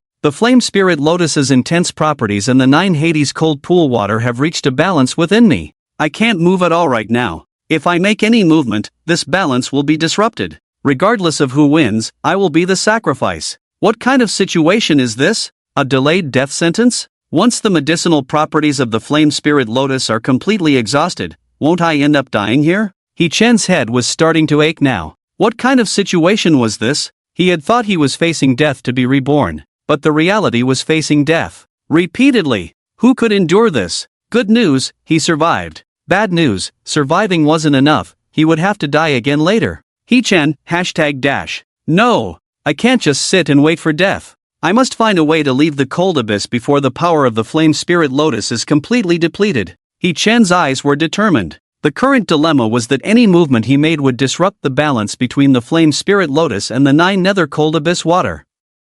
The only solution He Chen could think of was to integrate himself into the balance. The flame spirit lotus and the 9 nether cold abyss water are essentially pure yin and yang spiritual energies. What if I try using the true energy circulation route of the 9 yang body refining technique? The 9 yang body refining technique is essentially about gathering yin energy, combining it with one's own yang energy, circulating within the body to temper the physique while strengthening true energy. Theoretically, it seems feasible. After pondering for a while, He Chen could only come up with one method. That was to guide the breath of the flame spirit lotus and the 9 nether cold abyss water with his true energy through the meridians, to integrate himself into the balance. Anyway, staying here will only lead to death, so I might as well give it a try. Let's do it. He Chen encouraged himself. After adjusting his state, He Chen began his first attempt, carefully manipulating the true energy within his body to touch the two forces constantly struggling inside him. He Chen planned to first try guiding a trace of yin-yang power to see if his method was feasible. However, before He Chen's weak true energy could touch them, it was burned to ashes. On the second attempt, He Chen adjusted his true energy and moved closer to the arena because being close to the power of the 9 nether, this time his true energy was directly frozen. It's so hard to find the right starting point. I must find a balance point that will not be burned to ashes by the power of the flame spirit lotus or frozen by the 9 nether cold chi. Only then can the true energy touch them and guide them to run along the designated route. It's like searching for the central point of division between two types of energy substances at their interface. I can't see it, so I can only judge the dividing point by sensing the strength of the energy. This will take forever. And once I inject too much true energy, the balance will be disrupted, and I'll be in big trouble. It's like playing Minesweeper. You never know if you'll hit a bomb. He Chun cursed inwardly, but he had no choice but to rely on his feelings to probe little by little. Bang! Bang! Bang! After a muffled gunshot silenced, Yun Mengzi rose from behind a giant rock.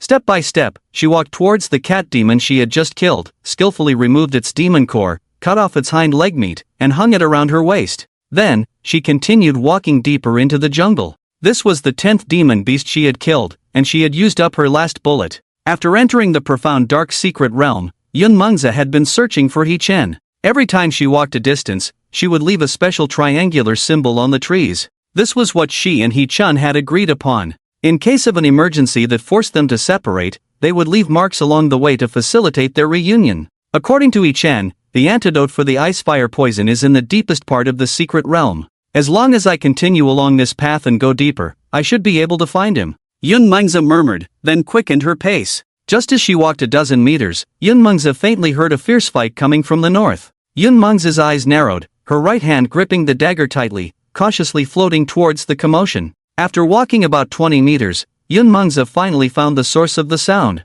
Yang Longxiao and 6 or 7 other members of the Yang family were attacking a mid-level Xianling realm mutated double-headed white tiger. Quick, kill this double-headed white tiger, and once we're out of the Xianyu secret realm, I'll give each of you a body-tempering fruit. Yang Longxiao directed from behind a tree, while the other 6 Yang family members were fighting the double-headed white tiger in front. Put in more effort. Take it down for me. He never expected to encounter 3 ice crystal fruits that can enhance aptitude. We're going to strike it rich this time. I, Yang Longxiao, am truly destined for greatness. Yang Longxiao could hardly contain his joy, laughing heartily. Following his gaze, Yun Mengzi noticed 3 sparkling and translucent fruits in the cave behind the double-headed white tiger. These thumb-sized fruits were indeed the ice crystal fruits Yang Longxiao mentioned. Fruits that can enhance aptitude. Truly treasures. Yun Mengzi's lips turned pale with excitement. While her aptitude was not low, it was not high either, making these fruits very effective for her. I can eat one of these 3 fruits and leave the remaining 2 for He Chen,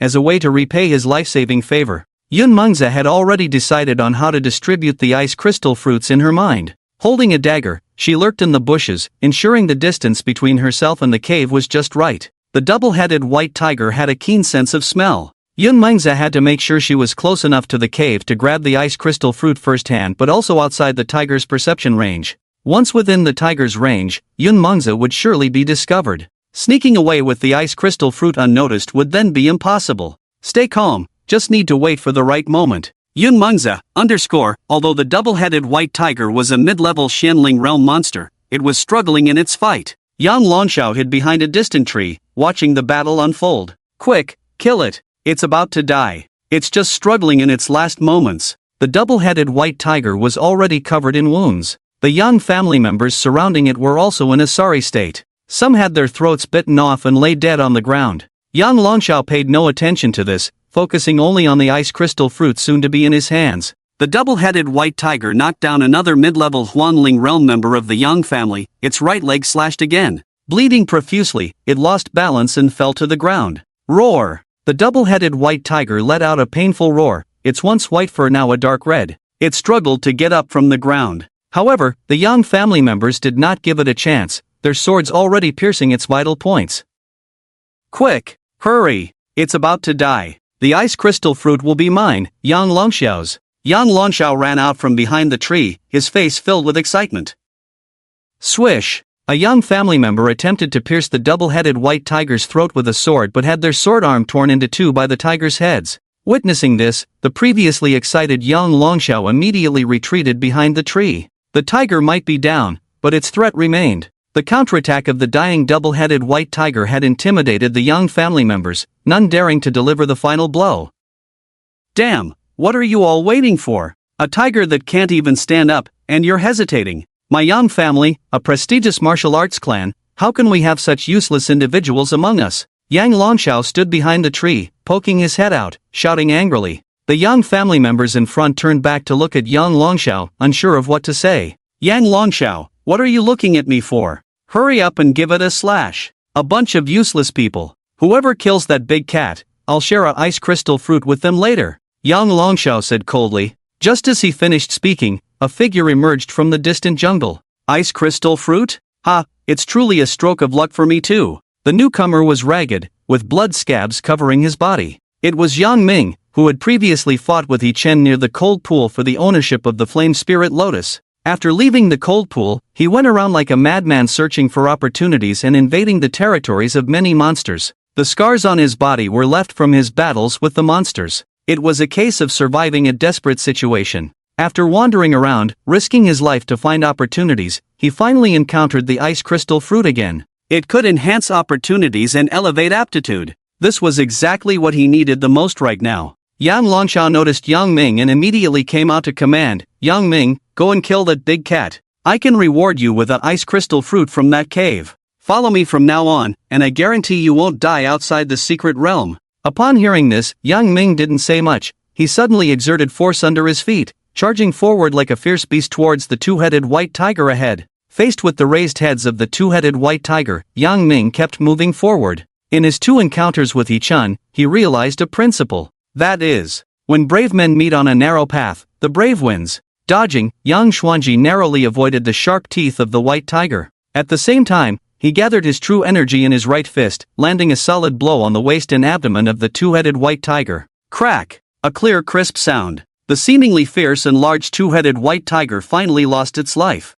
Yang Longxiao Womega, good. Yang Ming, you did well. After I go out, I will definitely reward you generously. Follow me from now on, there will definitely be benefits for you. Now, you can step back. Yang Longxiao walked out from behind a big tree, looking at Yang Ming with a pleased expression. However, Yang Ming seemed to have heard a huge joke, laughing heartily. "Yang Ming, what are you laughing at? I order you not to laugh, quickly get out of my way." Yang Longxiao looked displeased. If it weren't for Yang Ming killing the two-headed white tiger just now, Yang Longxiao would have had someone slap him already. "Get out? Ha, this ice crystal fruit is mine. It's you guys who should get out." Yang Ming smirked coldly, then strode towards the cave with ice crystal fruits. In Yang Ming's eyes, this group of people led by Yang Longxiao were all useless. He only wanted the ice crystal fruit now, otherwise, he wouldn't mind killing all these people. "Yang Ming, you traitor, how dare you speak to me like this? Do you know, just now you missed the only chance to escape the Yang family's pursuit. Get him, kill this shameless traitor, and I will reward you handsomely." Yang Longxiao shouted sternly. The other Yang family members exchanged glances, circulated their true energy, and attacked Yang Ming in front of them. "You didn't cherish the opportunity given to you, now let me show you how powerful I am." Yang Longxiao coldly laughed, arrogantly walking towards the cave, surpassing Yang Ming who was blocked by others. While Yang Ming was entangled with several Yang family members and falling behind, he coldly warned, "Yang Longxiao, I warn you to stay away from the ice crystal fruit. If you dare to touch the ice crystal fruit, no matter where you hide, I will kill you." Yang Longxiao sneered, continuing to move forward steadily. However, before he reached the cave, a figure had already entered and picked 3 ice crystal fruits. It was Yun Mingzi, who had been lurking for a long time. "I order you, put down the ice crystal fruits for me. Woman, I advise you not to play with fire." Yang Longxiao saw Yun Mingzi and was about to use the imposing manner of the young master of the Yang family to oppress the other party. Before he could finish speaking, Yun Mingzi knocked him out with a single knife hand. Why learn from Dragon Chen's despicable way of speaking? Are you sick? Yun Mingzi took all 3 ice crystal fruits. After knocking out Yang Longxiao, Yun Mingzi had already rushed into the jungle. Yang Ming, who had been fighting with the Yang family disciples, immediately darkened his face and shouted sternly, "Drop the ice crystal fruit, and I may spare your life." "Yours? Your name is not written on it." Yun Mingzi's tone was slightly mocking as she turned and ran towards Su Tsonglin. Yang Ming was furious. He had finally found a spirit fruit that could enhance his aptitude, and now he was watching it slip away. How could he agree to that? Without hesitation, Yang Ming slapped away the person blocking his path and quickly chased after Yun Mingzi. "You despicable woman, don't let me catch you. I will make you wish you were dead." Yang Ming threatened as he ran. Yun Mingzi, raised by an assassin organization, was not affected by his threats and remained calm. She kept running towards the steep terrain, trying to shake off Yang Ming behind her. By the cave, Yang Longxiao, who had been knocked unconscious, woke up groggily and the first thing he said was, "Where are my fruits?" "Young Master Yang, the fruits were taken by that person surnamed Yun." Yang Longxiao, I went to great lengths to obtain the ice crystal fruits. Now you're telling me they were taken by someone else? What are you waiting for? Damn it, where did she run off to? Hurry, go after her. Yang Longxiao slapped the person next to him who was in a daze and scolded. The group quickly woke up and ran in the direction Yun Mingzi had fled. "No, don't run so fast. Leave someone to guard me. Yang Longxiao cursed. The cave was originally the territory of a two-headed white tiger. Now that the tiger was dead, other fierce beasts naturally emerged. As the Yang family disciples left, a white-haired giant ape started chasing Yang Longxiao. The mysterious secret realm was not small, but the commotion caused by Yun Mengzi, Yang Ming, Yang Longxiao, and others was significant. Yang Ming's true qi erupted twice, catching up to Yun Mengzi ahead. Despite being injured, he was still a master at the peak of the Yellow Spirit realm. After several rounds of fighting, Yun Mengzi was already seriously injured. If it weren't for the nearby monsters interfering, and the conflicts between Yang Ming, Yang Longxiao, and others slowing them down, Yun Mengzi would have been caught long ago. Bang! True qi erupted again. Yang Ming caught up to Yun Mengzi once more and threw a punch at her. Even though his true qi was no longer at its peak, the punch was still powerful. Yun Mengzi had no time to dodge and chose to fight for her life. This was a move she learned from Xiao. If she wasn't sure about the opponent's next attack, she would exchange life for life. Yun Mengzi dodged slightly, and her right-hand dagger stabbed towards Yang Ming's heart. Heh, another life-for-life move. Bring it on, let's see who dies first. Yang Ming was no longer the same as before. He slightly dodged the vital point and punched towards Yun Mengzi's right chest. As Yun Mengzi's dagger pierced Yang Ming's shoulder, she was also sent flying by Yang Ming. Her left chest was directly fractured, and she crashed into a tree, spitting out a mouthful of blood, struggling on the ground for a while without getting up. Yang Ming's face was fierce, with a chilling smile on his lips. I have been defeated twice in a row by that guy surnamed he. Heh, your move no longer works on me. I said the ice crystal fruit is mine, and no one is allowed to touch it. Now, you will pay the price for your actions. Yang Ming sneered and walked step by step towards Yun Mengzi. He had already seen the crystal-clear fruits around Yun Mengzi's waist. They seemed to be beckoning to him. It was his opportunity to advance to the profound spirit realm, a chance to break through his talent and aptitude limitations. Everything was within reach. Is the ice crystal fruit yours? Yang Ming, stop talking nonsense. That's my ice crystal fruit. Yang Longxiao hurried over with a group of Yang family disciples, surrounding Yang Ming.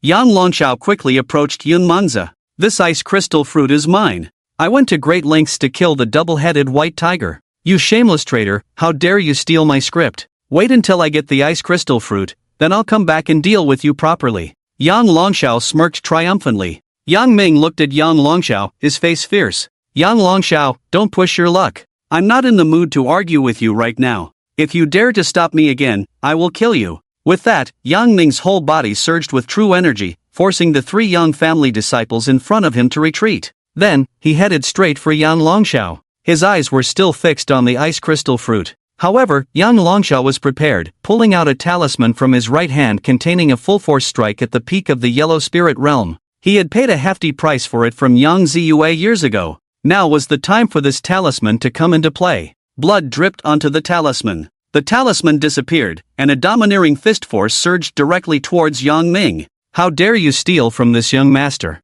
Your true energy must be running low. Humph, go to hell, you traitor, playing tricks with your young master? Yang Longxiao sneered mockingly. What do you have to compete with your young master? This fist force was mighty, like a swift and fierce gust of wind. Yang Ming had to forcibly stop his advance, channeling the remaining true energy in his body to strike back. Bang! The fist forces collided. The terrifying aftermath shook Yang Longxiao's clothes loudly. Yang Ming felt immense pressure, veins bulging on his face. If he hadn't been cultivating at the peak of the Yellow Spirit realm for many years, his physique would have been directly blown away by a normal late-stage Yellow Spirit realm practitioner. This was the difference between an ordinary person and a genius. A single punch from Yang Ziyue at the late stage of the Yellow Spirit realm almost made his peak Yellow Spirit realm cultivation unable to withstand it. You little brat, you're asking for death. I've said it, the ice crystal fruit is mine, no one can take it away. Yang Ming gritted his teeth, already exhausted from blocking this blow.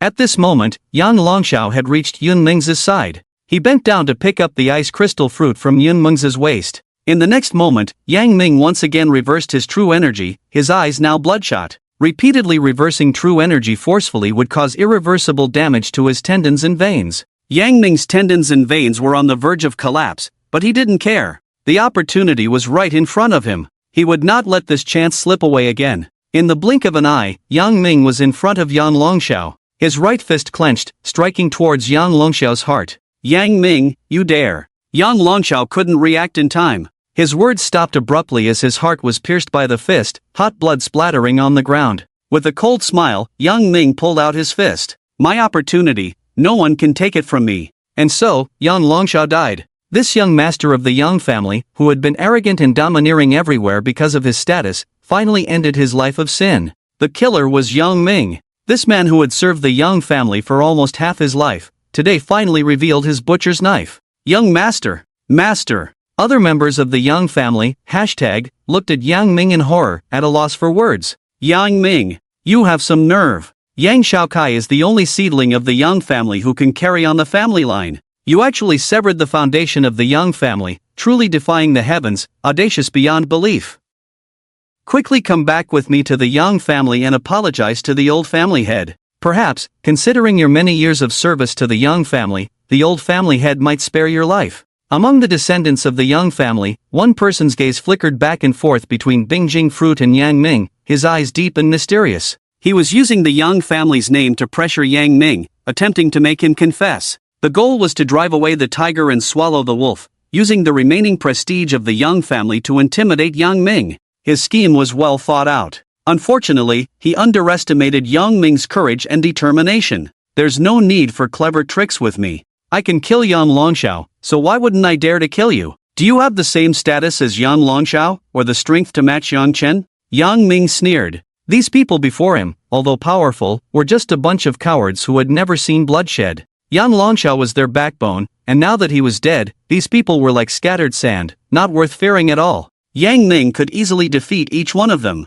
Yang Longxiao, are you trying to scare me? Do you think I can't see that you're at the end of your strength? Humph. You are no match for me at all now. Quickly bow down and apologize, hand over the Bingjing Fruit to me, and I might consider sparing your life. Yang Diao, tall and thin with a hooked nose, finally revealed his fangs. He was in the later stage of the Yellow Spirit realm, not much different in realm compared to Yang Ming. Earlier, Yang Ming had forcibly taken a talisman from Yang Longxiao, causing his qi and blood to reverse, resulting in significant injuries. What could he use to fight them now? With so many of them, attacking one injured Yang Ming, they had more than enough advantage. After Yang Diao spoke, the others were also tempted. Bingjing Fruit, capable of enhancing one's talent, was a true treasure. Now that Yang Longxiao was dead and Yang Ming was injured, as long as they got rid of him, they could obtain the Bingjing Fruit, so why not do it? Yang Ming, bow down and apologize, and we can give you a chance. Whether you want the Bingjing Fruit or your life, choose one. Yang Diao waved his hand, a smile playing on his lips, as if everything was going according to his plan. However, Yang Ming remained unmoved, meeting Yang Diao's gaze coldly and uttering two words. Get lost. Right now, I only want the Bingjing Fruit, not to kill. Yang Ming scanned the surroundings with a cold gaze, his killing intent evident. Yang Diao furrowed his brows, immediately cursing discontentedly. Hey, you're asking for trouble by refusing face? Fine, then don't blame me for being impolite. Before Yang Diao could finish his words, a fist the size of a sandbag had already pierced through his chest. Covered in blood, his skin turned black and purple. He forcibly reversed his true qi once again, erupting for the second time, catching Yang Diao off guard and killing him. You don't value your life. Yang Diao looked at Yang Ming, his skin black and purple, his eyes cold, and asked his final question in life. Life?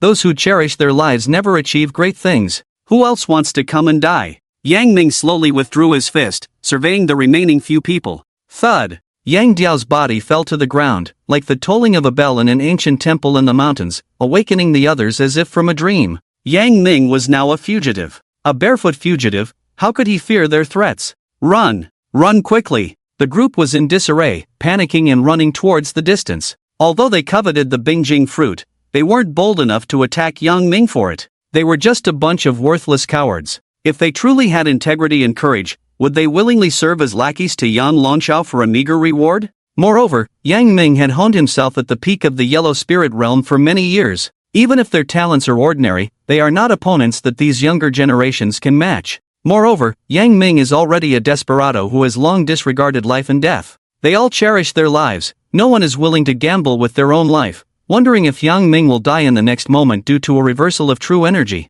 Let's go! Let's go! Yang Ming, the Yang family will never let you off. Those few young members of the Yang family left, not forgetting to speak harshly. Running far away, they shouted loudly across the dense jungle. Yang Ming ignored them.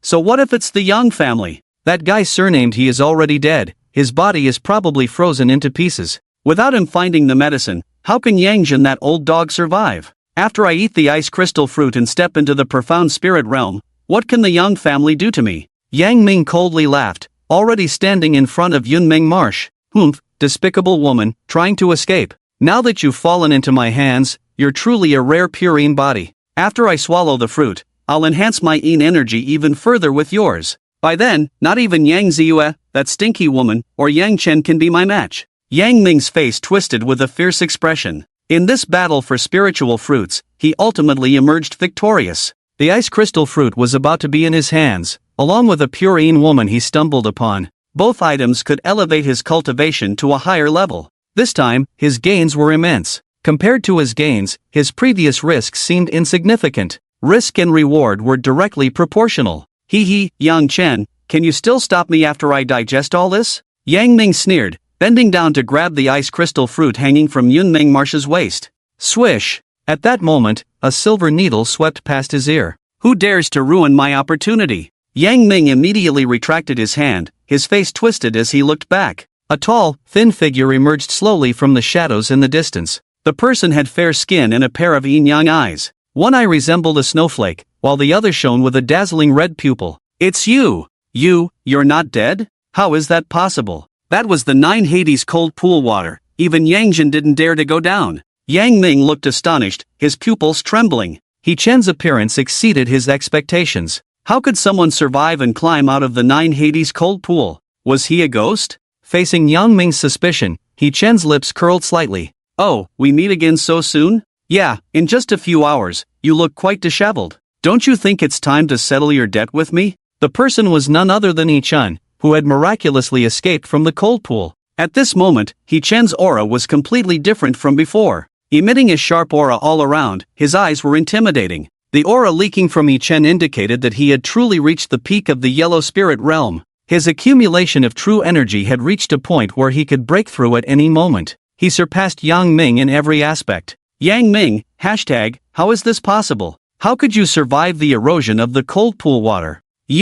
How is this possible? Yang Ming was finding it hard to put into words the shock he felt inside. He couldn't wrap his head around why He Chen had survived. That was a cold pool that even Yangjin, the old dog, dared not enter, a place to avoid at all costs. He Chen raised an eyebrow, approaching step by step. Wanna know how I survived? Simple, go try the cold pool and you'll find out. He Chen's tone was light and breezy, but only he knew how dangerously close he had come to death. The medicinal power of the flame spirit lotus and the power of the 9 Hades cold pool water clashed incessantly within him. By all accounts, water and fire should not coexist. Two completely different forces, constantly colliding, would completely shatter He Chen from the inside out. However, the power of the flame spirit lotus and the power of the cold abyss water strangely created a balance. This was a ridiculous situation. It was also the most crucial reason why He Chen could survive. The flame spirit lotus was born in the cold abyss, and although they would consume each other, the energy after the collision did not disappear but instead formed a strange standoff balance.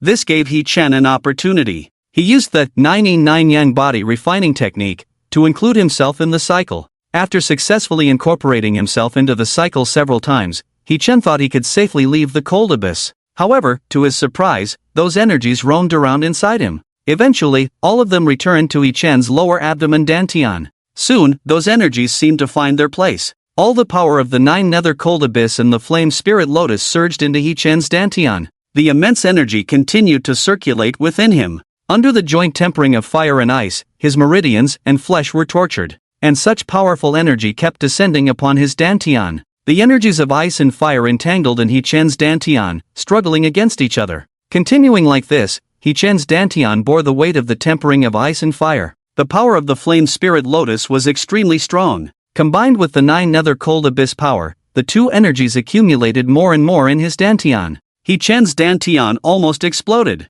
Fortunately, at a critical moment, He Chen used the 9 Yang body refining technique to forcefully guide some of the true qi out of his body. This was how he narrowly survived. Although he did not absorb all the power of the flame spirit lotus, just this much had already propelled He Chen to the peak of the yellow spirit realm. The profound spirit realm was just a step away. If He Chen hadn't suppressed it forcibly, fearing an unstable foundation, he might have already reached the profound spirit realm by now. In addition, during his time in the cold abyss, He Chen's body was also tempered. The 9 nether cold abyss water and the flame spirit lotus, the purest yang and yin energies, polished his meridians and physique. He Chen's physical strength was no longer something Yang Ming at the peak of the yellow spirit realm could match. Even Yang Ziyue, in terms of physical strength alone, was no match for He Chen now. After absorbing the flame spirit lotus and the 9 nether cold abyss water, He Chen gained the greatest benefit in his true qi, acquiring 2 completely different attributes. The unique 9 nether cold nature of the cold abyss water and the fiery and impulsive nature brought by the flame spirit lotus. 2 completely different attributes coexisting in one person's body without conflict was another miracle. Moreover, He Chen's true qi strength was now 5 to 6 times that of the same realm. This journey into the cold abyss truly led to rebirth from the brink of death. He Chen faced enormous risks, but the rewards were equally immense. His physical strength had greatly increased, and the quality of his true qi had multiplied several times. Currently, He Chen's only weakness was not having a suitable technique. His ultimate move was still just the needle manipulation technique, although it was more than enough to deal with Yang Ming in front of him. I heard you want the ice crystal fruit? He Chen looked at Yang Ming and smiled. Yang Ming's eyes met his, and he nodded silently.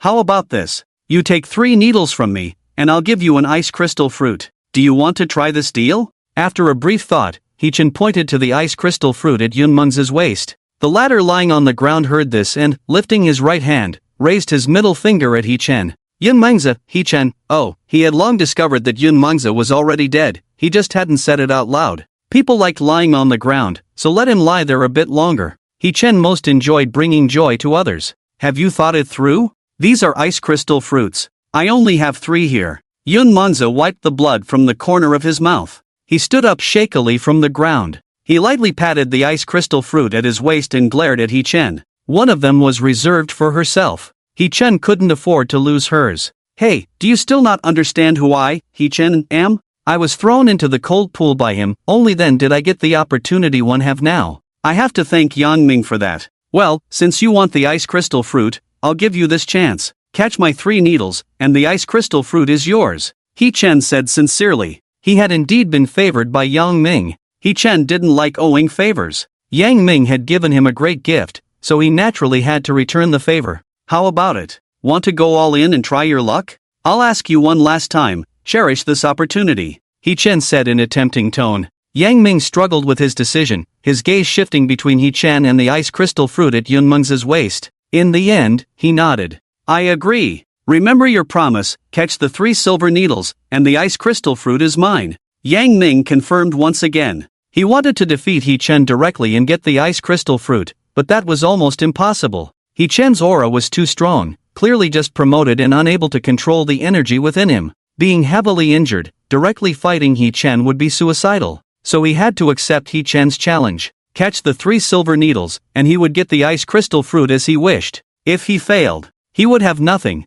not even his life. So brave? You agreed so readily? He Chen was somewhat surprised. Well, if I can't get the ice crystal fruit, I'm as good as dead, so why not take a chance? Yang Ming knew he had no choice. In that case, he might as well take a risk. It was either life or death. Seeing this, He Chen's lips curled slightly. In that case, let's begin. Yun Mengzi on the side furrowed her brows, covering the ice crystal fruit at her waist, glaring at He Chen. I worked hard for these. Think it over. Although Yang Ming is a madman, his strength is indeed formidable. At the peak of the yellow spirit realm, trying to defeat him with just 3 needles. Yun Mengzi stopped there. She had fought against Yang Ming and knew his strength well. The peak of the yellow spirit realm was definitely not his match. He Chen had just broken through, his foundational inner energy unstable. Using true energy to control the needles, let alone 3, Yang Ming could handle 30. He Chen, what's wrong with a sister? Looking down on me like this? Am I the kind of person who takes uncertain risks? If Yang Ming retaliates at death, I might not be able to stop him. After all, I don't know many techniques. I won't die, but a sister might be in trouble. I'm saving your skin. Using this bet to ease Yang Ming's emotions and nail him with 3 needles. This is the style of us villains. Yun Meng's eyelid twitched upon hearing He Chen's thoughts. She never expected He Chen to have such ideas. Despite his honest appearance, he harbored many schemes. A villain? Surprisingly, He Chen's actions did resemble those of a villain. He Chen took out 3 silver needles from his waist and looked at Yang Ming. Ready? Come at me, I will definitely get my hands on the ice crystal fruit. Yang Ming's expression was resolute. Ever since he betrayed the Yang family and entered the profound obscure realm, he had only one path to follow. Seize opportunities and grow stronger. It was either success or death, just this one path. Alright, then catch my first needle. He Chen didn't waste any words. He urged the true chi of two attributes in his body, circulating along the meridians, finally attaching to the silver needle. The circulation of the ice and fire true chi on the silver needle had a unique beauty to it. He Chen urged the true chi. The silver needle, following a specific route, stabbed towards Yang Ming. Swish! The sound of breaking through the air had just sounded, and the silver needle was already in front of Yang Ming. Astonishingly fast. Even Yang Ming, who was prepared early, couldn't react at this moment. It was too late to dodge, now he could only brace himself to withstand this move. The true chi in his body surged, forcibly protecting his vital points. Buzz! The tip of the silver needle pierced the acupoint, emitting a sharp burst. Yunmengzi, hashtag, where is that burst coming from? Has the intensity of true chi in the yellow spirit realm reached this level in a duel? Yunmengzi looked puzzled. True chi collisions indeed produced bursts. However, the requirements for the quality and intensity of true chi were extremely high. Generally speaking, it was only in the middle stage of the profound spirit realm that ordinary people would have this effect. Geniuses like Yang Ziyue and Long Chen would also only have this effect in the early stage of the profound spirit realm. He Chen and Yang Ming were only at the peak of the yellow spirit realm, so how could this effect occur? How can his true chi intensity be so high? It's more than double mine. Yang Ming was even more shocked than Yunmengzi. Only he, who faced He Chen head-on, knew how terrifying this needle was. A vast amount of true chi, coupled with true chi intensity more than twice his own. Just this one needle forced him to exert all his strength to resist. If he had held back even a bit, He Chen's first needle would have pierced his throat. He would have died. A few seconds later, He Chen's silver needle fell to the ground. In their first confrontation, it seemed that Yang Ming had the upper hand. As long as he blocked two more needles, he could take the ice crystal fruit. He's even stronger than I imagined. Take it seriously. The true chi intensity is strong enough to produce bursts. After years of precipitation at the peak of the yellow spirit realm, he is no longer an ordinary person. Yunmengzi expressed her concern and reminded He Chen. She was truly afraid that the ice crystal fruit she fought so hard for would be handed over like this. I will take it seriously. He Chen reassured her. Yunmengzi, seriously? 4/5 of your strength? Can you at least lie convincingly? How could 4/5 of your strength produce a burst? Yunmengzi thought He Chen was shameless and rolled her eyes. If 4/5 of his strength could have such an effect, how absurd would his total true chi amount and intensity have to be? Yang Ming's expression became even more serious upon hearing this. Only he knew that He Chen was not lying, because the burst of true chi just now was not caused by the collision of true chi. It was the result of He Chen's true chi, after coming into contact with external true chi. The balance between the ice and fire attributes of true chi was originally perfect. Upon contact with external true chi, this balance was disrupted. The cultivation of the two attributes of true chi became agitated and went mad, wanting to destroy the external true chi. The accompanying sense of destruction was overwhelming. This ice attribute true chi is very similar to the water of the nine nether cold abyss. The burning attribute in the true chi should come from the flame spirit lotus. He Chen, what kind of adventure did you have under the cold abyss? Yang Ming was particularly eager to know the answer. After all, He Chen was not his opponent at the beginning. Now, the tables had turned. He was no longer He Chen's match. With just a 5/5 strength needle from He Chen, he was already in great pain. With a full strength needle, what could he use to defend himself? What happened under the cold abyss to you? I swallowed the flame spirit lotus and went through some hardships, but fortunately, I was lucky enough to survive. He Chen spoke simply. When it comes to the matter of the cold pool, he still feels a bit frightened. Surviving was somewhat lucky. However, it's meaningless to say more now. Let the past be the past. Alright, I've said what needs to be said. Yang Ming, the second needle, is coming. He Chen reminded, then infused his true energy into the silver needle. Swish! Another silver needle pierced through the air. This time, not only was the speed twice as fast as before, but even the momentum was much more imposing than at the beginning. True energy. Reverse. Yang Ming didn't have time to think much. He directly forced the reversal of his true energy. The circulation of true energy is like the ebb and flow of the tide. Just now, Yang Ming had exerted all his strength to resist He Chen's attack. The tidal wave of true energy had not receded yet. Now, with He Chen's next needle attacking, he couldn't wait for the tide to recede before circulating his true energy again, so he had to forcefully reverse the tide of true energy, letting the new wave push against the old one. Buzz! The silver needle landed once again on the same spot as before, Yang Ming's vital point. Yang Ming, enduring the already damaged meridians, exerted all his strength to circulate his true energy. The sharp bursting sound became even more piercing. His face flushed, eyes bloodshot, and his entire meridians had begun to rupture. Yang Ming exerted all his strength. Unfortunately, the silver needle still pierced through him like a hot knife through butter. Yang Ming, who was trying to find a way out, died in the mysterious realm. Yang Ming died, and He Chen had only used 70% of his power.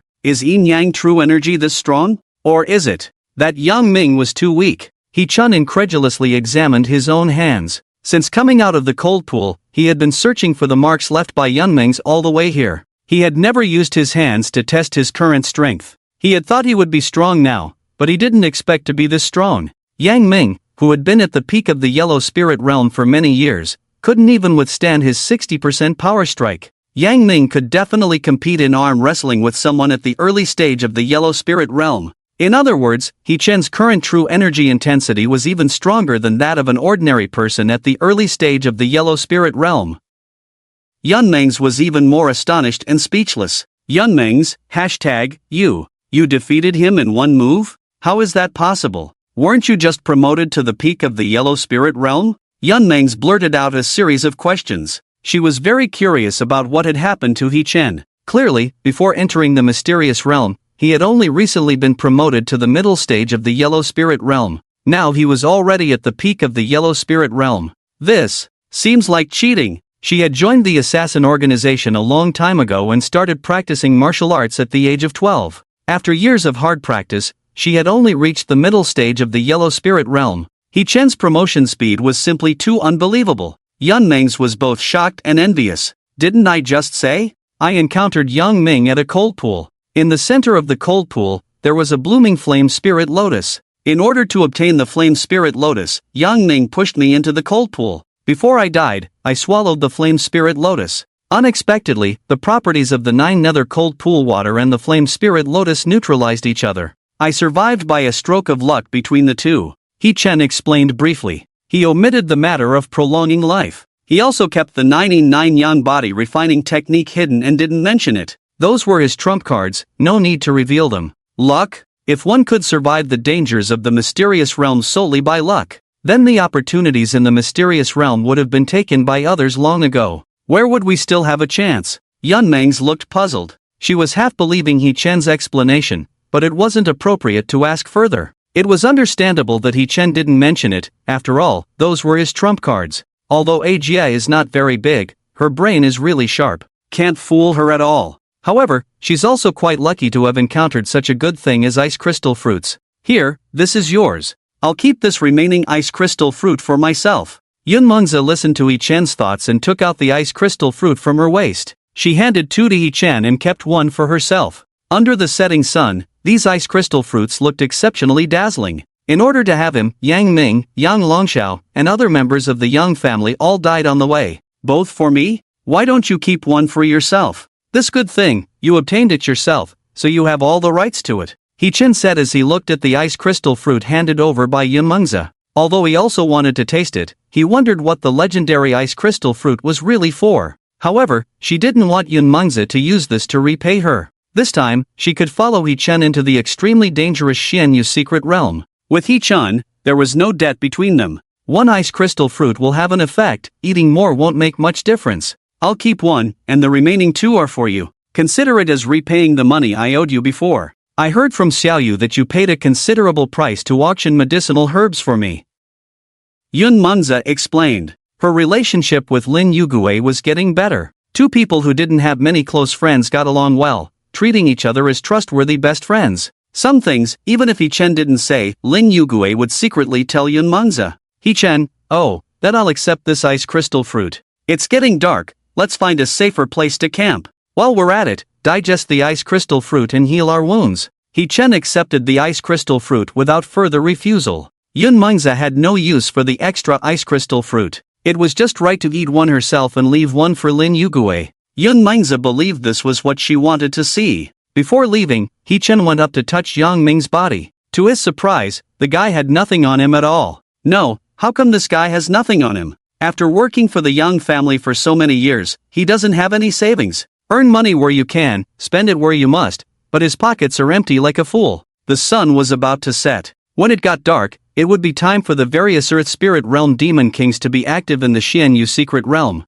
They needed to hunt for food. If they encountered them, He-Chen wouldn't stand a chance. After complaining for a few moments, He-Chen quickly left with Yun Mengzi. The two of them had to find a safe place before the sun completely set. Shortly after they left, a figure appeared in front of Yang Ming's body. Yang Ming is dead? That idiot Yang Longxiao was killed too? Who did this? Long Chen looked around the battlefield, his eyes slightly puzzled. After entering the Xianyu secret realm, he had been looking for opportunities. First, he went to the cold pool, only to find that the flame spirit lotus there had already been picked. Then he arrived at a cave and found that the ice crystal fruits had also been taken. Missing out twice, he followed the traces left by Yang Ming and others all the way here. Unexpectedly, Yang Ming, the peak expert of the yellow spirit realm, was dead. And the one who brought him in, Yang Longxiao, was now in a miserable state, his body already stiff. Who could have done this? Among those who entered the Xianyu secret realm, besides me, the only ones capable of killing Yang Ming are Yang Ziyue and Yang Chen.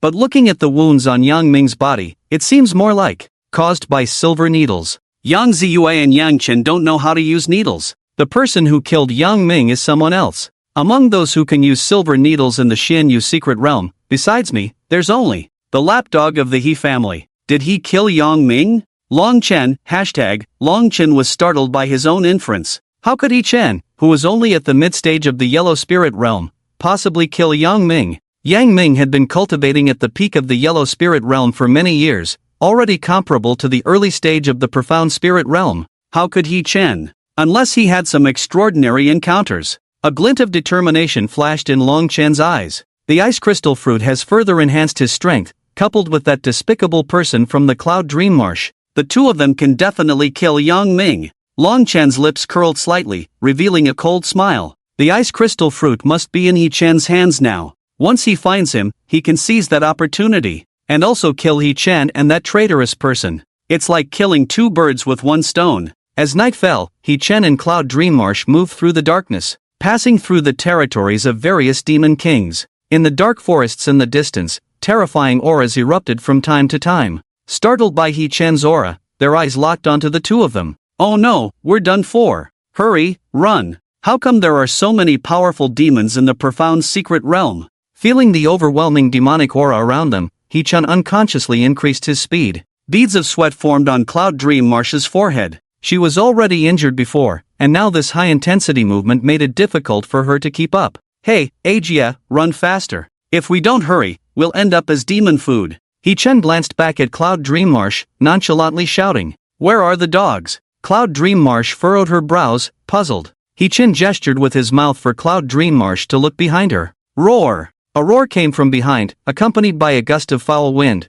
making Cloud Dream Marsh's robes rustle. Cloud Dream Marsh turned around to see a 3-meter-tall shadowy hound, gazing at them from a nearby hilltop. There was a distance of 30 meters between them, but the gust of wind raised by the creature's roar felt like a hurricane, sending shivers down Cloud Dream Marsh's spine. Without a doubt, this shadowy hound was a demon king of the Earth Spirit Realm. Don't come any closer. Please don't come any closer. Cloud Dream Marsh prayed in her heart. Demon kings of the Earth Spirit Realm have a strong territorial awareness. As long as she and He Chen didn't make any overly provocative moves, they might not be attacked. As Cloud Dream Marsh spoke, she cautiously retreated. He Chen, no, what are you doing at this time? You still have the leisure to play games? Walking the dog? Hurry, run, that's an Earth Spirit Realm demon king. Can't you be a bit more cautious? He Chen couldn't understand Cloud Dream Marsh's thought process. After hesitating for a moment, he turned back and ran. He hoisted Cloud Dream Marsh onto his shoulders, covered his feet with true energy, and sprinted forward.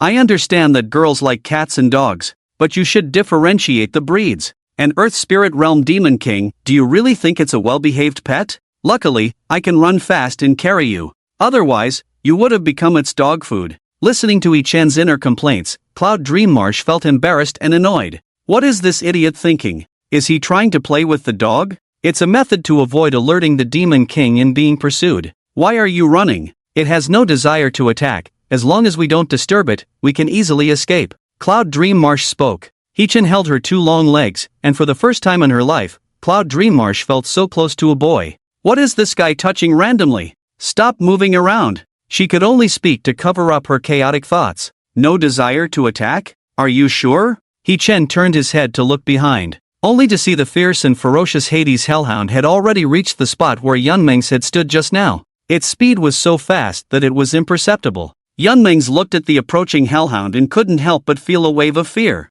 It's catching up. Run faster. Hee-chan. If you don't run faster, we're going to die. Yunmeng's gripped Hee-chan's shoulders, suppressing her own fear. Although she was an assassin and had witnessed many deaths, she had never experienced such an intense situation before. The Earth Spirit Realm's great demon was chasing right behind them. The Demon King's coarse breath hit Yunmeng's like a wave of heat. She was already drenched in sweat. She could even feel the demon's fangs getting closer to her body. Yunmeng subconsciously tightened her legs, pressing them tightly against Hee-chan's waist. Hee-chan, oh, nice legs. These legs are longer than my life. Hee-chan wiped away the excited blood from his nostrils, his hands resting on Yunmeng's perky buttocks. Sorry, Ajia, for the offense. I'm going to speed up. After Hee-chan finished speaking, he didn't care about Yunmeng's reaction and circulated his true energy madly. He shot forward like an arrow, achieving a perfect balance of yin and yang true energy. From a distance, Hee-chan looked like a speeding UFO. The relentless Hades hellhound behind them continued its pursuit, relentless in its desire for Hee-chan. It didn't know why it desired Hee-chan so much, but whenever it saw Hee-chan resembling a UFO, it couldn't help but want to take a bite. Disgusting. Pervert. Yunmeng's face blushed. She shifted her legs slightly downward, silently cursing inside. She felt Hee-chan's hands enveloping her, her face turning red to the roots of her ears, especially with her legs still pressed against Hee-chan's body. Despite her age, this was the first time she had such intimate contact with a boy. Before this, any boy who had thoughts about her and came within a meter of her had been dealt with. Even Longchen hadn't gained any advantage with her. Hee-chan, your hands can't go any higher. You're making me all itchy. Just as Yunmeng thought this, her thighs suddenly itched at the root. Hee-chan paused, turned his head to look at Yunmeng's. What's itching? Big sister, I only have two hands. Both are holding your butt. Where do I have a hand to touch you inappropriately? Hee-chan was a bit confused, speaking between heavy breaths. The Hades hellhound was chasing too closely, he had to exert all his true energy. But even so, the distance between them was gradually closing. It's not you? Then how could? It's the goo insect. Longchen is here. Yunmeng's eyes sharpened, quickly scanning the surroundings. Finally, on a small hill 30 meters away, she spotted a figure. With true energy enhancing her vision, Yunmeng's sight was not greatly affected at night. She confirmed that the person was Longchen. Longchen is on the mountain in the distance. Hee-chan, run to the right. After confirming Longchen's identity, Yunmeng's immediately instructed Hee-chan. Longchen is here? Damn, why do I keep running into this troublemaker everywhere? Are you poisoned? How do you feel? Is everything okay? Hee-chan slammed on the brakes, circling left with his left foot. I can hold on, we must escape from here quickly. Yunmeng's gritted her teeth, speaking through the pain. The Hades hellhound behind them spat out a dark fireball. Anticipating Hee-chan's next move, the fireball accurately hit in front of Hee-chan. Bang! A violent energy explosion created a large crater. Hee-chan's yin and yang true energy on his body also fluctuated violently due to the interference of external true energy. The rebound force caused Hee-chan to be thrown even further away. Ugh, I said not to provoke the dog. Hee-chan got up from the ground, looking disheveled. He had been completely overwhelmed by the energy blast just now. The spectral evil dog chasing them was at least at the mid-stage of the earthly spirit realm in terms of strength. Hey, a sister, catch your breath if you're not dead. Hee-chan hoisted Yunmeng's back onto his back and surveyed the surroundings. Call me a sister again, and I swear I'll kill you. Yunmeng's weakly retorted. Having been poisoned by Longchen's goo previously and now taking a hit from a powerful earthly spirit realm demon, her injuries were severe. Yunmeng's was still alive solely because of the true energy Hee-chan had covered her with earlier, which had blocked some of the explosion's aftermath. Otherwise, she would have undoubtedly perished. The spectral evil dog had caught up to them. Hee-chan had to activate his true energy once again and run towards the nearby jungle. Venturing into the jungle at night was very dangerous because you never knew what dangers might lurk inside. But the situation was urgent now. With the earthly spirit realm demon chasing from behind and Longchen watching from afar, Hee-chan had no choice but to take this course of action. By concealing their tracks in the jungle to evade Long Chen's sneak attacks and slowing down the spectral evil dog, He Chen was trying to buy some time. Roar! The spectral evil dog sensed He Chen's intentions and unleashed another fireball. Whoosh! The scorching heat approached from behind, and He Chen rolled to the side with Yun Mengze in his arms. The fireball flew past their heads and landed 5 meters away from them. Damn! Just got out of the cold pool not long ago, and now I encounter such a terrifying guy. And ran into Long Chen, that disaster, I'm really unlucky. He Chen got up from the ground in a sorry state, carrying Yun Mengze as they stumbled into the jungle. The spectral evil dog's attack had left He Chen in a sorry state. He held Yun Mengze tightly, shielding her from all attacks. If he hadn't obtained an opportunity in the cold pool earlier, where his physical strength was comparable to a high-level expert in the profound spirit realm, he would have been done for by now. Seeing He Chen escape into the jungle, the spectral evil dog let out an angry roar. Its demonic power surged, and it swiftly ran towards He Chen. He Chen had successfully provoked it. The food was within reach, and it wasn't willing to let it go to waste. On a small hill in the distance, Long Chen also quickened his pace, heading towards He Chen's escape route.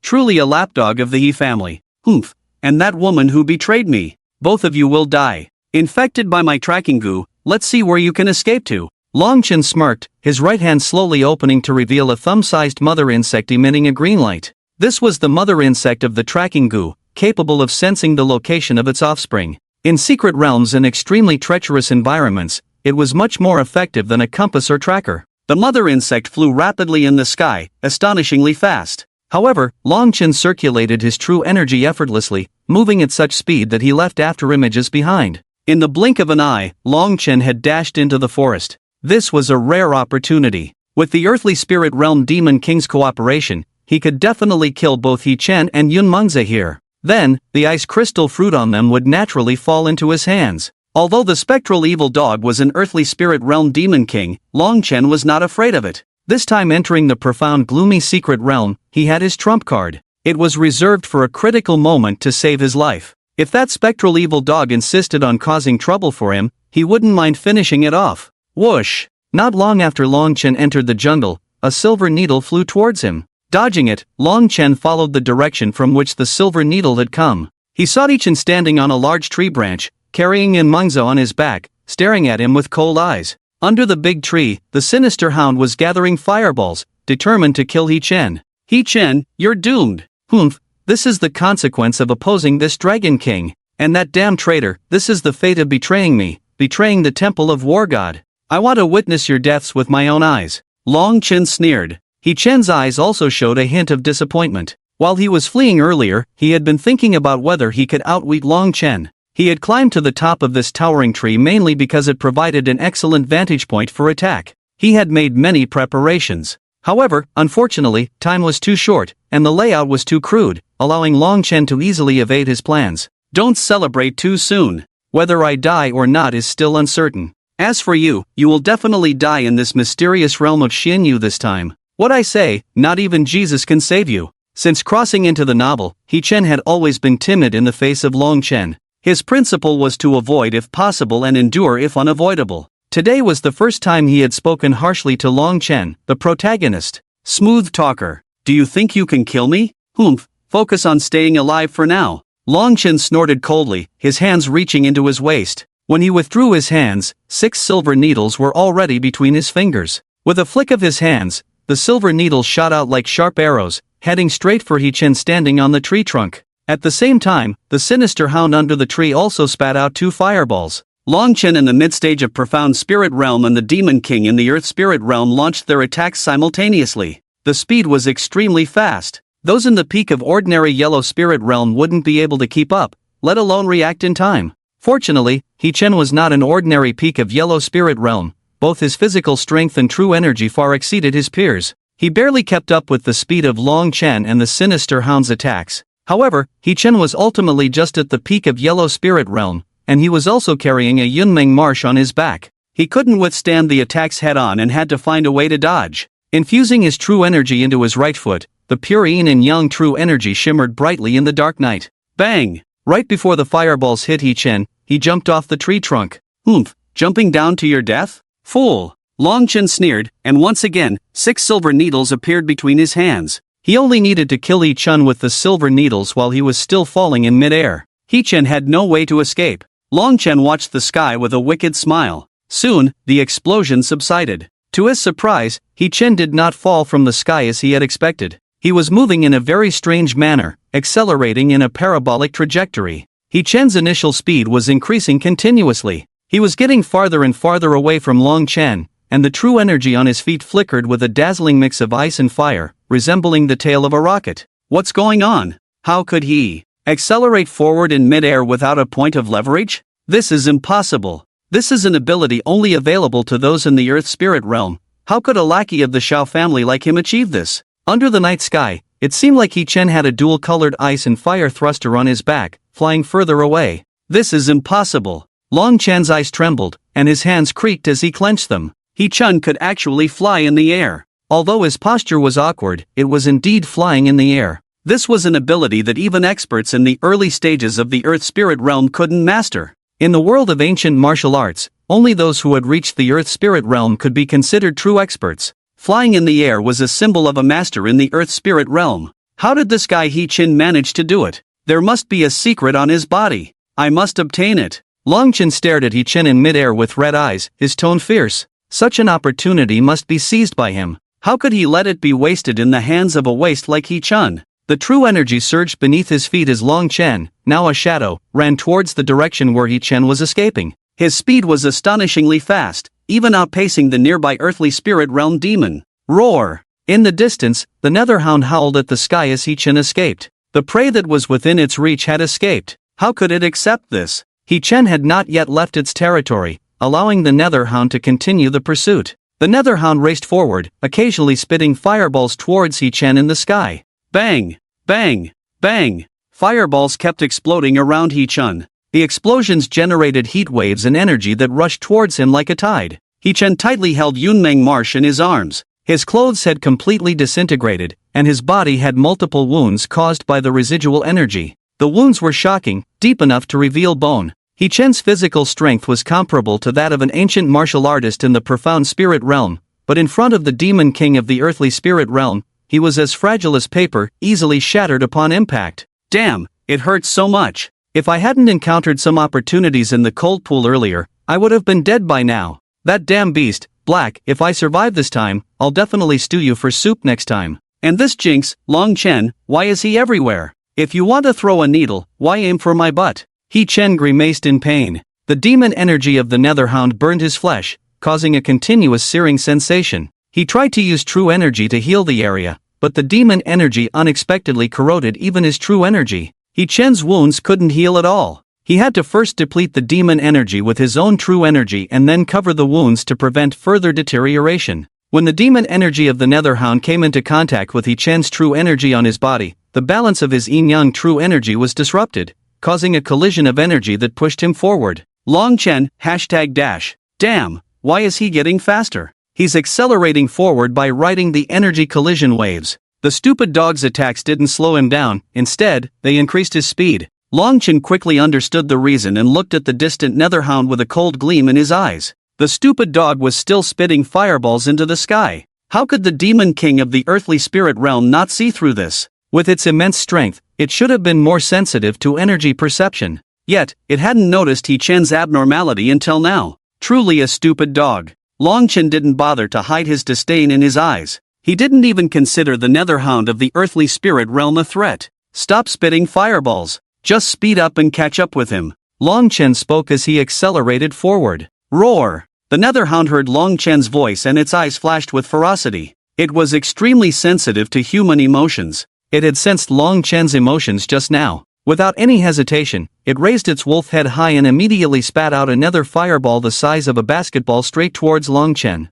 Bang! The terrifying fireball exploded behind Long Chen, and the energy shockwaves surrounded him. Stupid dog! Can't handle a few insults? Daring to attack me? A cold smile appeared at the corner of Long Chen's mouth. With a flicker, he had already moved out of the energy encirclement. Although he was only in the mid-stage of the profound spirit realm, ordinary late-stage experts in the profound spirit realm might not be his match. Dodging a fireball from the netherhound meant for testing was effortless for him. I'll give you one more chance. Leave now, and I may spare your life. If you dare to attack me again, I won't show mercy. Long Chen's words were domineering. He Chen was not afraid of it, even though he was chased by the sinister underworld hound in a sorry escape, it didn't mean he was scared. With the late-stage combat power of the profound spirit realm, coupled with the 2 swords his master left him to save his life, dealing with the sinister underworld hound was more than enough. Long Chen's master, as the leader of the soul hunting organization, had long been of unfathomable strength, likely having stepped into the legendary celestial spirit realm.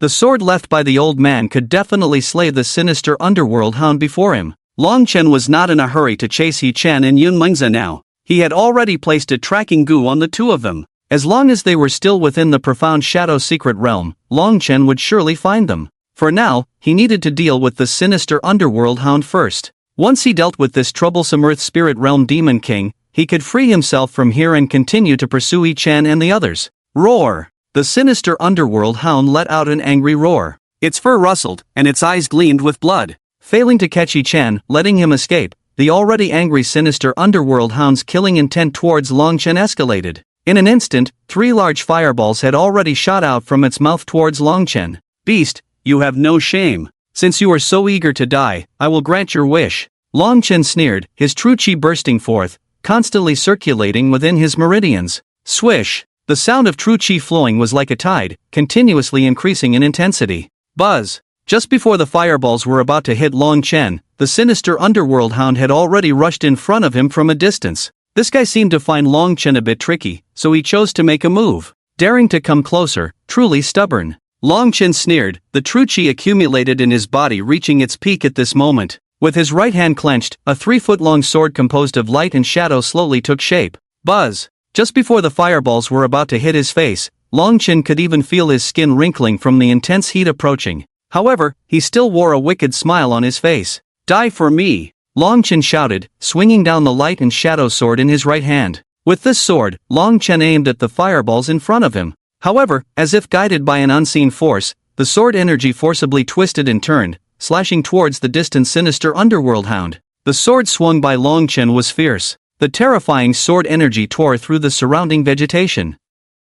This sword almost depleted all the true chi stored in Long Chen's body. Buzz! The unstoppable sharp sword energy slashed towards the sinister underworld hound. Although this sword doesn't have the full power of my master, it still bears some resemblance. Beast, go to hell! Long Chen's face turned pale, and the light sword in his hand disappeared. This sword had drained all his true chi. However, he was confident that it was more than enough to deal with the sinister underworld hound in front of him. Roar! Sensing the danger, the sinister underworld hound tried to spit out fireballs to block the sword energy. However, the sword energy seemed invincible, effortlessly cutting through all the fireballs in its path. Roar! The sinister underworld hound's fur stood on end, its eyes flashing with fearful light as it ran towards a distant hill. Boom! Wherever the sinister underworld hound passed, trees were ruthlessly knocked down. It tried to use the trees and hills on the way to alleviate the intensity of the sword energy. Then, it would settle the score with Long Chen. Fool, do you think you can evade the sword energy like this?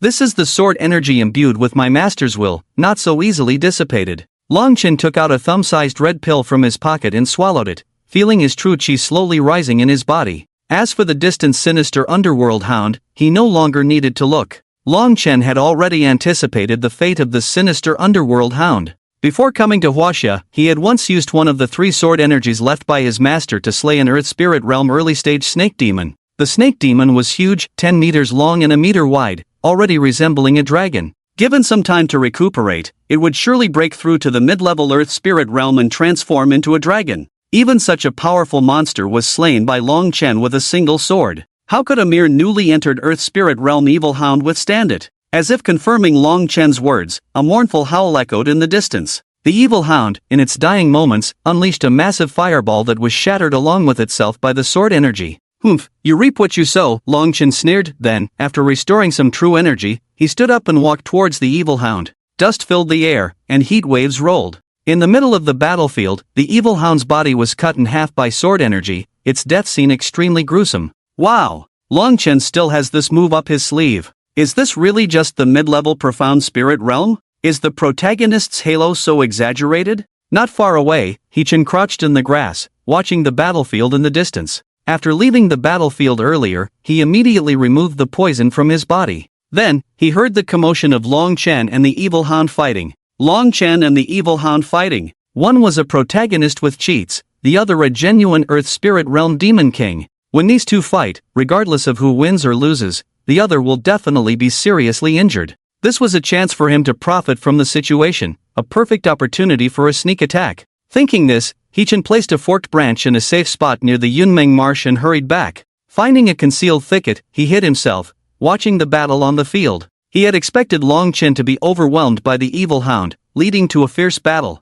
However, to He-chan's surprise, Long Chen cut down the evil hound with just one move. Is there any justice left? Is there still law? Mid-level Profound Spirit Realm, one sword beheads the Earth Spirit Realm Demon King. Isn't this cheating? Damn, luckily the evil hound tested the opponent's cards for me in advance. Otherwise, when facing Long Chen, I would definitely be killed by a single sword. He-chan secretly felt fortunate that he had returned. Otherwise, he would never have known Long Chen had such exaggerated strength. Thump, thump. Not far away, Long Chen walked towards a large pit. His face was pale, and he walked unsteadily, showing signs of serious energy depletion. He-chan, should I make a move on him? Seeing him like this now, that one sword must have consumed most of his true energy. Attacking him now might just work. He-chan was tempted, as it was definitely the best opportunity to kill Long Chen. With most of his true energy depleted, his defenses were also somewhat lax. A surprise attack now, with a full force punch, would surely be enough to finish him off. He-chan's desire stirred within him. Watching Long Chen approach the evil hound's corpse step by step, bending down to collect the demon core. After much hesitation, He-chen suppressed his inner desires. Endure, just endure. Long Chen knows I'm nearby, yet he dares to openly fight the evil hound. He must have a trick up his sleeve. This guy might be setting a trap for me. Thinking back to the original novel's plot, with Long Chen's cunning ways, He-chan chose to endure and continued to observe Long Chen beside the evil hound's corpse. Several minutes later, Long Chen finally lost patience, pocketed the demon core, and his pale face turned crimson. That dog of the He family knows his place, didn't even think of ambushing me. Otherwise, I would make sure he never returned. Too bad, wasted a precious true energy pill for nothing. Long Chen's voice was cold, his movements smooth and effortless, showing no signs of weakness. He-chan, hashtag. Sure enough, the sixth brother is up to no good. He deliberately lured me over. He-chan cursed inwardly, gaining a deeper understanding of Long Chen's cunning nature. Who's there? Just as He-chan was complaining in his mind, Long Chen's voice suddenly rang out. This made He-chan's heart tremble, but he didn't make any move. He was betting that Long Chen was trying to deceive him again. Indeed, standing next to the body of the Dark Abyss evil hound, Long Chen was just probing. Unfortunately, there was still no result. It seems that despicable person and his lackey really didn't come. Forget it, let's go heal first, recover from our injuries before going to find them. With the tracking goo, they can't escape. Long Chen spoke, cut off a wolf's hind leg, and slowly left the place. The True Chi Great Healing Pill could replenish True Chi for a short time. For Long Chen, who had just unleashed a powerful move, this was a life-saving medicine. Now, the effectiveness of the True Chi Great Healing Pill was wearing off, and he had to leave as soon as possible. If he delayed any longer, other powerful demons might arrive, and he wouldn't be able to leave. 10 minutes after Long Chen left, He-chan finally crawled out of the bushes. Damn, I was almost scared by him. Luckily, I held back. Grumbling, He-chan arrived next to the Dark Abyss evil hound's body, cut off 2 thighs, and also left the place. The flesh and blood of the earthly spirit realm demon king, this was truly good stuff. Consuming it had a great nourishing effect on the body. Yun Mengzi was injured. Eating this would also benefit her greatly. After leaving the battlefield, He-chan immediately returned to the big tree where Yun Mengzi was hiding. Yun Mengzi had completely fallen into a coma, her lips pale, her face pale, and her breathing weak. The hair tie she used to tie her ponytail was long gone, and her messy hair made her look pitiful. The only downside was, it's a pity I can't afford to provoke a. He-chan reached out to tidy up the hair on Yun Mengzi's forehead, but accidentally touched his own wound, causing him to grimace in pain. I forgot I'm also injured. We're all injured, why should I be the one to suffer? Such a headache. While complaining, He-chan was honest with his body, took out a silver needle from his pocket, pierced it into Yun Mengzi's chest, and slowly infused true chi into it.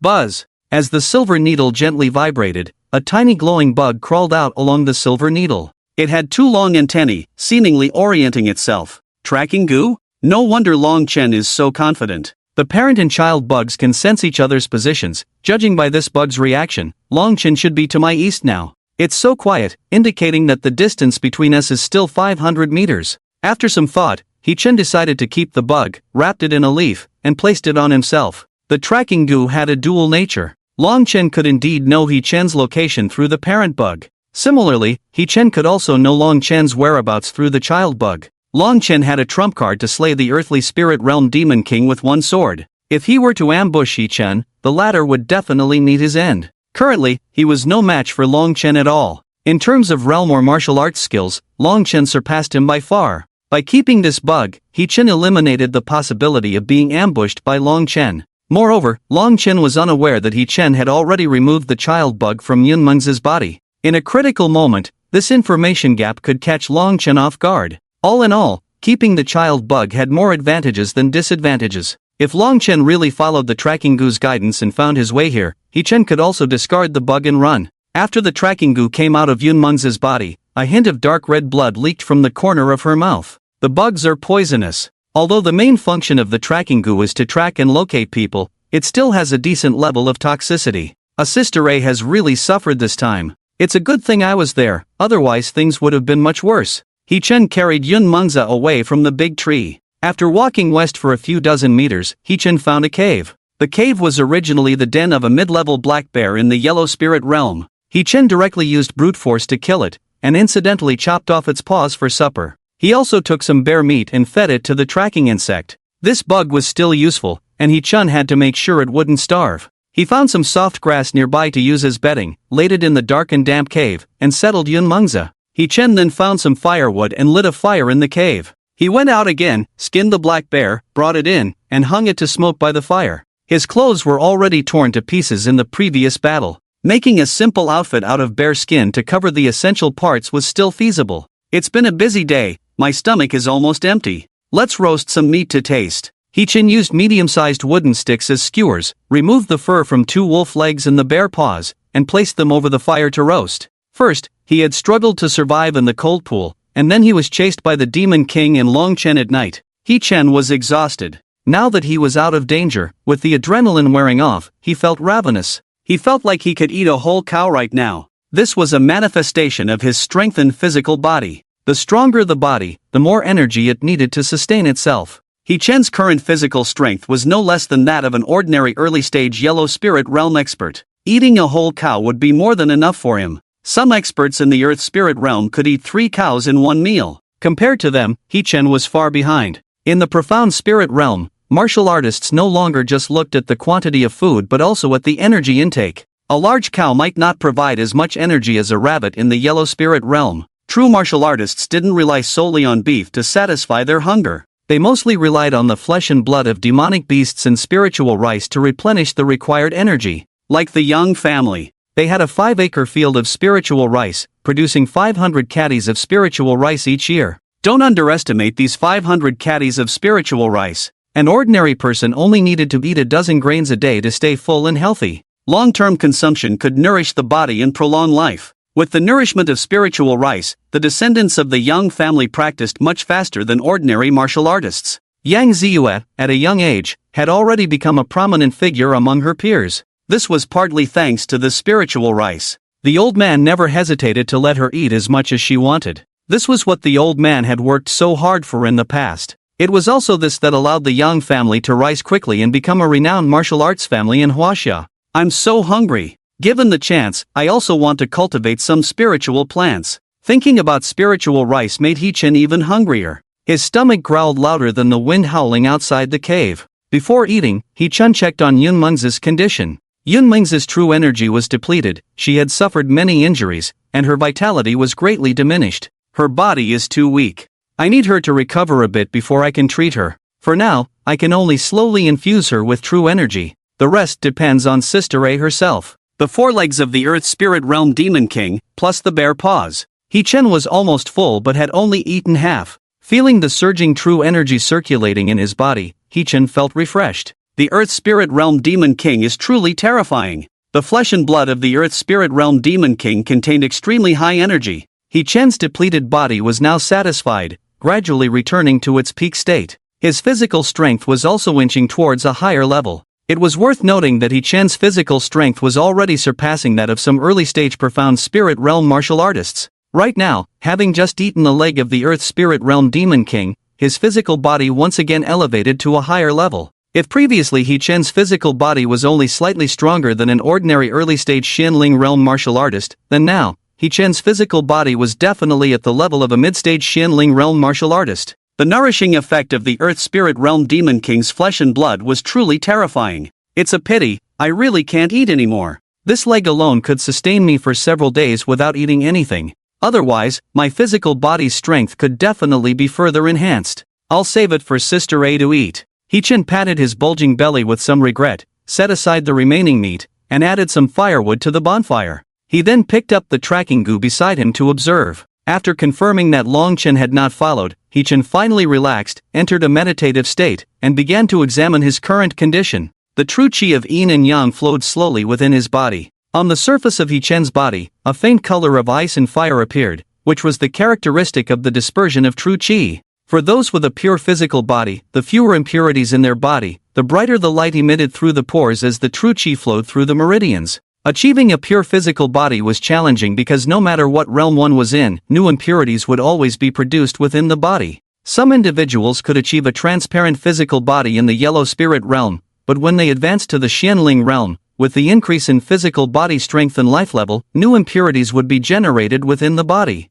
Even if you were a master in the heavenly spirit realm, impurities would still exist within your body. These impurities were difficult to eliminate. It required gradual refinement to polish them away. Achieving this was very difficult, and it might take decades just to achieve it through regular practice. Yang Ming was the best example. He had spent many years in the yellow spirit realm, constantly refining his physical body, yet he still had not achieved a transparent and flawless physical body. This showed how difficult it was to refine the physical body to a flawless state. Because of this difficulty, many people approached the cultivation of the physical body with a casual attitude. As long as it was passable, it was acceptable. Achieving a transparent and flawless physical body was challenging. Even someone as talented as Long Chen had not refined his physical body to a transparent and flawless state in the yellow spirit realm. Despite the difficulty, there were still many martial artists like Yang Ming who pursued a transparent physical body. Why? Because once they achieved a transparent physical body,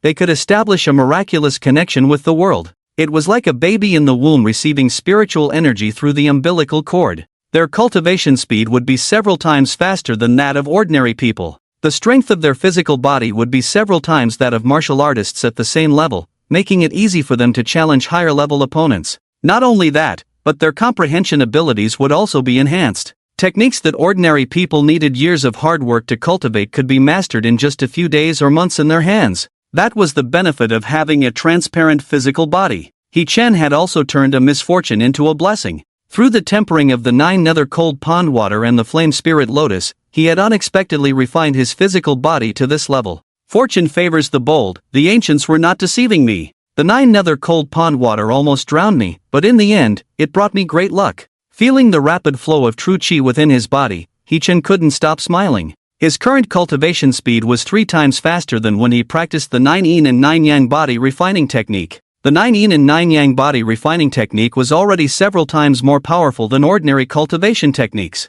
What was even more insane was that the two could be combined. In other words, He Chen's current cultivation speed was nearly 10 times that of an ordinary person. That so-called Dragon King is nothing in my eyes, he's not even worth a hair on my head. In a few days, when I advance to the Xianling realm, I'll just slap him to death. He Chen couldn't help but start daydreaming. With his current cultivation speed, he could easily advance to the Xianling realm in a few days. Coupled with the yin and yang true qi, his strength exceeded that of ordinary people by several times. It was not impossible for He Chen to directly confront Long Chen head-on. At this point, the two of them had been brought to almost the same level. However, the only downside is that He Chen currently doesn't have any formidable attack methods to rely on. In a battle between experts, both physical strength and cultivation level are crucial, as well as martial arts techniques. Solely in terms of physical strength, He Chen is definitely not inferior to Long Chen. However, the opponent possesses various martial arts techniques, and even has a hidden ace in the hole. If they were to fight, He Chen would definitely be the one to lose. No, I must visit the deepest part of the profound shadow secret realm, the inheritance ground under the poisonous miasma. That place is where experts of the heavenly spirit realm are buried. there must be remarkable martial arts there. After obtaining the inheritance and having martial arts at my disposal, the probability of using the tracking goo to kill Long Chen will be even higher. He Chen muttered to himself. Long Chen must die. The conflict between the two of them has reached an irreconcilable point. If Long Chen were to leave the secret realm alive, and depart from the Wuling mountain range alive, then it would be He Chun who would die in the future. Therefore, for He Chun, there is a task that must be completed. That is, to kill Long Chen. Either Long Chen dies, or He Chen dies, it's as simple as that. For He Chun himself, he definitely wants to live, so he can only let Long Chen die. With a transparent and flawless body, He Chen is currently invincible in the Yellow Spirit realm. Both being in the Yellow Spirit realm, even if Long Chen has many tricks up his sleeve, he is definitely not a match for He Chen. But unfortunately, Long Chen is currently in the mid-stage of the Profound Spirit realm. Moreover, he has many methods at his disposal, and the trump card of the master of the soul hunting organization. At present, if He Chen were to face Long Chen, he would only have the option to escape. Truly deserving of being the protagonist, this is just outrageous. I might not even be able to withstand a single move from him even if I risk my life. Recalling Long Chen's sword from last night, He Chen still felt a bit scared. And the profound shadow secret realm is vast. He Chen cannot guarantee that Long Chen won't come across other opportunities. If Long Chen does encounter other opportunities and his strength increases again, then He Chen will have no chance left. In the original plot, Long Chen ate a fruit and his strength increased by a portion. It seems like I'm quite close to that location now. I must find it before him, and then snatch the fruit away, to prevent Long Chen from getting stronger as much as possible. He Chen had a plan in mind. He planned to wake up early the next morning and quickly set off to grab that fruit first. Even if it's wasted, he absolutely cannot let Long Chen have it. A night passed quietly. The next morning at 6 or 7 o'clock, He Chen woke up from his meditation state. He had been in a state of half-sleep all night, with his true chi circulating without pause, establishing a connection between his body and the heavens and earth. Although he didn't actively cultivate, He Chen's cultivation level had still improved significantly. If he were to compare himself to a container, then the current He Chen was already completely filled with true chi. Adding more true chi would only compress the density and quality of the true chi continuously. With a flawless and transparent body, this boost was truly too overpowered. He Chen currently had no intention of leaving this state. Once he entered the profound spirit realm, impurities would appear in his body. Thinking about removing these impurities and restoring his peak flawless physique again, he had no idea when that would be. For me at the moment, unless I can advance to the mid-stage of the profound spirit realm in one go, or have some powerful martial arts techniques to support me. Otherwise, I don't want to give up my flawless physique in the short term. I don't think anyone would willingly give up the boost of a flawless body. He Chen grumbled to himself. Checking on Yun Ming's condition, her breath was still weak, but much better than yesterday. He infused a little true chi into her body and fed her some water. Only then did He Chen take the tracking goo and leave the cave. The fruit is not far from here, it will take at most 2 hours for a round trip. I have already cleared this cave once, there is no danger here. The scent of the black bear outside the cave has not dissipated, no creature would dare to easily intrude here. According to the feedback of the tracking goo, Long Chen is far away from here. If I take the tracking goo and leave, it will be safer for Sister A. After pondering for a moment, He Chen found a huge rock nearby and blocked the cave from the outside. He then gathered some flowers and grass to briefly cover the cave. If one is not actively searching, no one would spare a glance here. At least not to be discovered by Long Chen. After completing these tasks, He Chen swiftly walked away with the tracking goo. After achieving transparency in his physical body, He Chen's walking speed was extremely fast. Even without true energy covering his feet, he could leap 3 to 4 meters with each step. So fast. Light as a swallow, that's me. He Chen couldn't help but marvel, as he tried to circulate true energy. With true energy covering his feet, this time he could step 7 to 8 meters away. This was nearly twice as fast as before. This was the direct feedback to ancient martial artists after achieving transparency in the physical body. And this wasn't even the result of He Chen fully exerting true energy. If he exerted true energy to the fullest, with one big leap, he could probably reach 12 to 20 meters. This already far exceeded the limits of ordinary Yellow Spirit Realm martial artists. Even those in the early stages of the Profound Spirit Realm might not be able to achieve this. After half an hour of such fast travel, He Chen arrived at a broken wall. On the 30-meter-high cliff, there was a small tree growing with thumb-sized purple fruits, 5 in total. This is it. In my memory, guarding the purple charm sculpting fruit here seems to be a late-stage Profound Spirit Realm purple spirit snake. He Chen's lips curled slightly as he looked up at the cliff. On a dead tree stump next to the small tree, there was a purple snake as thick as an adult's thigh coiled around it. The purple-black scales shimmered in the sun, sending chills down one's spine.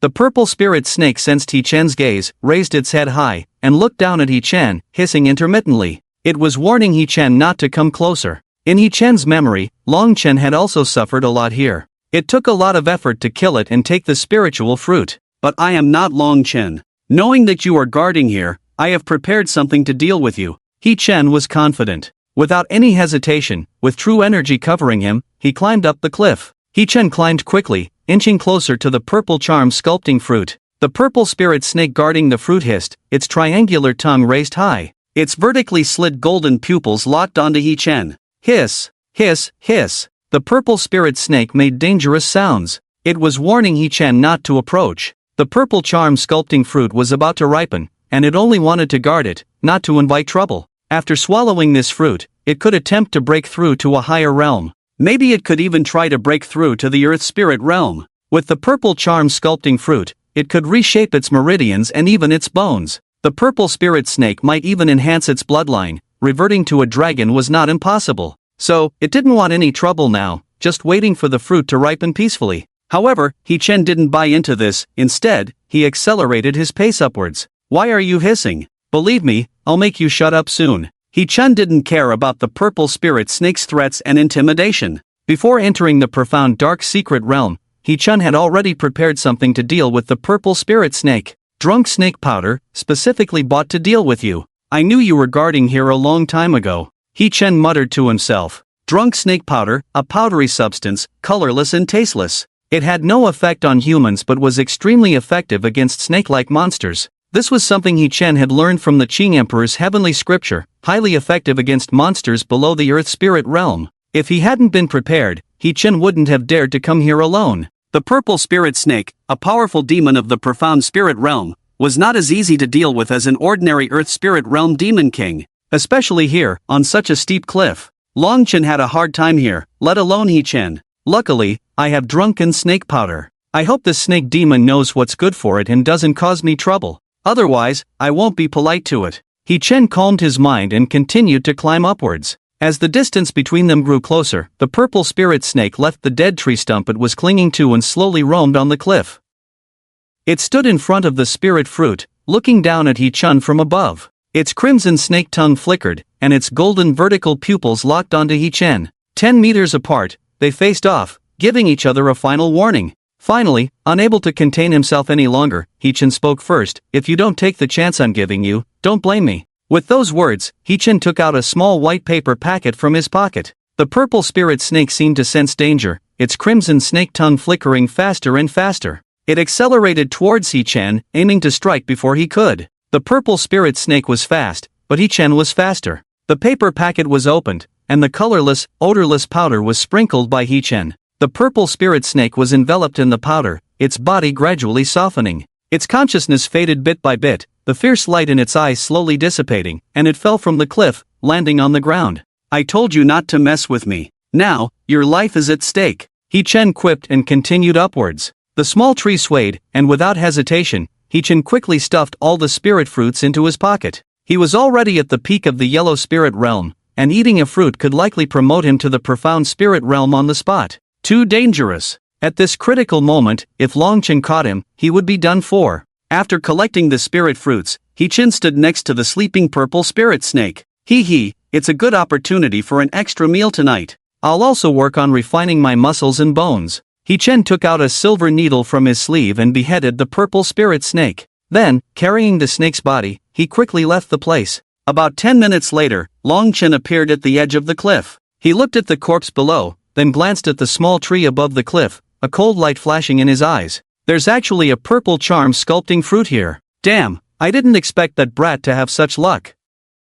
How could he encounter something like this? Long Chen cursed He Chen fiercely. He was really jealous. So jealous that He Chen had such good luck. But this purple spirit snake was clearly a mid-level demon in the profound spirit realm. How did He Chen kill it? Is he hiding his strength, or does he have other helpers? Long Chen's expression was uncertain. He was finding it increasingly difficult to figure out He Chen. What was up with this guy? Why did he always keep him guessing and ruin his plans? I can't let him live any longer. He must die in the profound abyssal realm. Otherwise, if he goes out alive, I have a feeling he will become a major threat to me. Long Chen's eyes were fierce, his killing intent rising. He took out a tracking goo and began to track He Chen's location. He knew they were together, and this was an opportunity to capture them all at once. He Chen, your time is up. He Chen sped back along the same path. The tracking goo in his hand was unusually active. Oh no, Long Chen is catching up. Luckily, I was prepared early and used drunken snake powder to kill that purple spirit snake.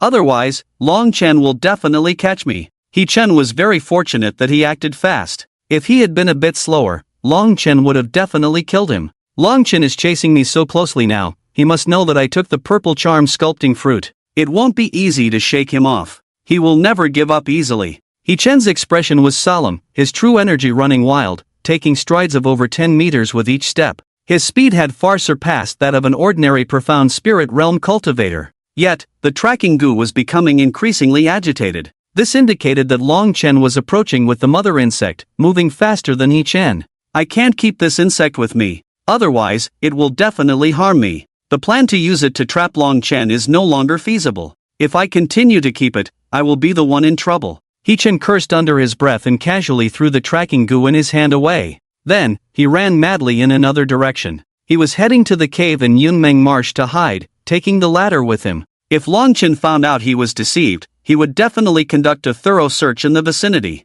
The allure of the purple charm sculpting fruit was too great. It could reshape the tendons and refine the physique. If Long Chen consumed it, he might be able to step into the realm of profound spirit with a flawless body. Such a great temptation, it would be strange if Long Chen didn't do it. After running hundreds of meters, a loud explosion came from behind. Long Chen realized he had been played, and he was filled with impotent rage. Damn it, damn it. This lackey of the Xiao family has tricked me again. Long Chen held the tracking goo that was already dead in his hand, his face twisted in a grimace. He was played by He Chen once again. The tracking goo he left on He Chen had long been discovered by the latter. The reason he kept it was to trap him. If it weren't for today's events, Long Chen wouldn't have known he was deceived by He Chen. The more Long Chen thought about it, the angrier he became, and his true energy vented wildly. He completely destroyed the nearby caves and large trees that could hide someone. Yet, he still didn't find He Chen. At that moment, Long Chen realized he had been a puppet all along. In the distance, He Chen listened to the terrifying commotion behind him, sweating profusely. Long Chen is really furious. It's a good thing I didn't leave the tracking goo on myself. Otherwise, with the commotion he caused, I would have nowhere to bury myself now. He Chen exclaimed in amazement. Back in the cave where he hid in Yunmeng Marsh, the other person was still unconscious. After giving her some water, He Chen quickly carried her deeper into the profound obscure realm. The profound obscure realm was about to close. The most urgent task now was to hurry to the icefire poisonous miasma and try to excavate the greatest opportunity in the realm. There was no need to entangle with Long Chen here. Without the tracking goo, he didn't know Long Chen's exact location. It would be more dangerous to continue wandering on the edge of the realm. Not only did he have to guard against demonic beasts that could appear anytime and anywhere, but also against Long Chen suddenly launching a surprise attack. Most importantly, Yunmeng Marsh was injured now. With her, He Chen's own strength was greatly reduced. The two of them could easily be taken down by Long Chen. There are many opportunities in the profound obscure realm.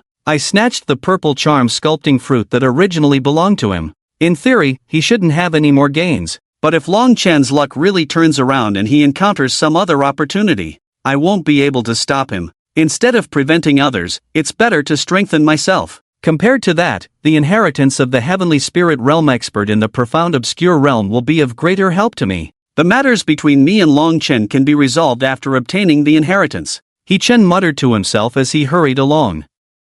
He had all these calculations in his mind. With previous experience, He Chen now knew where to go and where not to go in the mysterious Xianyu realm. The journey went quite smoothly, and at night, he found a suitable cave, killed the wolf demon inside to use as food. By the next morning, Yun Mengzi finally woke up. She was still very weak, but at least she could eat now. He Chen fed her water, infused some true energy into her, then specifically roasted a wolf leg for her. After Yun Mengzi ate half of the wolf leg, her complexion finally improved slightly, and her body was much stronger than before. He Chen stimulated her acupoints with silver needles, helping to straighten out her chaotic meridians. Then he infused true energy into her, gradually clearing out any remaining impurities in her meridians. After a round of treatment that took 6 hours, the results were significant. True energy could now circulate in Yun Mengze's body on its own. In another half-day, she would be able to walk on her own. After a brief rest, He-Chen set off again with Yun Mengze in his arms. Uncertain if Long Chen had caught up,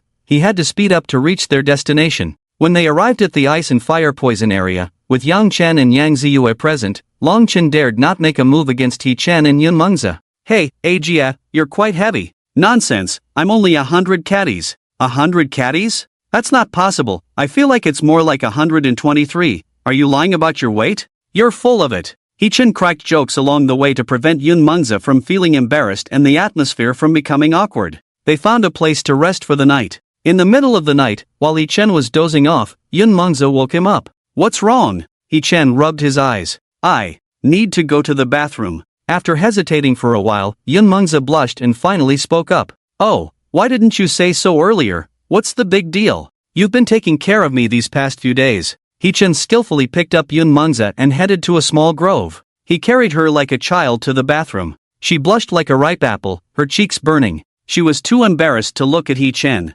He-Chen, on the other hand, turned his head away and closed his eyes. "Don't be shy. Who do you think dressed you? What should be seen and what shouldn't be seen, I've seen it all already. Rest assured, I won't tell anyone. Although you are indeed a Jia, your figure is really good." Listening to Yi-Chen's banter in her ear, Yun Mengze blushed all the way to the base of her neck. "So embarrassing. This guy actually. Damn it. You've seen enough, and you still say I'm small. He-Chen, you're just a shameless little man." Yun Mengze cursed angrily in her heart, feeling a lot less embarrassed. By the third morning, Yun Mengze could walk on her own. After a brief rest, the two continued on their journey. Half a day later, they finally saw the ice and fire poison area. It was a dense forest, with a faint blue and red poisonous gas permeating between the tall trees. The deeper they went, the denser the poison gas became. At the deepest point, the smoke was so thick that He-Chen couldn't even see the way ahead. Ice and fire poison. With such a strong poison, perhaps only Master Yang has the strength to explore it by enduring the poison.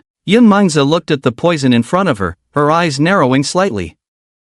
If a yellow spirit realm cultivator stepped into this poison, they would definitely not survive for more than an hour. In the deepest part, a yellow spirit realm cultivator would probably be killed by the poison just by getting close. The key herb to neutralize the ice and fire poison only grows in the most concentrated area of the poison. Who can withstand such a strong poison?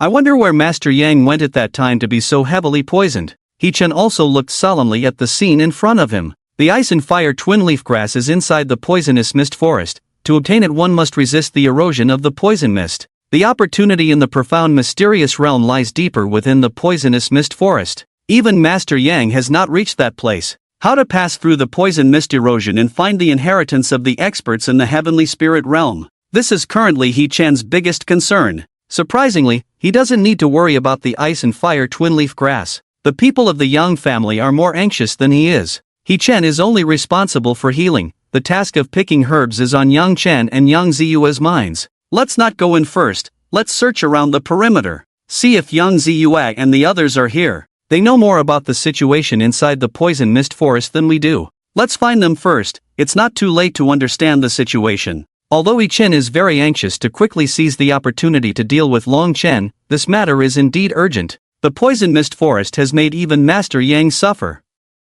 He-Chen's understanding of the poison mist forest is definitely not as much as the people of the Yang family. Rushing in is extremely dangerous. Although He-Chen is strong in battle, he is ultimately only in the yellow spirit realm. This level of strength is still somewhat inadequate in the poison mist forest that even Master Yang has been severely injured in. Are you sure the people from the Yang family have already arrived? Yun Mengze followed behind He-Chen, somewhat puzzled. The poison mist forest is extremely dangerous, and there may be demon kings lurking at night. The two of them are currently at the edge of the poison mist forest. Once the sun sets, they, being only in the yellow spirit realm, are easily targeted. They could become the night snack of the great demons and demon kings. They had already come to explore the profound mysterious realm before us. They are more familiar with the profound mysterious realm than we are. Now that we have all arrived at the end, how could they not have arrived yet? He-Chen is very certain that Yang Chen and Yang Ziyue have arrived, because he smelled a faint scent of locust flowers. During the days they entered the profound mysterious realm,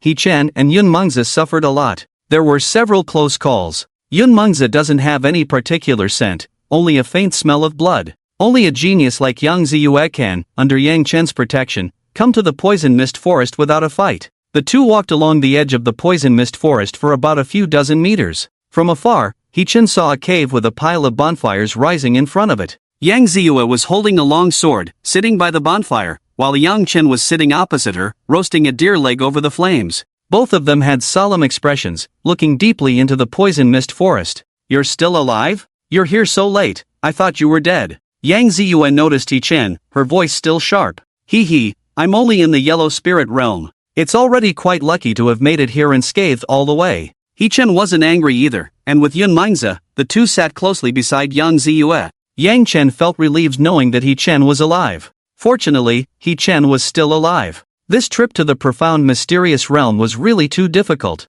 Yang Ming's betrayal. The teleportation mechanism of the profound mysterious realm is chaotic. And the poison mist forest has undergone changes. "Dr. He, let's rest first and enter the poison mist forest to explore when the sun sets?" Yang Chen continued to roast the lamb leg over the fire, his voice slightly serious. "Explore at night? Isn't that the time when the demons are active? Why would we choose that time?" He Chen asked in confusion. "Because only at night does the poison mist become thinner. At that time, we can try to venture deeper into the forest. At other times, without the strength of the earth spirit realm, we simply cannot resist the erosion of the poison mist. It's hard enough to survive, let alone explore." Yang Chen's voice was somewhat impatient. The changes in the poison mist forest have greatly increased the difficulty of finding the ice and fire twin leaf grass. The changes in the poison mist forest are different from the original plot development. In the original plot, the poison mist forest only had dense poison mist in its depths due to the presence of the Demon King. This is not the case now.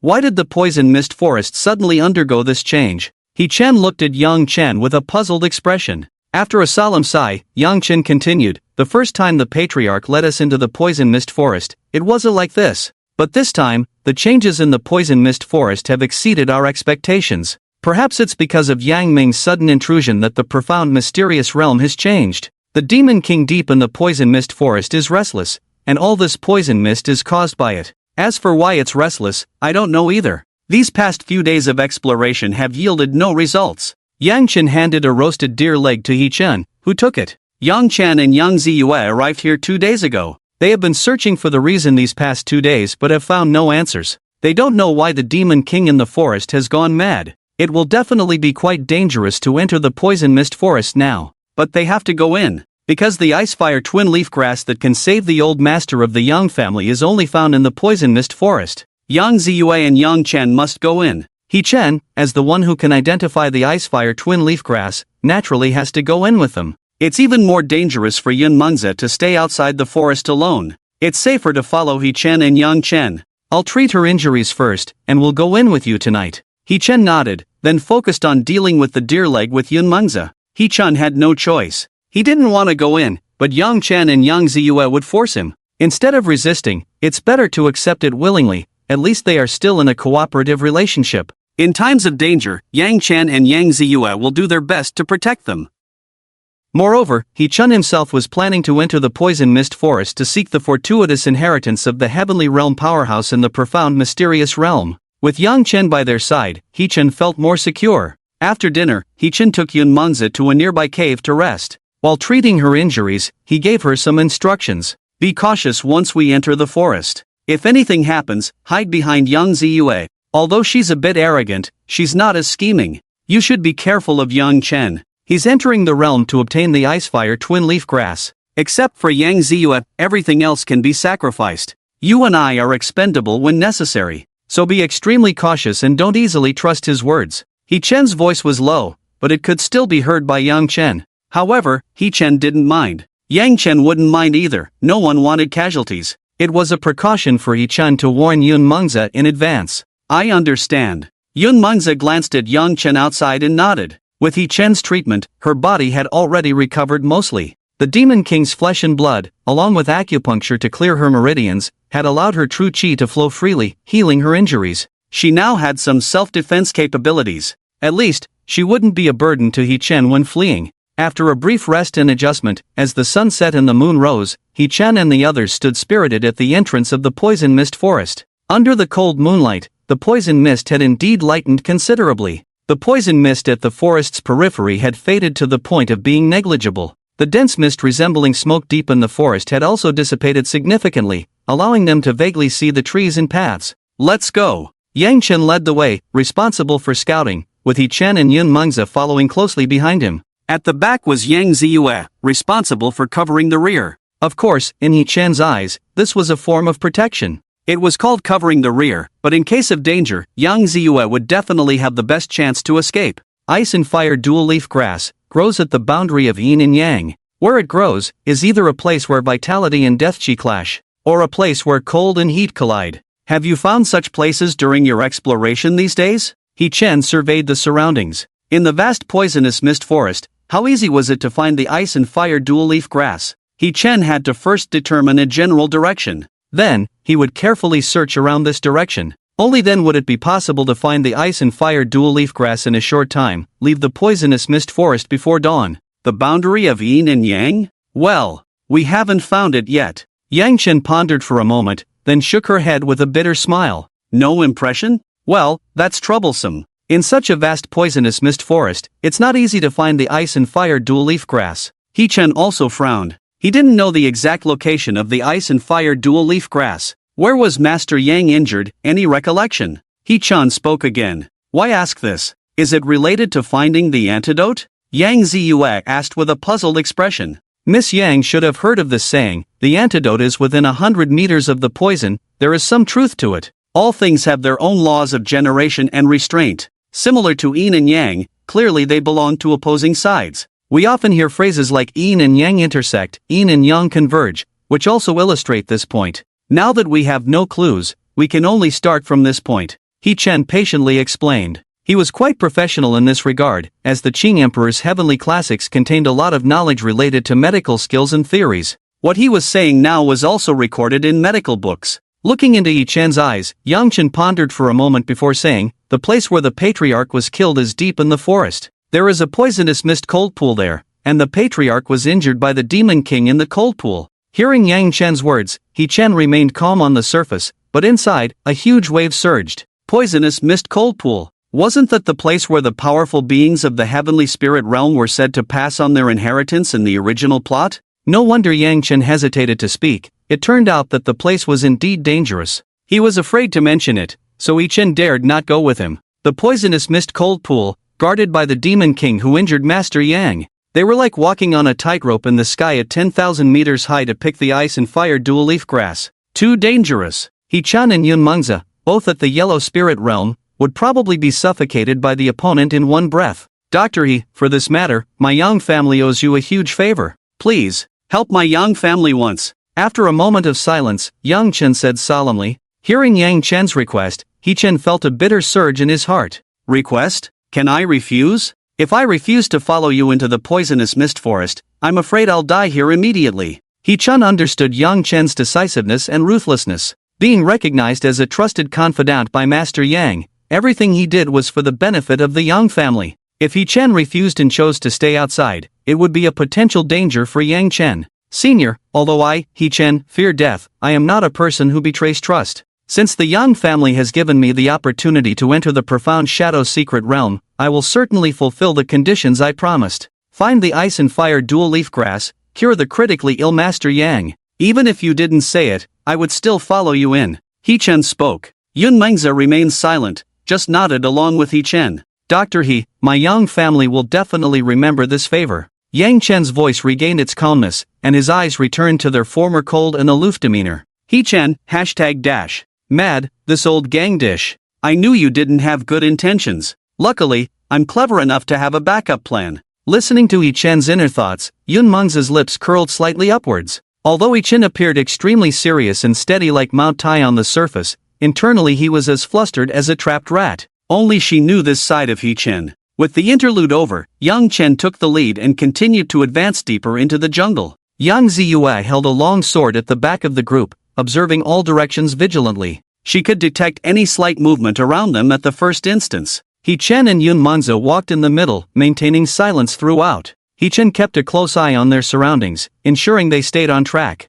No mistakes. This is the path to the center of the forest, where the Demon King's poisonous miasma lies. However, it seems like there are fewer demons around. They must have been driven away by the Demon King's release of the ice and fire miasma. He-chan pondered. They hadn't encountered many demons along the way. At most, they encountered some demons at the Yellow Spirit Realm or early stages of the Profound Spirit Realm, which Yang-chen could easily defeat with a single palm strike. The group easily passed through the outer region of the poisonous forest and entered the central area still covered with a thin layer of miasma. Cover your nose and mouth. Keep this in your mouth. He-chen took out 3 pale green herbal pills from his pocket and handed them to Yun Mengzi. What is this? Yun Mengzi asked curiously as she took one of the pills and put it in her mouth. These are pills to counteract the miasma. If you feel dizzy or have difficulty breathing, swallow one. He-chen also took one of the pills himself. With his current physical body and true chi strength, he didn't actually need to take these pills. However, He-chen didn't mind concealing his true strength. It wasn't a bad idea after all. Yang Ziyue and Yang Chen couldn't overlook He-chen's actions, but they didn't pay much attention. The substance to counteract the miasma had no effect on them. Experts at the Profound Spirit Realm could easily purify toxins with their true chi. This level of miasma couldn't harm them. If it were a type of ice and fire miasma they couldn't withstand, He-chen's little herbal pills probably wouldn't be of much help. Roar! As they ventured deeper, beastly roars echoed from the mist ahead, accompanied by a foul wind. Be careful, the demons appearing now are definitely not ordinary, Yang-chen warned before continuing forward. He-chen slightly slowed down, holding Yang Ziyue's hand to maintain a distance from Yang-chen. Coward! Yang Ziyue noticed He-chen's cautious actions and couldn't help but mock him. As a prodigy, she looked down on He-chen's behavior. Miss Yang is exceptionally talented, but I'm just an ordinary person. Being cautious is never wrong, after all, we only have one life. He-chen explained with a smile, not taking offense. As they conversed, a blood-red-eyed azure wolf suddenly emerged from the mist in the distance,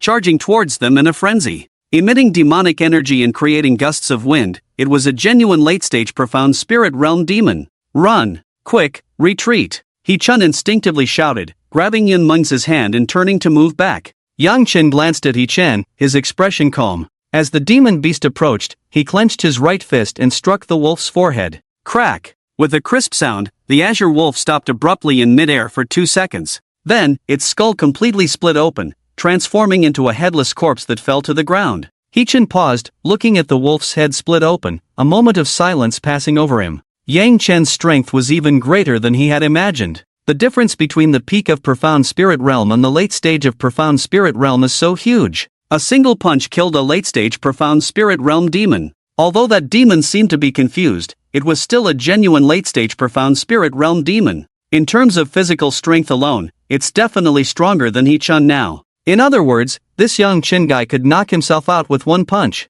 This is to establish his authority. Coward. Is a mere late-stage Profound Spirit Realm demon so terrifying? Yun Mengzi glanced at He-chen, mocking disdainfully. Of course, you're not afraid. That damn thing is a dog of your Yang family. I'm not part of the Yang family. He-chen silently complained in his heart. Is Dr. He alright? Yang Chen turned to look at He-chen. I'm fine now. Although He-chen felt a pang in his heart, he remained calm on the surface. It's good that you're fine. Don't worry, you'll be safe by my side. The poisonous mist forest is very dangerous. If you stray too far from me, no one can protect you completely. There was a hint of threat in Yang Chen's words. He was warning He-chen. Follow me obediently to find the ice and fire twin leaf grass, and your life will be guaranteed. If you try to escape, you definitely won't make it out of this forest. This was the unspoken meaning in Yang Chen's words, and He-chen couldn't have missed it. Thank you, senior. Thanks for nothing. Damn, threatening me. He-chen grumbled inwardly.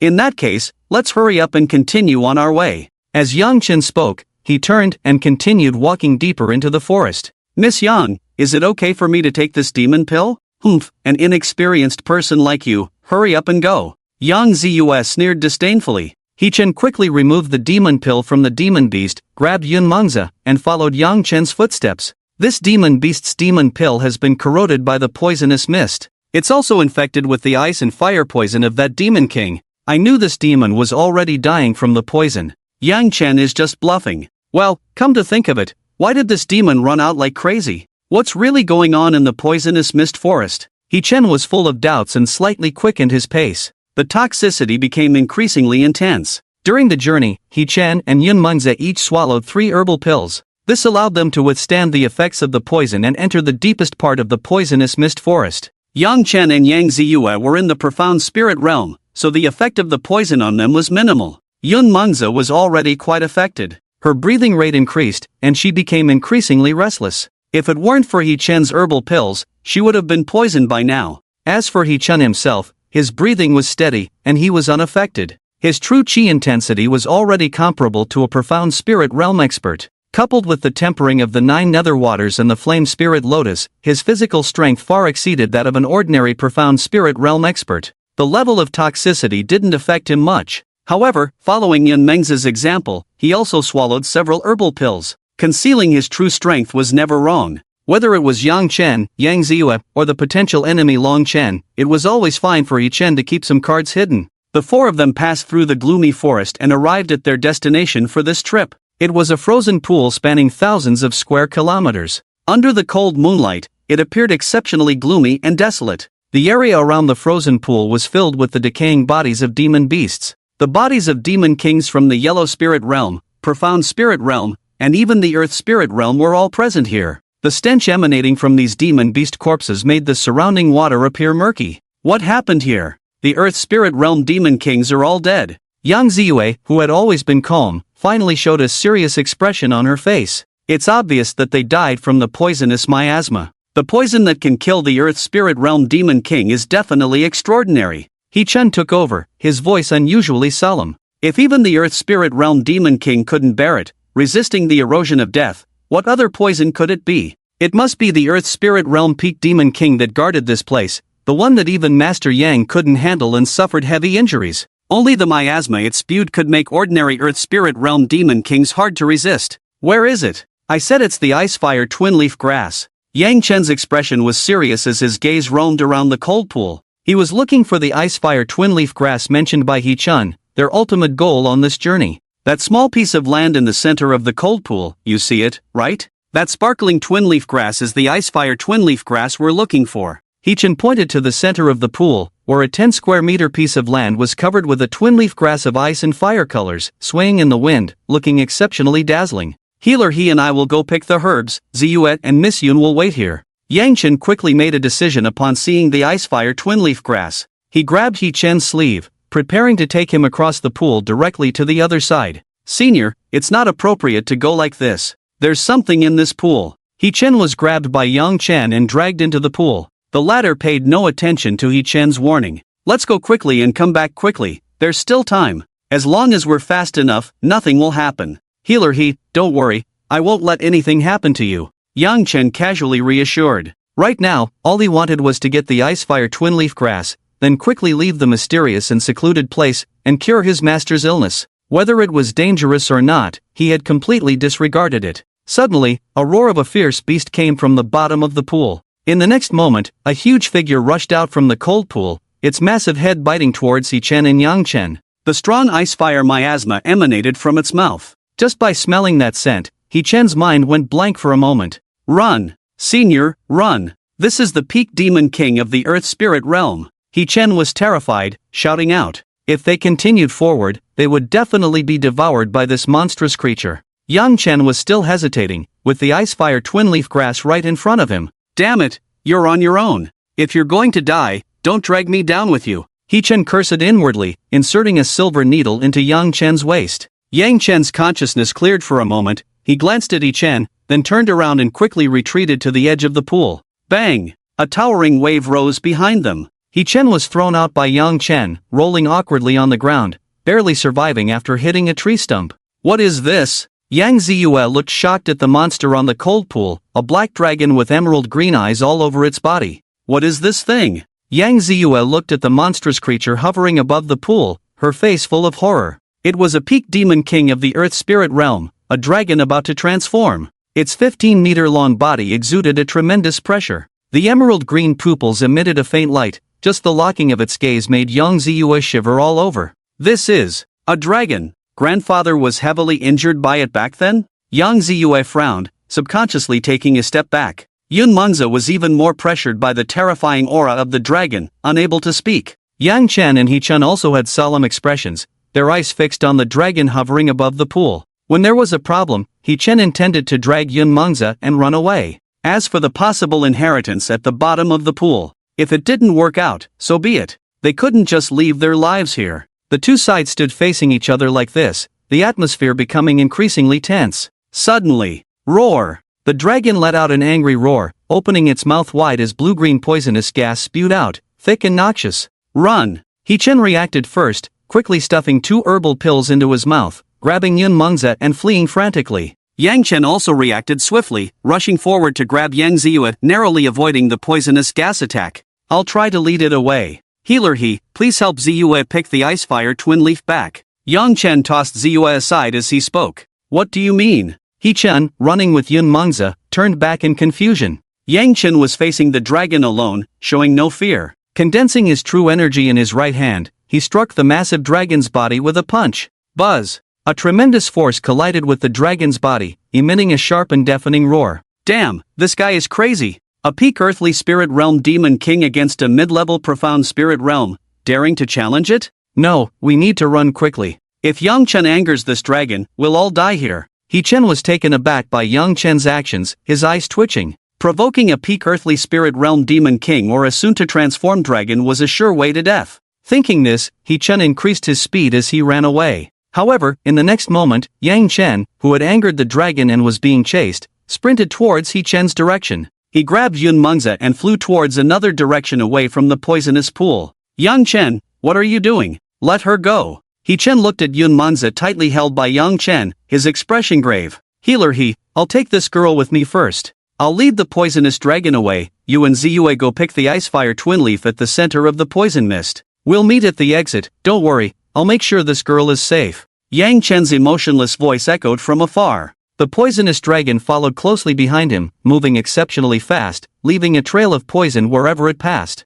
Damn it, he's threatening me. I knew he wouldn't suddenly say those things for no reason. He-Chen's voice was cold, veins bulging on his forehead. Although Yun Mengzi was not his close friend or relative, she was brought into the poisonous forest by He-Chen, making her his responsibility. Yang Chen taking Yun Mengzi away was a threat to He-Chen. Damn it, this old guy is so annoying. He talks about protection, but isn't this just forcing me to work for him? He-Chen cursed inwardly, changed direction, and returned to the poison mist to meet up with Yang Ziyue. Why are you back? By rights, you coward should have run away long ago. Wait on the shore, I'll go pick the Ice Fire Twin Leaf. After succeeding, we'll leave quickly. Seeing He-Chen, Yang Ziyue couldn't help but mock. You're going to pick it? Do you even know how to pick the Ice Fire Twin Leaf? If you go pick it, Yan Lao you will never recover in this lifetime. He-Chen retorted unkindly. The Ice Fire Twin Leaf was very special, not only because of its strict growth conditions but also due to the precise harvesting requirements.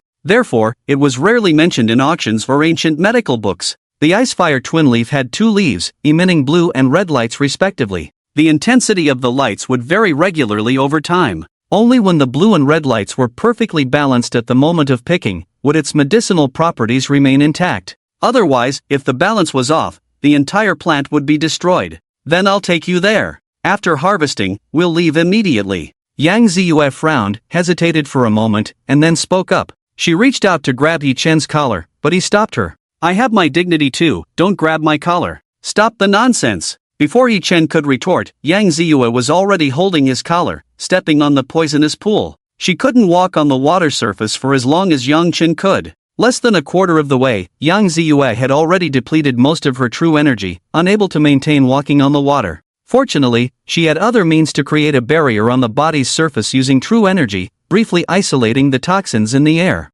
Compared to the terrifying ability of the Nine Hells Cold Pond to freeze true energy, the poisonous pool seemed less frightening. Because the ice fire poison could only erode slowly, not freeze true energy directly like the Nine Hells Cold Pond water. Hurry and swim across. Can't hold on for too long. Yang Ziyue furrowed her brows, reminding He-Chen. He-Chen, sister, if you exhaust your true energy like this, have you thought about how we'll get back later? Sit in the middle of the poisonous pool and wait for the poisonous dragon to come back for dinner? I have a large true energy pill in my pocket, enough for us to return. Seeing He-Chen's apprehension, Yang Ziyue explained further. With this explanation from Yang Ziyue, He-Chen felt much relieved. The two quickly swam towards the land in the center of the poisonous pool. At the same time, on the other side of the cold pond, Longchen sensed the departure of the poisonous dragon in the pool, covered himself with true energy, and swiftly swam towards the land in the center of the poisonous pool. Such a special herb like the icefire twin leafgrass must be obtained. Whether to use it to temper my body or to trade with the young family, I won't lose out.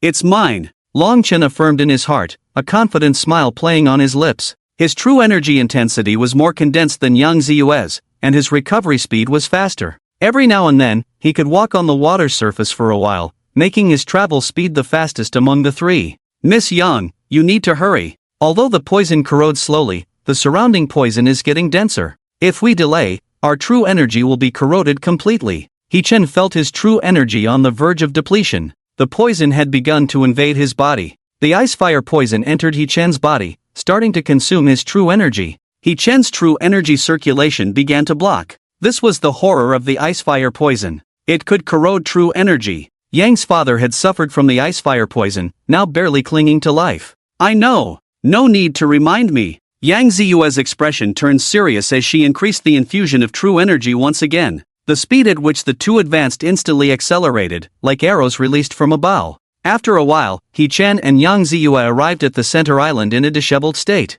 Yang Ziyue's true energy was almost depleted. He-Chen's true energy had not been greatly depleted, but he had accumulated some poison in his body. Fortunately, he had taken an antidote earlier, so the amount of poison in his body was minimal. Although the antidote couldn't completely neutralize it, it still had a certain suppressive effect. The icefire twin leafgrass is there. He-Chen pointed to the center of the land. On a small mound not far away, a dazzling herb was blooming. Yang Ziyue swallowed 2 pills, briefly restoring her true energy. The two headed towards the center of the icefire twin leafgrass. At the same time, Longchen also reached the land from the other side and headed straight for the icefire twin leafgrass. Such a strong medicinal fragrance. This icefire twin leafgrass must be at least 100 years old. If I consume it, I can definitely cultivate an impeccable physique. Longchen could already smell the fragrance scent from afar, murmuring to himself. Thinking of the special effects of the icefire twin leafgrass, Longchen's greed surged involuntarily, speeding up unconsciously.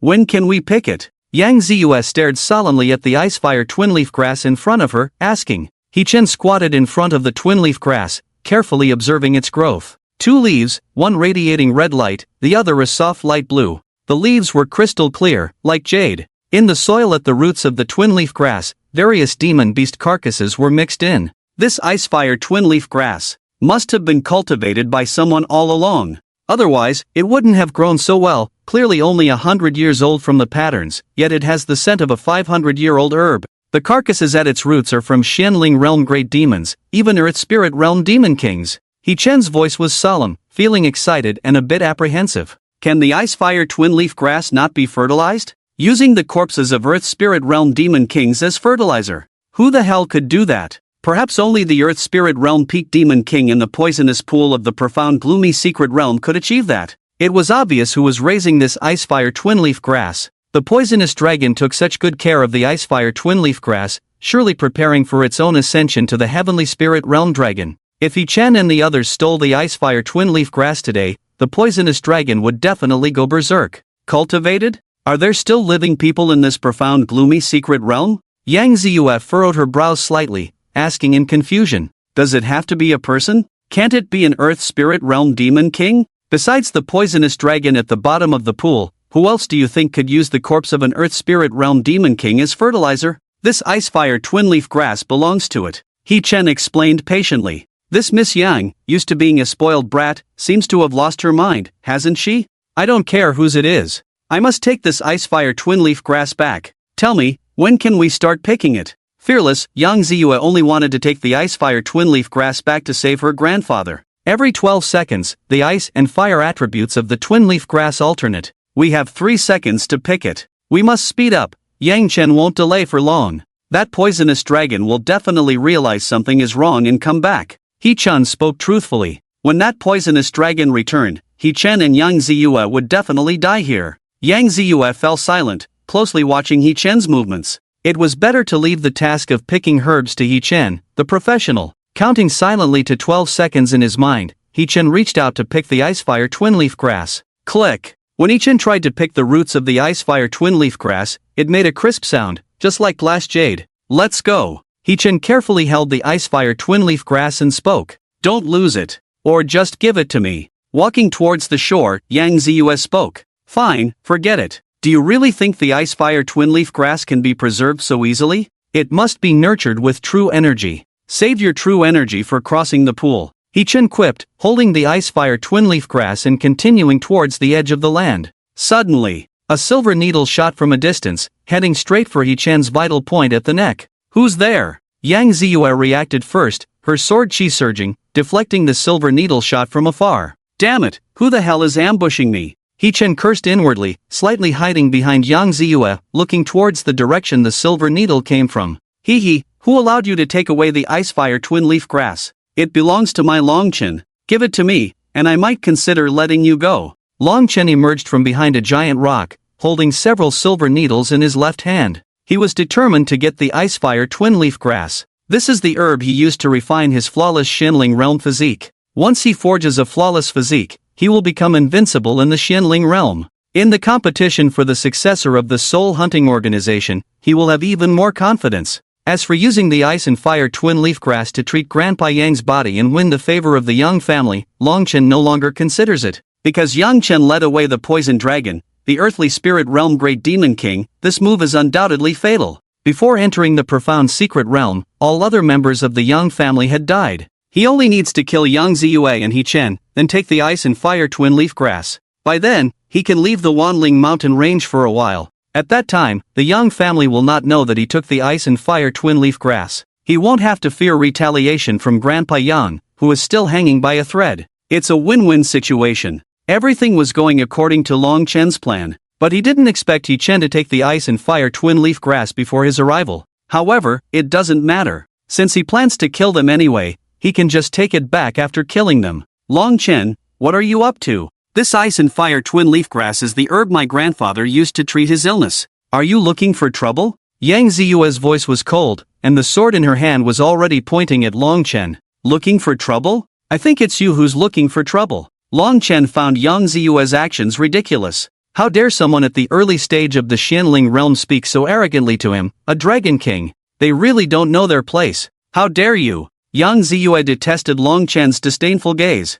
How could the proud son of heaven allow himself to be looked down upon like this? Why did Long Chen have the audacity to look at her like that? Without further ado, the more Yang Ziyue thought about it, the angrier she became, and she charged towards Long Chen with her sword in hand. No, the poison dragon is about to return. If you want to take the ice and fire twin-leaf grass, can't you leave here first? He Chen reminded them. Shut up. Killing a little waste like him is easy and won't take much time. Yang Ziyue confidently spoke. He Chen, where did you get that confidence from, girl? That's Long Chen, the badass, the protagonist. And you're just at the early stage of the Xianling realm. What do you have to fight him with? Your head? Are you looking for trouble? Don't drag me into it. He Chen was now in a panic. He knew how outrageous Long Chen could be. He knew Yang Ziyue couldn't beat Long Chen, and he could only rely on Yang Ziyue to safely pass through the poison pool. There was no choice but to brace himself and help Yang Ziyue kill Long Chen. Take this. Yang Ziyue's sword was infused with true energy, unstoppable as it slashed towards Long Chen.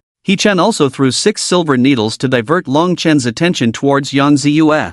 Oomph, petty tricks. Long Chen looked at the oncoming Yang Ziyue and the 6 silver needles flying towards him, a cold smile playing on his lips. He couldn't be bothered with He Chen and Yang Ziyue. Right now, he just wanted a quick resolution and to leave before the poison dragon returned. Without hesitation, he directly used the sword left to him by his master. Oomph, perish, buzz. Long Chen's right hand clenched, and a light sword gradually solidified in his hand. Mobilizing all his true energy, he directly slashed towards Yang Ziyue and He Chen. What is this? How could he unleash such a powerful sword? Yang Ziyue was shocked by Long Chen's sword, her face darkening. She was already locked in, how could she escape? He Chen, you're in over your head. Damn it, I told you to run, but you had to provoke that jinx. Now you're about to be chopped into pieces, and you ask me why he's so strong? Are you out of your mind? He Chen cursed inwardly, hastily retreating to find cover. Long Chen was already at the mid-stage of the Xianling realm, stronger than Yang Ziyue.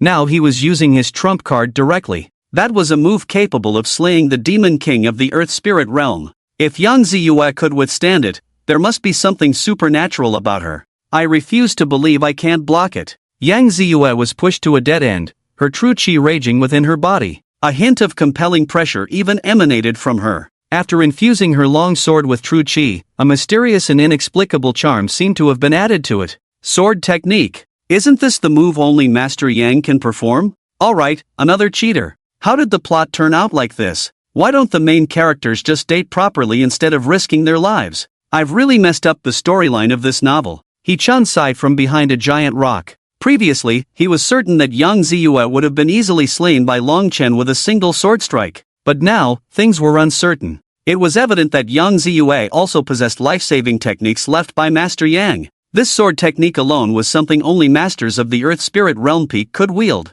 When swung with force, it was almost as powerful as Long Chen's sword strike. It was hard to determine who would win. Of course, He-chan was inclined towards Long Chen, but obviously, that was not going to happen. If Long Chen could be defeated so easily, he wouldn't be the protagonist. Suddenly, Yang Ziyue's sword came down, and with the added momentum of the sword technique, the sword chi appeared extremely sharp.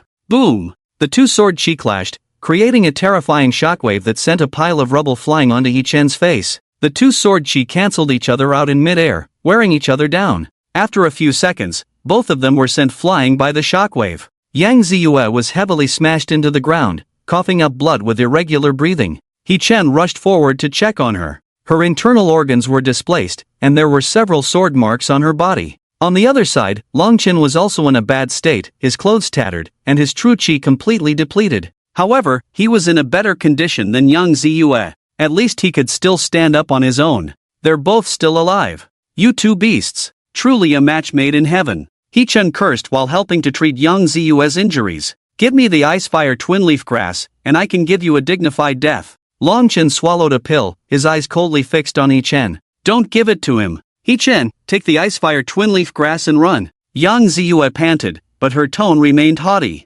He-chan, she's not your sister, and you're still thinking about the ice-fire twin-leaf grass? You're about to lose your life. Why are you still concerned about that? The commotion you two just caused could be heard even outside the profound mysterious realm. Do you think the Demon King of the Earth Spirit Realm Peak didn't hear it? Hurry up and run. Stop thinking about that. I can give you the ice-fire twin-leaf grass, but you must swear not to harm us with your Dao heart. He-chan ignored Yang Ziyue and looked at Long Chen. He just wanted to run away as soon as possible. The poisonous dragon would definitely return soon, and he had to leave quickly. He-chan, you're truly a coward. My Yang family gave you the opportunity to enter the profound mysterious realm, and yet you dare to betray us. Yang Ziyue's voice was cold, her eyes fixed firmly on He-chan. He-chan, she's not your sister, where's your courage? If we stay here any longer, we're all finished. Don't you understand? Are you a fool? Miss Yang, we must leave this place. The roots of the ice-fire twin-leaf grass can also be used as medicine.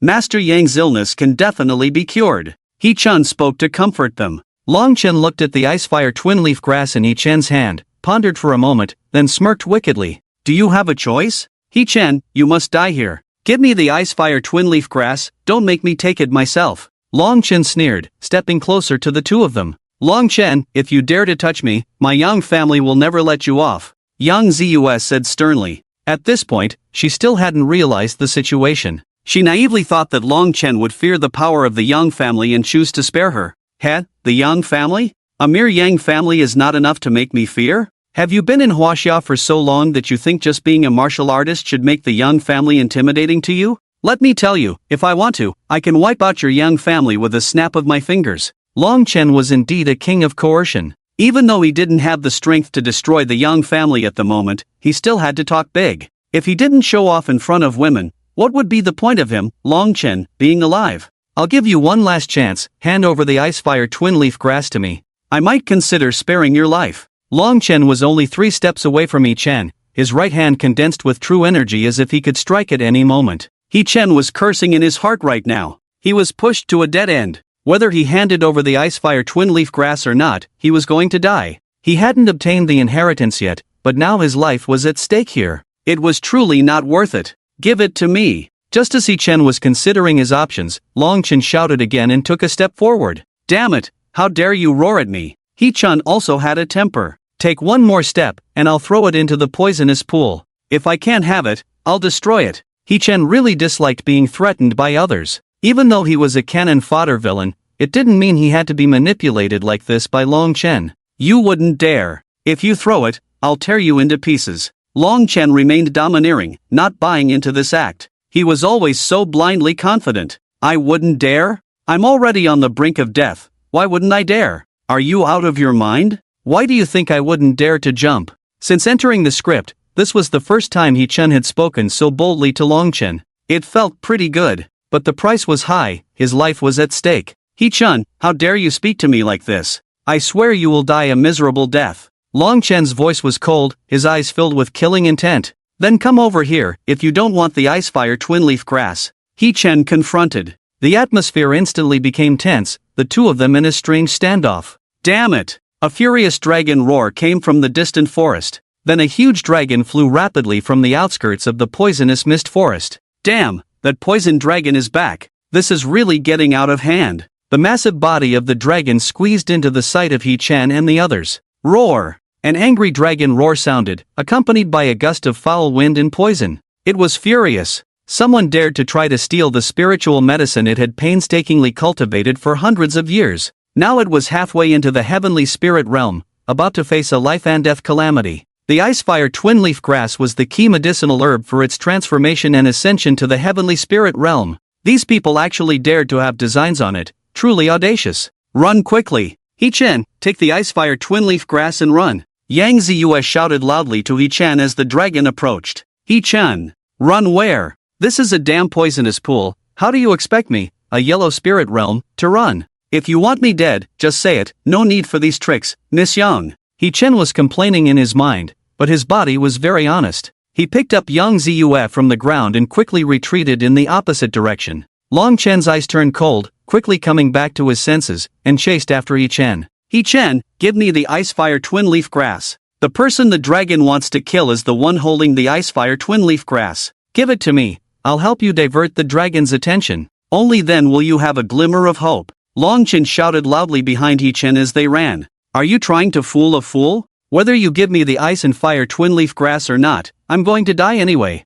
Since I'm going to die regardless, I won't give you the ice and fire twin-leaf grass. If I'm going to die, I'll die with a full stomach. He-Chen responded angrily. Long Chen was right, the flood dragon cared the most about the ice and fire twin-leaf grass. Giving it to Long Chen could indeed temporarily divert the flood dragon's attention, but even if He-Chen handed over the ice and fire twin-leaf grass, he wouldn't be able to escape. How could he escape?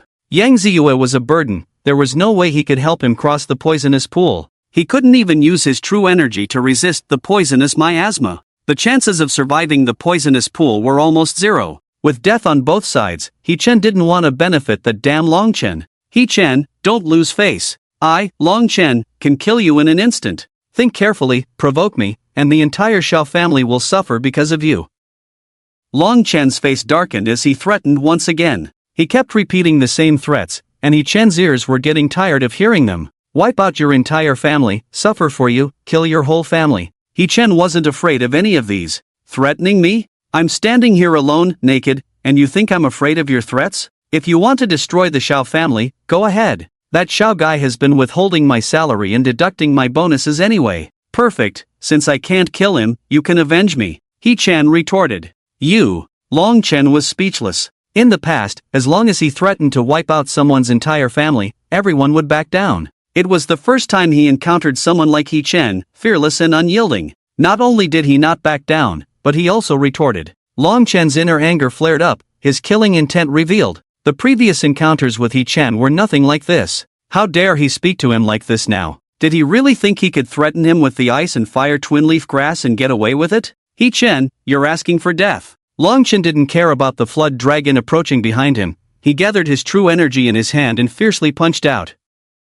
Bang! The air exploded as Long Chen's punch carried 60% of his strength. He-Chen tried to dodge, but the flood dragon behind him also spat out a cluster of dark green fireballs. Mixed with malevolent energy and poisonous miasma, being hit by them would mean instant death. In a split second, He-Chen chose to take Long Chen's punch head-on. Crash! At the moment the punch hit his chest, He-Chen faintly heard the sound of bones breaking. Even with his flawless physique, he was shattered by Long Chen with just one blow. Is this guy still human? The gap is too wide. What happened to the invincibility of the flawless physique at the same realm? He Chen swallowed the blood that surged to his throat and continued running forward with Yang Ziyue. However, compared to the beginning, He Chen's speed had slowed considerably. Long Chen's punch had been too brutal. Even with his flawless physique, He Chen almost couldn't bear it. If it were an ordinary Yellow Spirit Realm martial artist, they would probably have been killed with just one punch. Roar! The flood dragon roared, accelerating rapidly. In the blink of an eye, it had surpassed Long Chen and casually spat out a poisonous fireball towards him. Then it sped up, surpassing Long Chen and heading straight for He Chen. Damn it! Although Long Chen really wanted the ice and fire twin leaf grass, he had to consider his own life. He quickly dodged to the side, running away from the range of the poisonous fireball's attack. Damn, it's catching up again. I can't believe this sixth brother is so persistent just because I stole a flower from him. Does he really have to chase me like this? Can you spare my life? Give me a few hundred more years, and I'll bring you a new ice and fire twin leaf grass? He Chen muttered as he ran, starting to talk nonsense out of anger, his true energy rapidly depleting. Not only did he have to dodge the toxic fireballs flying from behind, but also the flying needles thrown by Long Chen. Rolling and crawling all the way, He Chen's figure was in a sorry state, once again forced to the edge of the poisonous pool. He Chen, give me the ice and fire twin leaves grass. Otherwise, you will undoubtedly die. Long Chen looked at He Chen from the other side, kindly reminding him. He Chen glanced at Long Chen, sarcastically retorting, I trust you like I trust a ghost.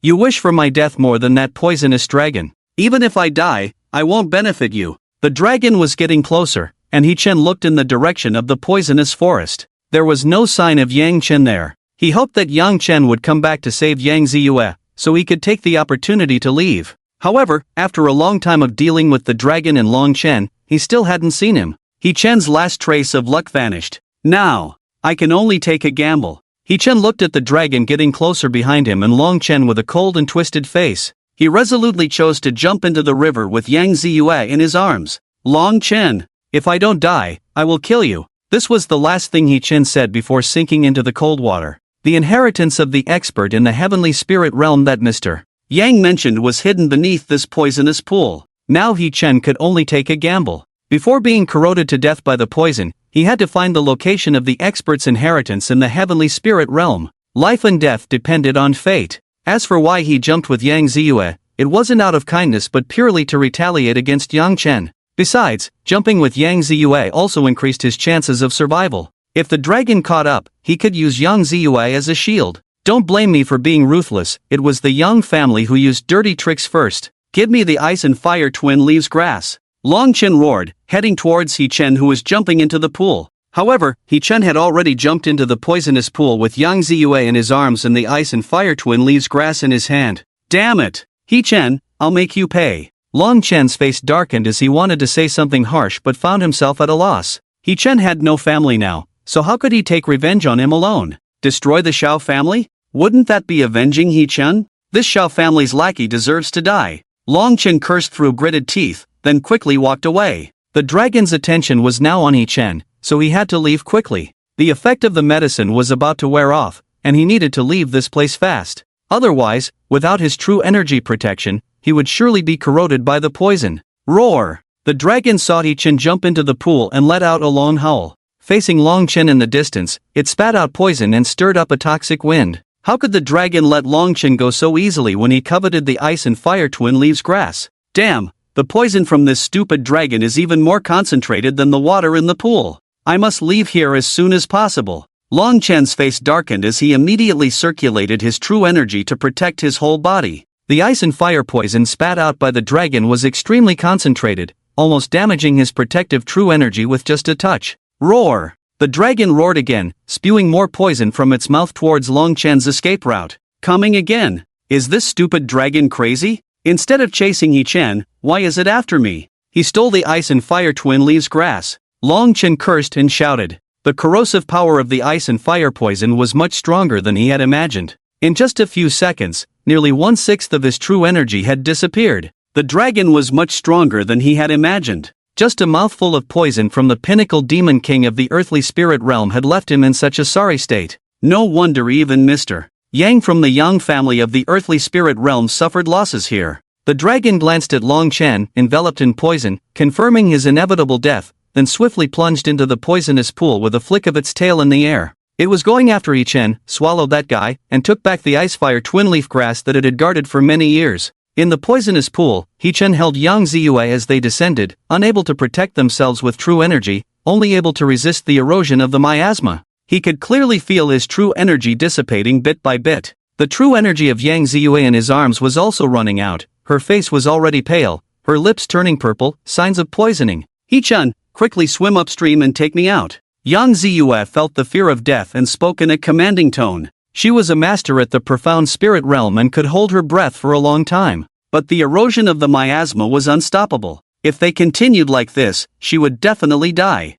Upstream? Going upstream is a dead end, He-Chen said coldly. He was not particularly fond of Yang Ziyue. He had spoken to her with a friendly attitude before only because Yang Chen was by her side, and Yang Ziyue had her own strength. He was wary of the strength of both, so he chose to endure silently. But now, Yang Chen had used him as bait and abandoned him. Yang Ziyue, who was now completely incapacitated, was still ordering him around. Moreover, there was a peak Earth Spirit Realm Demon King chasing them from behind. He was about to face a great disaster, making it hard for He-Chen to feel happy. He-Chen, I'm talking to you, can you hear me? Are you trying to kill me? Hurry, swim upstream, the miasma is already corroding me. Yang Ziyue was very annoyed by He-Chen's cold attitude. How dare he ignore her like that? We can't get out from above. The dragon is above us, swimming upstream is a dead end. He-Chen patiently repeated, then continued to dive down. He-Chen, what are you trying to do?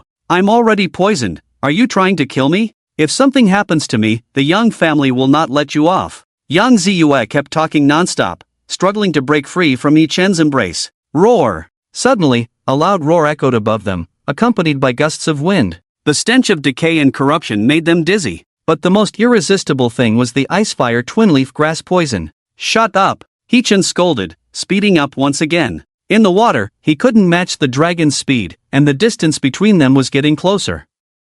Where was it? Where was the inheritance site of the master at the profound spirit realm and the profound secret realm? As He-Chen continued to descend, his eyes scanned the bottom of the pool. It was a dead end now. He-Chen's only way out was to find the inheritance site of the master at the profound spirit realm. He-Chen, what are you doing? Are you crazy? Still going down? There's no way out down there. Seeing the dragon getting closer above her head, Yang Ziyue was terrified and just wanted to survive. Shut up! It's not your time to die yet. He-Chen frowned, glanced up, and saw the dragon almost within reach. Roar! The dragon opened its mouth and spewed out poison once again. The poison broke through the water and headed straight for He-Chen and Yang Ziyue.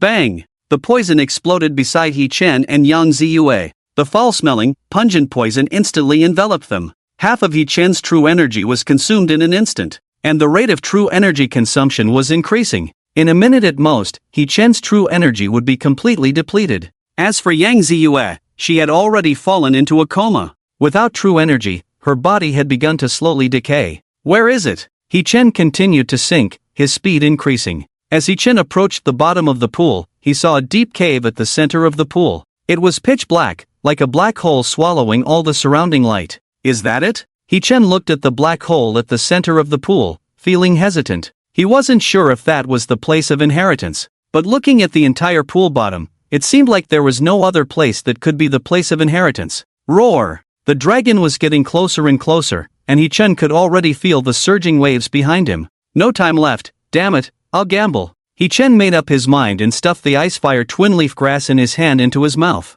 His originally depleted body was suddenly filled with manic true energy. Roar! The dragon opened its huge mouth, ready to bite. He-Chen swallowed the icefire twin-leaf grass, completely enraging it. True energy erupted in He-Chen's body, instantly creating a distance between him and the dragon, narrowly avoiding its attack. Miss Yang, it's up to you to survive. He-Chen aimed Yang Ziyue towards the black hole and threw her out. He himself lagged behind, observing Yang Ziyue's condition. Buzz! As Yang Ziyue fell into a coma and entered the range of the black hole, her body lit up with two types of light, blue and red. Then, Yang Ziyue disappeared into the black hole. She made it. Approaching the black hole, He-Chen felt a strong tearing sensation in his flesh. This tearing sensation came from the black hole, as if there was a mysterious force trying to extract his soul from within. At the same time, a bone-chilling cold and scorching heat invaded He-Chen's body, rushing through him recklessly. His meridians were constantly impacted, and his internal organs were tossed like a stormy sea.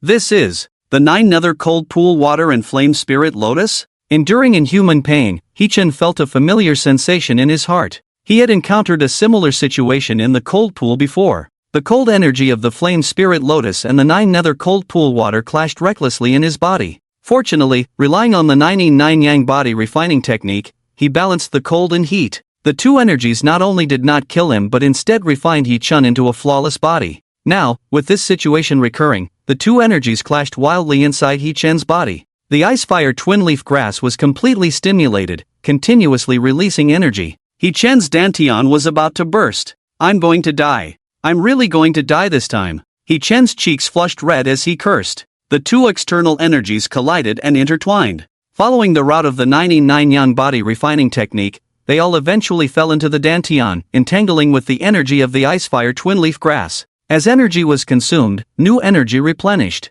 However, the ice-fire twin-leaf grass was a 100-year-old spiritual medicine, and the speed of energy replenishment far exceeded the consumption rate. In this process, the two external energies became catalysts, constantly stimulating and accelerating the division of the ice-fire twin-leaf grass. He-Chen's dantian was about to burst. Roar! Not far from the black hole, the dragon let out an angry roar. That black hole was a place it feared, instinctively telling it that it would die if it got close. But it didn't want to give up the ice-fire twin-leaf grass. It was the fruit of its labor for hundreds of years. Feeling the energy of the ice-fire twin-leaf grass breaking down, the dragon hesitated slightly, its greed overcoming its rationality. Like a released arrow, it headed straight for He-Chen, opening its huge mouth to swallow him whole. Boom! The pool water was rapidly torn apart, and the distance between the two grew closer. He-Chen glanced back at the dragon's massive body, a hint of ruthlessness flashing in his eyes. You want to swallow me? Damn it, when I come back alive, I'll definitely skin you alive. Veins bulging on his face, He-Chen directed the accumulated energy in his dantian through his meridians, forcefully guiding it to his hands.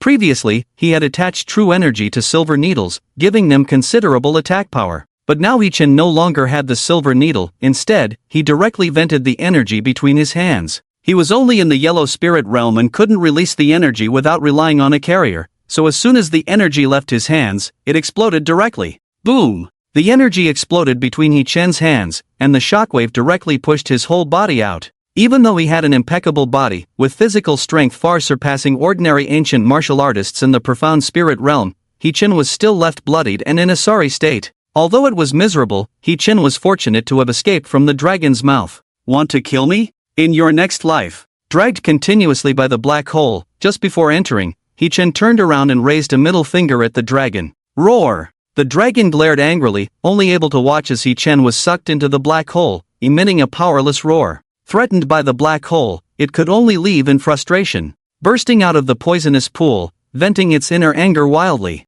Thick toxic fumes spewed from its mouth, enveloping the entire toxic forest, restoring it to its former state. Long Chen, who had just passed through the cold pool, looked at the thick toxic fog and was dumbfounded. What's going on? What's wrong with that damn stupid dragon? Is it targeting me on purpose? Long Chen's face grew paler. Although he was in the mid-profound spirit realm, at this moment, the true energy in his body was almost depleted. He was slightly poisoned, and if he didn't get out of here soon, he would surely die here. Damn it, without getting the ice-fire twin-leaf grass, the grand returning pill left to me by my master is being consumed here. He-Chen, it's all because of that lapdog. Long Chen cursed inwardly, taking out a pill from his pocket and swallowing it. Immediately, a continuous stream of true energy rose from his elixir field. The speed at which the grand returning pill's true energy bred was fast, but the erosion of the toxic fumes was even faster. The true energy in Long Chen's body was rapidly being eroded. The erosion speed of the toxic fumes is twice as fast as before. I have to leave here before the grand returning pill is completely consumed. Long Chen didn't have time to think much and quickly ran towards the outskirts of the toxic forest. Roar! The dragon sensed Long Chen's movements and charged directly at him. It didn't catch up to Long Chen, but at the very least, it wanted to devour another human intruding into its territory. Die! It wanted them to die. Boom! A poisonous fireball exploded behind him, sending Long Chen flying out in a sorry state. The accumulation of toxins in his body was increasing, and the consumption of true energy was getting faster. However, the dragon still relentlessly pursued him. Damn it! Long Chen fled frantically, with the dragon hot on his heels. The man and the dragon quickly approached the outskirts of the toxic forest. What's wrong with this stupid dragon? Why does it keep chasing me? Long Chen's true energy was almost depleted, and the accumulation of toxins in his body was increasing. If it were an ordinary ancient martial artist in the profound spirit realm, they would have been corroded by the toxins by now. How can I shake it off? Long Chen left the toxic forest and plunged into another dense forest. His true energy was almost depleted, and his consciousness was gradually becoming blurred. Just as he was about to fall into a coma and become food for the dragon, a figure came from afar, grabbed him, and hid under the waterfall in the depths of the dense forest. Buzz! He-chun woke up groggily. At this moment, he was in a cave, with the uncertain life and death of Yang Ziyue lying not far away. There was a bright light shining at the entrance of the cave about 10 meters ahead of He-chen. The land of inheritance. Is this it? He-chen exclaimed in surprise. He struggled to get up from the ground but found himself weak and powerless, with his whole body feeling like it was being pricked by needles. He subconsciously tried to circulate his true energy to repair the injuries in his meridians and on his body surface. However, no matter what He-chen did, the true energy in his elixir field remained motionless. He couldn't even sense the presence of the toxins and the icefire twin-leaf grass he had swallowed. Out of true chi? What's going on? He-chen gritted his teeth, got up from the ground, and approached Yang Ziyue. She was barely breathing, unconscious, with no sign of true chi or poison in her body. It's not because of me, it's this place's peculiarity. The negative effects of the poison have been eliminated. Is this the special feature of the inheritance ground? He-chen checked Yang Ziyue's breathing, confirmed her deep unconsciousness, and then gave her neck a firm squeeze. He didn't want someone to sabotage him halfway through the inheritance. The inheritance of a master in the heavenly spirit realm was tempting to any martial artist, even someone as proud as Yang Ziyue. It would be safer to kill her. But He-chen wasn't sure what was in this inheritance ground, so he decided to keep her as an experiment. After a short rest, He-chen dragged Yang Ziyue and arrived at the entrance of a brightly lit cave. Stepping out of the cave, a vast grassland unfolded before his eyes. In the middle of the grassland was a pond. Where are the treasures? Where is the inheritance? What kind of place is this? He-chen looked puzzled at the surroundings, hesitated to step in, and instead used Yang Ziyue as a stepping stone, throwing her out.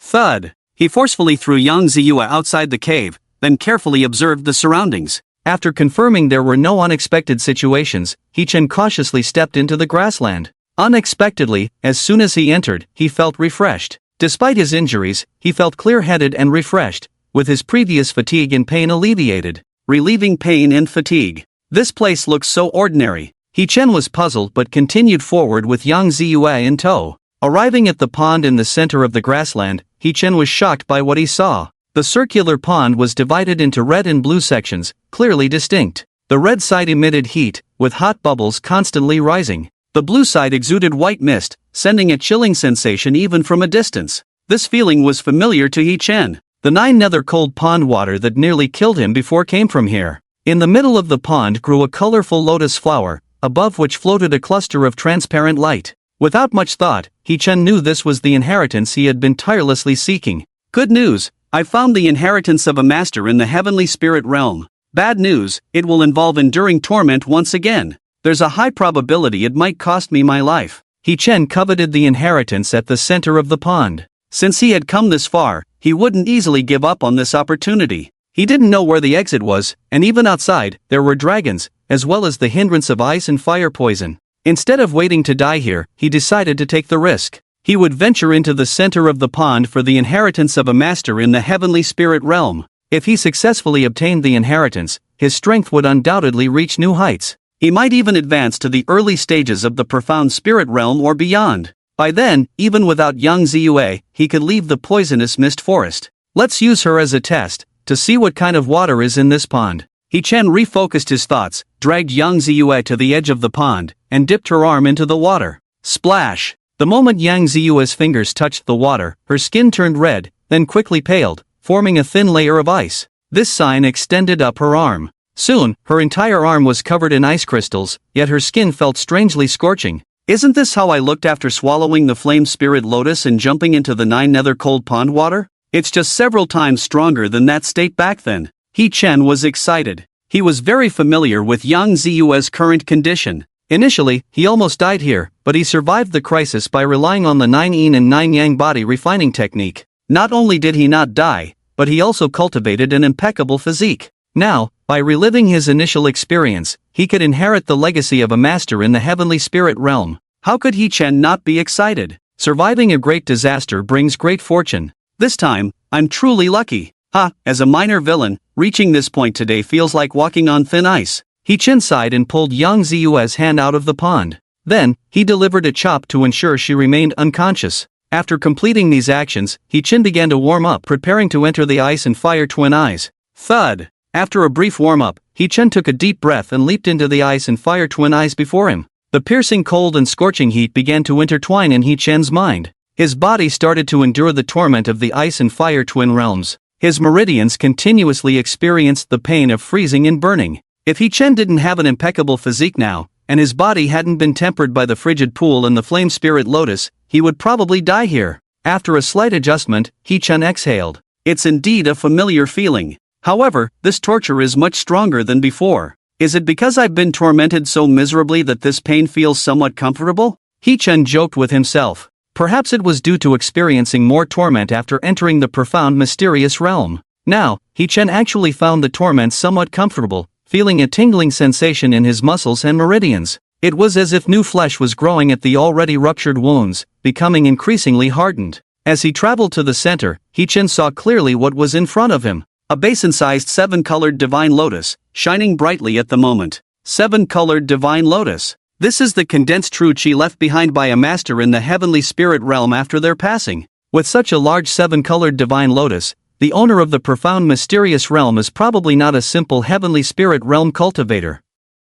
At the very least, they are a peerless master in the mid-stage of the heavenly spirit realm. After gazing at the 7-colored divine lotus for a moment, He Chen shifted his gaze to the glowing mass above the lotus. Emitting waves of pressure, just approaching it made He Chen feel overwhelmingly oppressed. He Chen, facing the terrifying pressure, stared at the mass. Only then did he see 5 faintly visible large characters floating above it. Ice-fire overlapping waves technique. He Chen subconsciously read out those 5 characters, and in the next instant, the mass entered his mind.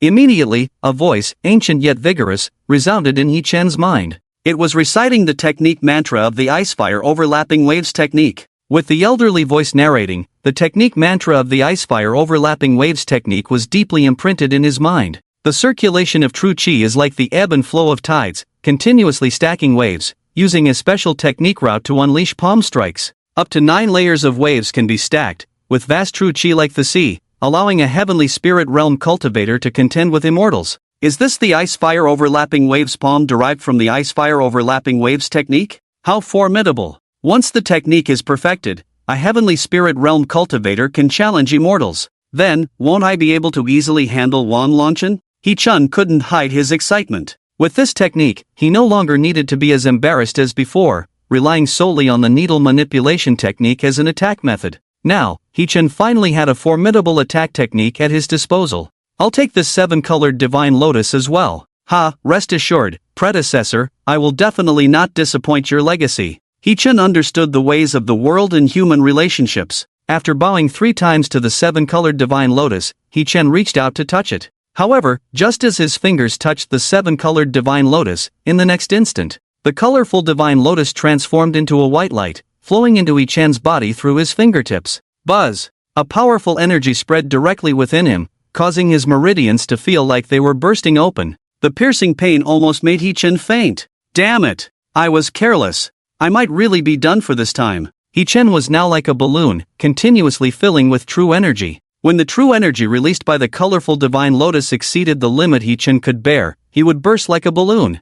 I'm about to burst. The colorful divine lotus formed by the sitting transformation of a heaven realm expert is truly extraordinary. I can only try to break through first. Although the flawless body has greatly enhanced me and increased my resistance to the ice-fire poison, I still need to find a way to survive for now. Break through first. He Chen thought for a moment, disregarding everything else. He used the flawless body's resistance to the ice-fire poison to leave the poisonous mist forest. This was He Chen's original plan, but now he couldn't care less about preserving the flawless body. He had to break through first. Otherwise, He Chen wouldn't even survive to leave the profound mysterious realm. He would be directly burst by the massive true energy. He Chen, Omega, let's do this. Let's not worry about how to leave the poisonous mist forest later. Let's focus on surviving first. He Chen subconsciously activated the 99 Yang body refining technique, guiding the bulging true energy to travel along his meridians, constantly expanding and refining them. It also continuously repaired the damage to He-Chen's physical body caused by the Icefire twin eyes. In short, He-Chen was now in pain and pleasure. The true energy flowed like a rushing river through his meridians. After a cycle of the 99 yang body refining technique, it finally settled in He-Chen's dantian. Just after one cycle, He-Chen's dantian felt swollen. The realm he had been suppressing began to loosen at this moment, and his cultivation level kept rising. The 99 yang body refining technique continued to operate, accumulating more and more true energy in He-Chen's dantian. Late stage Huang Spirit Realm. Peak Huang Spirit Realm. The true energy in the dantian continued to increase exponentially. The colorful divine lotus had only melted about 1/8 so far. No, I'm going to burst. I have to keep going. Cold sweat dripped from He-Chen's forehead. For someone like Yang Ming, swallowing the colorful divine lotus to break through the profound spirit realm would definitely be ecstatic. But He-Chen just wanted the damn colorful divine lotus in his body to stop operating. Because the speed at which the 99 yang body refining technique transmitted true energy was far behind the speed at which the colorful divine lotus melted and released true energy. He-Chen had been desperately operating the 99 yang body refining technique, but it still couldn't keep up with the speed of true energy generation. In theory, after advancing to the peak of the Huang spirit realm, his dantian had expanded. It should be able to hold more true energy. However, in just a few seconds, his dantian was already half full. If within 10 seconds, He-Chen couldn't dissipate the true energy of the colorful divine lotus in his dantian, he would face the outcome of his dantian bursting and dying violently. I've been operating the 99 yang body refining technique with all my might, but I still can't keep up with the speed at which the colorful divine lotus is melting. This time, I'm really doomed. The inheritance of the heaven profound realm is indeed not easy to obtain. He-Chen cursed. The only technique he could use was the 99 yang body refining technique. Now he could only wait for death. He-Chen really wanted to curse. A good expert in the heaven spirit realm, and the inheritance turned out to be so treacherous. He had put in so much effort to come here, and now he was going to be killed by it. This was just outrageous. What a lousy inheritance. The damn colorful divine lotus, the damn ice fire wave stacking technique. Ice fire wave stacking technique. Yes, I can try using the ice fire wave stacking technique. This seems to be left by that expert from the heavenly realm. It might be useful. He-Chen didn't have time to think much. He directly stopped the operation of the 99 yang body refining technique. The technique was abruptly halted, causing the chi in his meridians to immediately become chaotic. His dantian and internal organs felt as if they had been struck by a heavy blow. He-Chen spat out a mouthful of blood. Without pausing, He-Chen immediately followed the technique in his sea of consciousness and began to operate the icefire overlapping waves technique. Whoosh! Whether it was an illusion or not, at the moment the technique was activated, He-Chen faintly heard the sound of surging tides in his ears. The chi in his body flowed in a regular pattern, moving almost 10 times faster than before. The speed at which the icefire overlapping waves technique operated the chi actually managed to keep up with the speed of the rainbow divine lotus melting. This technique is quite awesome. Just overlapping a wave layer, it actually matches the melting speed of the rainbow divine lotus. This time, I really hit the jackpot. Whoosh! The chi surged like waves endlessly. With the blessing of the icefire overlapping waves technique, He-Chen's utilization of chi was several times higher than before. The turbulent chi, guided by the icefire overlapping waves technique, surged through He-Chen's meridians. The chi was violent and unruly, like the ever-changing sea. He-Chen's meridians were constantly on the verge of being burst by chi and then repaired. It hurts. This way of getting stronger is too painful. The owner of the profound mysterious realm, that expert from the heavenly realm, must have some sadistic tendencies. If not, how could such an outrageous technique be conceived? He-Chen was drenched in sweat, his face turning purple and black from the pain. His meridians and flesh kept collapsing and repairing. In each collapse and repair, He-Chen grew a little stronger. After an unknown amount of time, the rainbow divine lotus depleted nearly a quarter of its essence. He-Chen finally crossed the threshold of the peak of the yellow spiritual realm and stepped into the profound spiritual realm. At this moment, his dantian expanded rapidly. A massive amount of chi flowed into He-Chen's dantian like water. Profound spiritual realm, here I am. He-Chen rejoiced inwardly, eager to feel his current strength. Compared to before, He-Chen's physical strength had increased significantly, more than double what it was before. His dantian had also grown much larger than initially, with a chi storage capacity of more than 8 times. Damn, isn't the chi storage capacity in my dantian a bit abnormal? He-Chen was puzzled. The chi storage capacity was more than 8 times what it was before. This was not just a simple 8-fold increase. It should be noted that He-Chin initially practiced the 9 Yang body refining technique, and his chi intensity was already much stronger than that of an ordinary person. Now, with such a terrifying storage capacity, the He-Chan who had just entered the early stages of the profound spiritual realm was no longer comparable to an ordinary profound spiritual realm warrior. My Dantian seems a bit abnormal too. Profound spiritual realm warriors could introspect their Dantian and internal organs. He-Chen was currently using introspection to carefully examine his Dantian. The chi in his Dantian displayed a strange mix of ice and fire, forming a Tai Chi shape. The two colors of chi represented two completely different attributes. Although water and fire should not coexist, under the guidance of the ice-fire overlapping waves technique, they appeared strangely harmonious. This puzzled He-Chen. After a careful examination and confirming that this situation had no negative impact on him, He-Chen finally relaxed and continued his work. The two colors of chi would flow to his limbs and bones as the technique operated, the flowing sound resembling waves rushing back and forth. Whoosh! He-Chen's body contained a terrifying energy, like a mountain torrent about to erupt at any moment.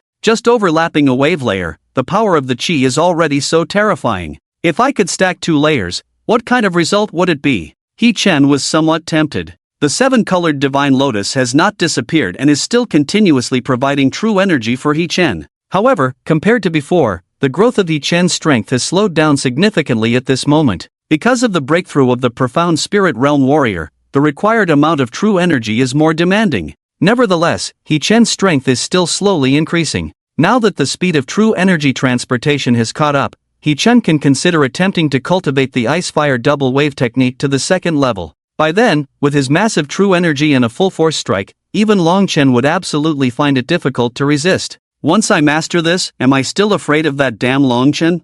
I'll just use him as a punching bag directly. With this in mind, He-Chen is filled with motivation. Following the techniques left by the expert of the celestial spirit realm, he begins to explore the cultivation of the 2nd level of the ice-fire double wave technique.